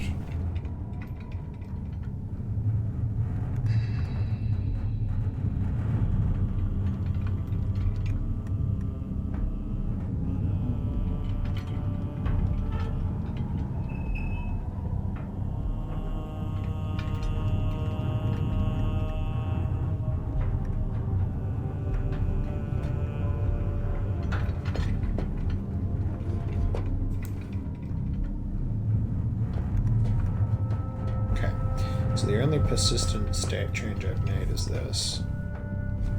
And the only thing I can do is backtrack.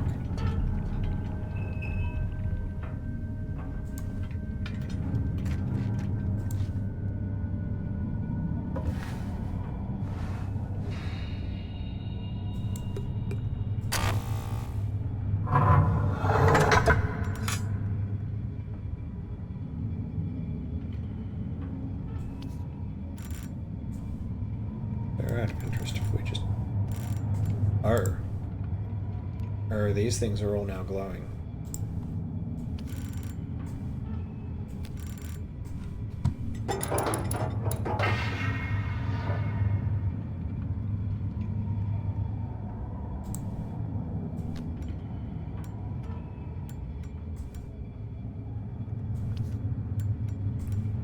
Ah, this is different.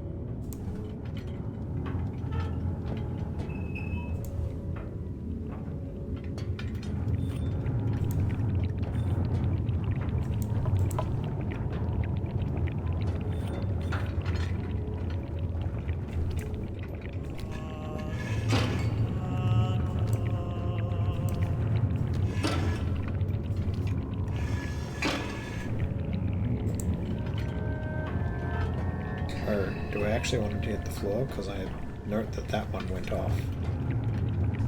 Yeah, I do.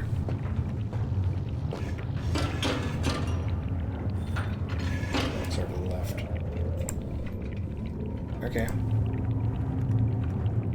So this is some sort of bomb factory.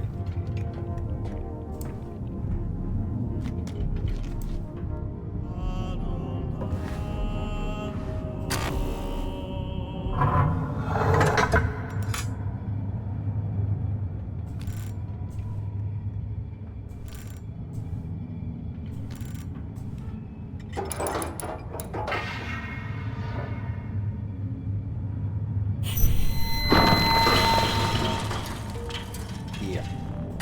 That just destroyed what was left of the linking chamber.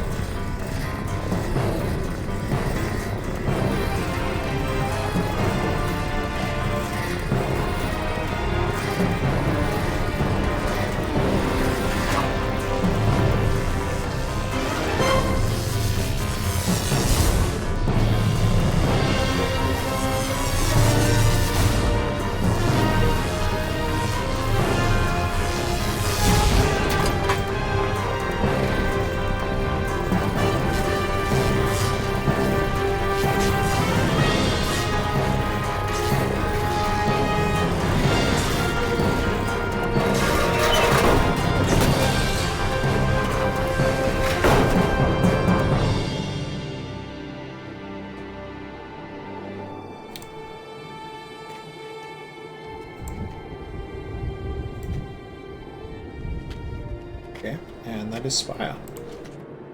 This is probably a pretty reasonable stopping point.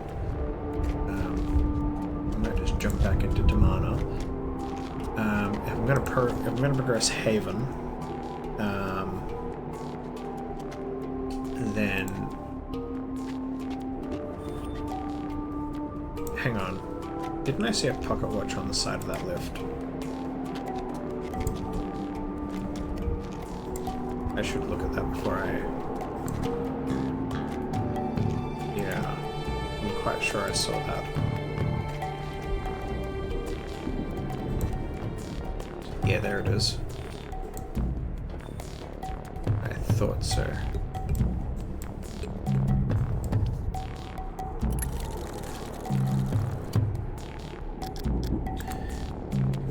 That feels like it might be significant.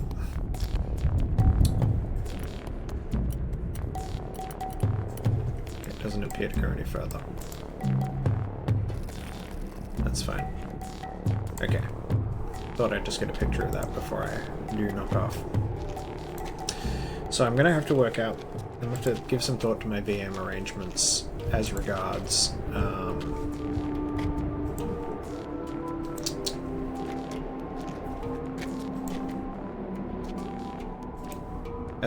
Haven and some of Serenia, because otherwise I'm going to struggle to finish the game. But at least we were able to finish Spire.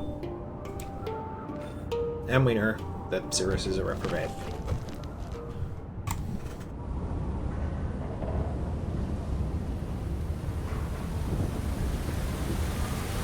So, since we now know that Cirrus made the bombs and that's what makes them go off, I think we now have pretty conclusive evidence that he caused the explosion in Tomahna, which is in the linking chamber, so we can deal with that now.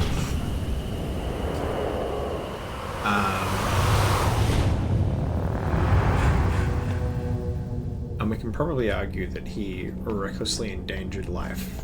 Well, given that I'm going to need to go to Haven next, probably. I'll save here while I work out the charges.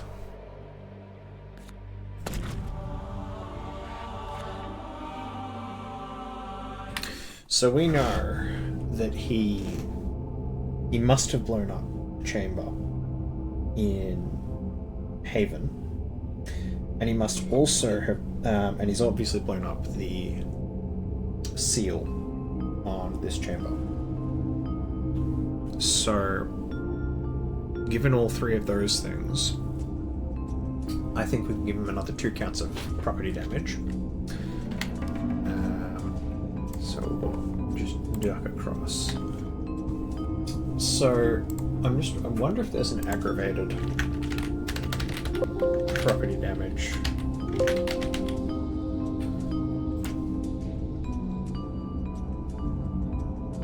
Well, it's possessing anything with intent to destroy damaged properties, so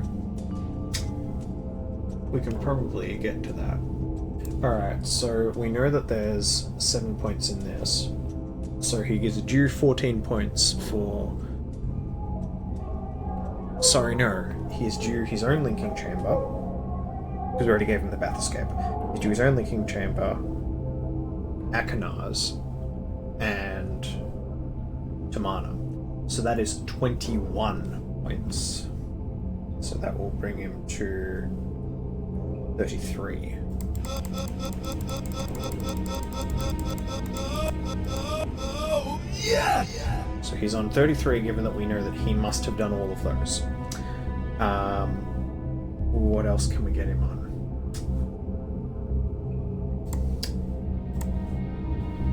Possessing anything with intent to destroy or damage property.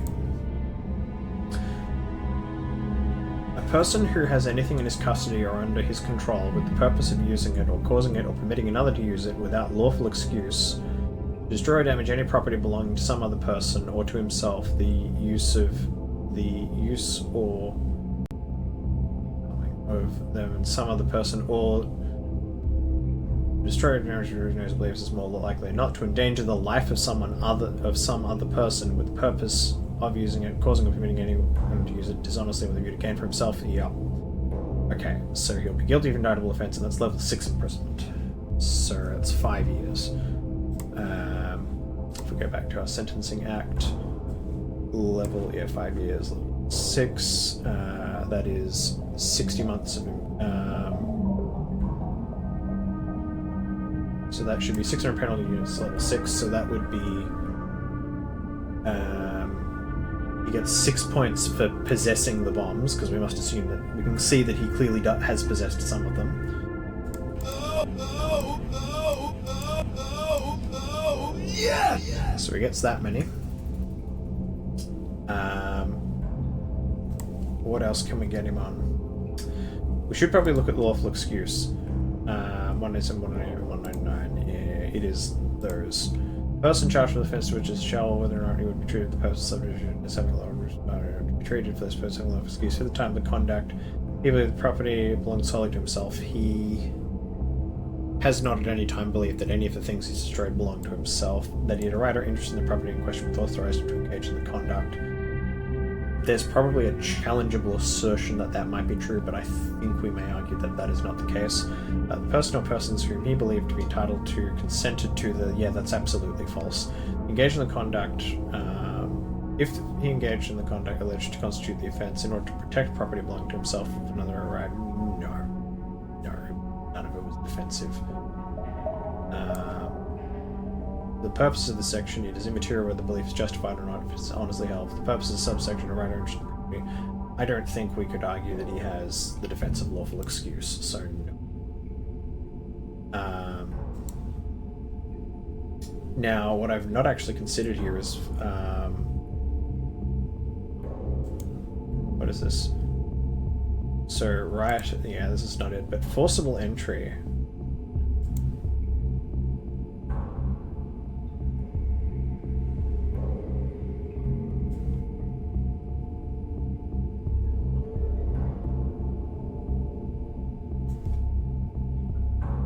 No person being in actual possession of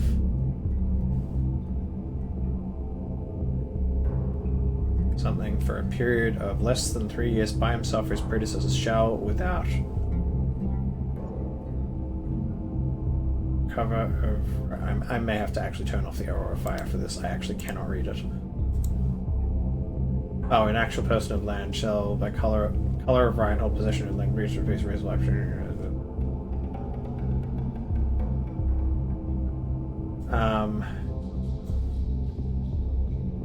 I actually think the offense which I was looking for has been repealed, so that's not going to help me. Alright. What else?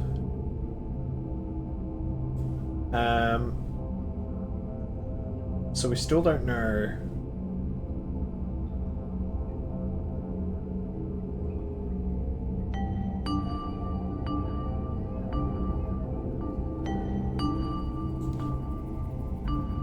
safe operation of aircraft, certified for endangered threats to safety of aircraft, false statements. Authorized actions are apparent with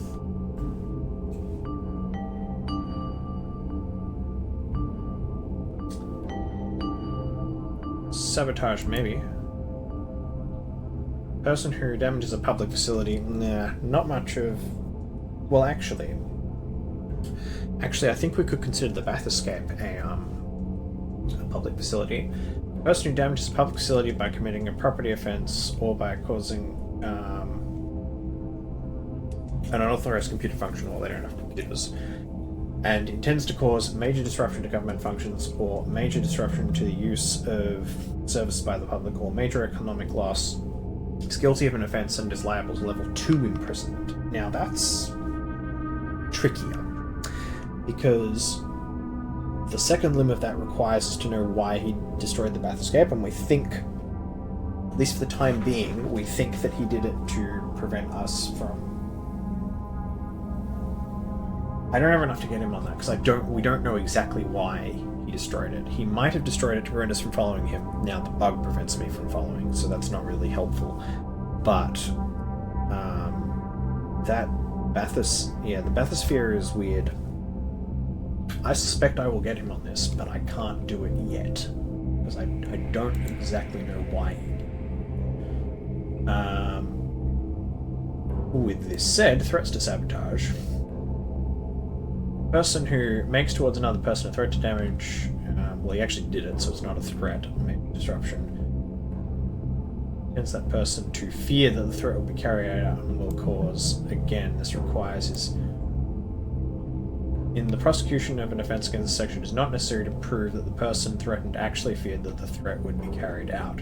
So it's still about his intent, it's not about how we apprehended the threat.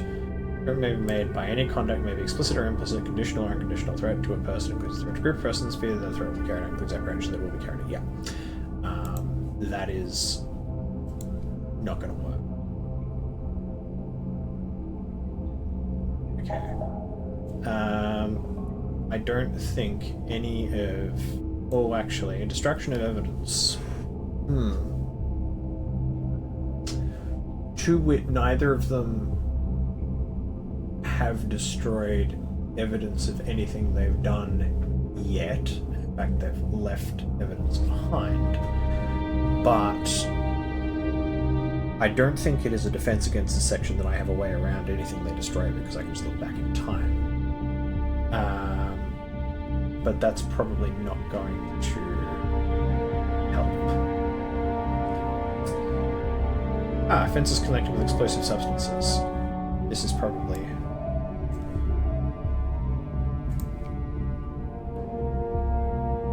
Okay, in this division, unless inconsistent with the context or subject matter, explosive substance includes any material for making any explosive substance, any apparatus, machine, implement, or materials used or intended to be adapted for causing or aiding any explosion in or with any explosive substance, any part of any such apparatus, machine, or implement. Oh boy. Yeah, this could be fun. Any person who unlawfully and maliciously causes by any explosive substance an explosion of a nature likely to endanger life or cause serious injury to property, shall, whether any injury to has actually been caused or not, be guilty of indictable offence and shall be liable to level 4 imprisonment. Yeah, well, he's done that now every time he's blown something up. So he's done it to the bathysphere. Actually, let's read the rest of the section because it may characterize which ones I get. But yeah, that one looks like the worst. Any person who unlawfully and maliciously does any act with intent to cause by an explosive substance or conspires to cause by an explosive substance an explosion of a nature likely to endanger life or serious injury to property, or makes or has in his property an explosive substance with intent by means thereof to endanger life or cause serious injury to property, or to enable any other person by means thereof to endanger life or serious property shall, with their explosion, blah blah blah, guilty of an indictable offence, level 5. Yeah, no, that's not as bad, so we'll skip over that. Any person who makes or knowingly has in his possession under his control an explosive substance, suspicion that he is liable 6 imprisonment. Any indictment, the same criminal act being charged in different ways as constituting different crimes under this division. Upon the trial of any such indictment, the prosecution shall not be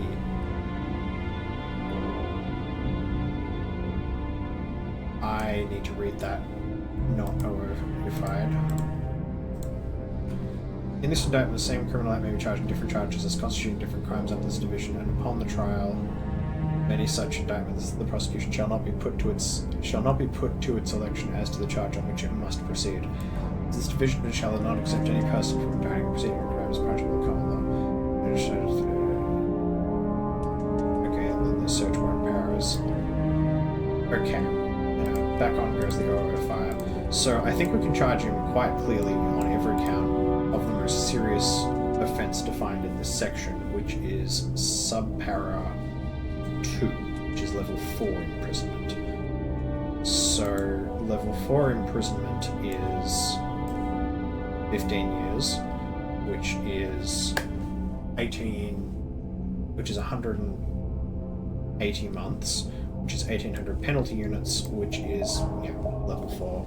I think I realize this is structured well enough. I don't really need to do this arithmetic all the time. But that means for every one of these offences, he is due 8 points.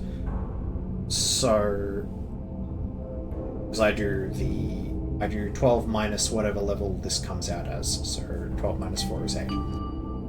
Now, how many counts are we talking? There is the Spire. Well, there's, notwithstanding even his own tests, which I would argue, in fact, yeah, I'm going to call his bomb factory in itself 1 count. The explosion he then visited upon the Spire linking chamber is 2, the Haven linking chamber is 3, and the Tomahna linking chamber is 4, the bathysphere is 5. He's due 40 points. This might take a while.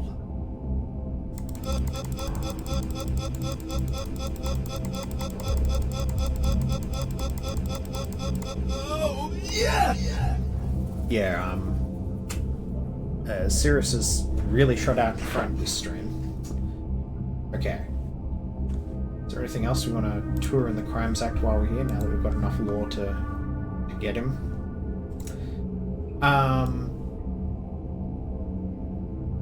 I can probably get him on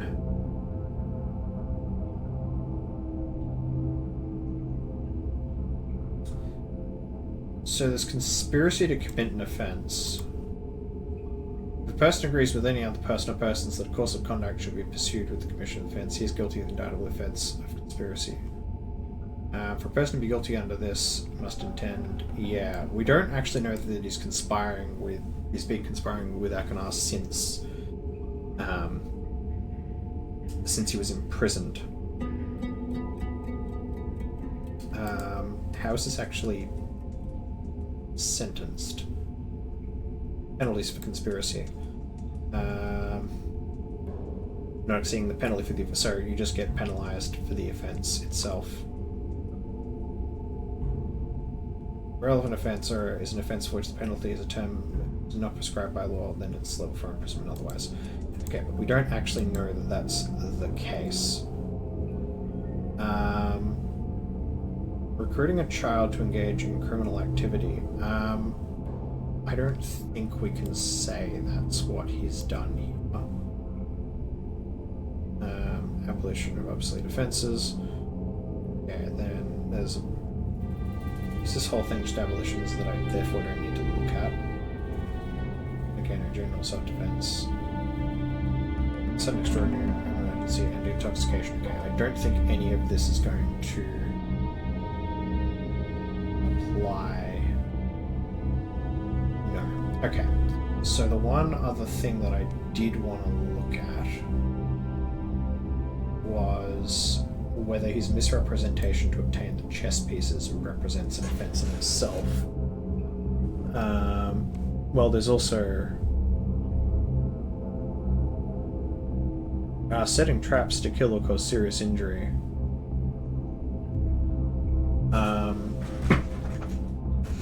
And being armed with criminal intent.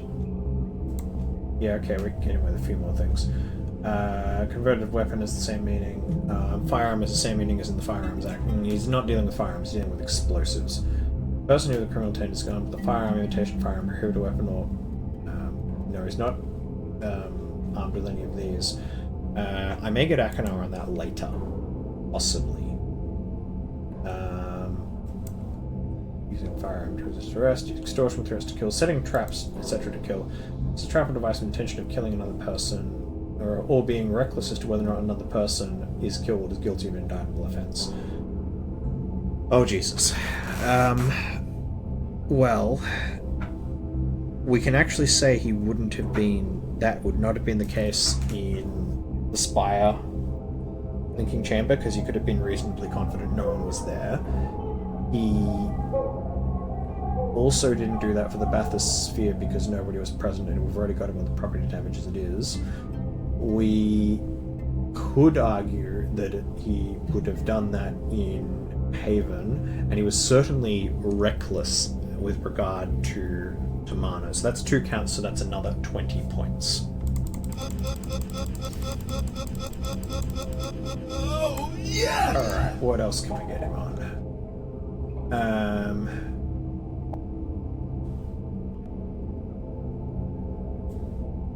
Well, he also caused serious injury recklessly.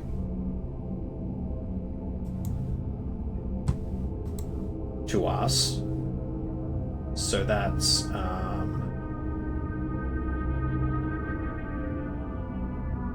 did I do that right? Just gave him 20 points for 2 counts. No, because they should have been 2 counts of level 4, so 8, so it's actually 16, so that's actually what it should have been.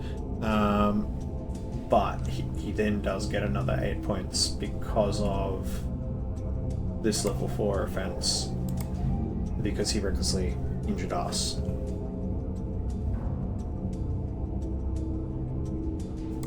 Oh, yeah! Oh, yeah! That's right. Close enough. Okay, what else can we get him? I think we've just about done him. Yeah, I know, there was the,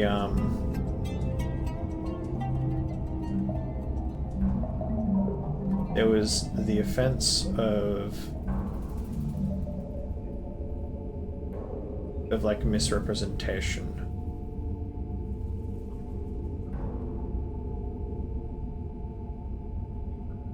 Falsification of documents. Obtaining property by deception. Maybe. If a person who by any deception dishonestly obtains property belonging to another with the intention of permanently depriving the other of it, no, because that's effectively theft. That's not really what it is. Shall by purposes of the deception means any deception. Okay, no, it's not. That's not quite what he did. He effectively got. He got it under false pretenses, but he otherwise did get it as a legitimate gift.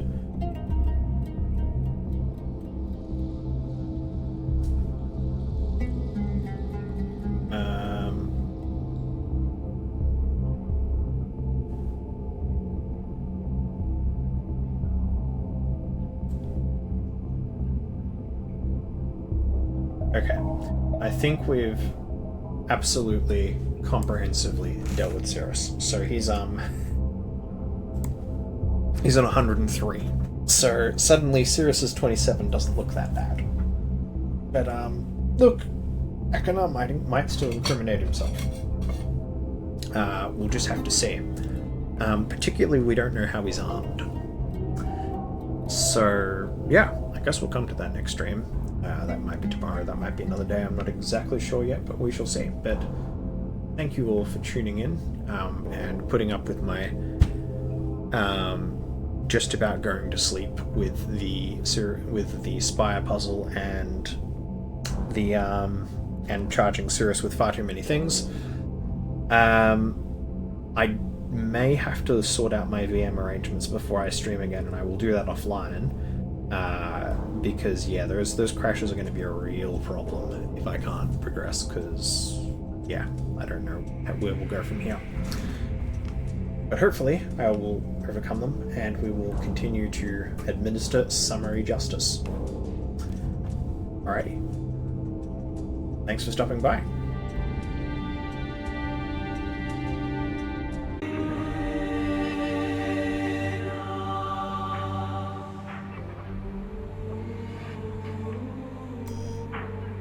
Welcome, welcome. So, this is a little bit impromptu. I've been giving some thought as to how I was going to get past a couple of the impassable crashes I've been dealing with in Haven and Serenia.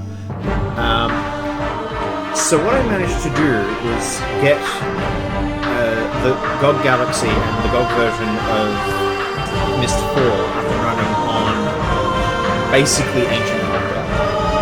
Not my primary machine that is currently running the stream. Problem being, the machine is so ancient it doesn't have HDMI capture hardware. And I don't have VGA capture hardware.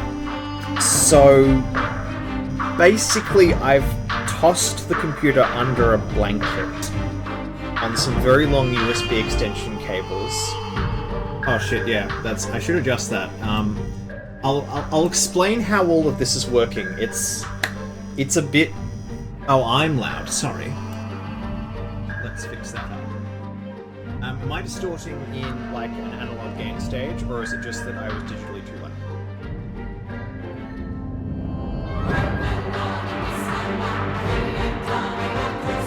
Okay, cool. So it's just I have too much?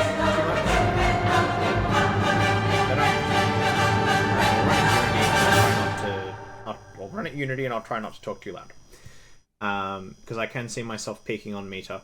I have had to fiddle with my whole gain structure yet again for reasons that I'm currently explaining. Okay, so I got Myst 4 going on an ancient machine. You can possibly hear what probably sounds like a chainsaw in the background of whenever my noise gate opens. That is that computer. It is as distant from my microphones as I can make it within the confines of the bullshittery that I have had to assemble. Basically, that laptop is currently under a blanket, blocking out as much light as I can get. The reason is because it is too old to have HDMI output, so I don't have capture hardware for its display.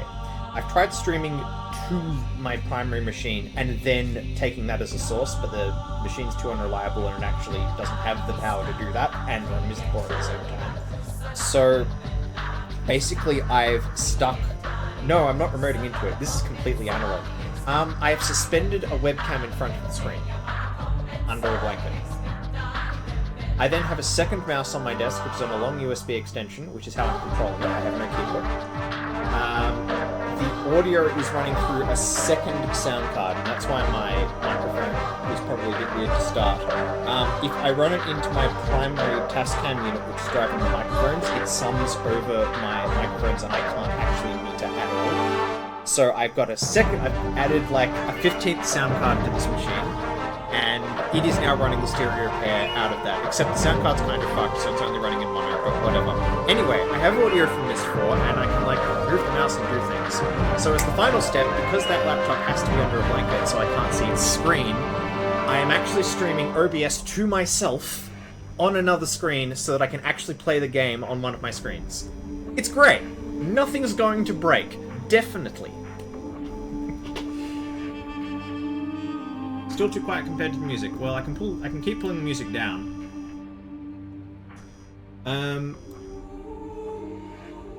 Where am I metering? I should be metering like... Yeah, I had to... It was because when I was trying to drive everything through the same sound card, I was fiddling with... Basically, I had to try and... The sound card is presenting to OBS a summed stereo source of all the lefts and all the rights. So that's my left mic and the left channel of Myst 4, and the right channel, my right mic and the right channel of Myst 4. So I basically had to manipulate potentiometers to try and meter by guesswork, and that did not come out as well as I would have liked. So I've just completely segregated the sources now, and I'm metering digitally. At least I can sort of now manage it. All right. So what was I supposed to be doing? So we've just finished Spire. I should finish Haven. I should go and see if that crash that consistently happens on the other machine still happens. Yeah, let's see just how untenable this is. I'm actually gonna need more space for a mouse. There we go. This is actually doable. It's just probably gonna be a bit slower.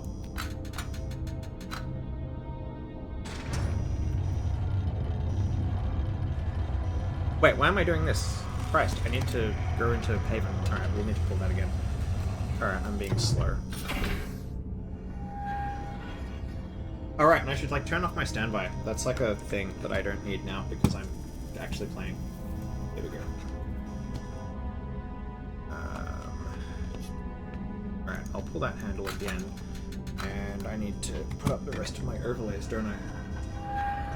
That's the thing.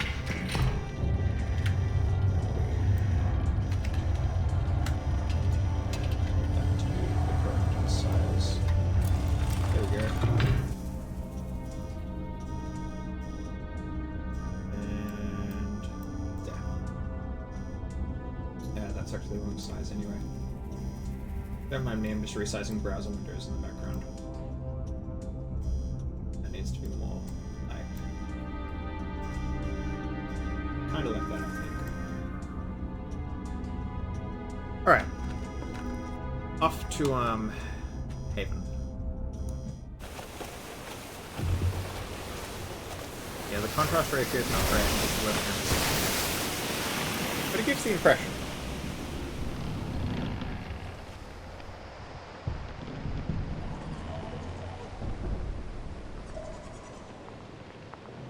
It's kind of advantageous that Myst 4 is...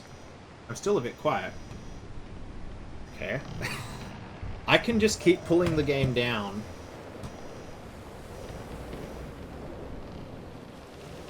I suppose we are at like -14, and I seem to think that is the gain I ended up applying to the desktop. Well, yeah, okay, but Myst 4 has like a massive dynamic range. That kind of comes with the territory.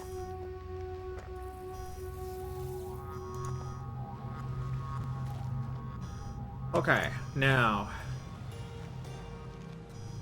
Cirrus said he had a journal, which I actually suspect is in Serenia on reflection. Man, it's tricky to see. Hey, this like isn't this like more authentic? It's replicating like the mid-2000s experience of trying to play this on some crappy CRT. See, this is how the game was intended to be played.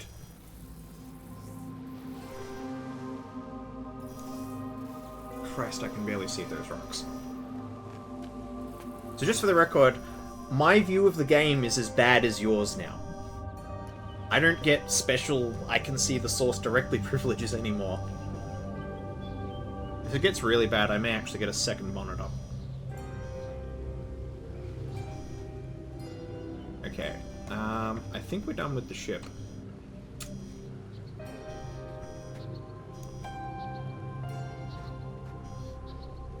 Now, we can go down to the jungle, I guess. I think that is where we need to go. Right, because the crash is down by the lake, and this is now going to involve navigating this god-awful mess of a jungle. In, like, with, like, a very limited contrast ratio. So, going forward, I will use this as a backup mechanism, because I can synchronize the saves between the machines. But I'm going to try and run most of this kind of as a test stream, just to see how it behaves. I particularly just want to see that the backup machine is stable, because I may be able to elaborate the arrangements if I need to like improve the picture a bit. And if I desperately have to get feature capture hardware, then maybe that's what I have to do. I mean, I had hardware to convert it out to composite, I thought. Now I've just got myself turned around as usual.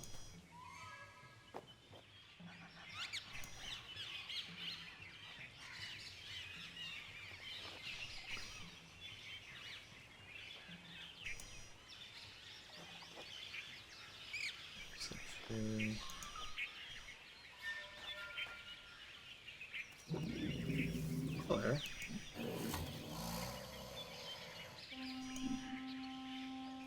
So anyway, how is everyone? After my merry misadventure of reconfiguring everything.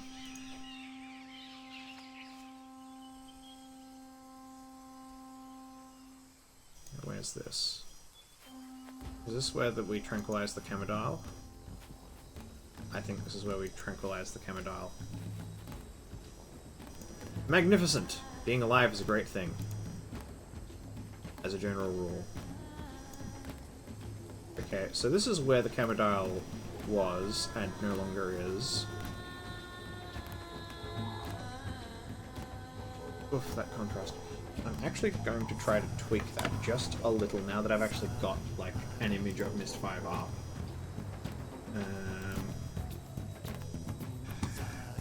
Do I risk bringing up the contrast ratio and just the brightness down? Okay, that's much better. Holy shit. Okay, first prize would be, can I actually make black into black? I think that might be a little much. Okay, if we take out the gain, bring up digital brightness. Yeah, gain out, contrast all the way up. No, we have to put in a bit of gain. Alright, that's better. It's easier to look at, that's for sure.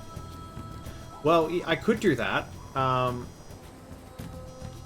then I would not be able to, like, solve any puzzles, and that would be really, really tricky. Okay, hit this. It's not completely terrible. I'm probably going to have to recalibrate it every time I restart stream, because I can't really leave the bullshit I've put together permanently in.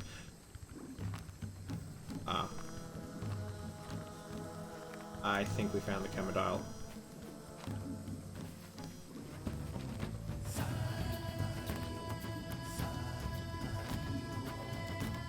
Oh dear. Condolences.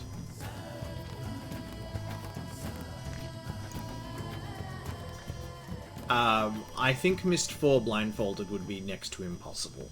Like, especially Haven. Spire, you have a lot of acoustic clues, but yeah, Haven you just get turned around, and there's... If I remember some of the later puzzles, it would be absolutely fucked to try and actually play this blind.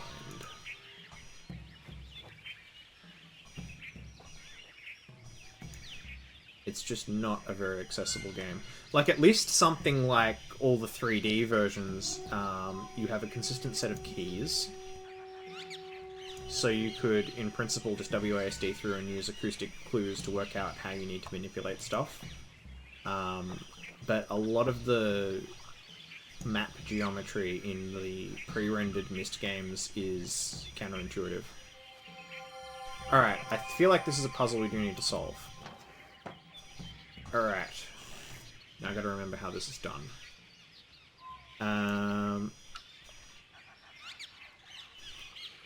Right, so we can slide the thing while it's over there. We can also slide that like that. Okay, so...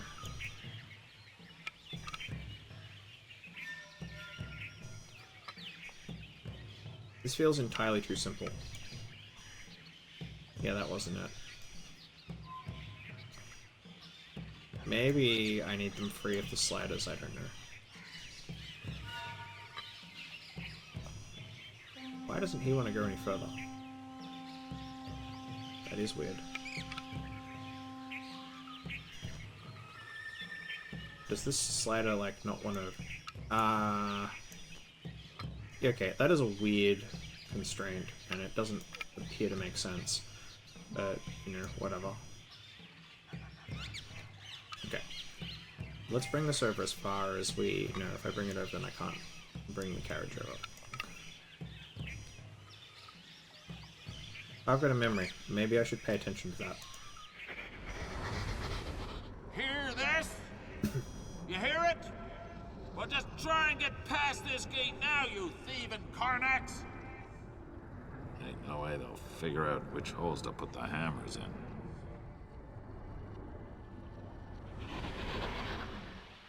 Yeah, I'm pretty sure I already know that. Is that worth a nom point? Or is that not quite rising to the level?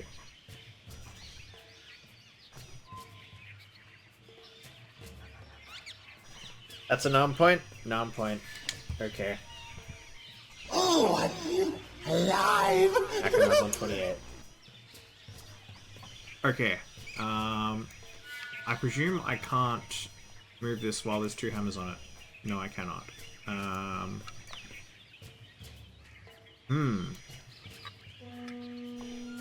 most intriguing puzzle. I mean, I'm pretty sure I know which holes there are. There's two hammers and there's two fucking marked holes. Like, I don't know what Akana was expecting of the wildlife he was trying to outwit. Okay, but we can't move the slider while the things... okay. Right.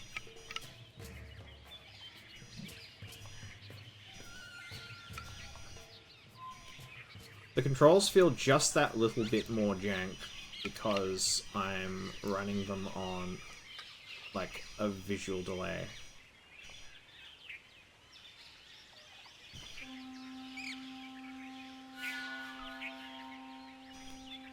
Okay, now, in fairness, Akana is obviously the combination of his actor and his writers. And I suppose the nom point can't really differentially attribute the nom between the line and its delivery. But I think we are agreed that we are according nom points regardless of whether the line is objectively crappily written or whether it is passably written but hammily delivered, right? We're not drawing a distinction between those things. It's a function of the performance.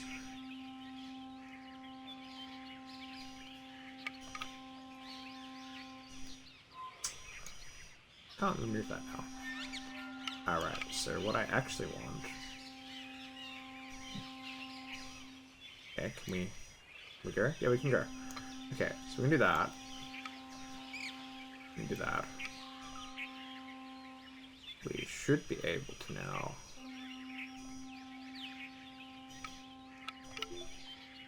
Is that hard drive toggling? Yeah.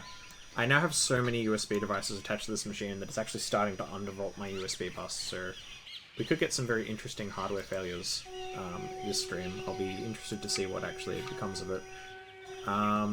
If I can move this one position, yeah, I think I've just solved this. Okay. No, I have not solved this because I have to get it free of this slab, but I've solved the top. I shouldn't need to touch the rest of it. So I should now be able to go like here.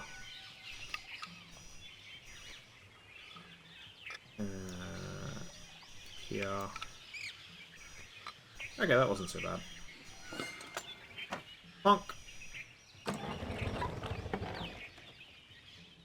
I mean, I could probably have just got a knife, but I don't have one of those. Oh, this is the lake.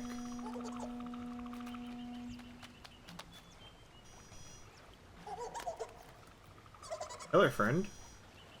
Is that for me? No, it's not for me. What goes on here?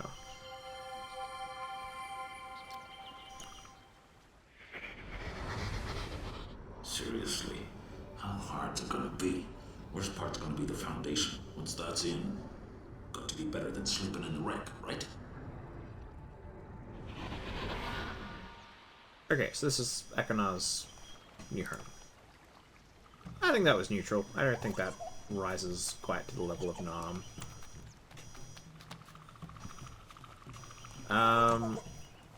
Was there a point to coming out here? Or is it just like a nice view? With literally a memory. Is that seriously all we can do here? Okay. Can I look at different... Yeah, no, there's only one vignette. Yeah, okay. Well, that was... fine, whatever. Alright, but at least I know probably which way I need to be going relative to the gate. Can just hear that fan spooling up a bit higher, so I am gonna... Right, I don't have keys. One moment. Oh boy. This is going to be painful. Pressing escape. At least it's in the correct spot relative to where I am. I'm just gonna save my game. Just in case the machine overheats, given that it is literally under a blanket. Right. That escape. I should get it like a USB keyboard at some point out and just deal with this. Okay, so in principle we keep walking down this way, I think. And then, yeah, and then if I remember correctly, we get to... Oh, hello. Yeah, so Matey runs away from me and there's a bunch of them, and then there's this, like, marshy bit, and then there's the other side of the lake, and as I recall, that's actually where we want to be going, and that's where the game would crash. So in principle, I think we may have worked around that.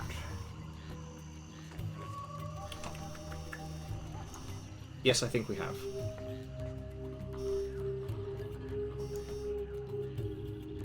Yeah, this is the bit we couldn't get past.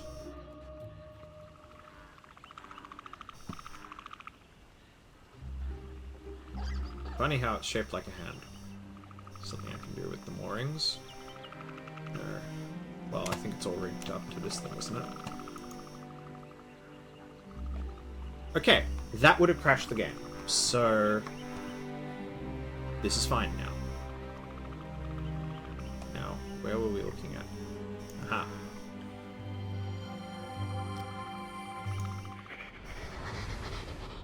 Don't care how nimble fingered they are, they're not gonna get in when I'm away.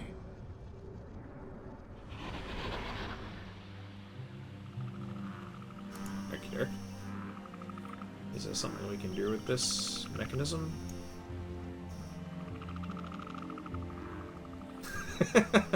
Oh, it's great, isn't it? It's absolute garbage. Right. So, can I not, like... unlock this somehow? Ah, yes I can. I mean, you would have thought so. That's a handle, right? I should be able to do a thing with that. Right. Yeah, the trouble with the new build, as ludicrously stable as it is, is it makes it much harder to actually see the game. Despite the fact that my webcam is actually higher resolution than the game by like a factor of at least 4. Right, is there definitely nothing I can do? Because I've definitely tried to scuff this up.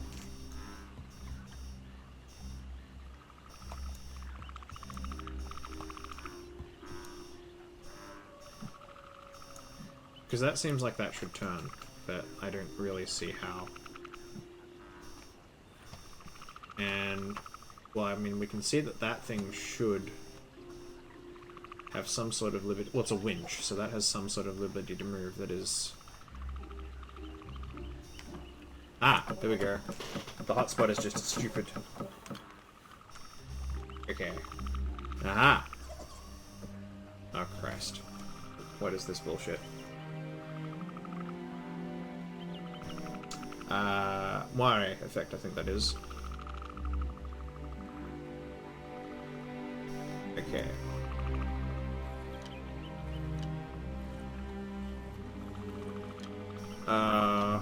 Does this mean we have to go scouting the totem poles again? So how can I even tell these fucking things apart?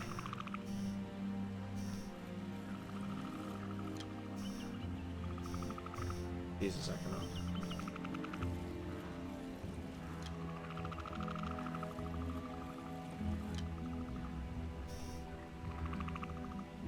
Okay.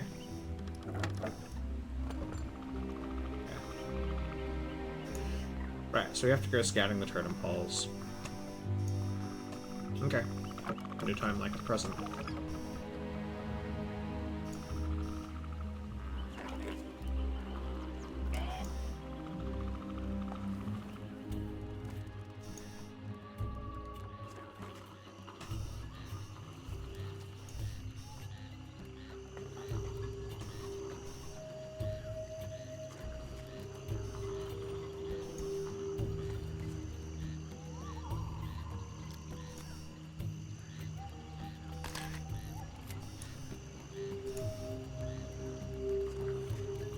I should probably review the memory associated with this. Can I actually determine what creature that is? Oh, I think that's the skittish herbivore. How did he characterize them? Gracious. Noble. Cautious. Stupid. Stupidity can be a virtue, can't it?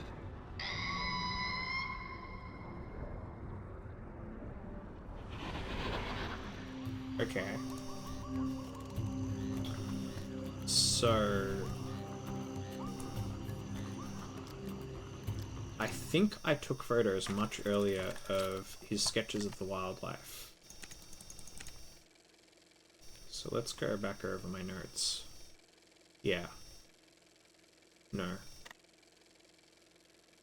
That's Tomahna. Wait, that might be it. Oh god. Okay.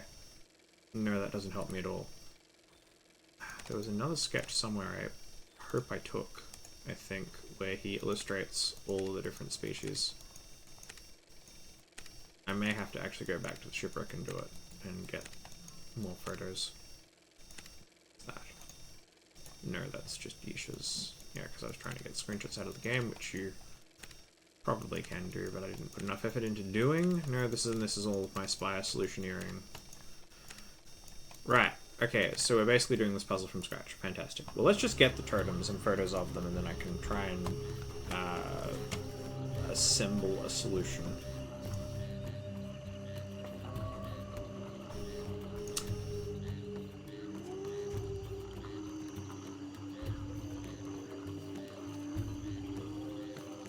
Yeah, but it's one of these boys. You gonna move so I can hear you cry? Yep.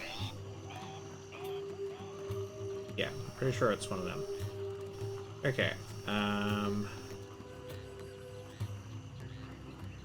I don't think there is anything I can do advancing further in this direction, no. Okay, so we know we need to undo the combination lock.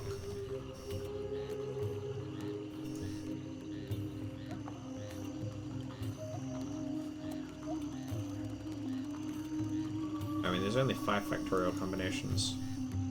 Hey Drake, what's 5 factorial? I can't be asked getting a calculator out right now. I mean, it's like at least 120, right?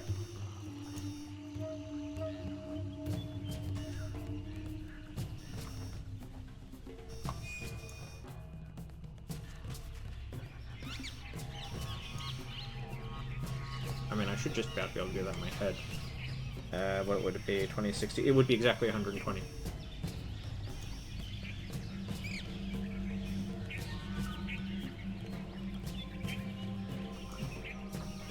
So he's unperturbed.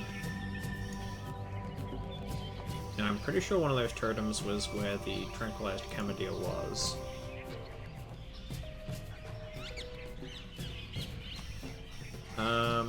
I am tempted to cut back over to the main machine, given that I'm not dealing with the part of Haven that I expect to crash. And because it'll just be a little bit easier. So I think I'm gonna cut over now, I'll be a moment.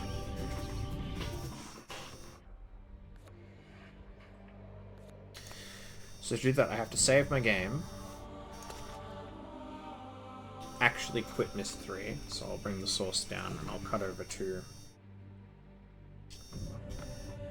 my primary mouse. Where are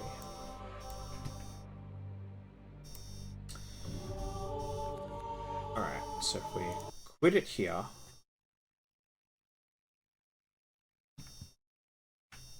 What about Myst 3? And Myst 4. Oh, are you watching my VOD or something?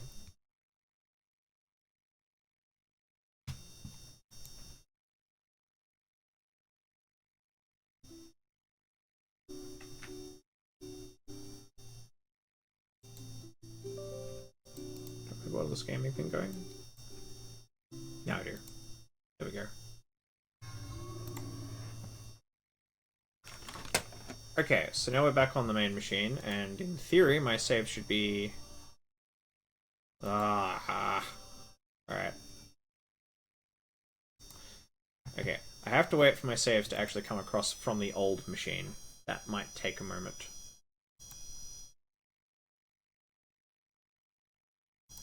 Later, synchronizing.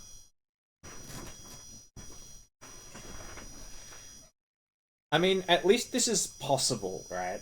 At least I haven't had to rig up some god-awful cloud sharing system, which I very nearly did between myself and my VM, to be able to even, like, interchange saves. Okay, has this machine actually uploaded them? Yes, it has. So I'm literally just waiting for GOG on the primary machine to synchronize my saves. Which, for some reason, on that machine takes an absurdly long time. I've never completely understood what the deal is. Come on, quit hanging at 33 and let me start Myst 3 again. This is quite silly. 66%, hooray. Wait, is it like doing file at a time? And just taking an absurdly long time to do it for some reason? Because if it's really that slow, I will straight up... yeah, it's probably just cooling down. Oh, I keep saying Myst 3, really? Huh. Read all references to Myst 3 to Myst 4, except where I expressly say that they are Myst 3, which I would have only done last stream. Okay, cool. Saves should be synchronized. I should now have my Haven save. And this would be a good time to test if now having that open bypasses the crash, actually. Oh, I need to unmute the audio so that I can actually Yeah, the game. Why are we synchronizing twice? Did we not just finish this whole laborious process?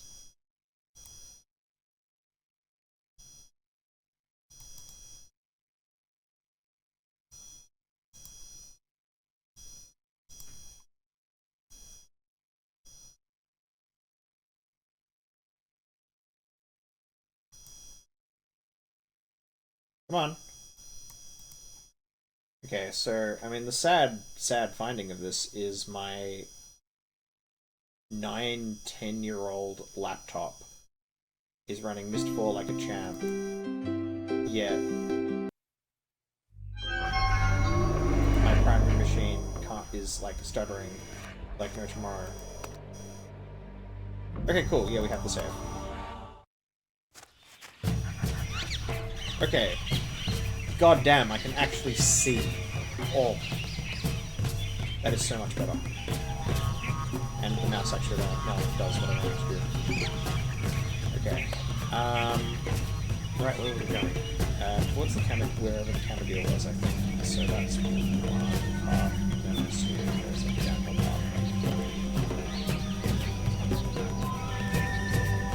path. Yeah, it might be. Hang on. Well, if I pull them to similar levels...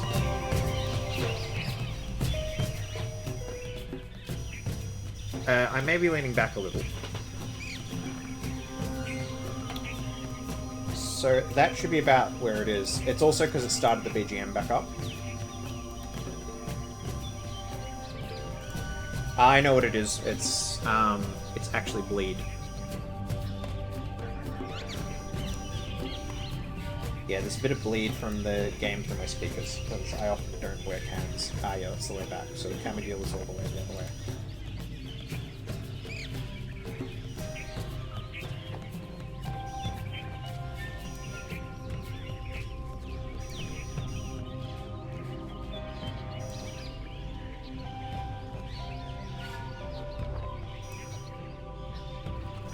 Okay, this is like better.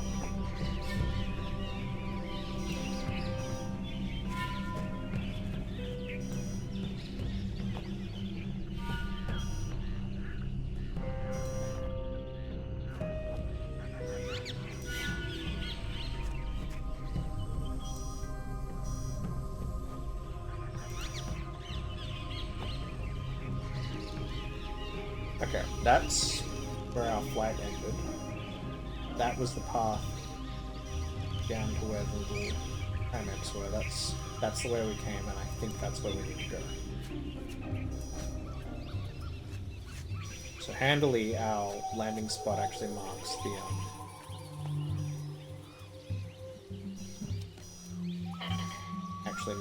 the main three-way intersection.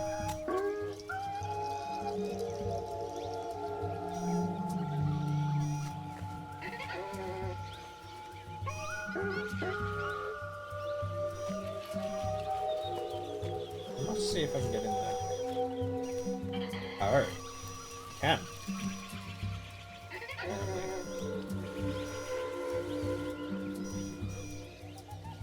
Huh. Go up.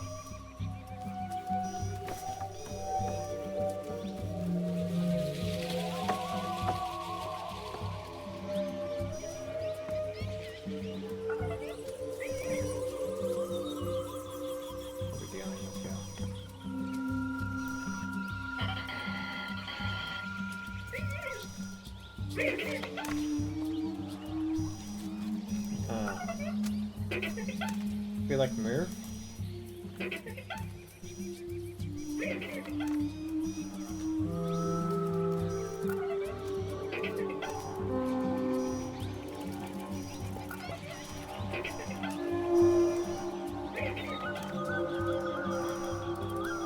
so there's some sort of puzzle involved here.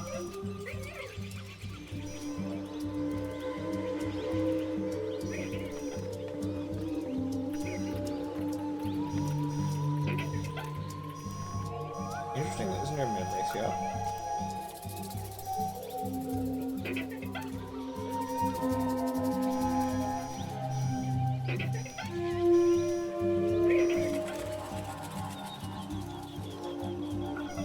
So the object is clearly to try and get them to react somehow.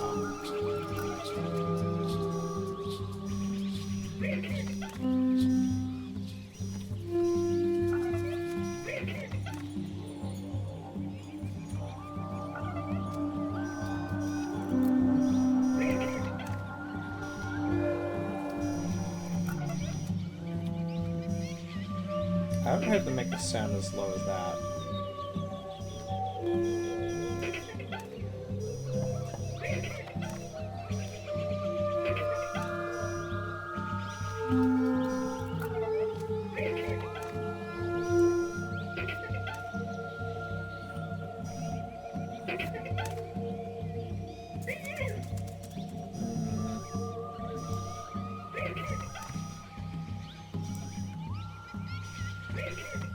So, I think we're meant to imitate them, but what sound we're meant to imitate isn't clear to me.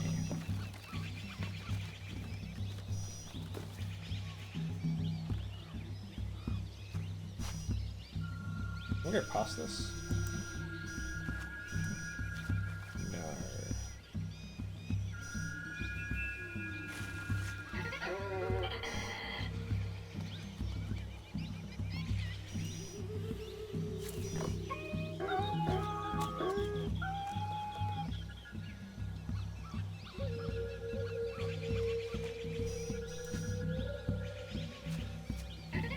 Okay, I think that...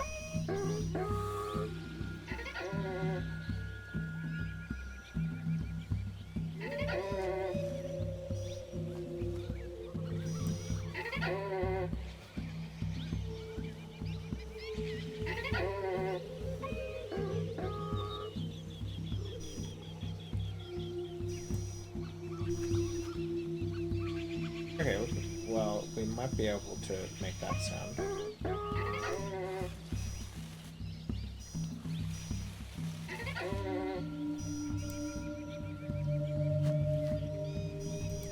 I think that's like...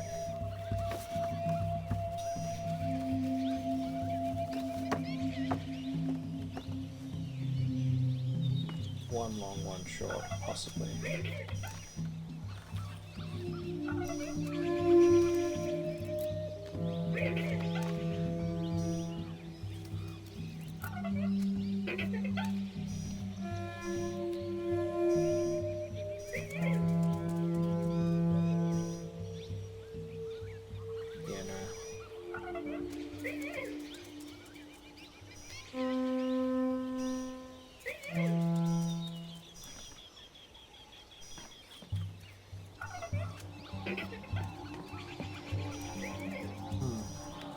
Okay.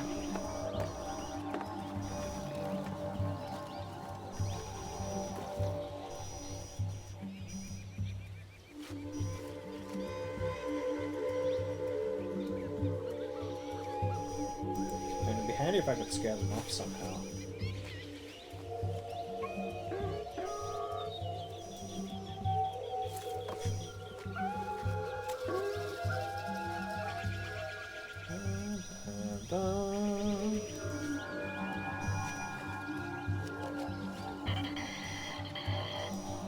That's a different one.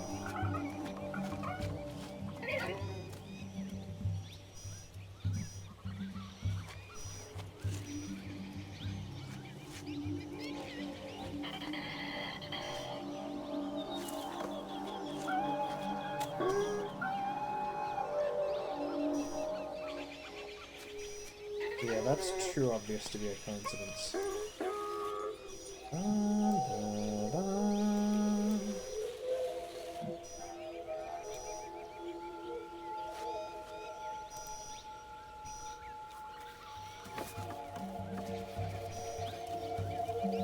Okay, so they sing in A flat. That's kind of nice. But Akonar's instrument is not tuned in A flat.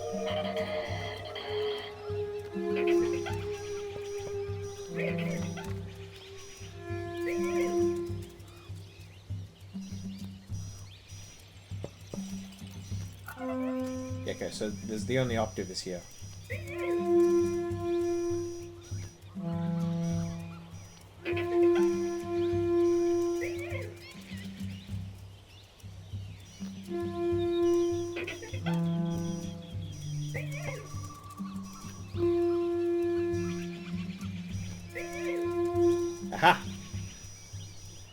Got him.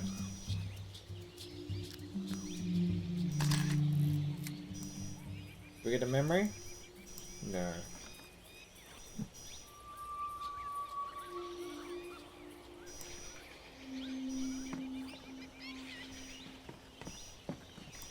Alright.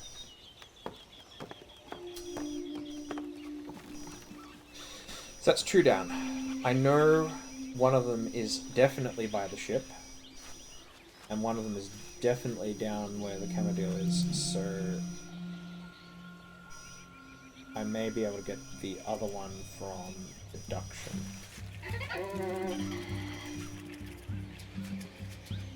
Okay, so that's kind of cool. I mean, they communicate tonally, which makes sense.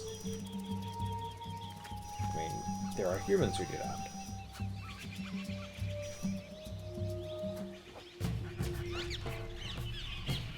Now, that's the way I've come.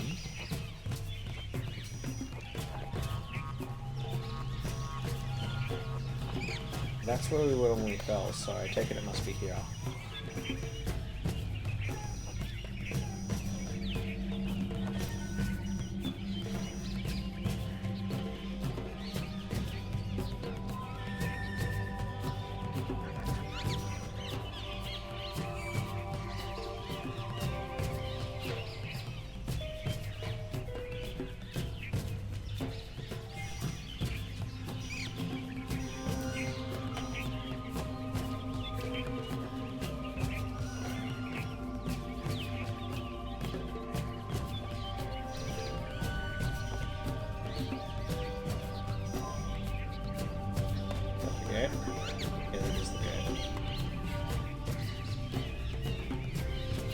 Okay, let's save the game and see if we still get a crash when I try this.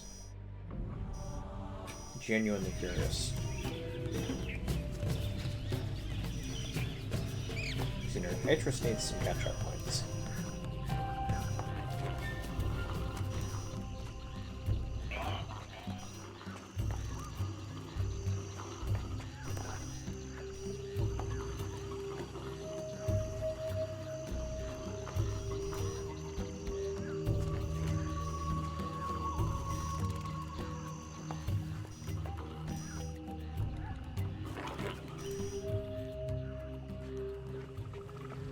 Ready for the crash? Prepare thyself.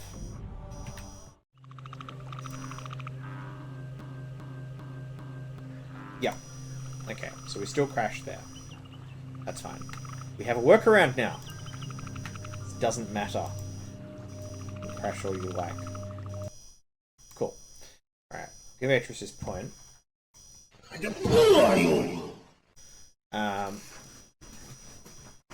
Yeah, okay, but that's fine. That's fine. The primary machine suffers that, not the backup machine. We can work within this.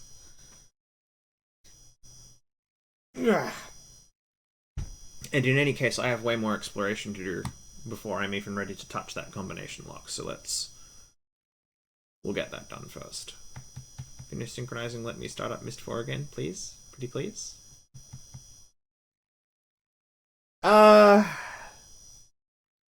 Yeah, look, to be fair, I directly baited that. Yeah, Atris doesn't deserve a point for that.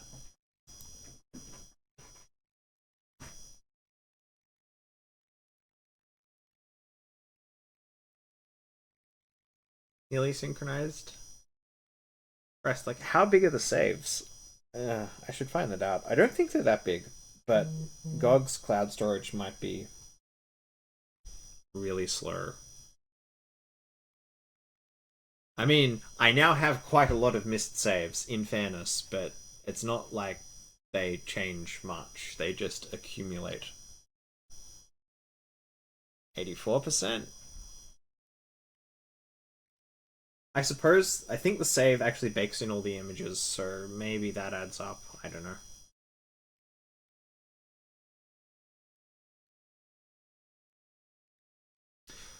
Anyway, yeah, I don't really want to delete the old ones. It's occasionally useful to be able to backtrack, and in the old days, that's how you did it. The reason they put the camera in is so that you don't have to do that kind of bullshit. 92%.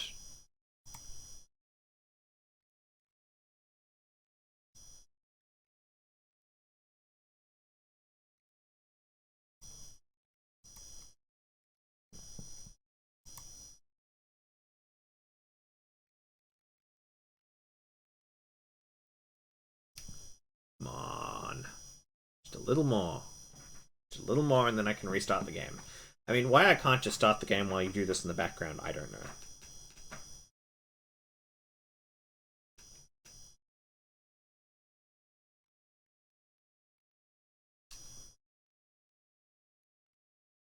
Stay, please?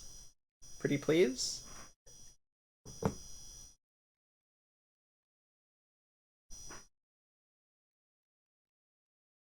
Aha! Let us proceed.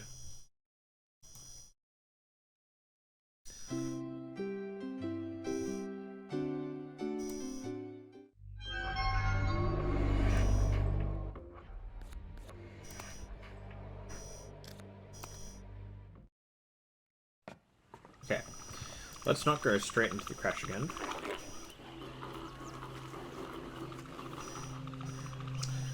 I'm vaguely tempted to grab my files from the old machine and transplant them onto the primary machine and see if it makes any real difference, other than I have to use the DirectX DLL substitution. We shall have to see. Maybe we'll get lucky. Alright, so I need to find where the Camadil got incapacitated, because I know there's a totem there. And then I need to make my way back to the ship, because there's one there. And from there, in principle, I should be able to infer all of what the symbols are.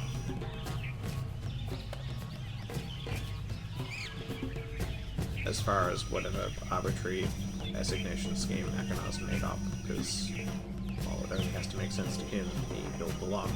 Can I go that way? Fine, there we go. Go that way.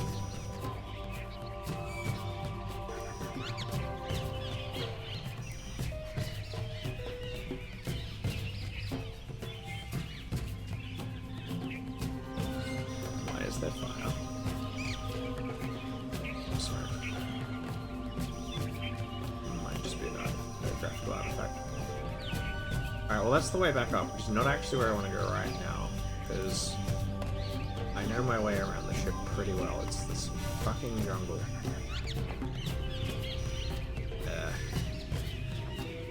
Right, there really are no alternatives out there. Yeah, that's back. I can sort of see the landmarks.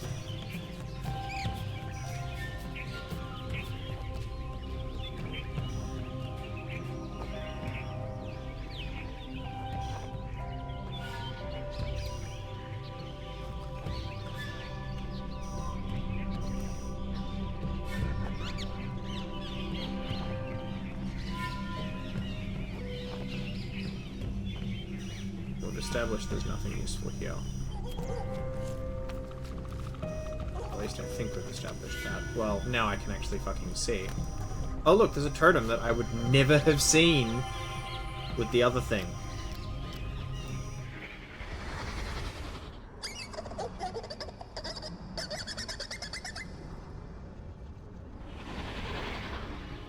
Okay, I think those are Karnaks, he called them. So...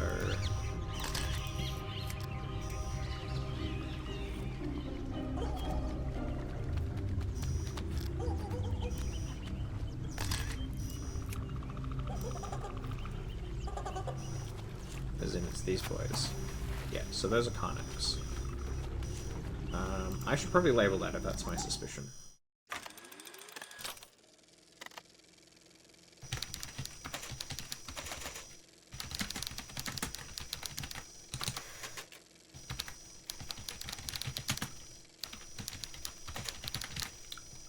I seem to recall there is a diagram showing the food chain. I think that is relevantly how these things are ordered.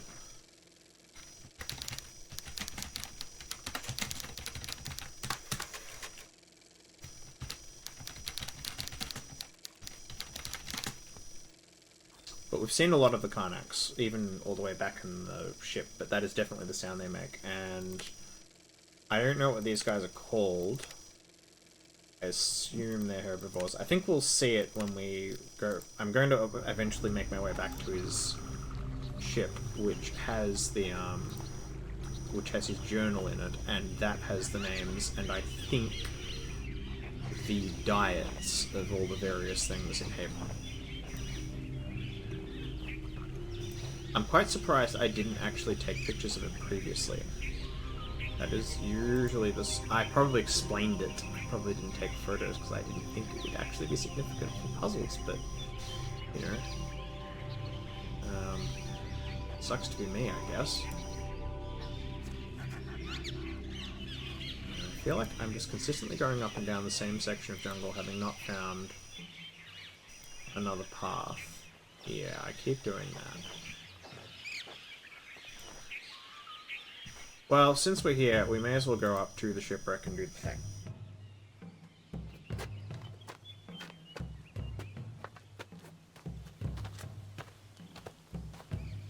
Okay, this is the big scary thing.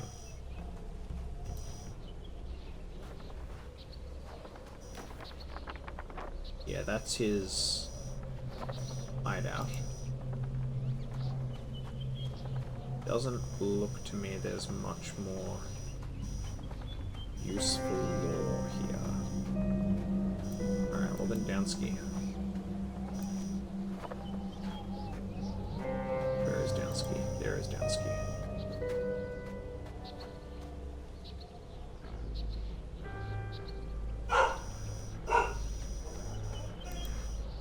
What pictures? Don't you like the pictures of the vicious predator? You know, it's much scarier than you, is it? Aha! This is the other totem we want. Can I get closer without zooming in? Yeah, sort of actually, and relevantly. Okay, that's a camodile. It's gotta be.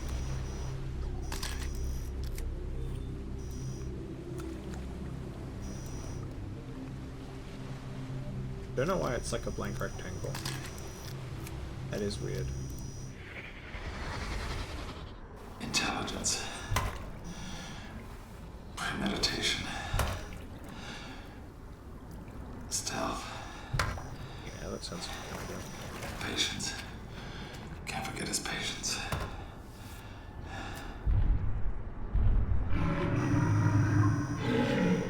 Yep, that's a camodile.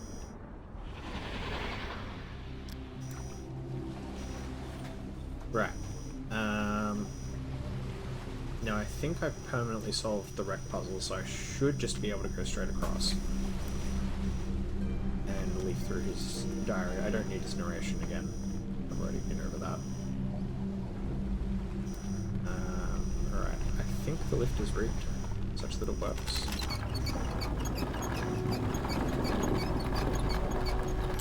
Alright, upski daisy.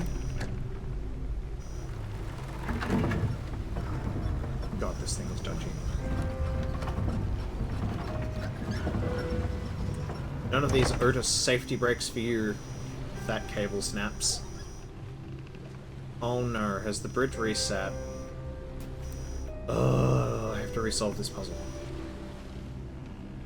Wait, but do I? Yes, I do. Because you can't get into the bottom. Can't you get into the bottom level? No, no, no, no, no. I'm gonna have to resolve this. What a pain. Wait, no, I'm not. Come on, that'll do it. Easy peasy. Why it reset in that way, I don't know. That's just a weird thing to not persist. Alright, up the ladder.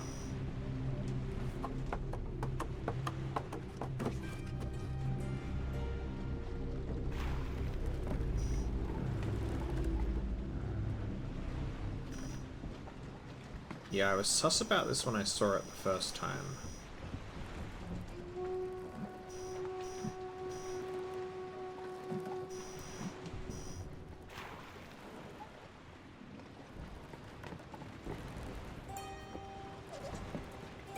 Yeah, I reckon there's something I can do with that. Ah.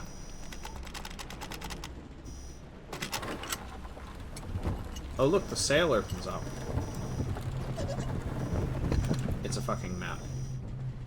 It's a fucking map. I'm an idiot.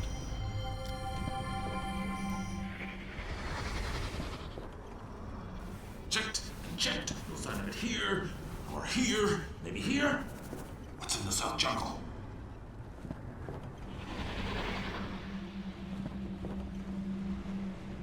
Okay, well, we definitely want a picture of that. When we can. There, up there. And maybe just zooming out a little.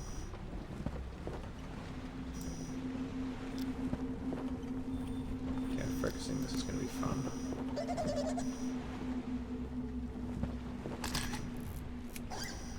Alright, so we know that there are 5 things that he's identified here. Take a close look at this. I don't really have much of an orientation, other than we know that that's kind of where those guys are. We know that that's sort of... There's the lake. Oh no, here's the rocks. So, and this is indeed where we find the Karnaks, and I take it this must be the lake. So south is sort of where he's made that new settlement. That is pretty much where we found the Camet Hill. And yeah, I take it we must be here. So begs the question, what's out here that we haven't yet seen? Oh, can we not... Are you serious? Can we not go past while that is in place?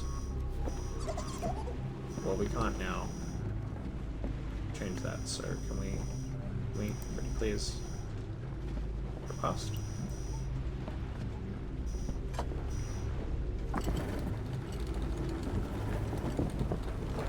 Okay, that's just kind of dumb. Because you could totally shoulder past that.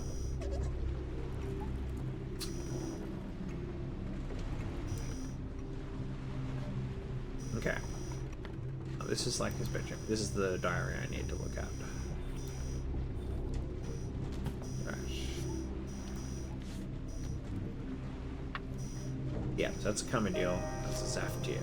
So Zaftir is the herbivore, and Mangries are the, you know, adorable little would-be kings of Hyrule.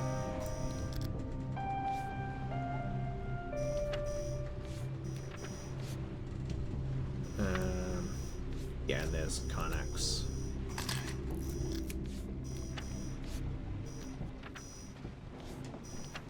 Yeah, and this, and then we don't know the name of this thing.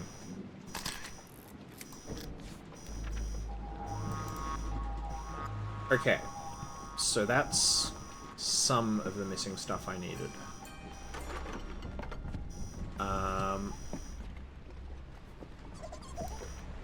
So I need to find at least the Kamendil totem.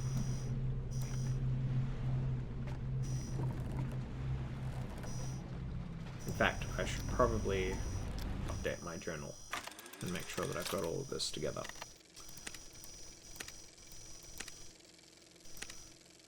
How is it spelled? So it's a Kamendil and a Zaftir. So I can update both of them.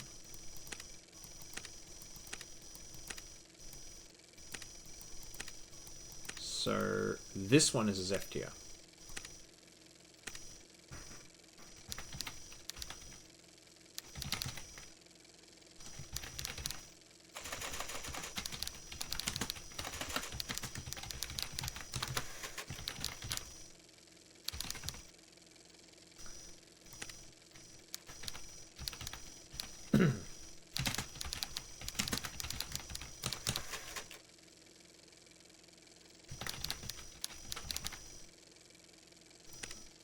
And this is a Mangry. I think I only got one shot of the Mangry totem in general, but it's good enough.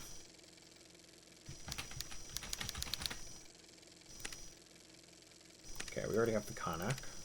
Kamendil.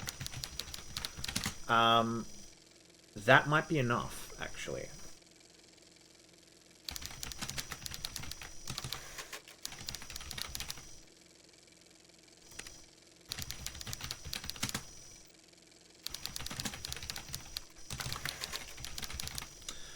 Right. Okay.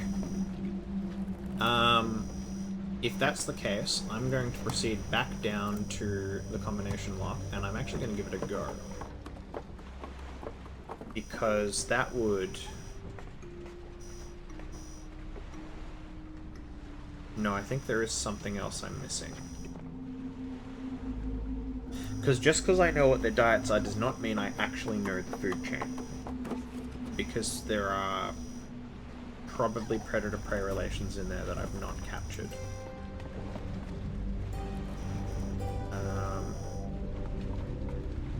And I could have sworn that that is supplied somewhere, other than just by inference.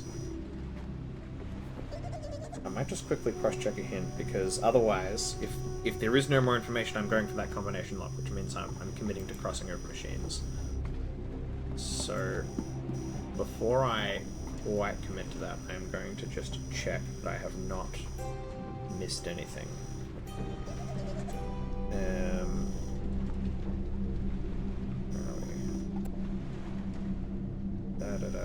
Not Spire.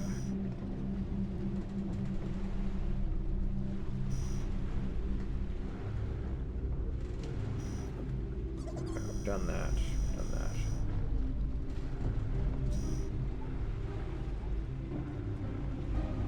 Dirt.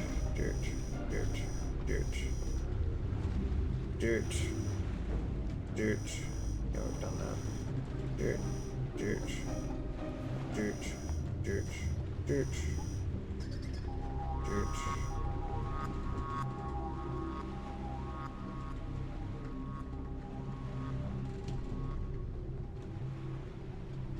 I have missed something, and I know where it is, and we will go there first.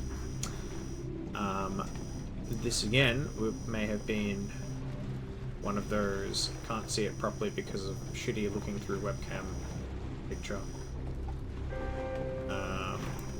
which I realize is probably going to really hobble parts of this run. So I may want to use the glitch bypassing very judiciously.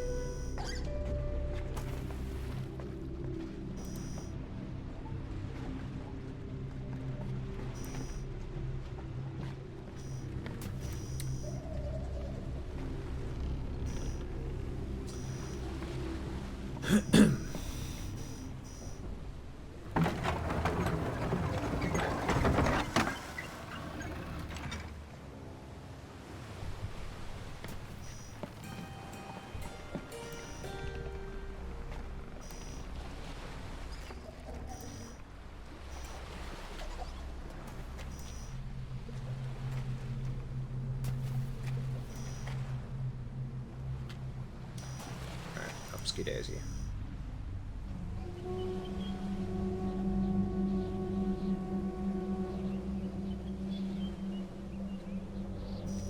Right, so we need to make it back to that hunting post where we got the Mangry shot. Shouldn't take too long. Well, he says, notwithstanding the fact that I'm probably going to get lost about a dozen times.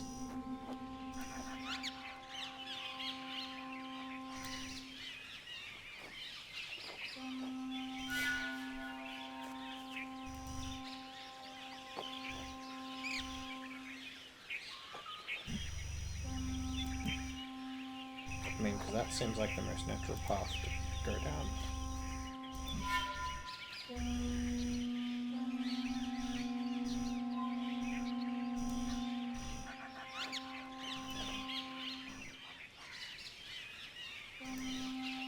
Right, so we already turned around.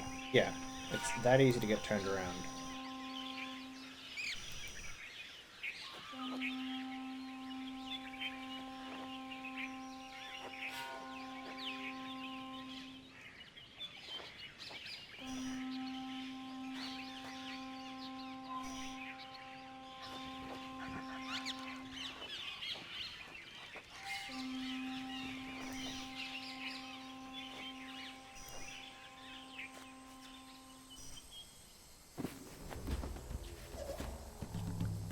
Okay, this was actually where I was trying to get to before.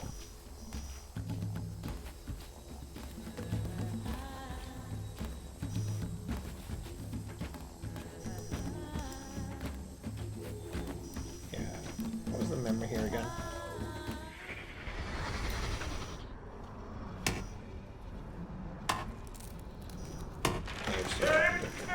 Yeah, just him chopping down trees.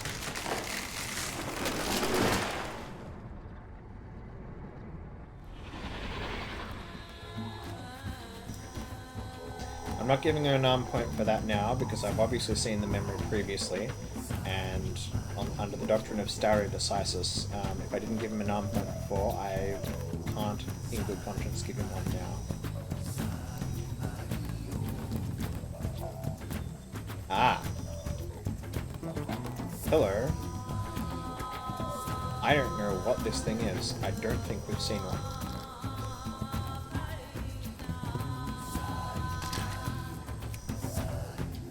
Unless it's a very stylized person, which I suppose it could be.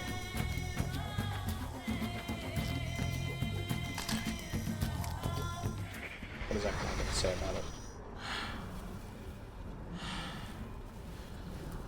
Last one. You can do this. Strength. Dexterity. Just be a human. Courage.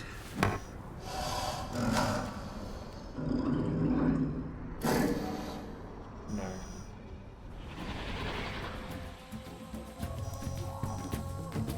Well, maybe.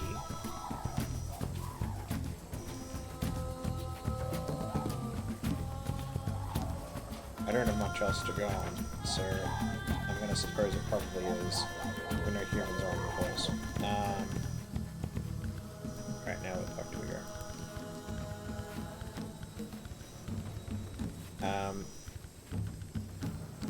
Does that actually mean that we have 5 totem poles? I think it actually does.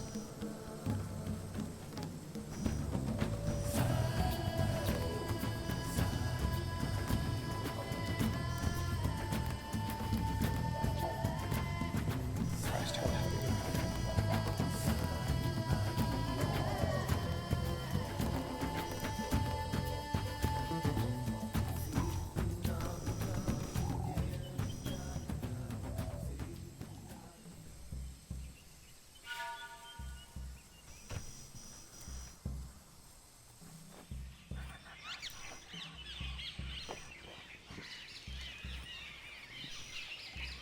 Right, so this is that 3-way intersection. Right, that goes back that way. Now... Okay, so... What I need to do is I need to make my way to this hunting post, wherever that was again, which is by the gate. I'll do that before I label up my last thing. Yep, this is the right way.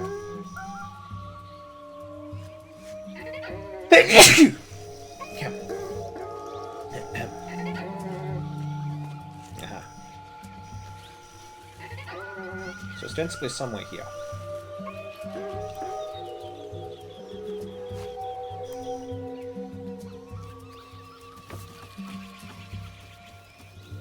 Oh, that's it right there. It's up the very top. It's like that. Ah! That is the food chain.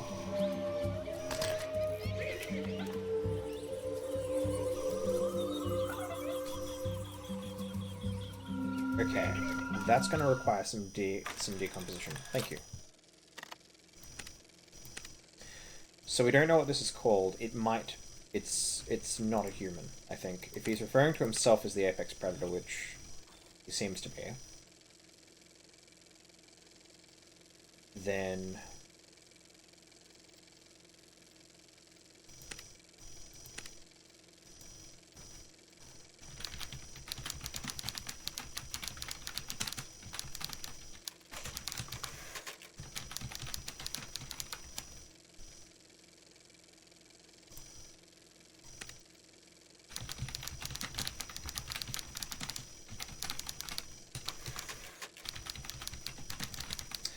Right. So then from the top it must then go human.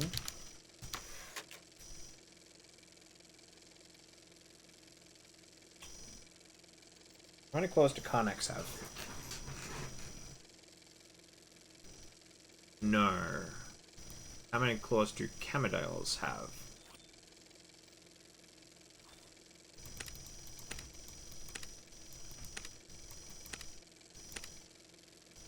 Well, also, yeah, while we are assuming the human is the apex predator,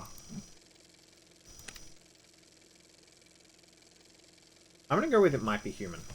One moment, I just need to take a call.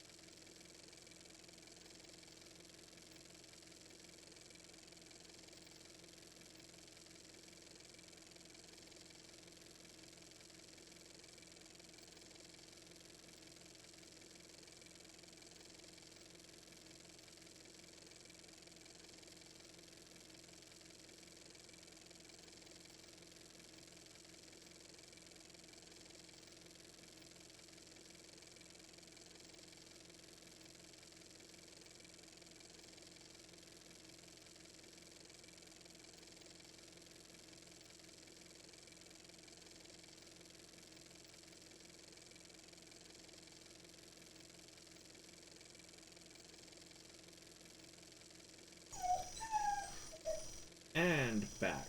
Where's that one? Right. Bitches, stop sucking. Come here. What's wrong? What's wrong? Oh. Okay. I could conclude this is a figurative representation of a human, provided I find something else that actually has 3 claws. And the reason that matters is because in his actual diagram, there is a creature with 3 claws and what appears to be an opposable thumb. So I have to draw some kind of distinction between them.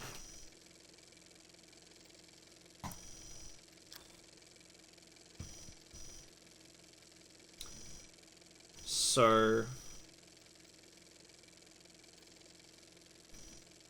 what I need to look at is, let's go back through the photos. So how is he sketched? Karnaks have 3 claws. I think.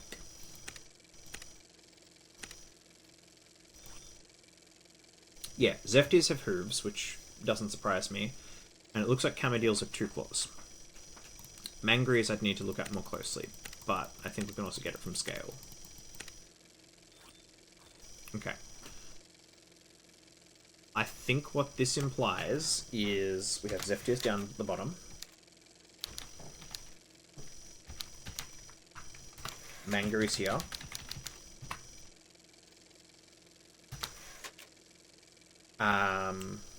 Karnaks. Camodales.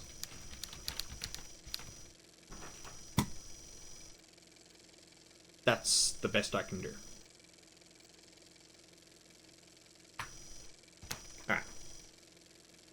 Alright. We have not checked how many fingers Akinar has left, but to my knowledge he has not lost any. I would have to go back to Serenia to find out. Yes, well, unfortunately this is a chart of hands and not ears. Okay. So, we have enough information now that I should, in principle, if that is, I mean, and it is a bit of an if, as long as that combination lock is keyed on, like, what eats what, I should, in principle, be able to enter all of that in.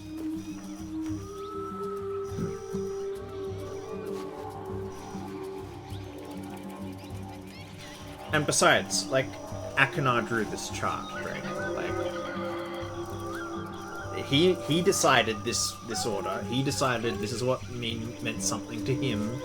I would hesitate to call him a trained zoologist. You're quite welcome to draw it, and I will present it on stream if you do.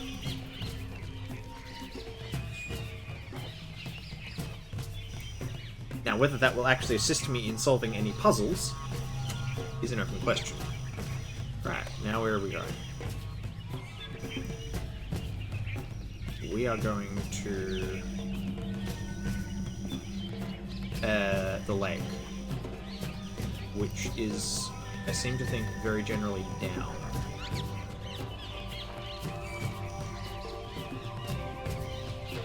That's back towards the Mangrees. That leads up over the back.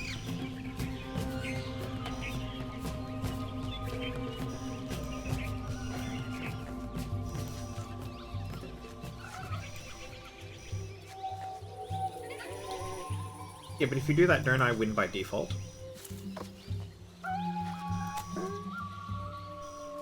Because I'm the only person with anything like a lagomorphic species in his profile pic.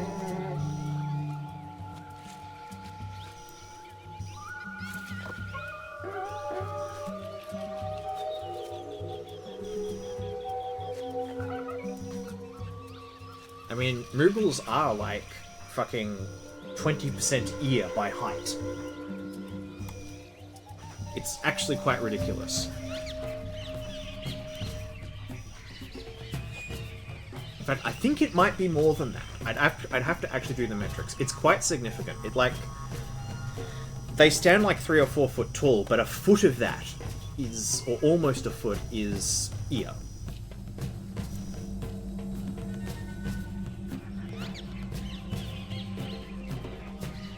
Well, what? They're a kangaroo, though, aren't they?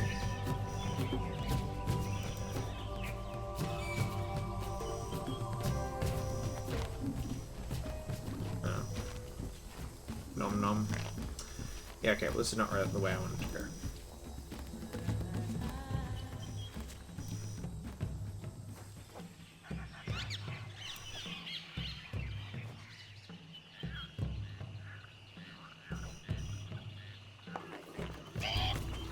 Okay, I have absolutely no idea how those locations connect together, but somehow I've managed to bullshit my way to exactly where I was trying to go. Well, you did say ears, not horns.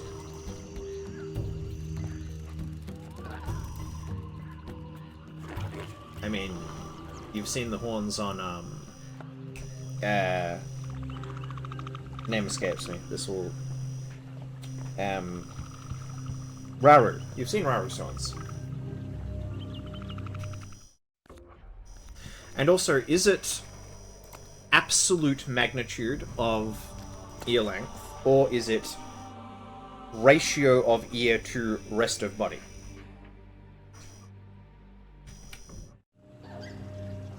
Alright, we need to cut over to the ship machine. Because the game will crash if I try and take a step in that direction. Sure. Just to be double sure. Alright, let's cut over to that machine while we wait for my saves to sync over. So I have to wait for 2 different save sync events, because I have to wait for this machine to upload and the other one to load them back.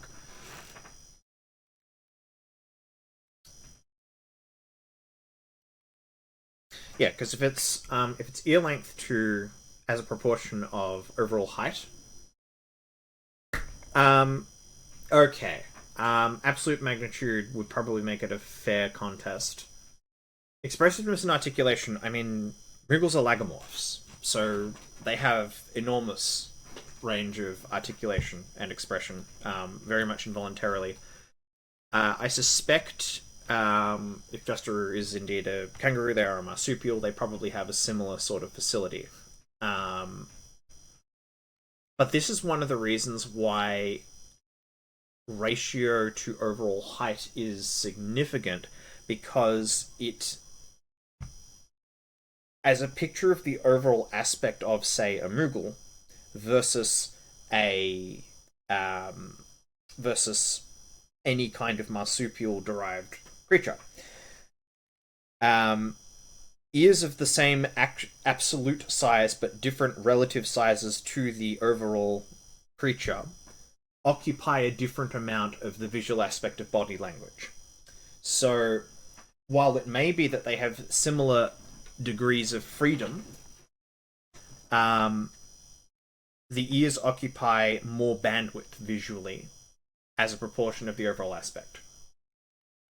I'm pretty sure they're all crap, and like specifically, my profile picture is almost certainly still Herdy from Final Fantasy Tactics Advance 2, and he is an Evolusian Moogle specifically. All the other Moogles from all the other games are meh, but Evolusian ones in specific have the requisite physiognomy to articulate in that way.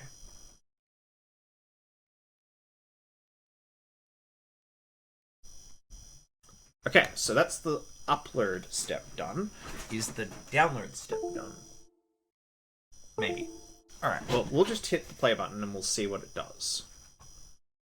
There is the mouse. Go.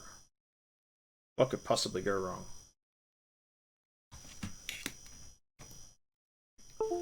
Oh yeah, I need to bring up the monitor so I can, like, see. Okay, I think it's actually downloading the saves now, which I actually begin to understand why GOG does it in this sequence. It's just annoying.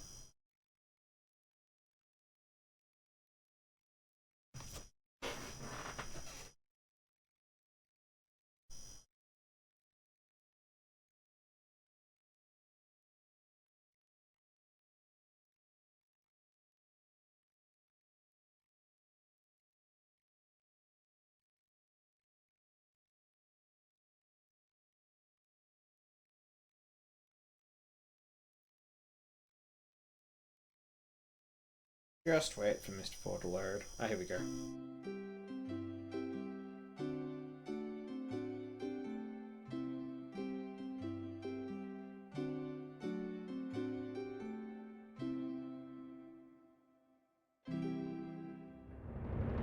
Yeah, that's pretty much right. That's pretty much what the anatomy is. Alright. Zoot. Alright, I need to mute the desktop audio feed, otherwise it doubles and lags. Alright. I may want to increase my own foldback volume because that's quite low. Does it have my save? Yes, it does. Oh god. The picture is awful. Oh, it's not so bad now.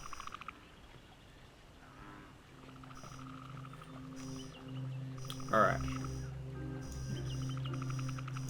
Let's yank this thing down. Okay. Yes, sir, this is clearly what the diagram is supposed to be about. I don't really understand what the business about this thing is that I can't see. I guess I'm just supposed to intuit it.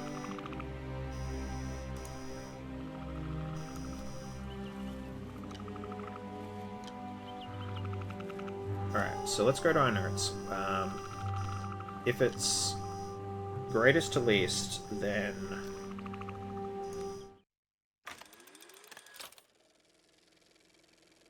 Oh boy. Let's wind this around. Oh god. Okay, so... if we take it that that's the symbol for a human...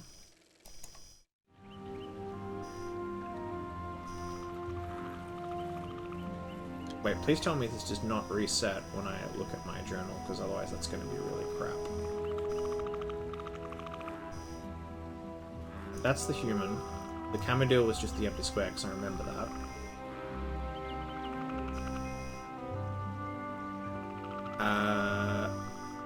The Mangry was that, so I don't need to touch that. So it's only the and the Zeftir was the S.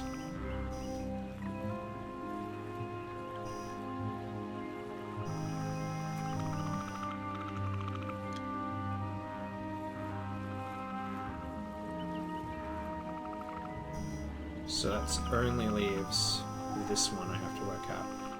Are there only 5 symbols? Maybe I can just get this by deduction.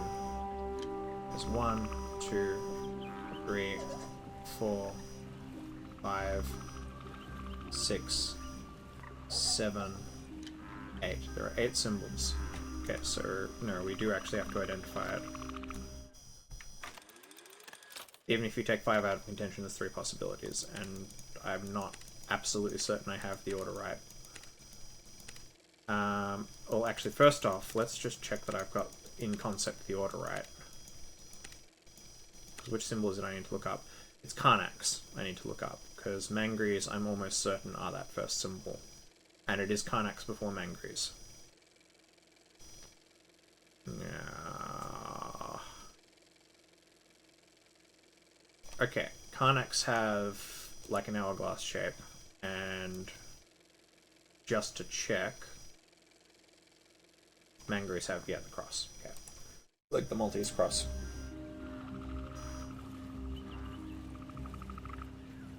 I think it was like that. Is it gonna let me in? No? Okay. Either I've screwed this up, or it goes the other way. That's also possible.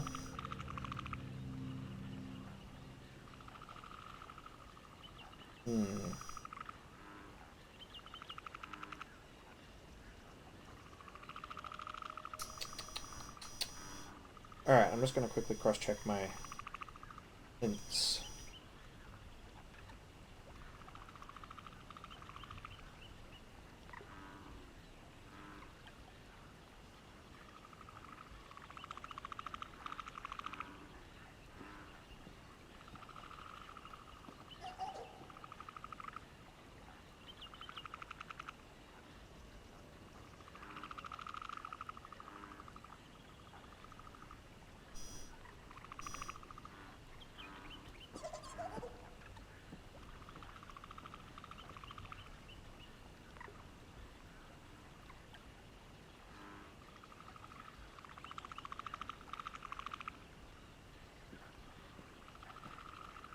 Okay, see, I think I have actually done this correctly.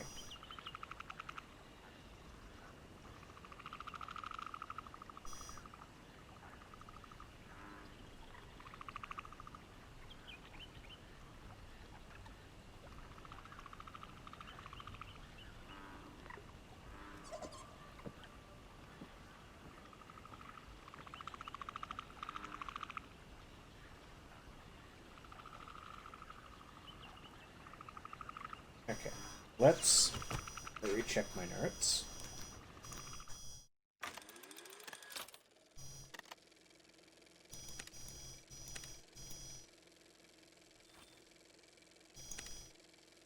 Show me that Karnak image again. Yep.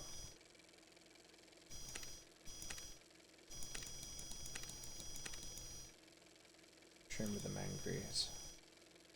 All the Mangries have 3 claws. I've got them the wrong way around, that's why. Right, because they're scavengers. Okay, this could be interesting.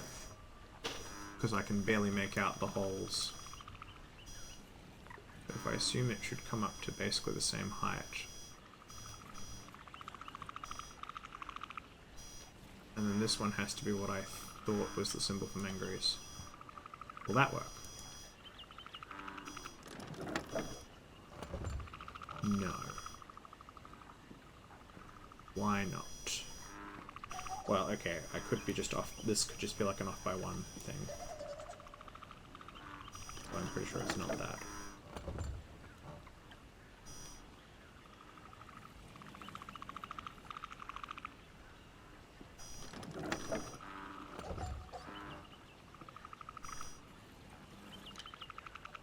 I mean, I could just keep doing this until I eventually brute force it, because I'm quite sure of my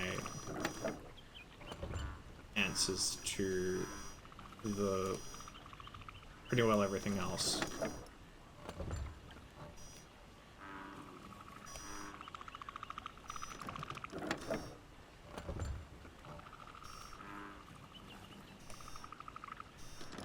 There's also no reason to do all of them, because I know that it can't be any of the ones that are already used. So, which ones... Okay, that's like the second last one. So we'll pull the bone all the way out, and then drop one. And then we'll go back to the... what I think is the mangarees. Will this work? No. Okay. What other symbol could we try? We could try this one. No, but we've not seen that symbol.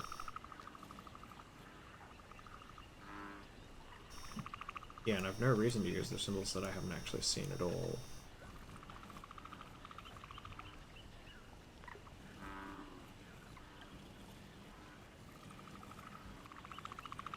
Let's just look through these a little more carefully.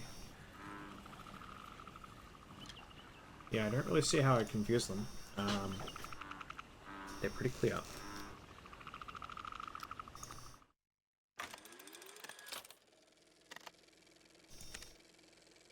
Okay,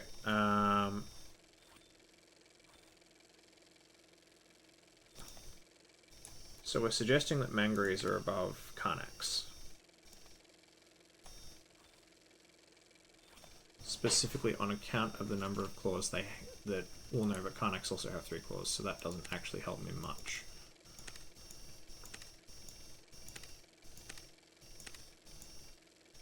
Like, we can even see that. Alright, let's look at this. We've definitely got the first 2 and the last one.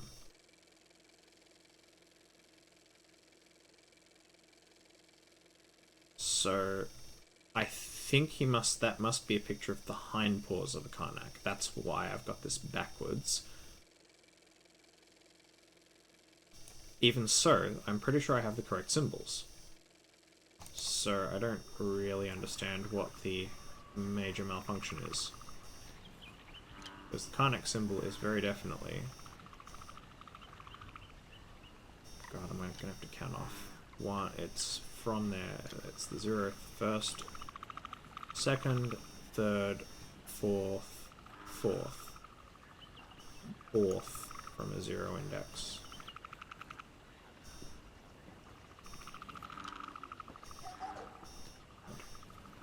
First, 2nd, 3rd, 4th. About there, I suspect. And then we set this back to that. Still no good. We may be off by 1. Is this actually... Okay, with any luck, because I can barely see the holes. No, let's go to the same one.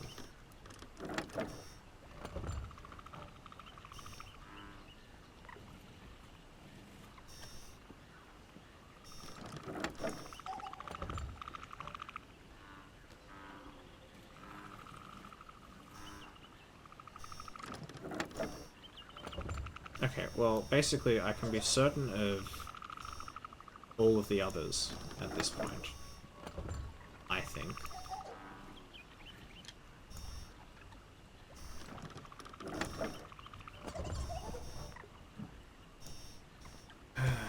Time to check a hint.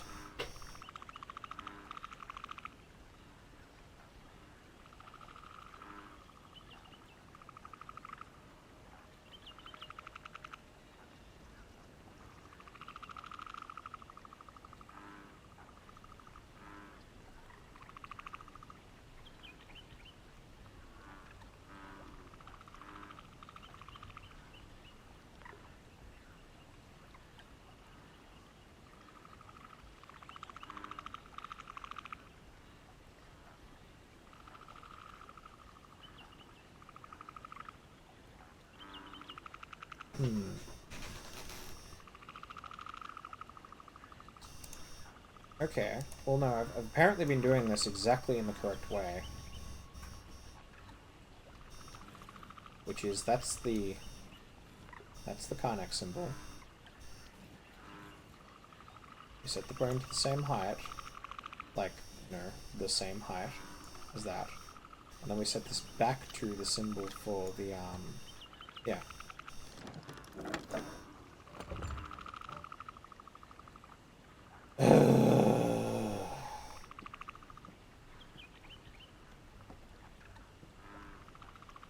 Wait. I've actually got these backwards. How can I have those backwards is the better question.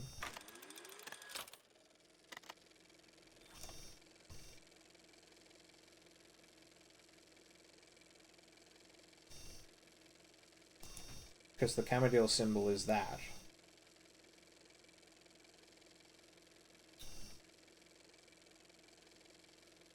Yeah, that's the Camadil totem.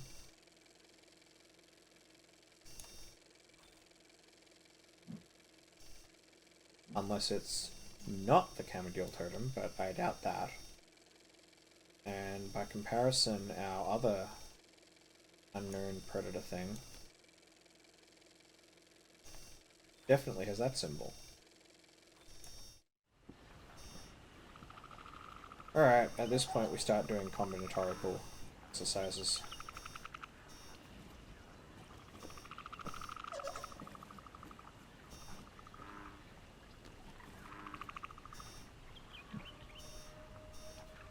Come on.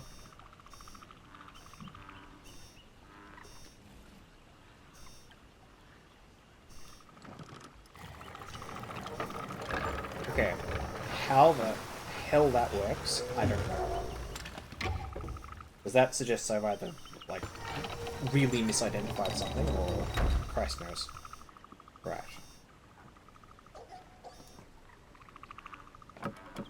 Okay.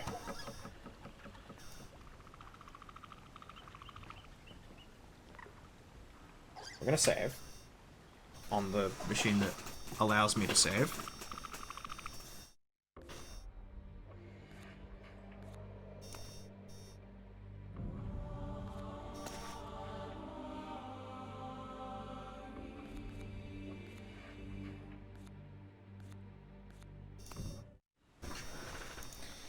And let's go in here and see what we can find.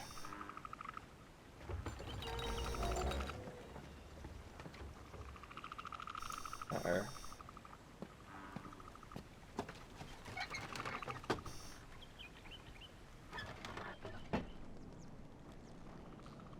Okay, what have we got here? Some sort of chest. Door that doesn't really close. Yet another chest. Is that open? No. No. A memory.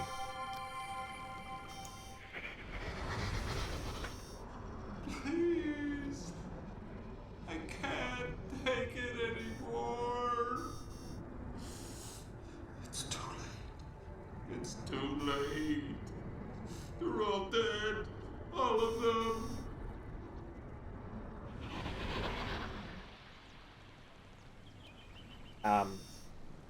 I think that's a nom point, yeah.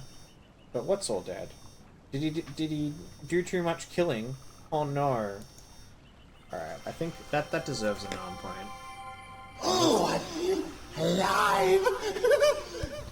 Alright, let's turn on the voiceover and let's go through this. A 3-pointer? A 3-pointer. Oh, I'm alive! It's ironic, Akana, that you feel alive, because that's definitely not what you were saying about whoever you were mourning.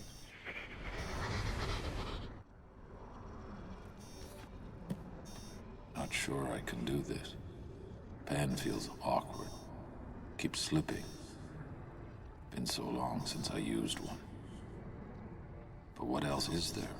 What else to do? Went back to Rec today. First time since moving into house. Found his bones exactly how I left them. except clean now. Bleached white by the sea. How many times have I replayed it since then? Sun sinking into the waves. Tip of my spear gleaming wet with the poison. See myself crouching low near the rock, so sure he will come because of his mate. Sometimes in my head, it happens different. Poison gets diluted, or one of her ropes snaps and breaks. He rears back, spear misses. Somehow they both get away. And we all get one more day worth living for. Reset traps today. Swamp water corroded one of them. Forced to go to depot to fix. Coming back, saw a Commodile take down a Zephyr. Moved with such precision, not a single gesture wasted. Zephyr probably didn't feel a thing. It's not what I expected, living lakeside. It's calmer, not as windy. But rain still beats down like in the wreck, and it's hot. Still hot. Only real difference is the screens. A lot closer now, on all sides. Starting to get on my nerves. Can't sleep. Too many screams. And when I close my eyes, the things I see, the faces. My God, Cirrus, did we really kill so many? Added it up, best I could. 8 years. 3 since I killed the last Serpati. Keep thinking I should do something for him. Place some kind of tribute next to the bones. Totem pole, maybe. God knows. Carving it would keep me busy for a while. Maybe I can make one for each of them. What's the use? What's the use? Can't go on like this. Can't think. Have to do something. Keep my mind off the dreams. Maybe go south for a few days. Sleep outside. My God, Father. Did it have to be the same? 2 weeks working my way through the South Jungle, and for what? More of the same. More of the same empty nothingness. Can't take it anymore. Can't live like this. Karnax got in while I was away. Forgot how agile they are. Braver, too, when they're hunting in groups. Been breeding like mad ever since I killed their primary predator. Should probably do something about that. But maybe I can redesign one end of the bridge. Create some kind of lock to keep them out. Went back to the South Jungle today, hoping I'd missed something. Saw a group of mangries playing under their nests. Thought about replenishing supplies, but couldn't do it. They just looked too peaceful. Eventually turned to go and spied one of them watching me. Their lookout, I suppose. Wonder how long he knew I was there. Ink supply getting low. Watering it down, but might try to make more. The way the channelwood tree dwellers once taught me. Found some petals in the South Jungle that might work for the ink. Picked a few to take back as an experiment. While picking them, I noticed something odd about the mangries. In the north, they all scatter as soon as they spot me, but the South tribe only looks curious. Must be because I never hunted them.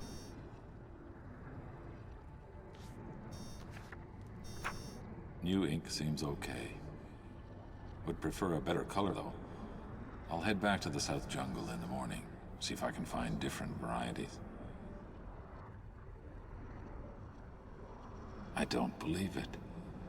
Went back to gather more petals and found a bunch of them already picked. They were lying in a pile where I'd been working. Mangries must have done it. Imitating me? Spent most of the morning in the watchtower trying to observe from a distance. Find out how they act when I'm not there. Couldn't see much though. Trees are too thick. Would like to get closer somehow. I suppose I could build another post, but it'd have to be different this time. Not a lot left I can take from the wreck. Kinda like the idea of going all natural. How the heck did Savidro's people do it? Been weaving support branches all day and my arms and chest muscles are killing me. Mangries sure got a kick out of watching though. One of them even stopped playing long enough to come over and give me advice. At least that's how it seemed. Wouldn't stop chirruping at me. Made me want to rig up another sound system, see if I can try and talk back. Oh my God. It can't be. It can't. This evening, I was sketching in the post, trying to get their expressions right. Mangries were playing that game they like to play, fruit tossing. Ball must have rolled under the post. All of a sudden I heard this cry I'd never heard before. Sequence of drawn-out highs and lows. Looked up and found all of them looking at me, pointing at the ball and making that sound. Like they were calling a name. My name. They've given me a name. What am I supposed to do with this, Father? What am I supposed to do? Well then. How the heck did Savidro's... So, Akonar's disposition is, like, really different to Sirius's. In a really quite notable way.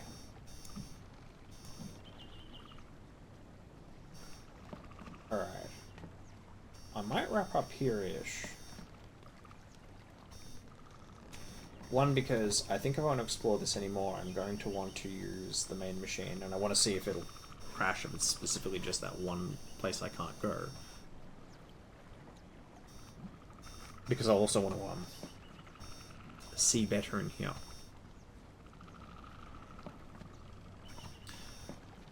Alright, no. Well, let's we'll go out the door. We'll go a little bit further before we stop. Because we can go down this path. So this must be the South Jungle.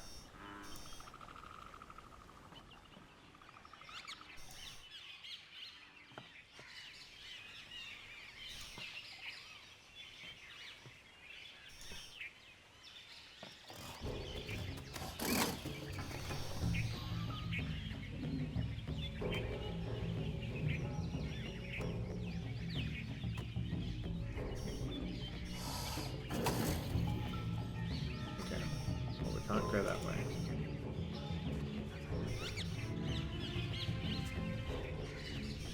He is still there.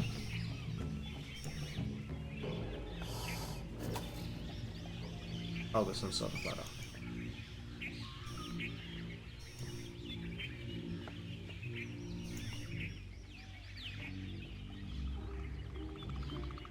Oh, that's just where we were.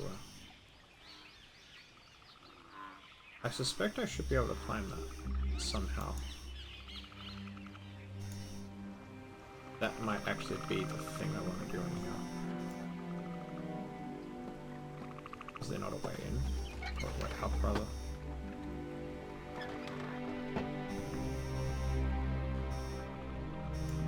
Oh, surely. See, now we're clearly facing. There we go.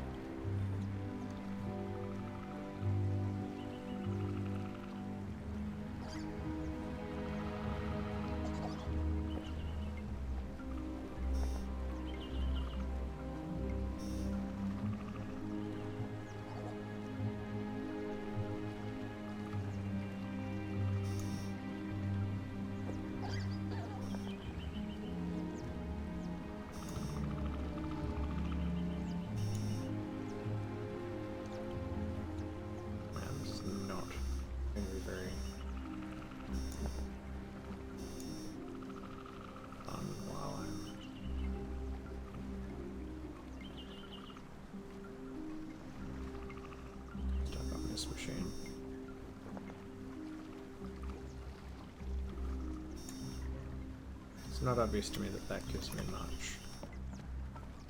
Yet, or at least nothing I can actually see on this monitor.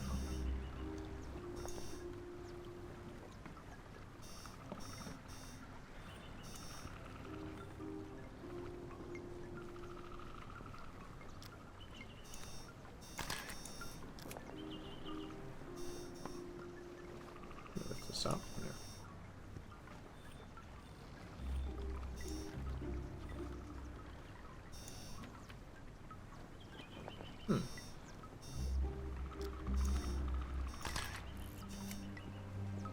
So that's some sort of call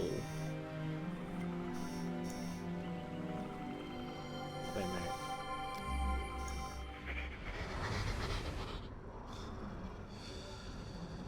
You could see me now, brother. Mixing up inks like the tree dwellers in Channelwood taught us. Remember that? Remember?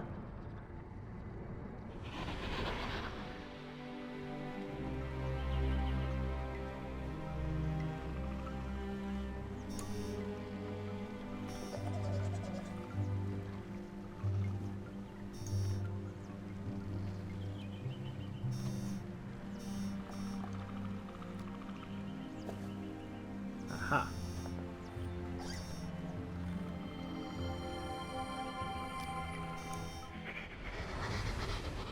Come on. They should have had sunbursts by now. Why aren't they reproducing? Oh god. What if I kill too many females? I mean, that'll do it.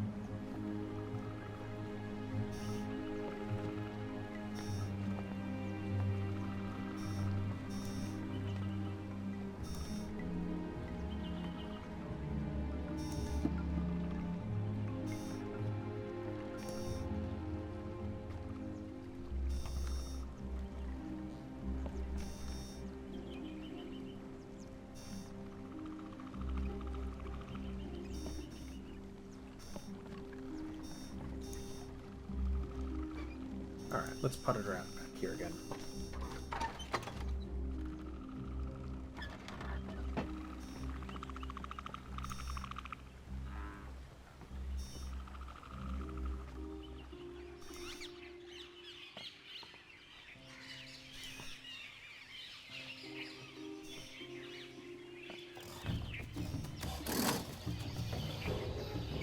Okay. He's still being Jodo, or else we can't do any shit about him. We can go down this way.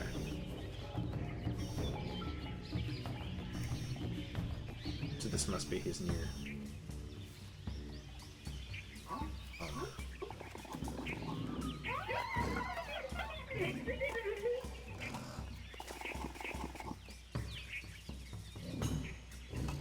Wait.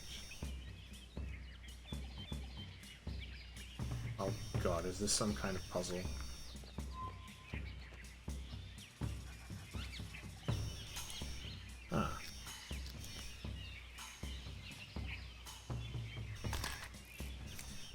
Yeah, I feel like this is going to be a whole thing, and this is not something I'm going to do in the next 5-10 minutes. I think this is probably a pretty reasonable time to leave it for now. Hopefully I'll be able to do this on the main machine. We'll see how we go.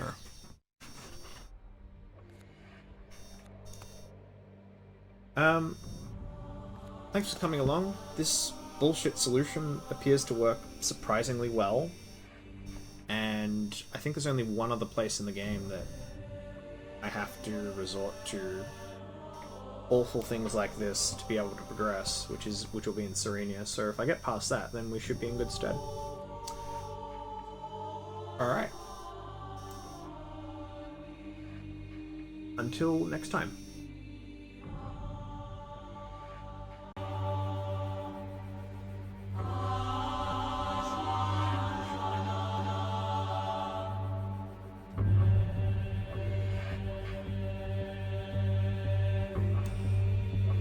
fixed it. You saw nothing. Okay, so yeah, the innovation is I've got rid of the webcam. The hardware. This is the second machine. This is not my primary computer that is extremely stable, except for Myst 4 regularly crashes in dark places. It probably is, but at least the game is running and not crashing. I can deal with stutter. And if not, Petrus can use the words. So because the laptop is old as shit, it does not have HDMI out, which is the only thing I can capture hardware for. So I've actually had to get a second VGA to HDMI converter to dump that out, and then capturing the audio on a separate analog signal chain that I've had to delay compensate. So it's a god awful mess, but it seems to work, and it means you don't have to pull a webcam. So I consider this a win, at least for now. So we'll see how stable it actually is. The music might be draining out. That is because it has reset the level I gave it. It should be at 9.7 below. It should be about here. Okay, let's find out if it is in fact an improvement. Part one of that will be, does it actually have my saves? Also, I need to step down the DPI on this mouse to play this. Okay, so, yeah. It's this fucking puzzle. Okay. This is quite famous for all the wrong reasons. Short answer, because these things are like where we had to send them tones so that they do stuff because that's their language.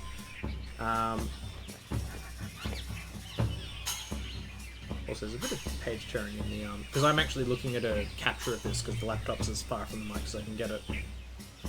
Okay.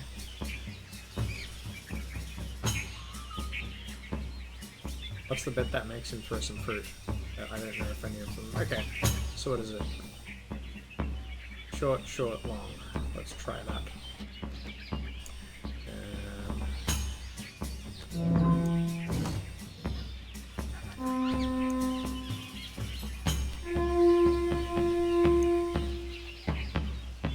That may not be long enough.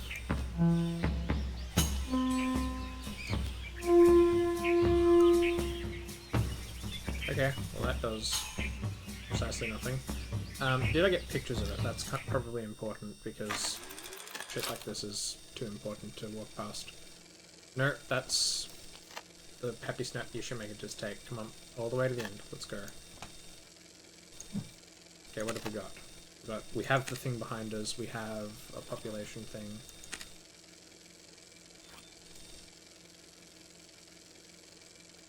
Okay. I don't know what that gesture means.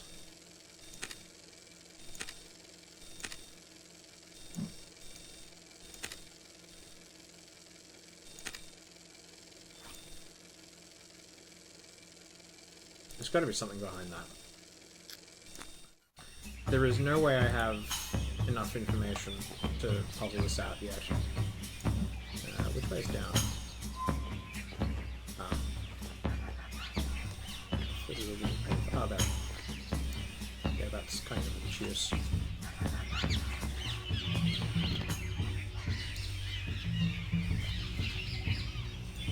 Alright, let's head back up this way. Back towards the hut.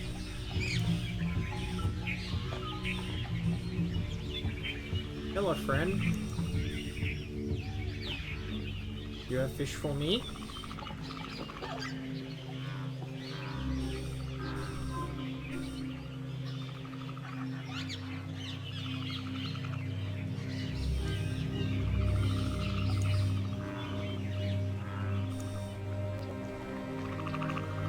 Okay, this is much easier to look at, even with the horizontal tearing in the lower part of the frame.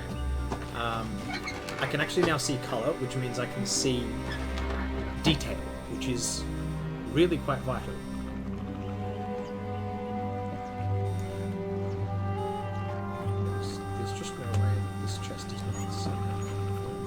Oh look, we can do something to it. What's in here? Oh. Cripple. Stay. Ah. Hello.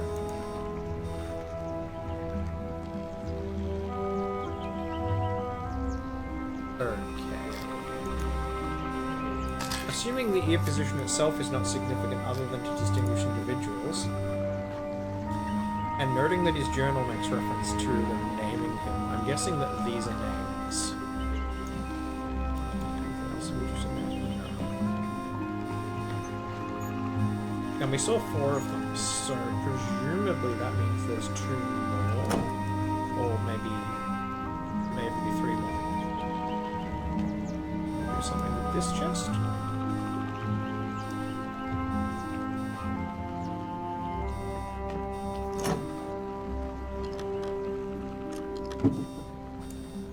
I hate how when the cursor runs off to the edge, it just starts panning wildly.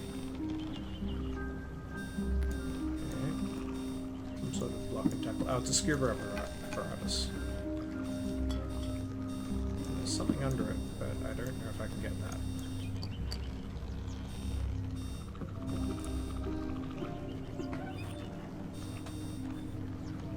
Alright, looks like there's nothing else interesting there. Now, I could have sworn blind. Let's see if I can actually get into the right position. Could have sworn blind, but there's supposed to be something behind this one. Yeah, behind that picture.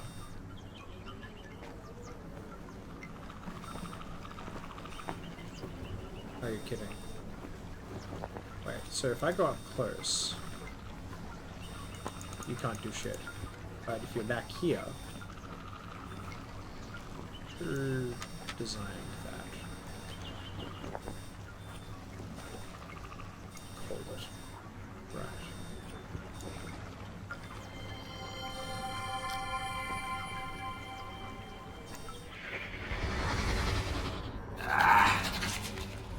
Why can't I get the expression right? Something about the eyes.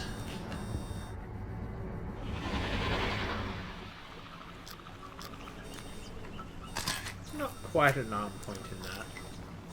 Not quite.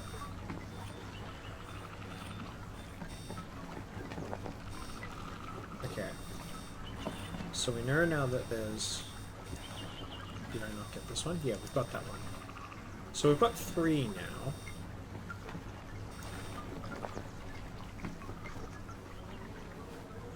Yeah, I think we looked at this, didn't we?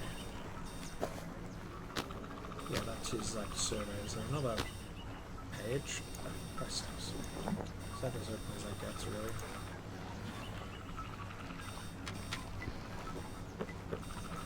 Yeah, that doesn't seem to be another page.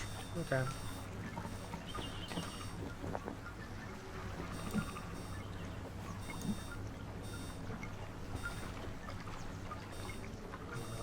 We can go, Is this open? Looks like it might contain something. Doesn't. Well, it's not leaping out and biting me. Maybe it's just scenery. Many things are in these games. Yeah, that goes down. It's not where I want to go. I feel like that can't be it.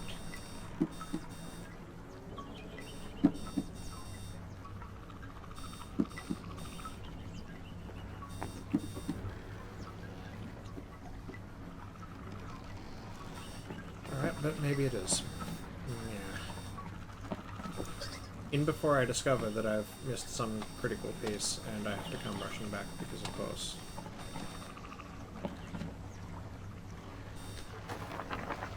Aha! How the hell was I meant to find that other than by chance? Yes.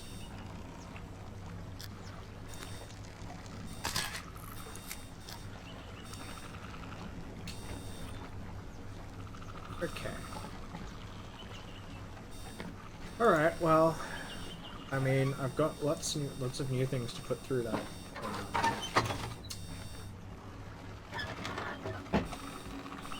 To put through the turn generator, assuming I can reliably execute any of them.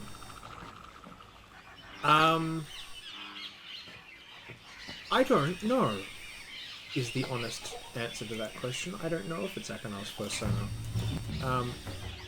Akanar's a hunter. He's not really a furry, so far as we know. With that said, he has only had he's pretty well only had zoomorphic company for a long time. Okay, what's this?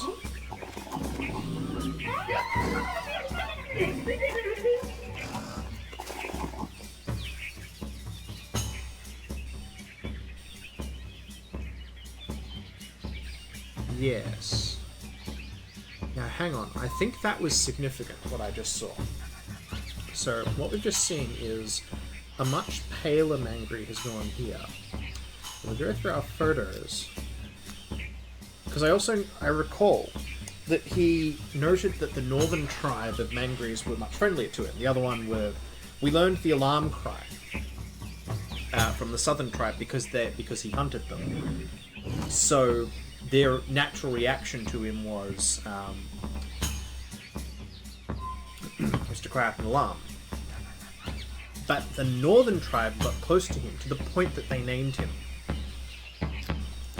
So these must be the names of each of the members of that tribe. So yes, so this one has quite pale fur, and I suspect that's the pale one we saw. We don't get a good look at the others. But okay, one of them has 2 erect ears. One of them is a double lop.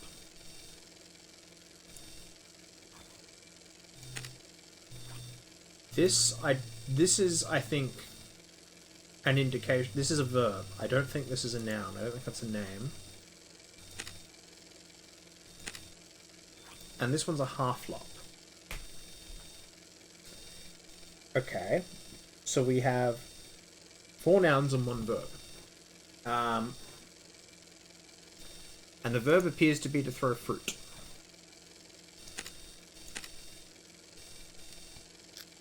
I wonder if I'm going to have to do some subject-verb-object bullshit here. Okay. I've already given the verb a go on its own. And we know we know this guy. We think we do. So let's try out his name first and see what happens.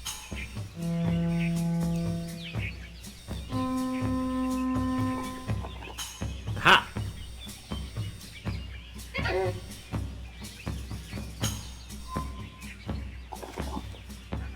So that's definitely him. Okay. I am going to need paper. Because I'm pretty much going to need all of this in front of me at once. Oh Christ. Here we go. Alright.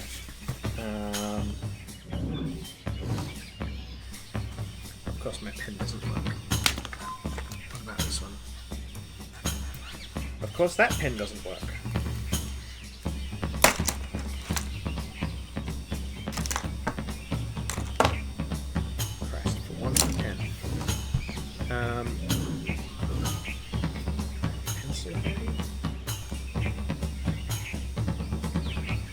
Okay, let's just, before I go and fetch some sort of working writing utensil, let's test out the rest of these.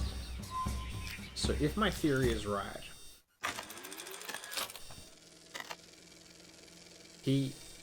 Akanar he brought writing materials. He's Atros' son. He brings like writing materials everywhere. As far as where does he get ink, he actually talks to that. When they were on Channelwood, they learned to make ink from, I take it, tree sap or something, and he's done that here.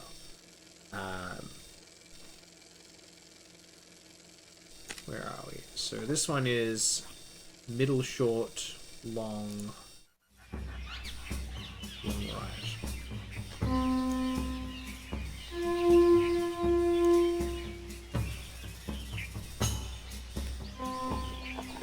Got him. Hello. Hello.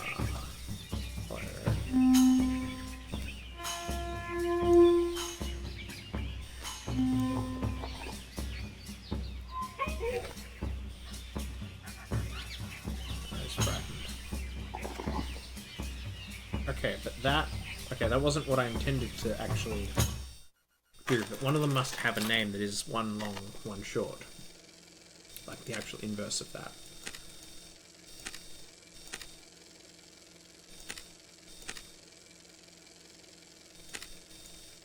No, okay.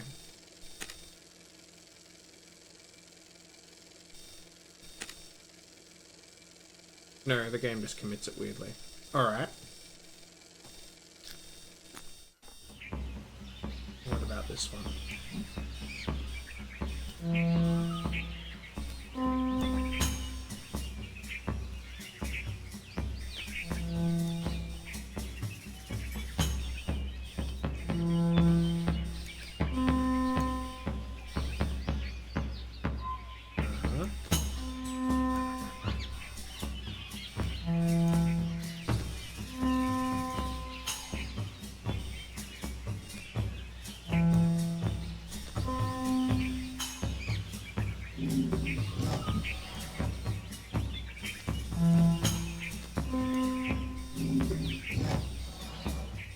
Nope.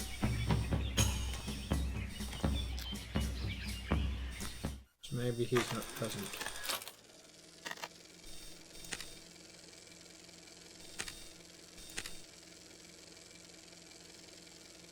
Okay.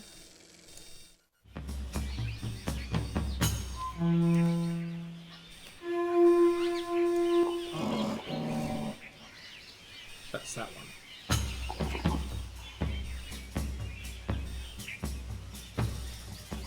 Ah! Yeah, that's interesting.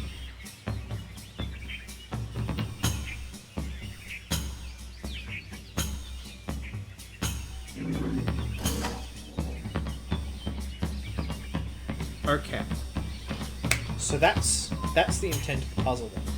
Is to get the Camadil into the pit with the tree. We've got to do something else, which I'll bet is throwing fruit.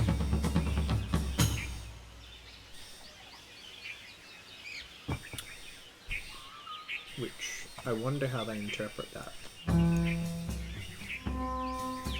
So if that's the verb, let them react to that.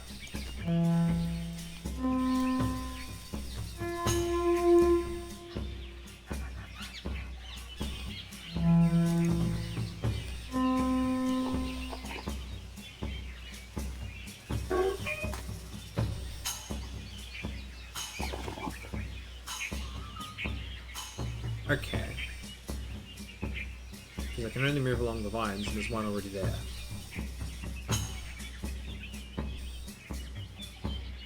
Will he do that again, I wonder?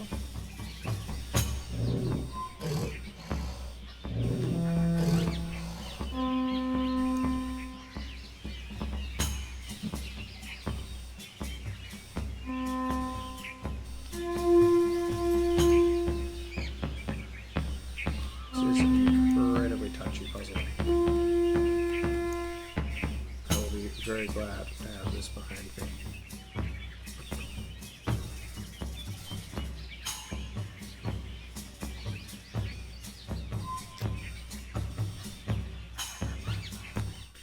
Right, which names haven't I tried yet?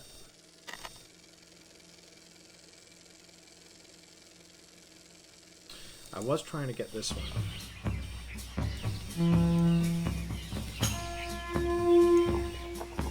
Aha!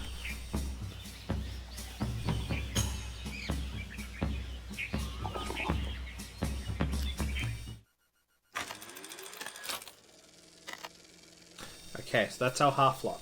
That's absolutely what they mean. Okay. Aha! A pencil. Useful. Right, I need to... What do I need to do? So, I can make them move. I can presumably make them throw fruit. And the Camadil seems to follow the movement of whichever one moves. We know that making the Camadil cross at least from right to left in the way that he just has will make him fall into that pit, and then presumably that's when the fruit throwing makes some difference. Okay. So, let's go through my notes and let's make some sketches. So, half flop.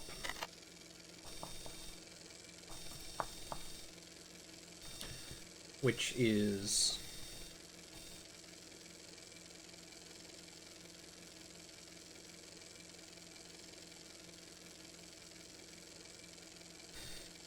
that.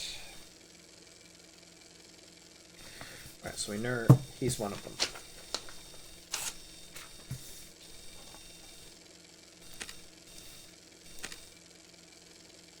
Where's the other one? So we know that the fruit toss, which I'll come to in a moment, is its own command. The full lop.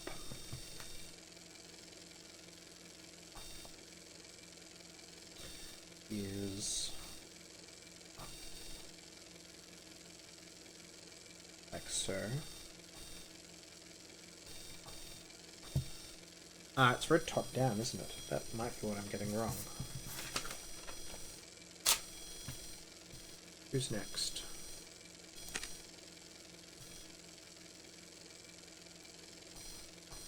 Erect is...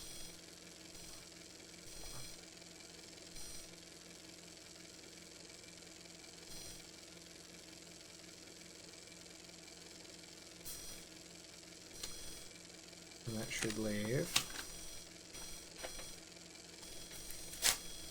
white fur.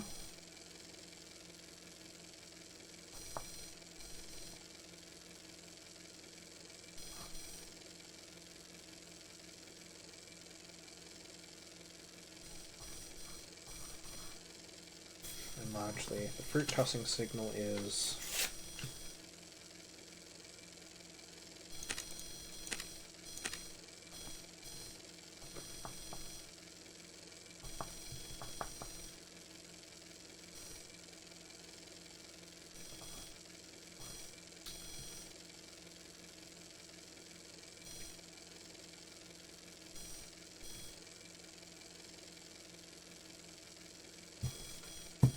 okay, then the actual field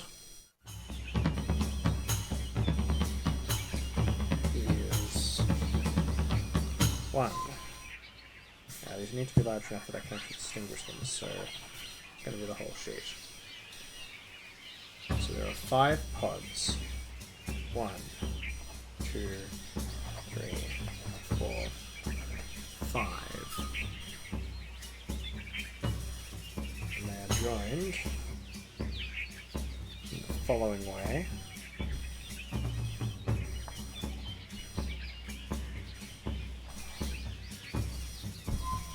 And based on the perspective, it looks like the critical transition is... So if I label the pods A, B, C, D, E,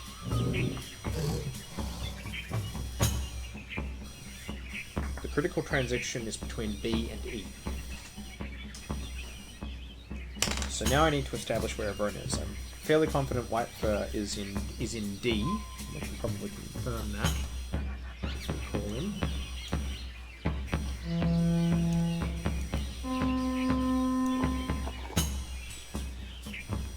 There he is. Okay. White fur is in position D.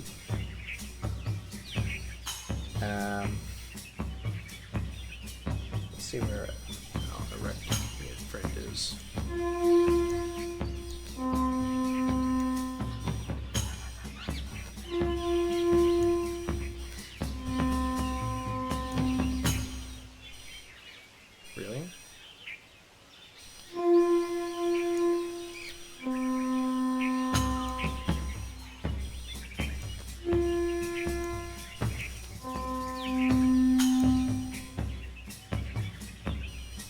we don't know where the erecting room is.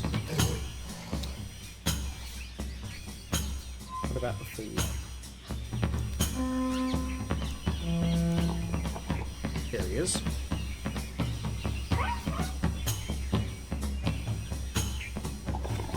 Full lock is in position C. Half lock. I think he's in A. He was in A or B. I think he must be in A.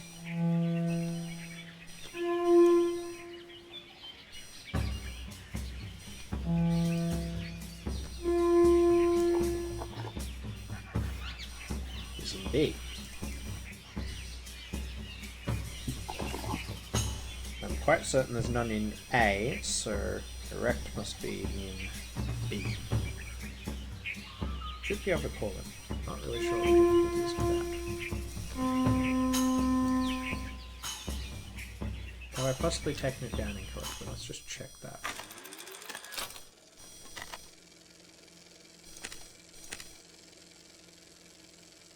It's short, that's why. Because duration matters.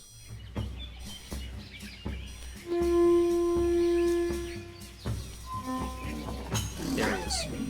Now he runs to A. Ah, so he runs to the vacant one. Okay.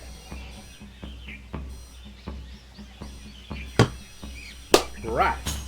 Well, now we have at least some of the parameters of this thing together. Let's try that fruit toss command again.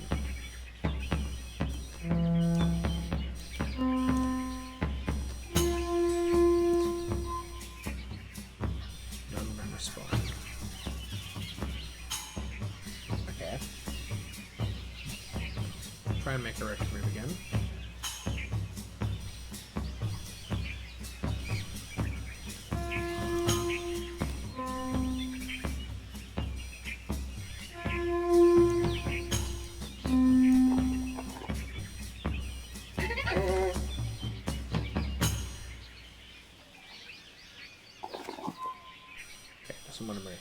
Right. So it seems to matter that he moved last. We can test that if we try and move half lock.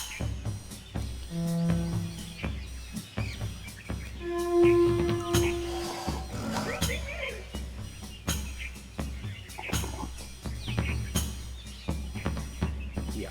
And then if we try to move... Yes, half lock is not here.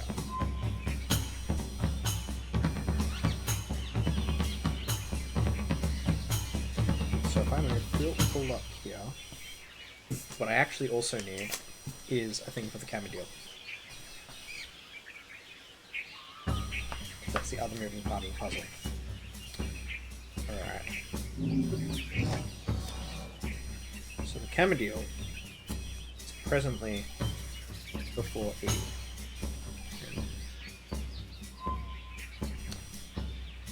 And we'll take the shortest path, whichever it is. So if I move full up here, then move white fur here, that doesn't actually help as much. Wouldn't that lock the puzzle up? Because there'd be no possible moves at that point. Because white fur would be the last to move, and then... Okay, so let's not do that.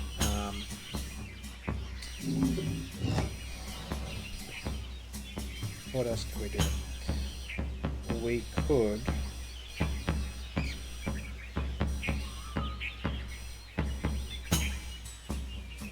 move direct here, half lock, back here, and then direct there. Okay, that could work. Alright. So we need to move half lock. Did I just move half lock? I did just move half lock, so I can't do that. We'll move erect then.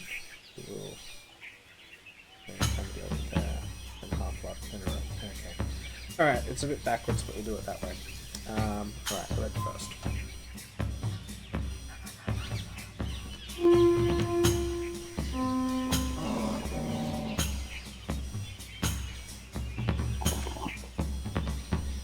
Okay, so the Camadiel falls in the pit. So the Camadiel specifically runs at the destination. Okay, so the vital transition is, it would appear, E to B. Fascinating. Okay. That being so, I should now be free to move half flop.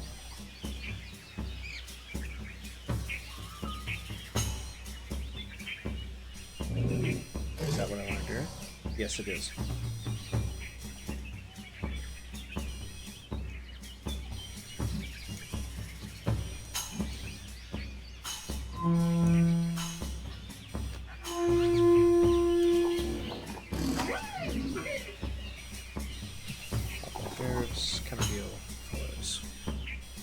Okay.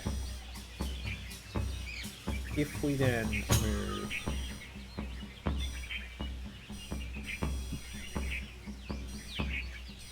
we need to try that fruit toss command again, I think.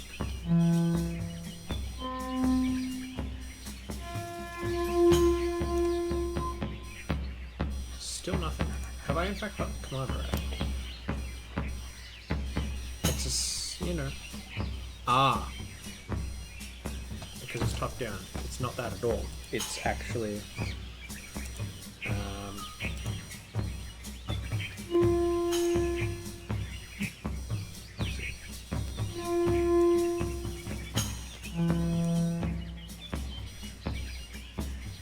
so it is the correct durations, but it's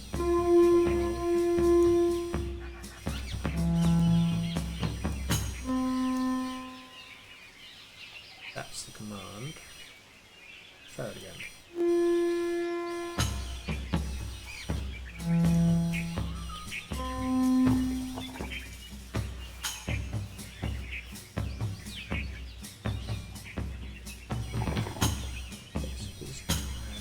Ah, so A is the fruit throwing position. Interesting. But half flop just moved, so he's not doing anything. Okay. Let's move around.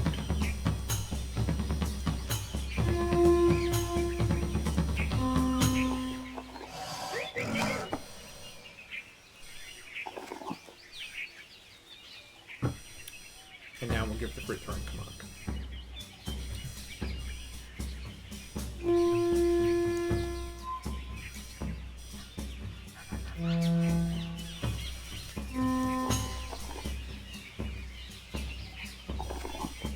That was pitiful. Okay. I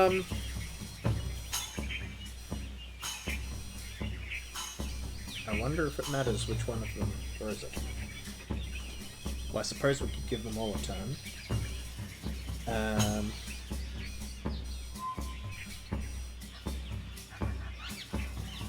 Question now is how do I do a circuit that gives me... Right, the fruit throwing command is what allows you to take a turn rest. That's why you can't soft lock the puzzle. Okay, so we need to move full lock first.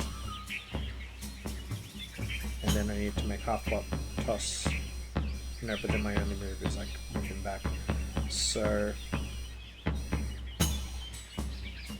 let's move half flop.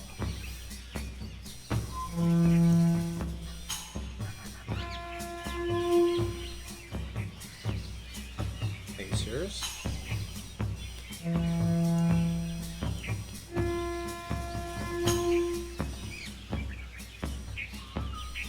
Really? Nothing? It wasn't per chance the other way, was it?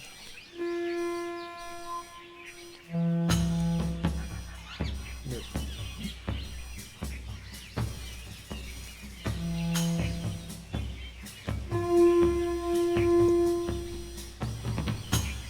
This is not Okay. What options does that leave me? Well, Erect was the one that just moved. Maybe Erect will run back.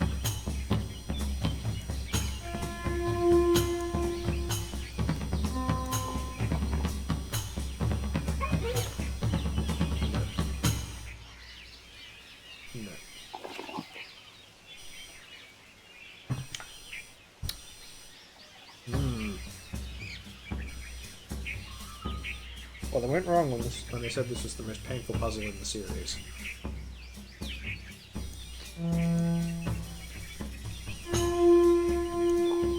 Oh, here it goes.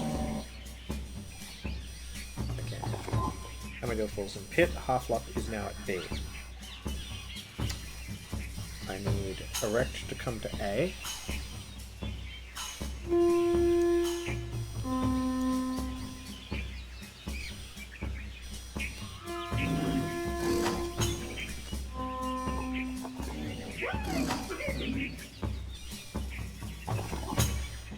Now at A. This is the camera deal. I need half-lop. Yeah. All we're actually doing is making them on a circuit. Out of interest. Well, no, it's not going to do it that way. So if we do now make half-lop move.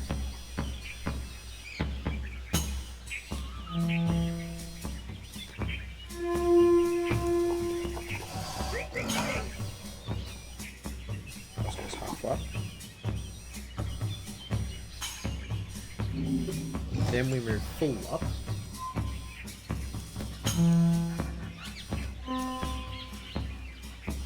That's the other way.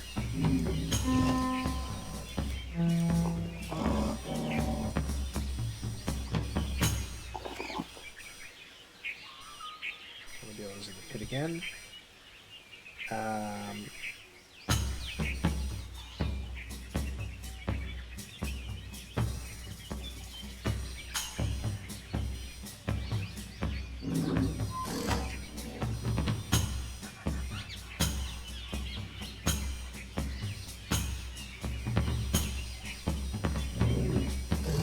Then what? Because none of them have good moves.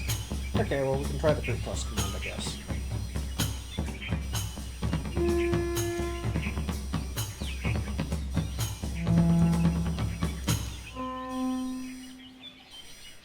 Again.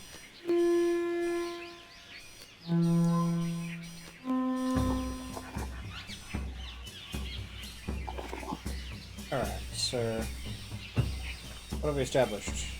Half-lop can't throw, Erect can't throw. Maybe full-lop can, but to do that I'd have to...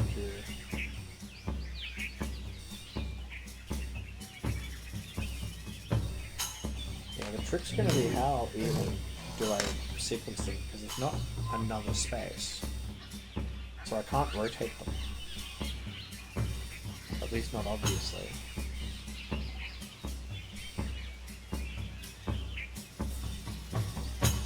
Like, at best...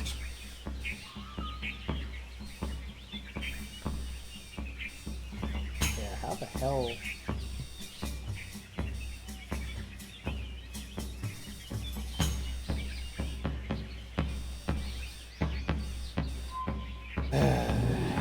Okay. Full-lop's only moves to go back to C, and full-lop can't do that. Half-lop's only moves to go back there. Because they're kind of protect. Like, if I try to command Erect to move, they won't.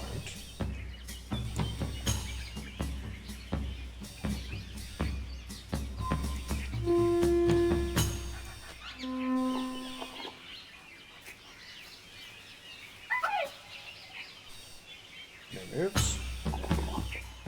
Half-lop will be in the same position.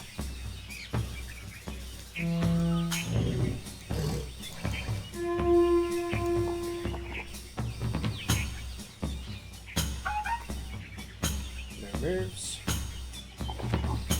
And full-lop has just moved, so full-lop can't do anything.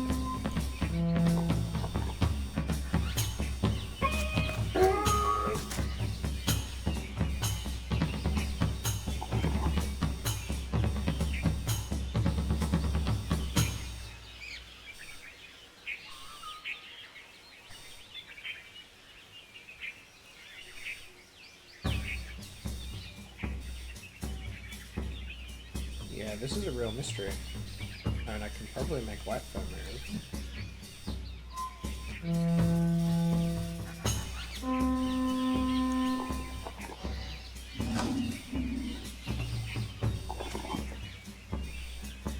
But no, none of them have the units.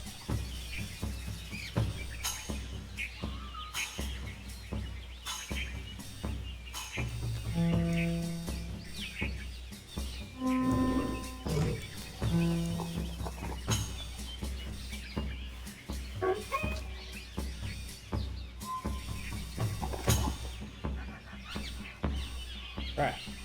Well, that doesn't help me. And I can't move white foot back immediately because...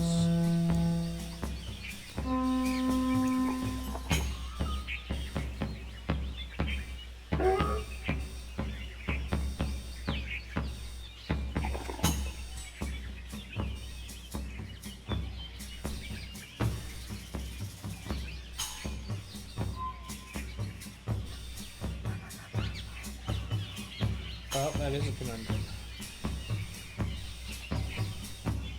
And it's just about time for my meeting anyway, so I shall need to come back to this in a couple of hours.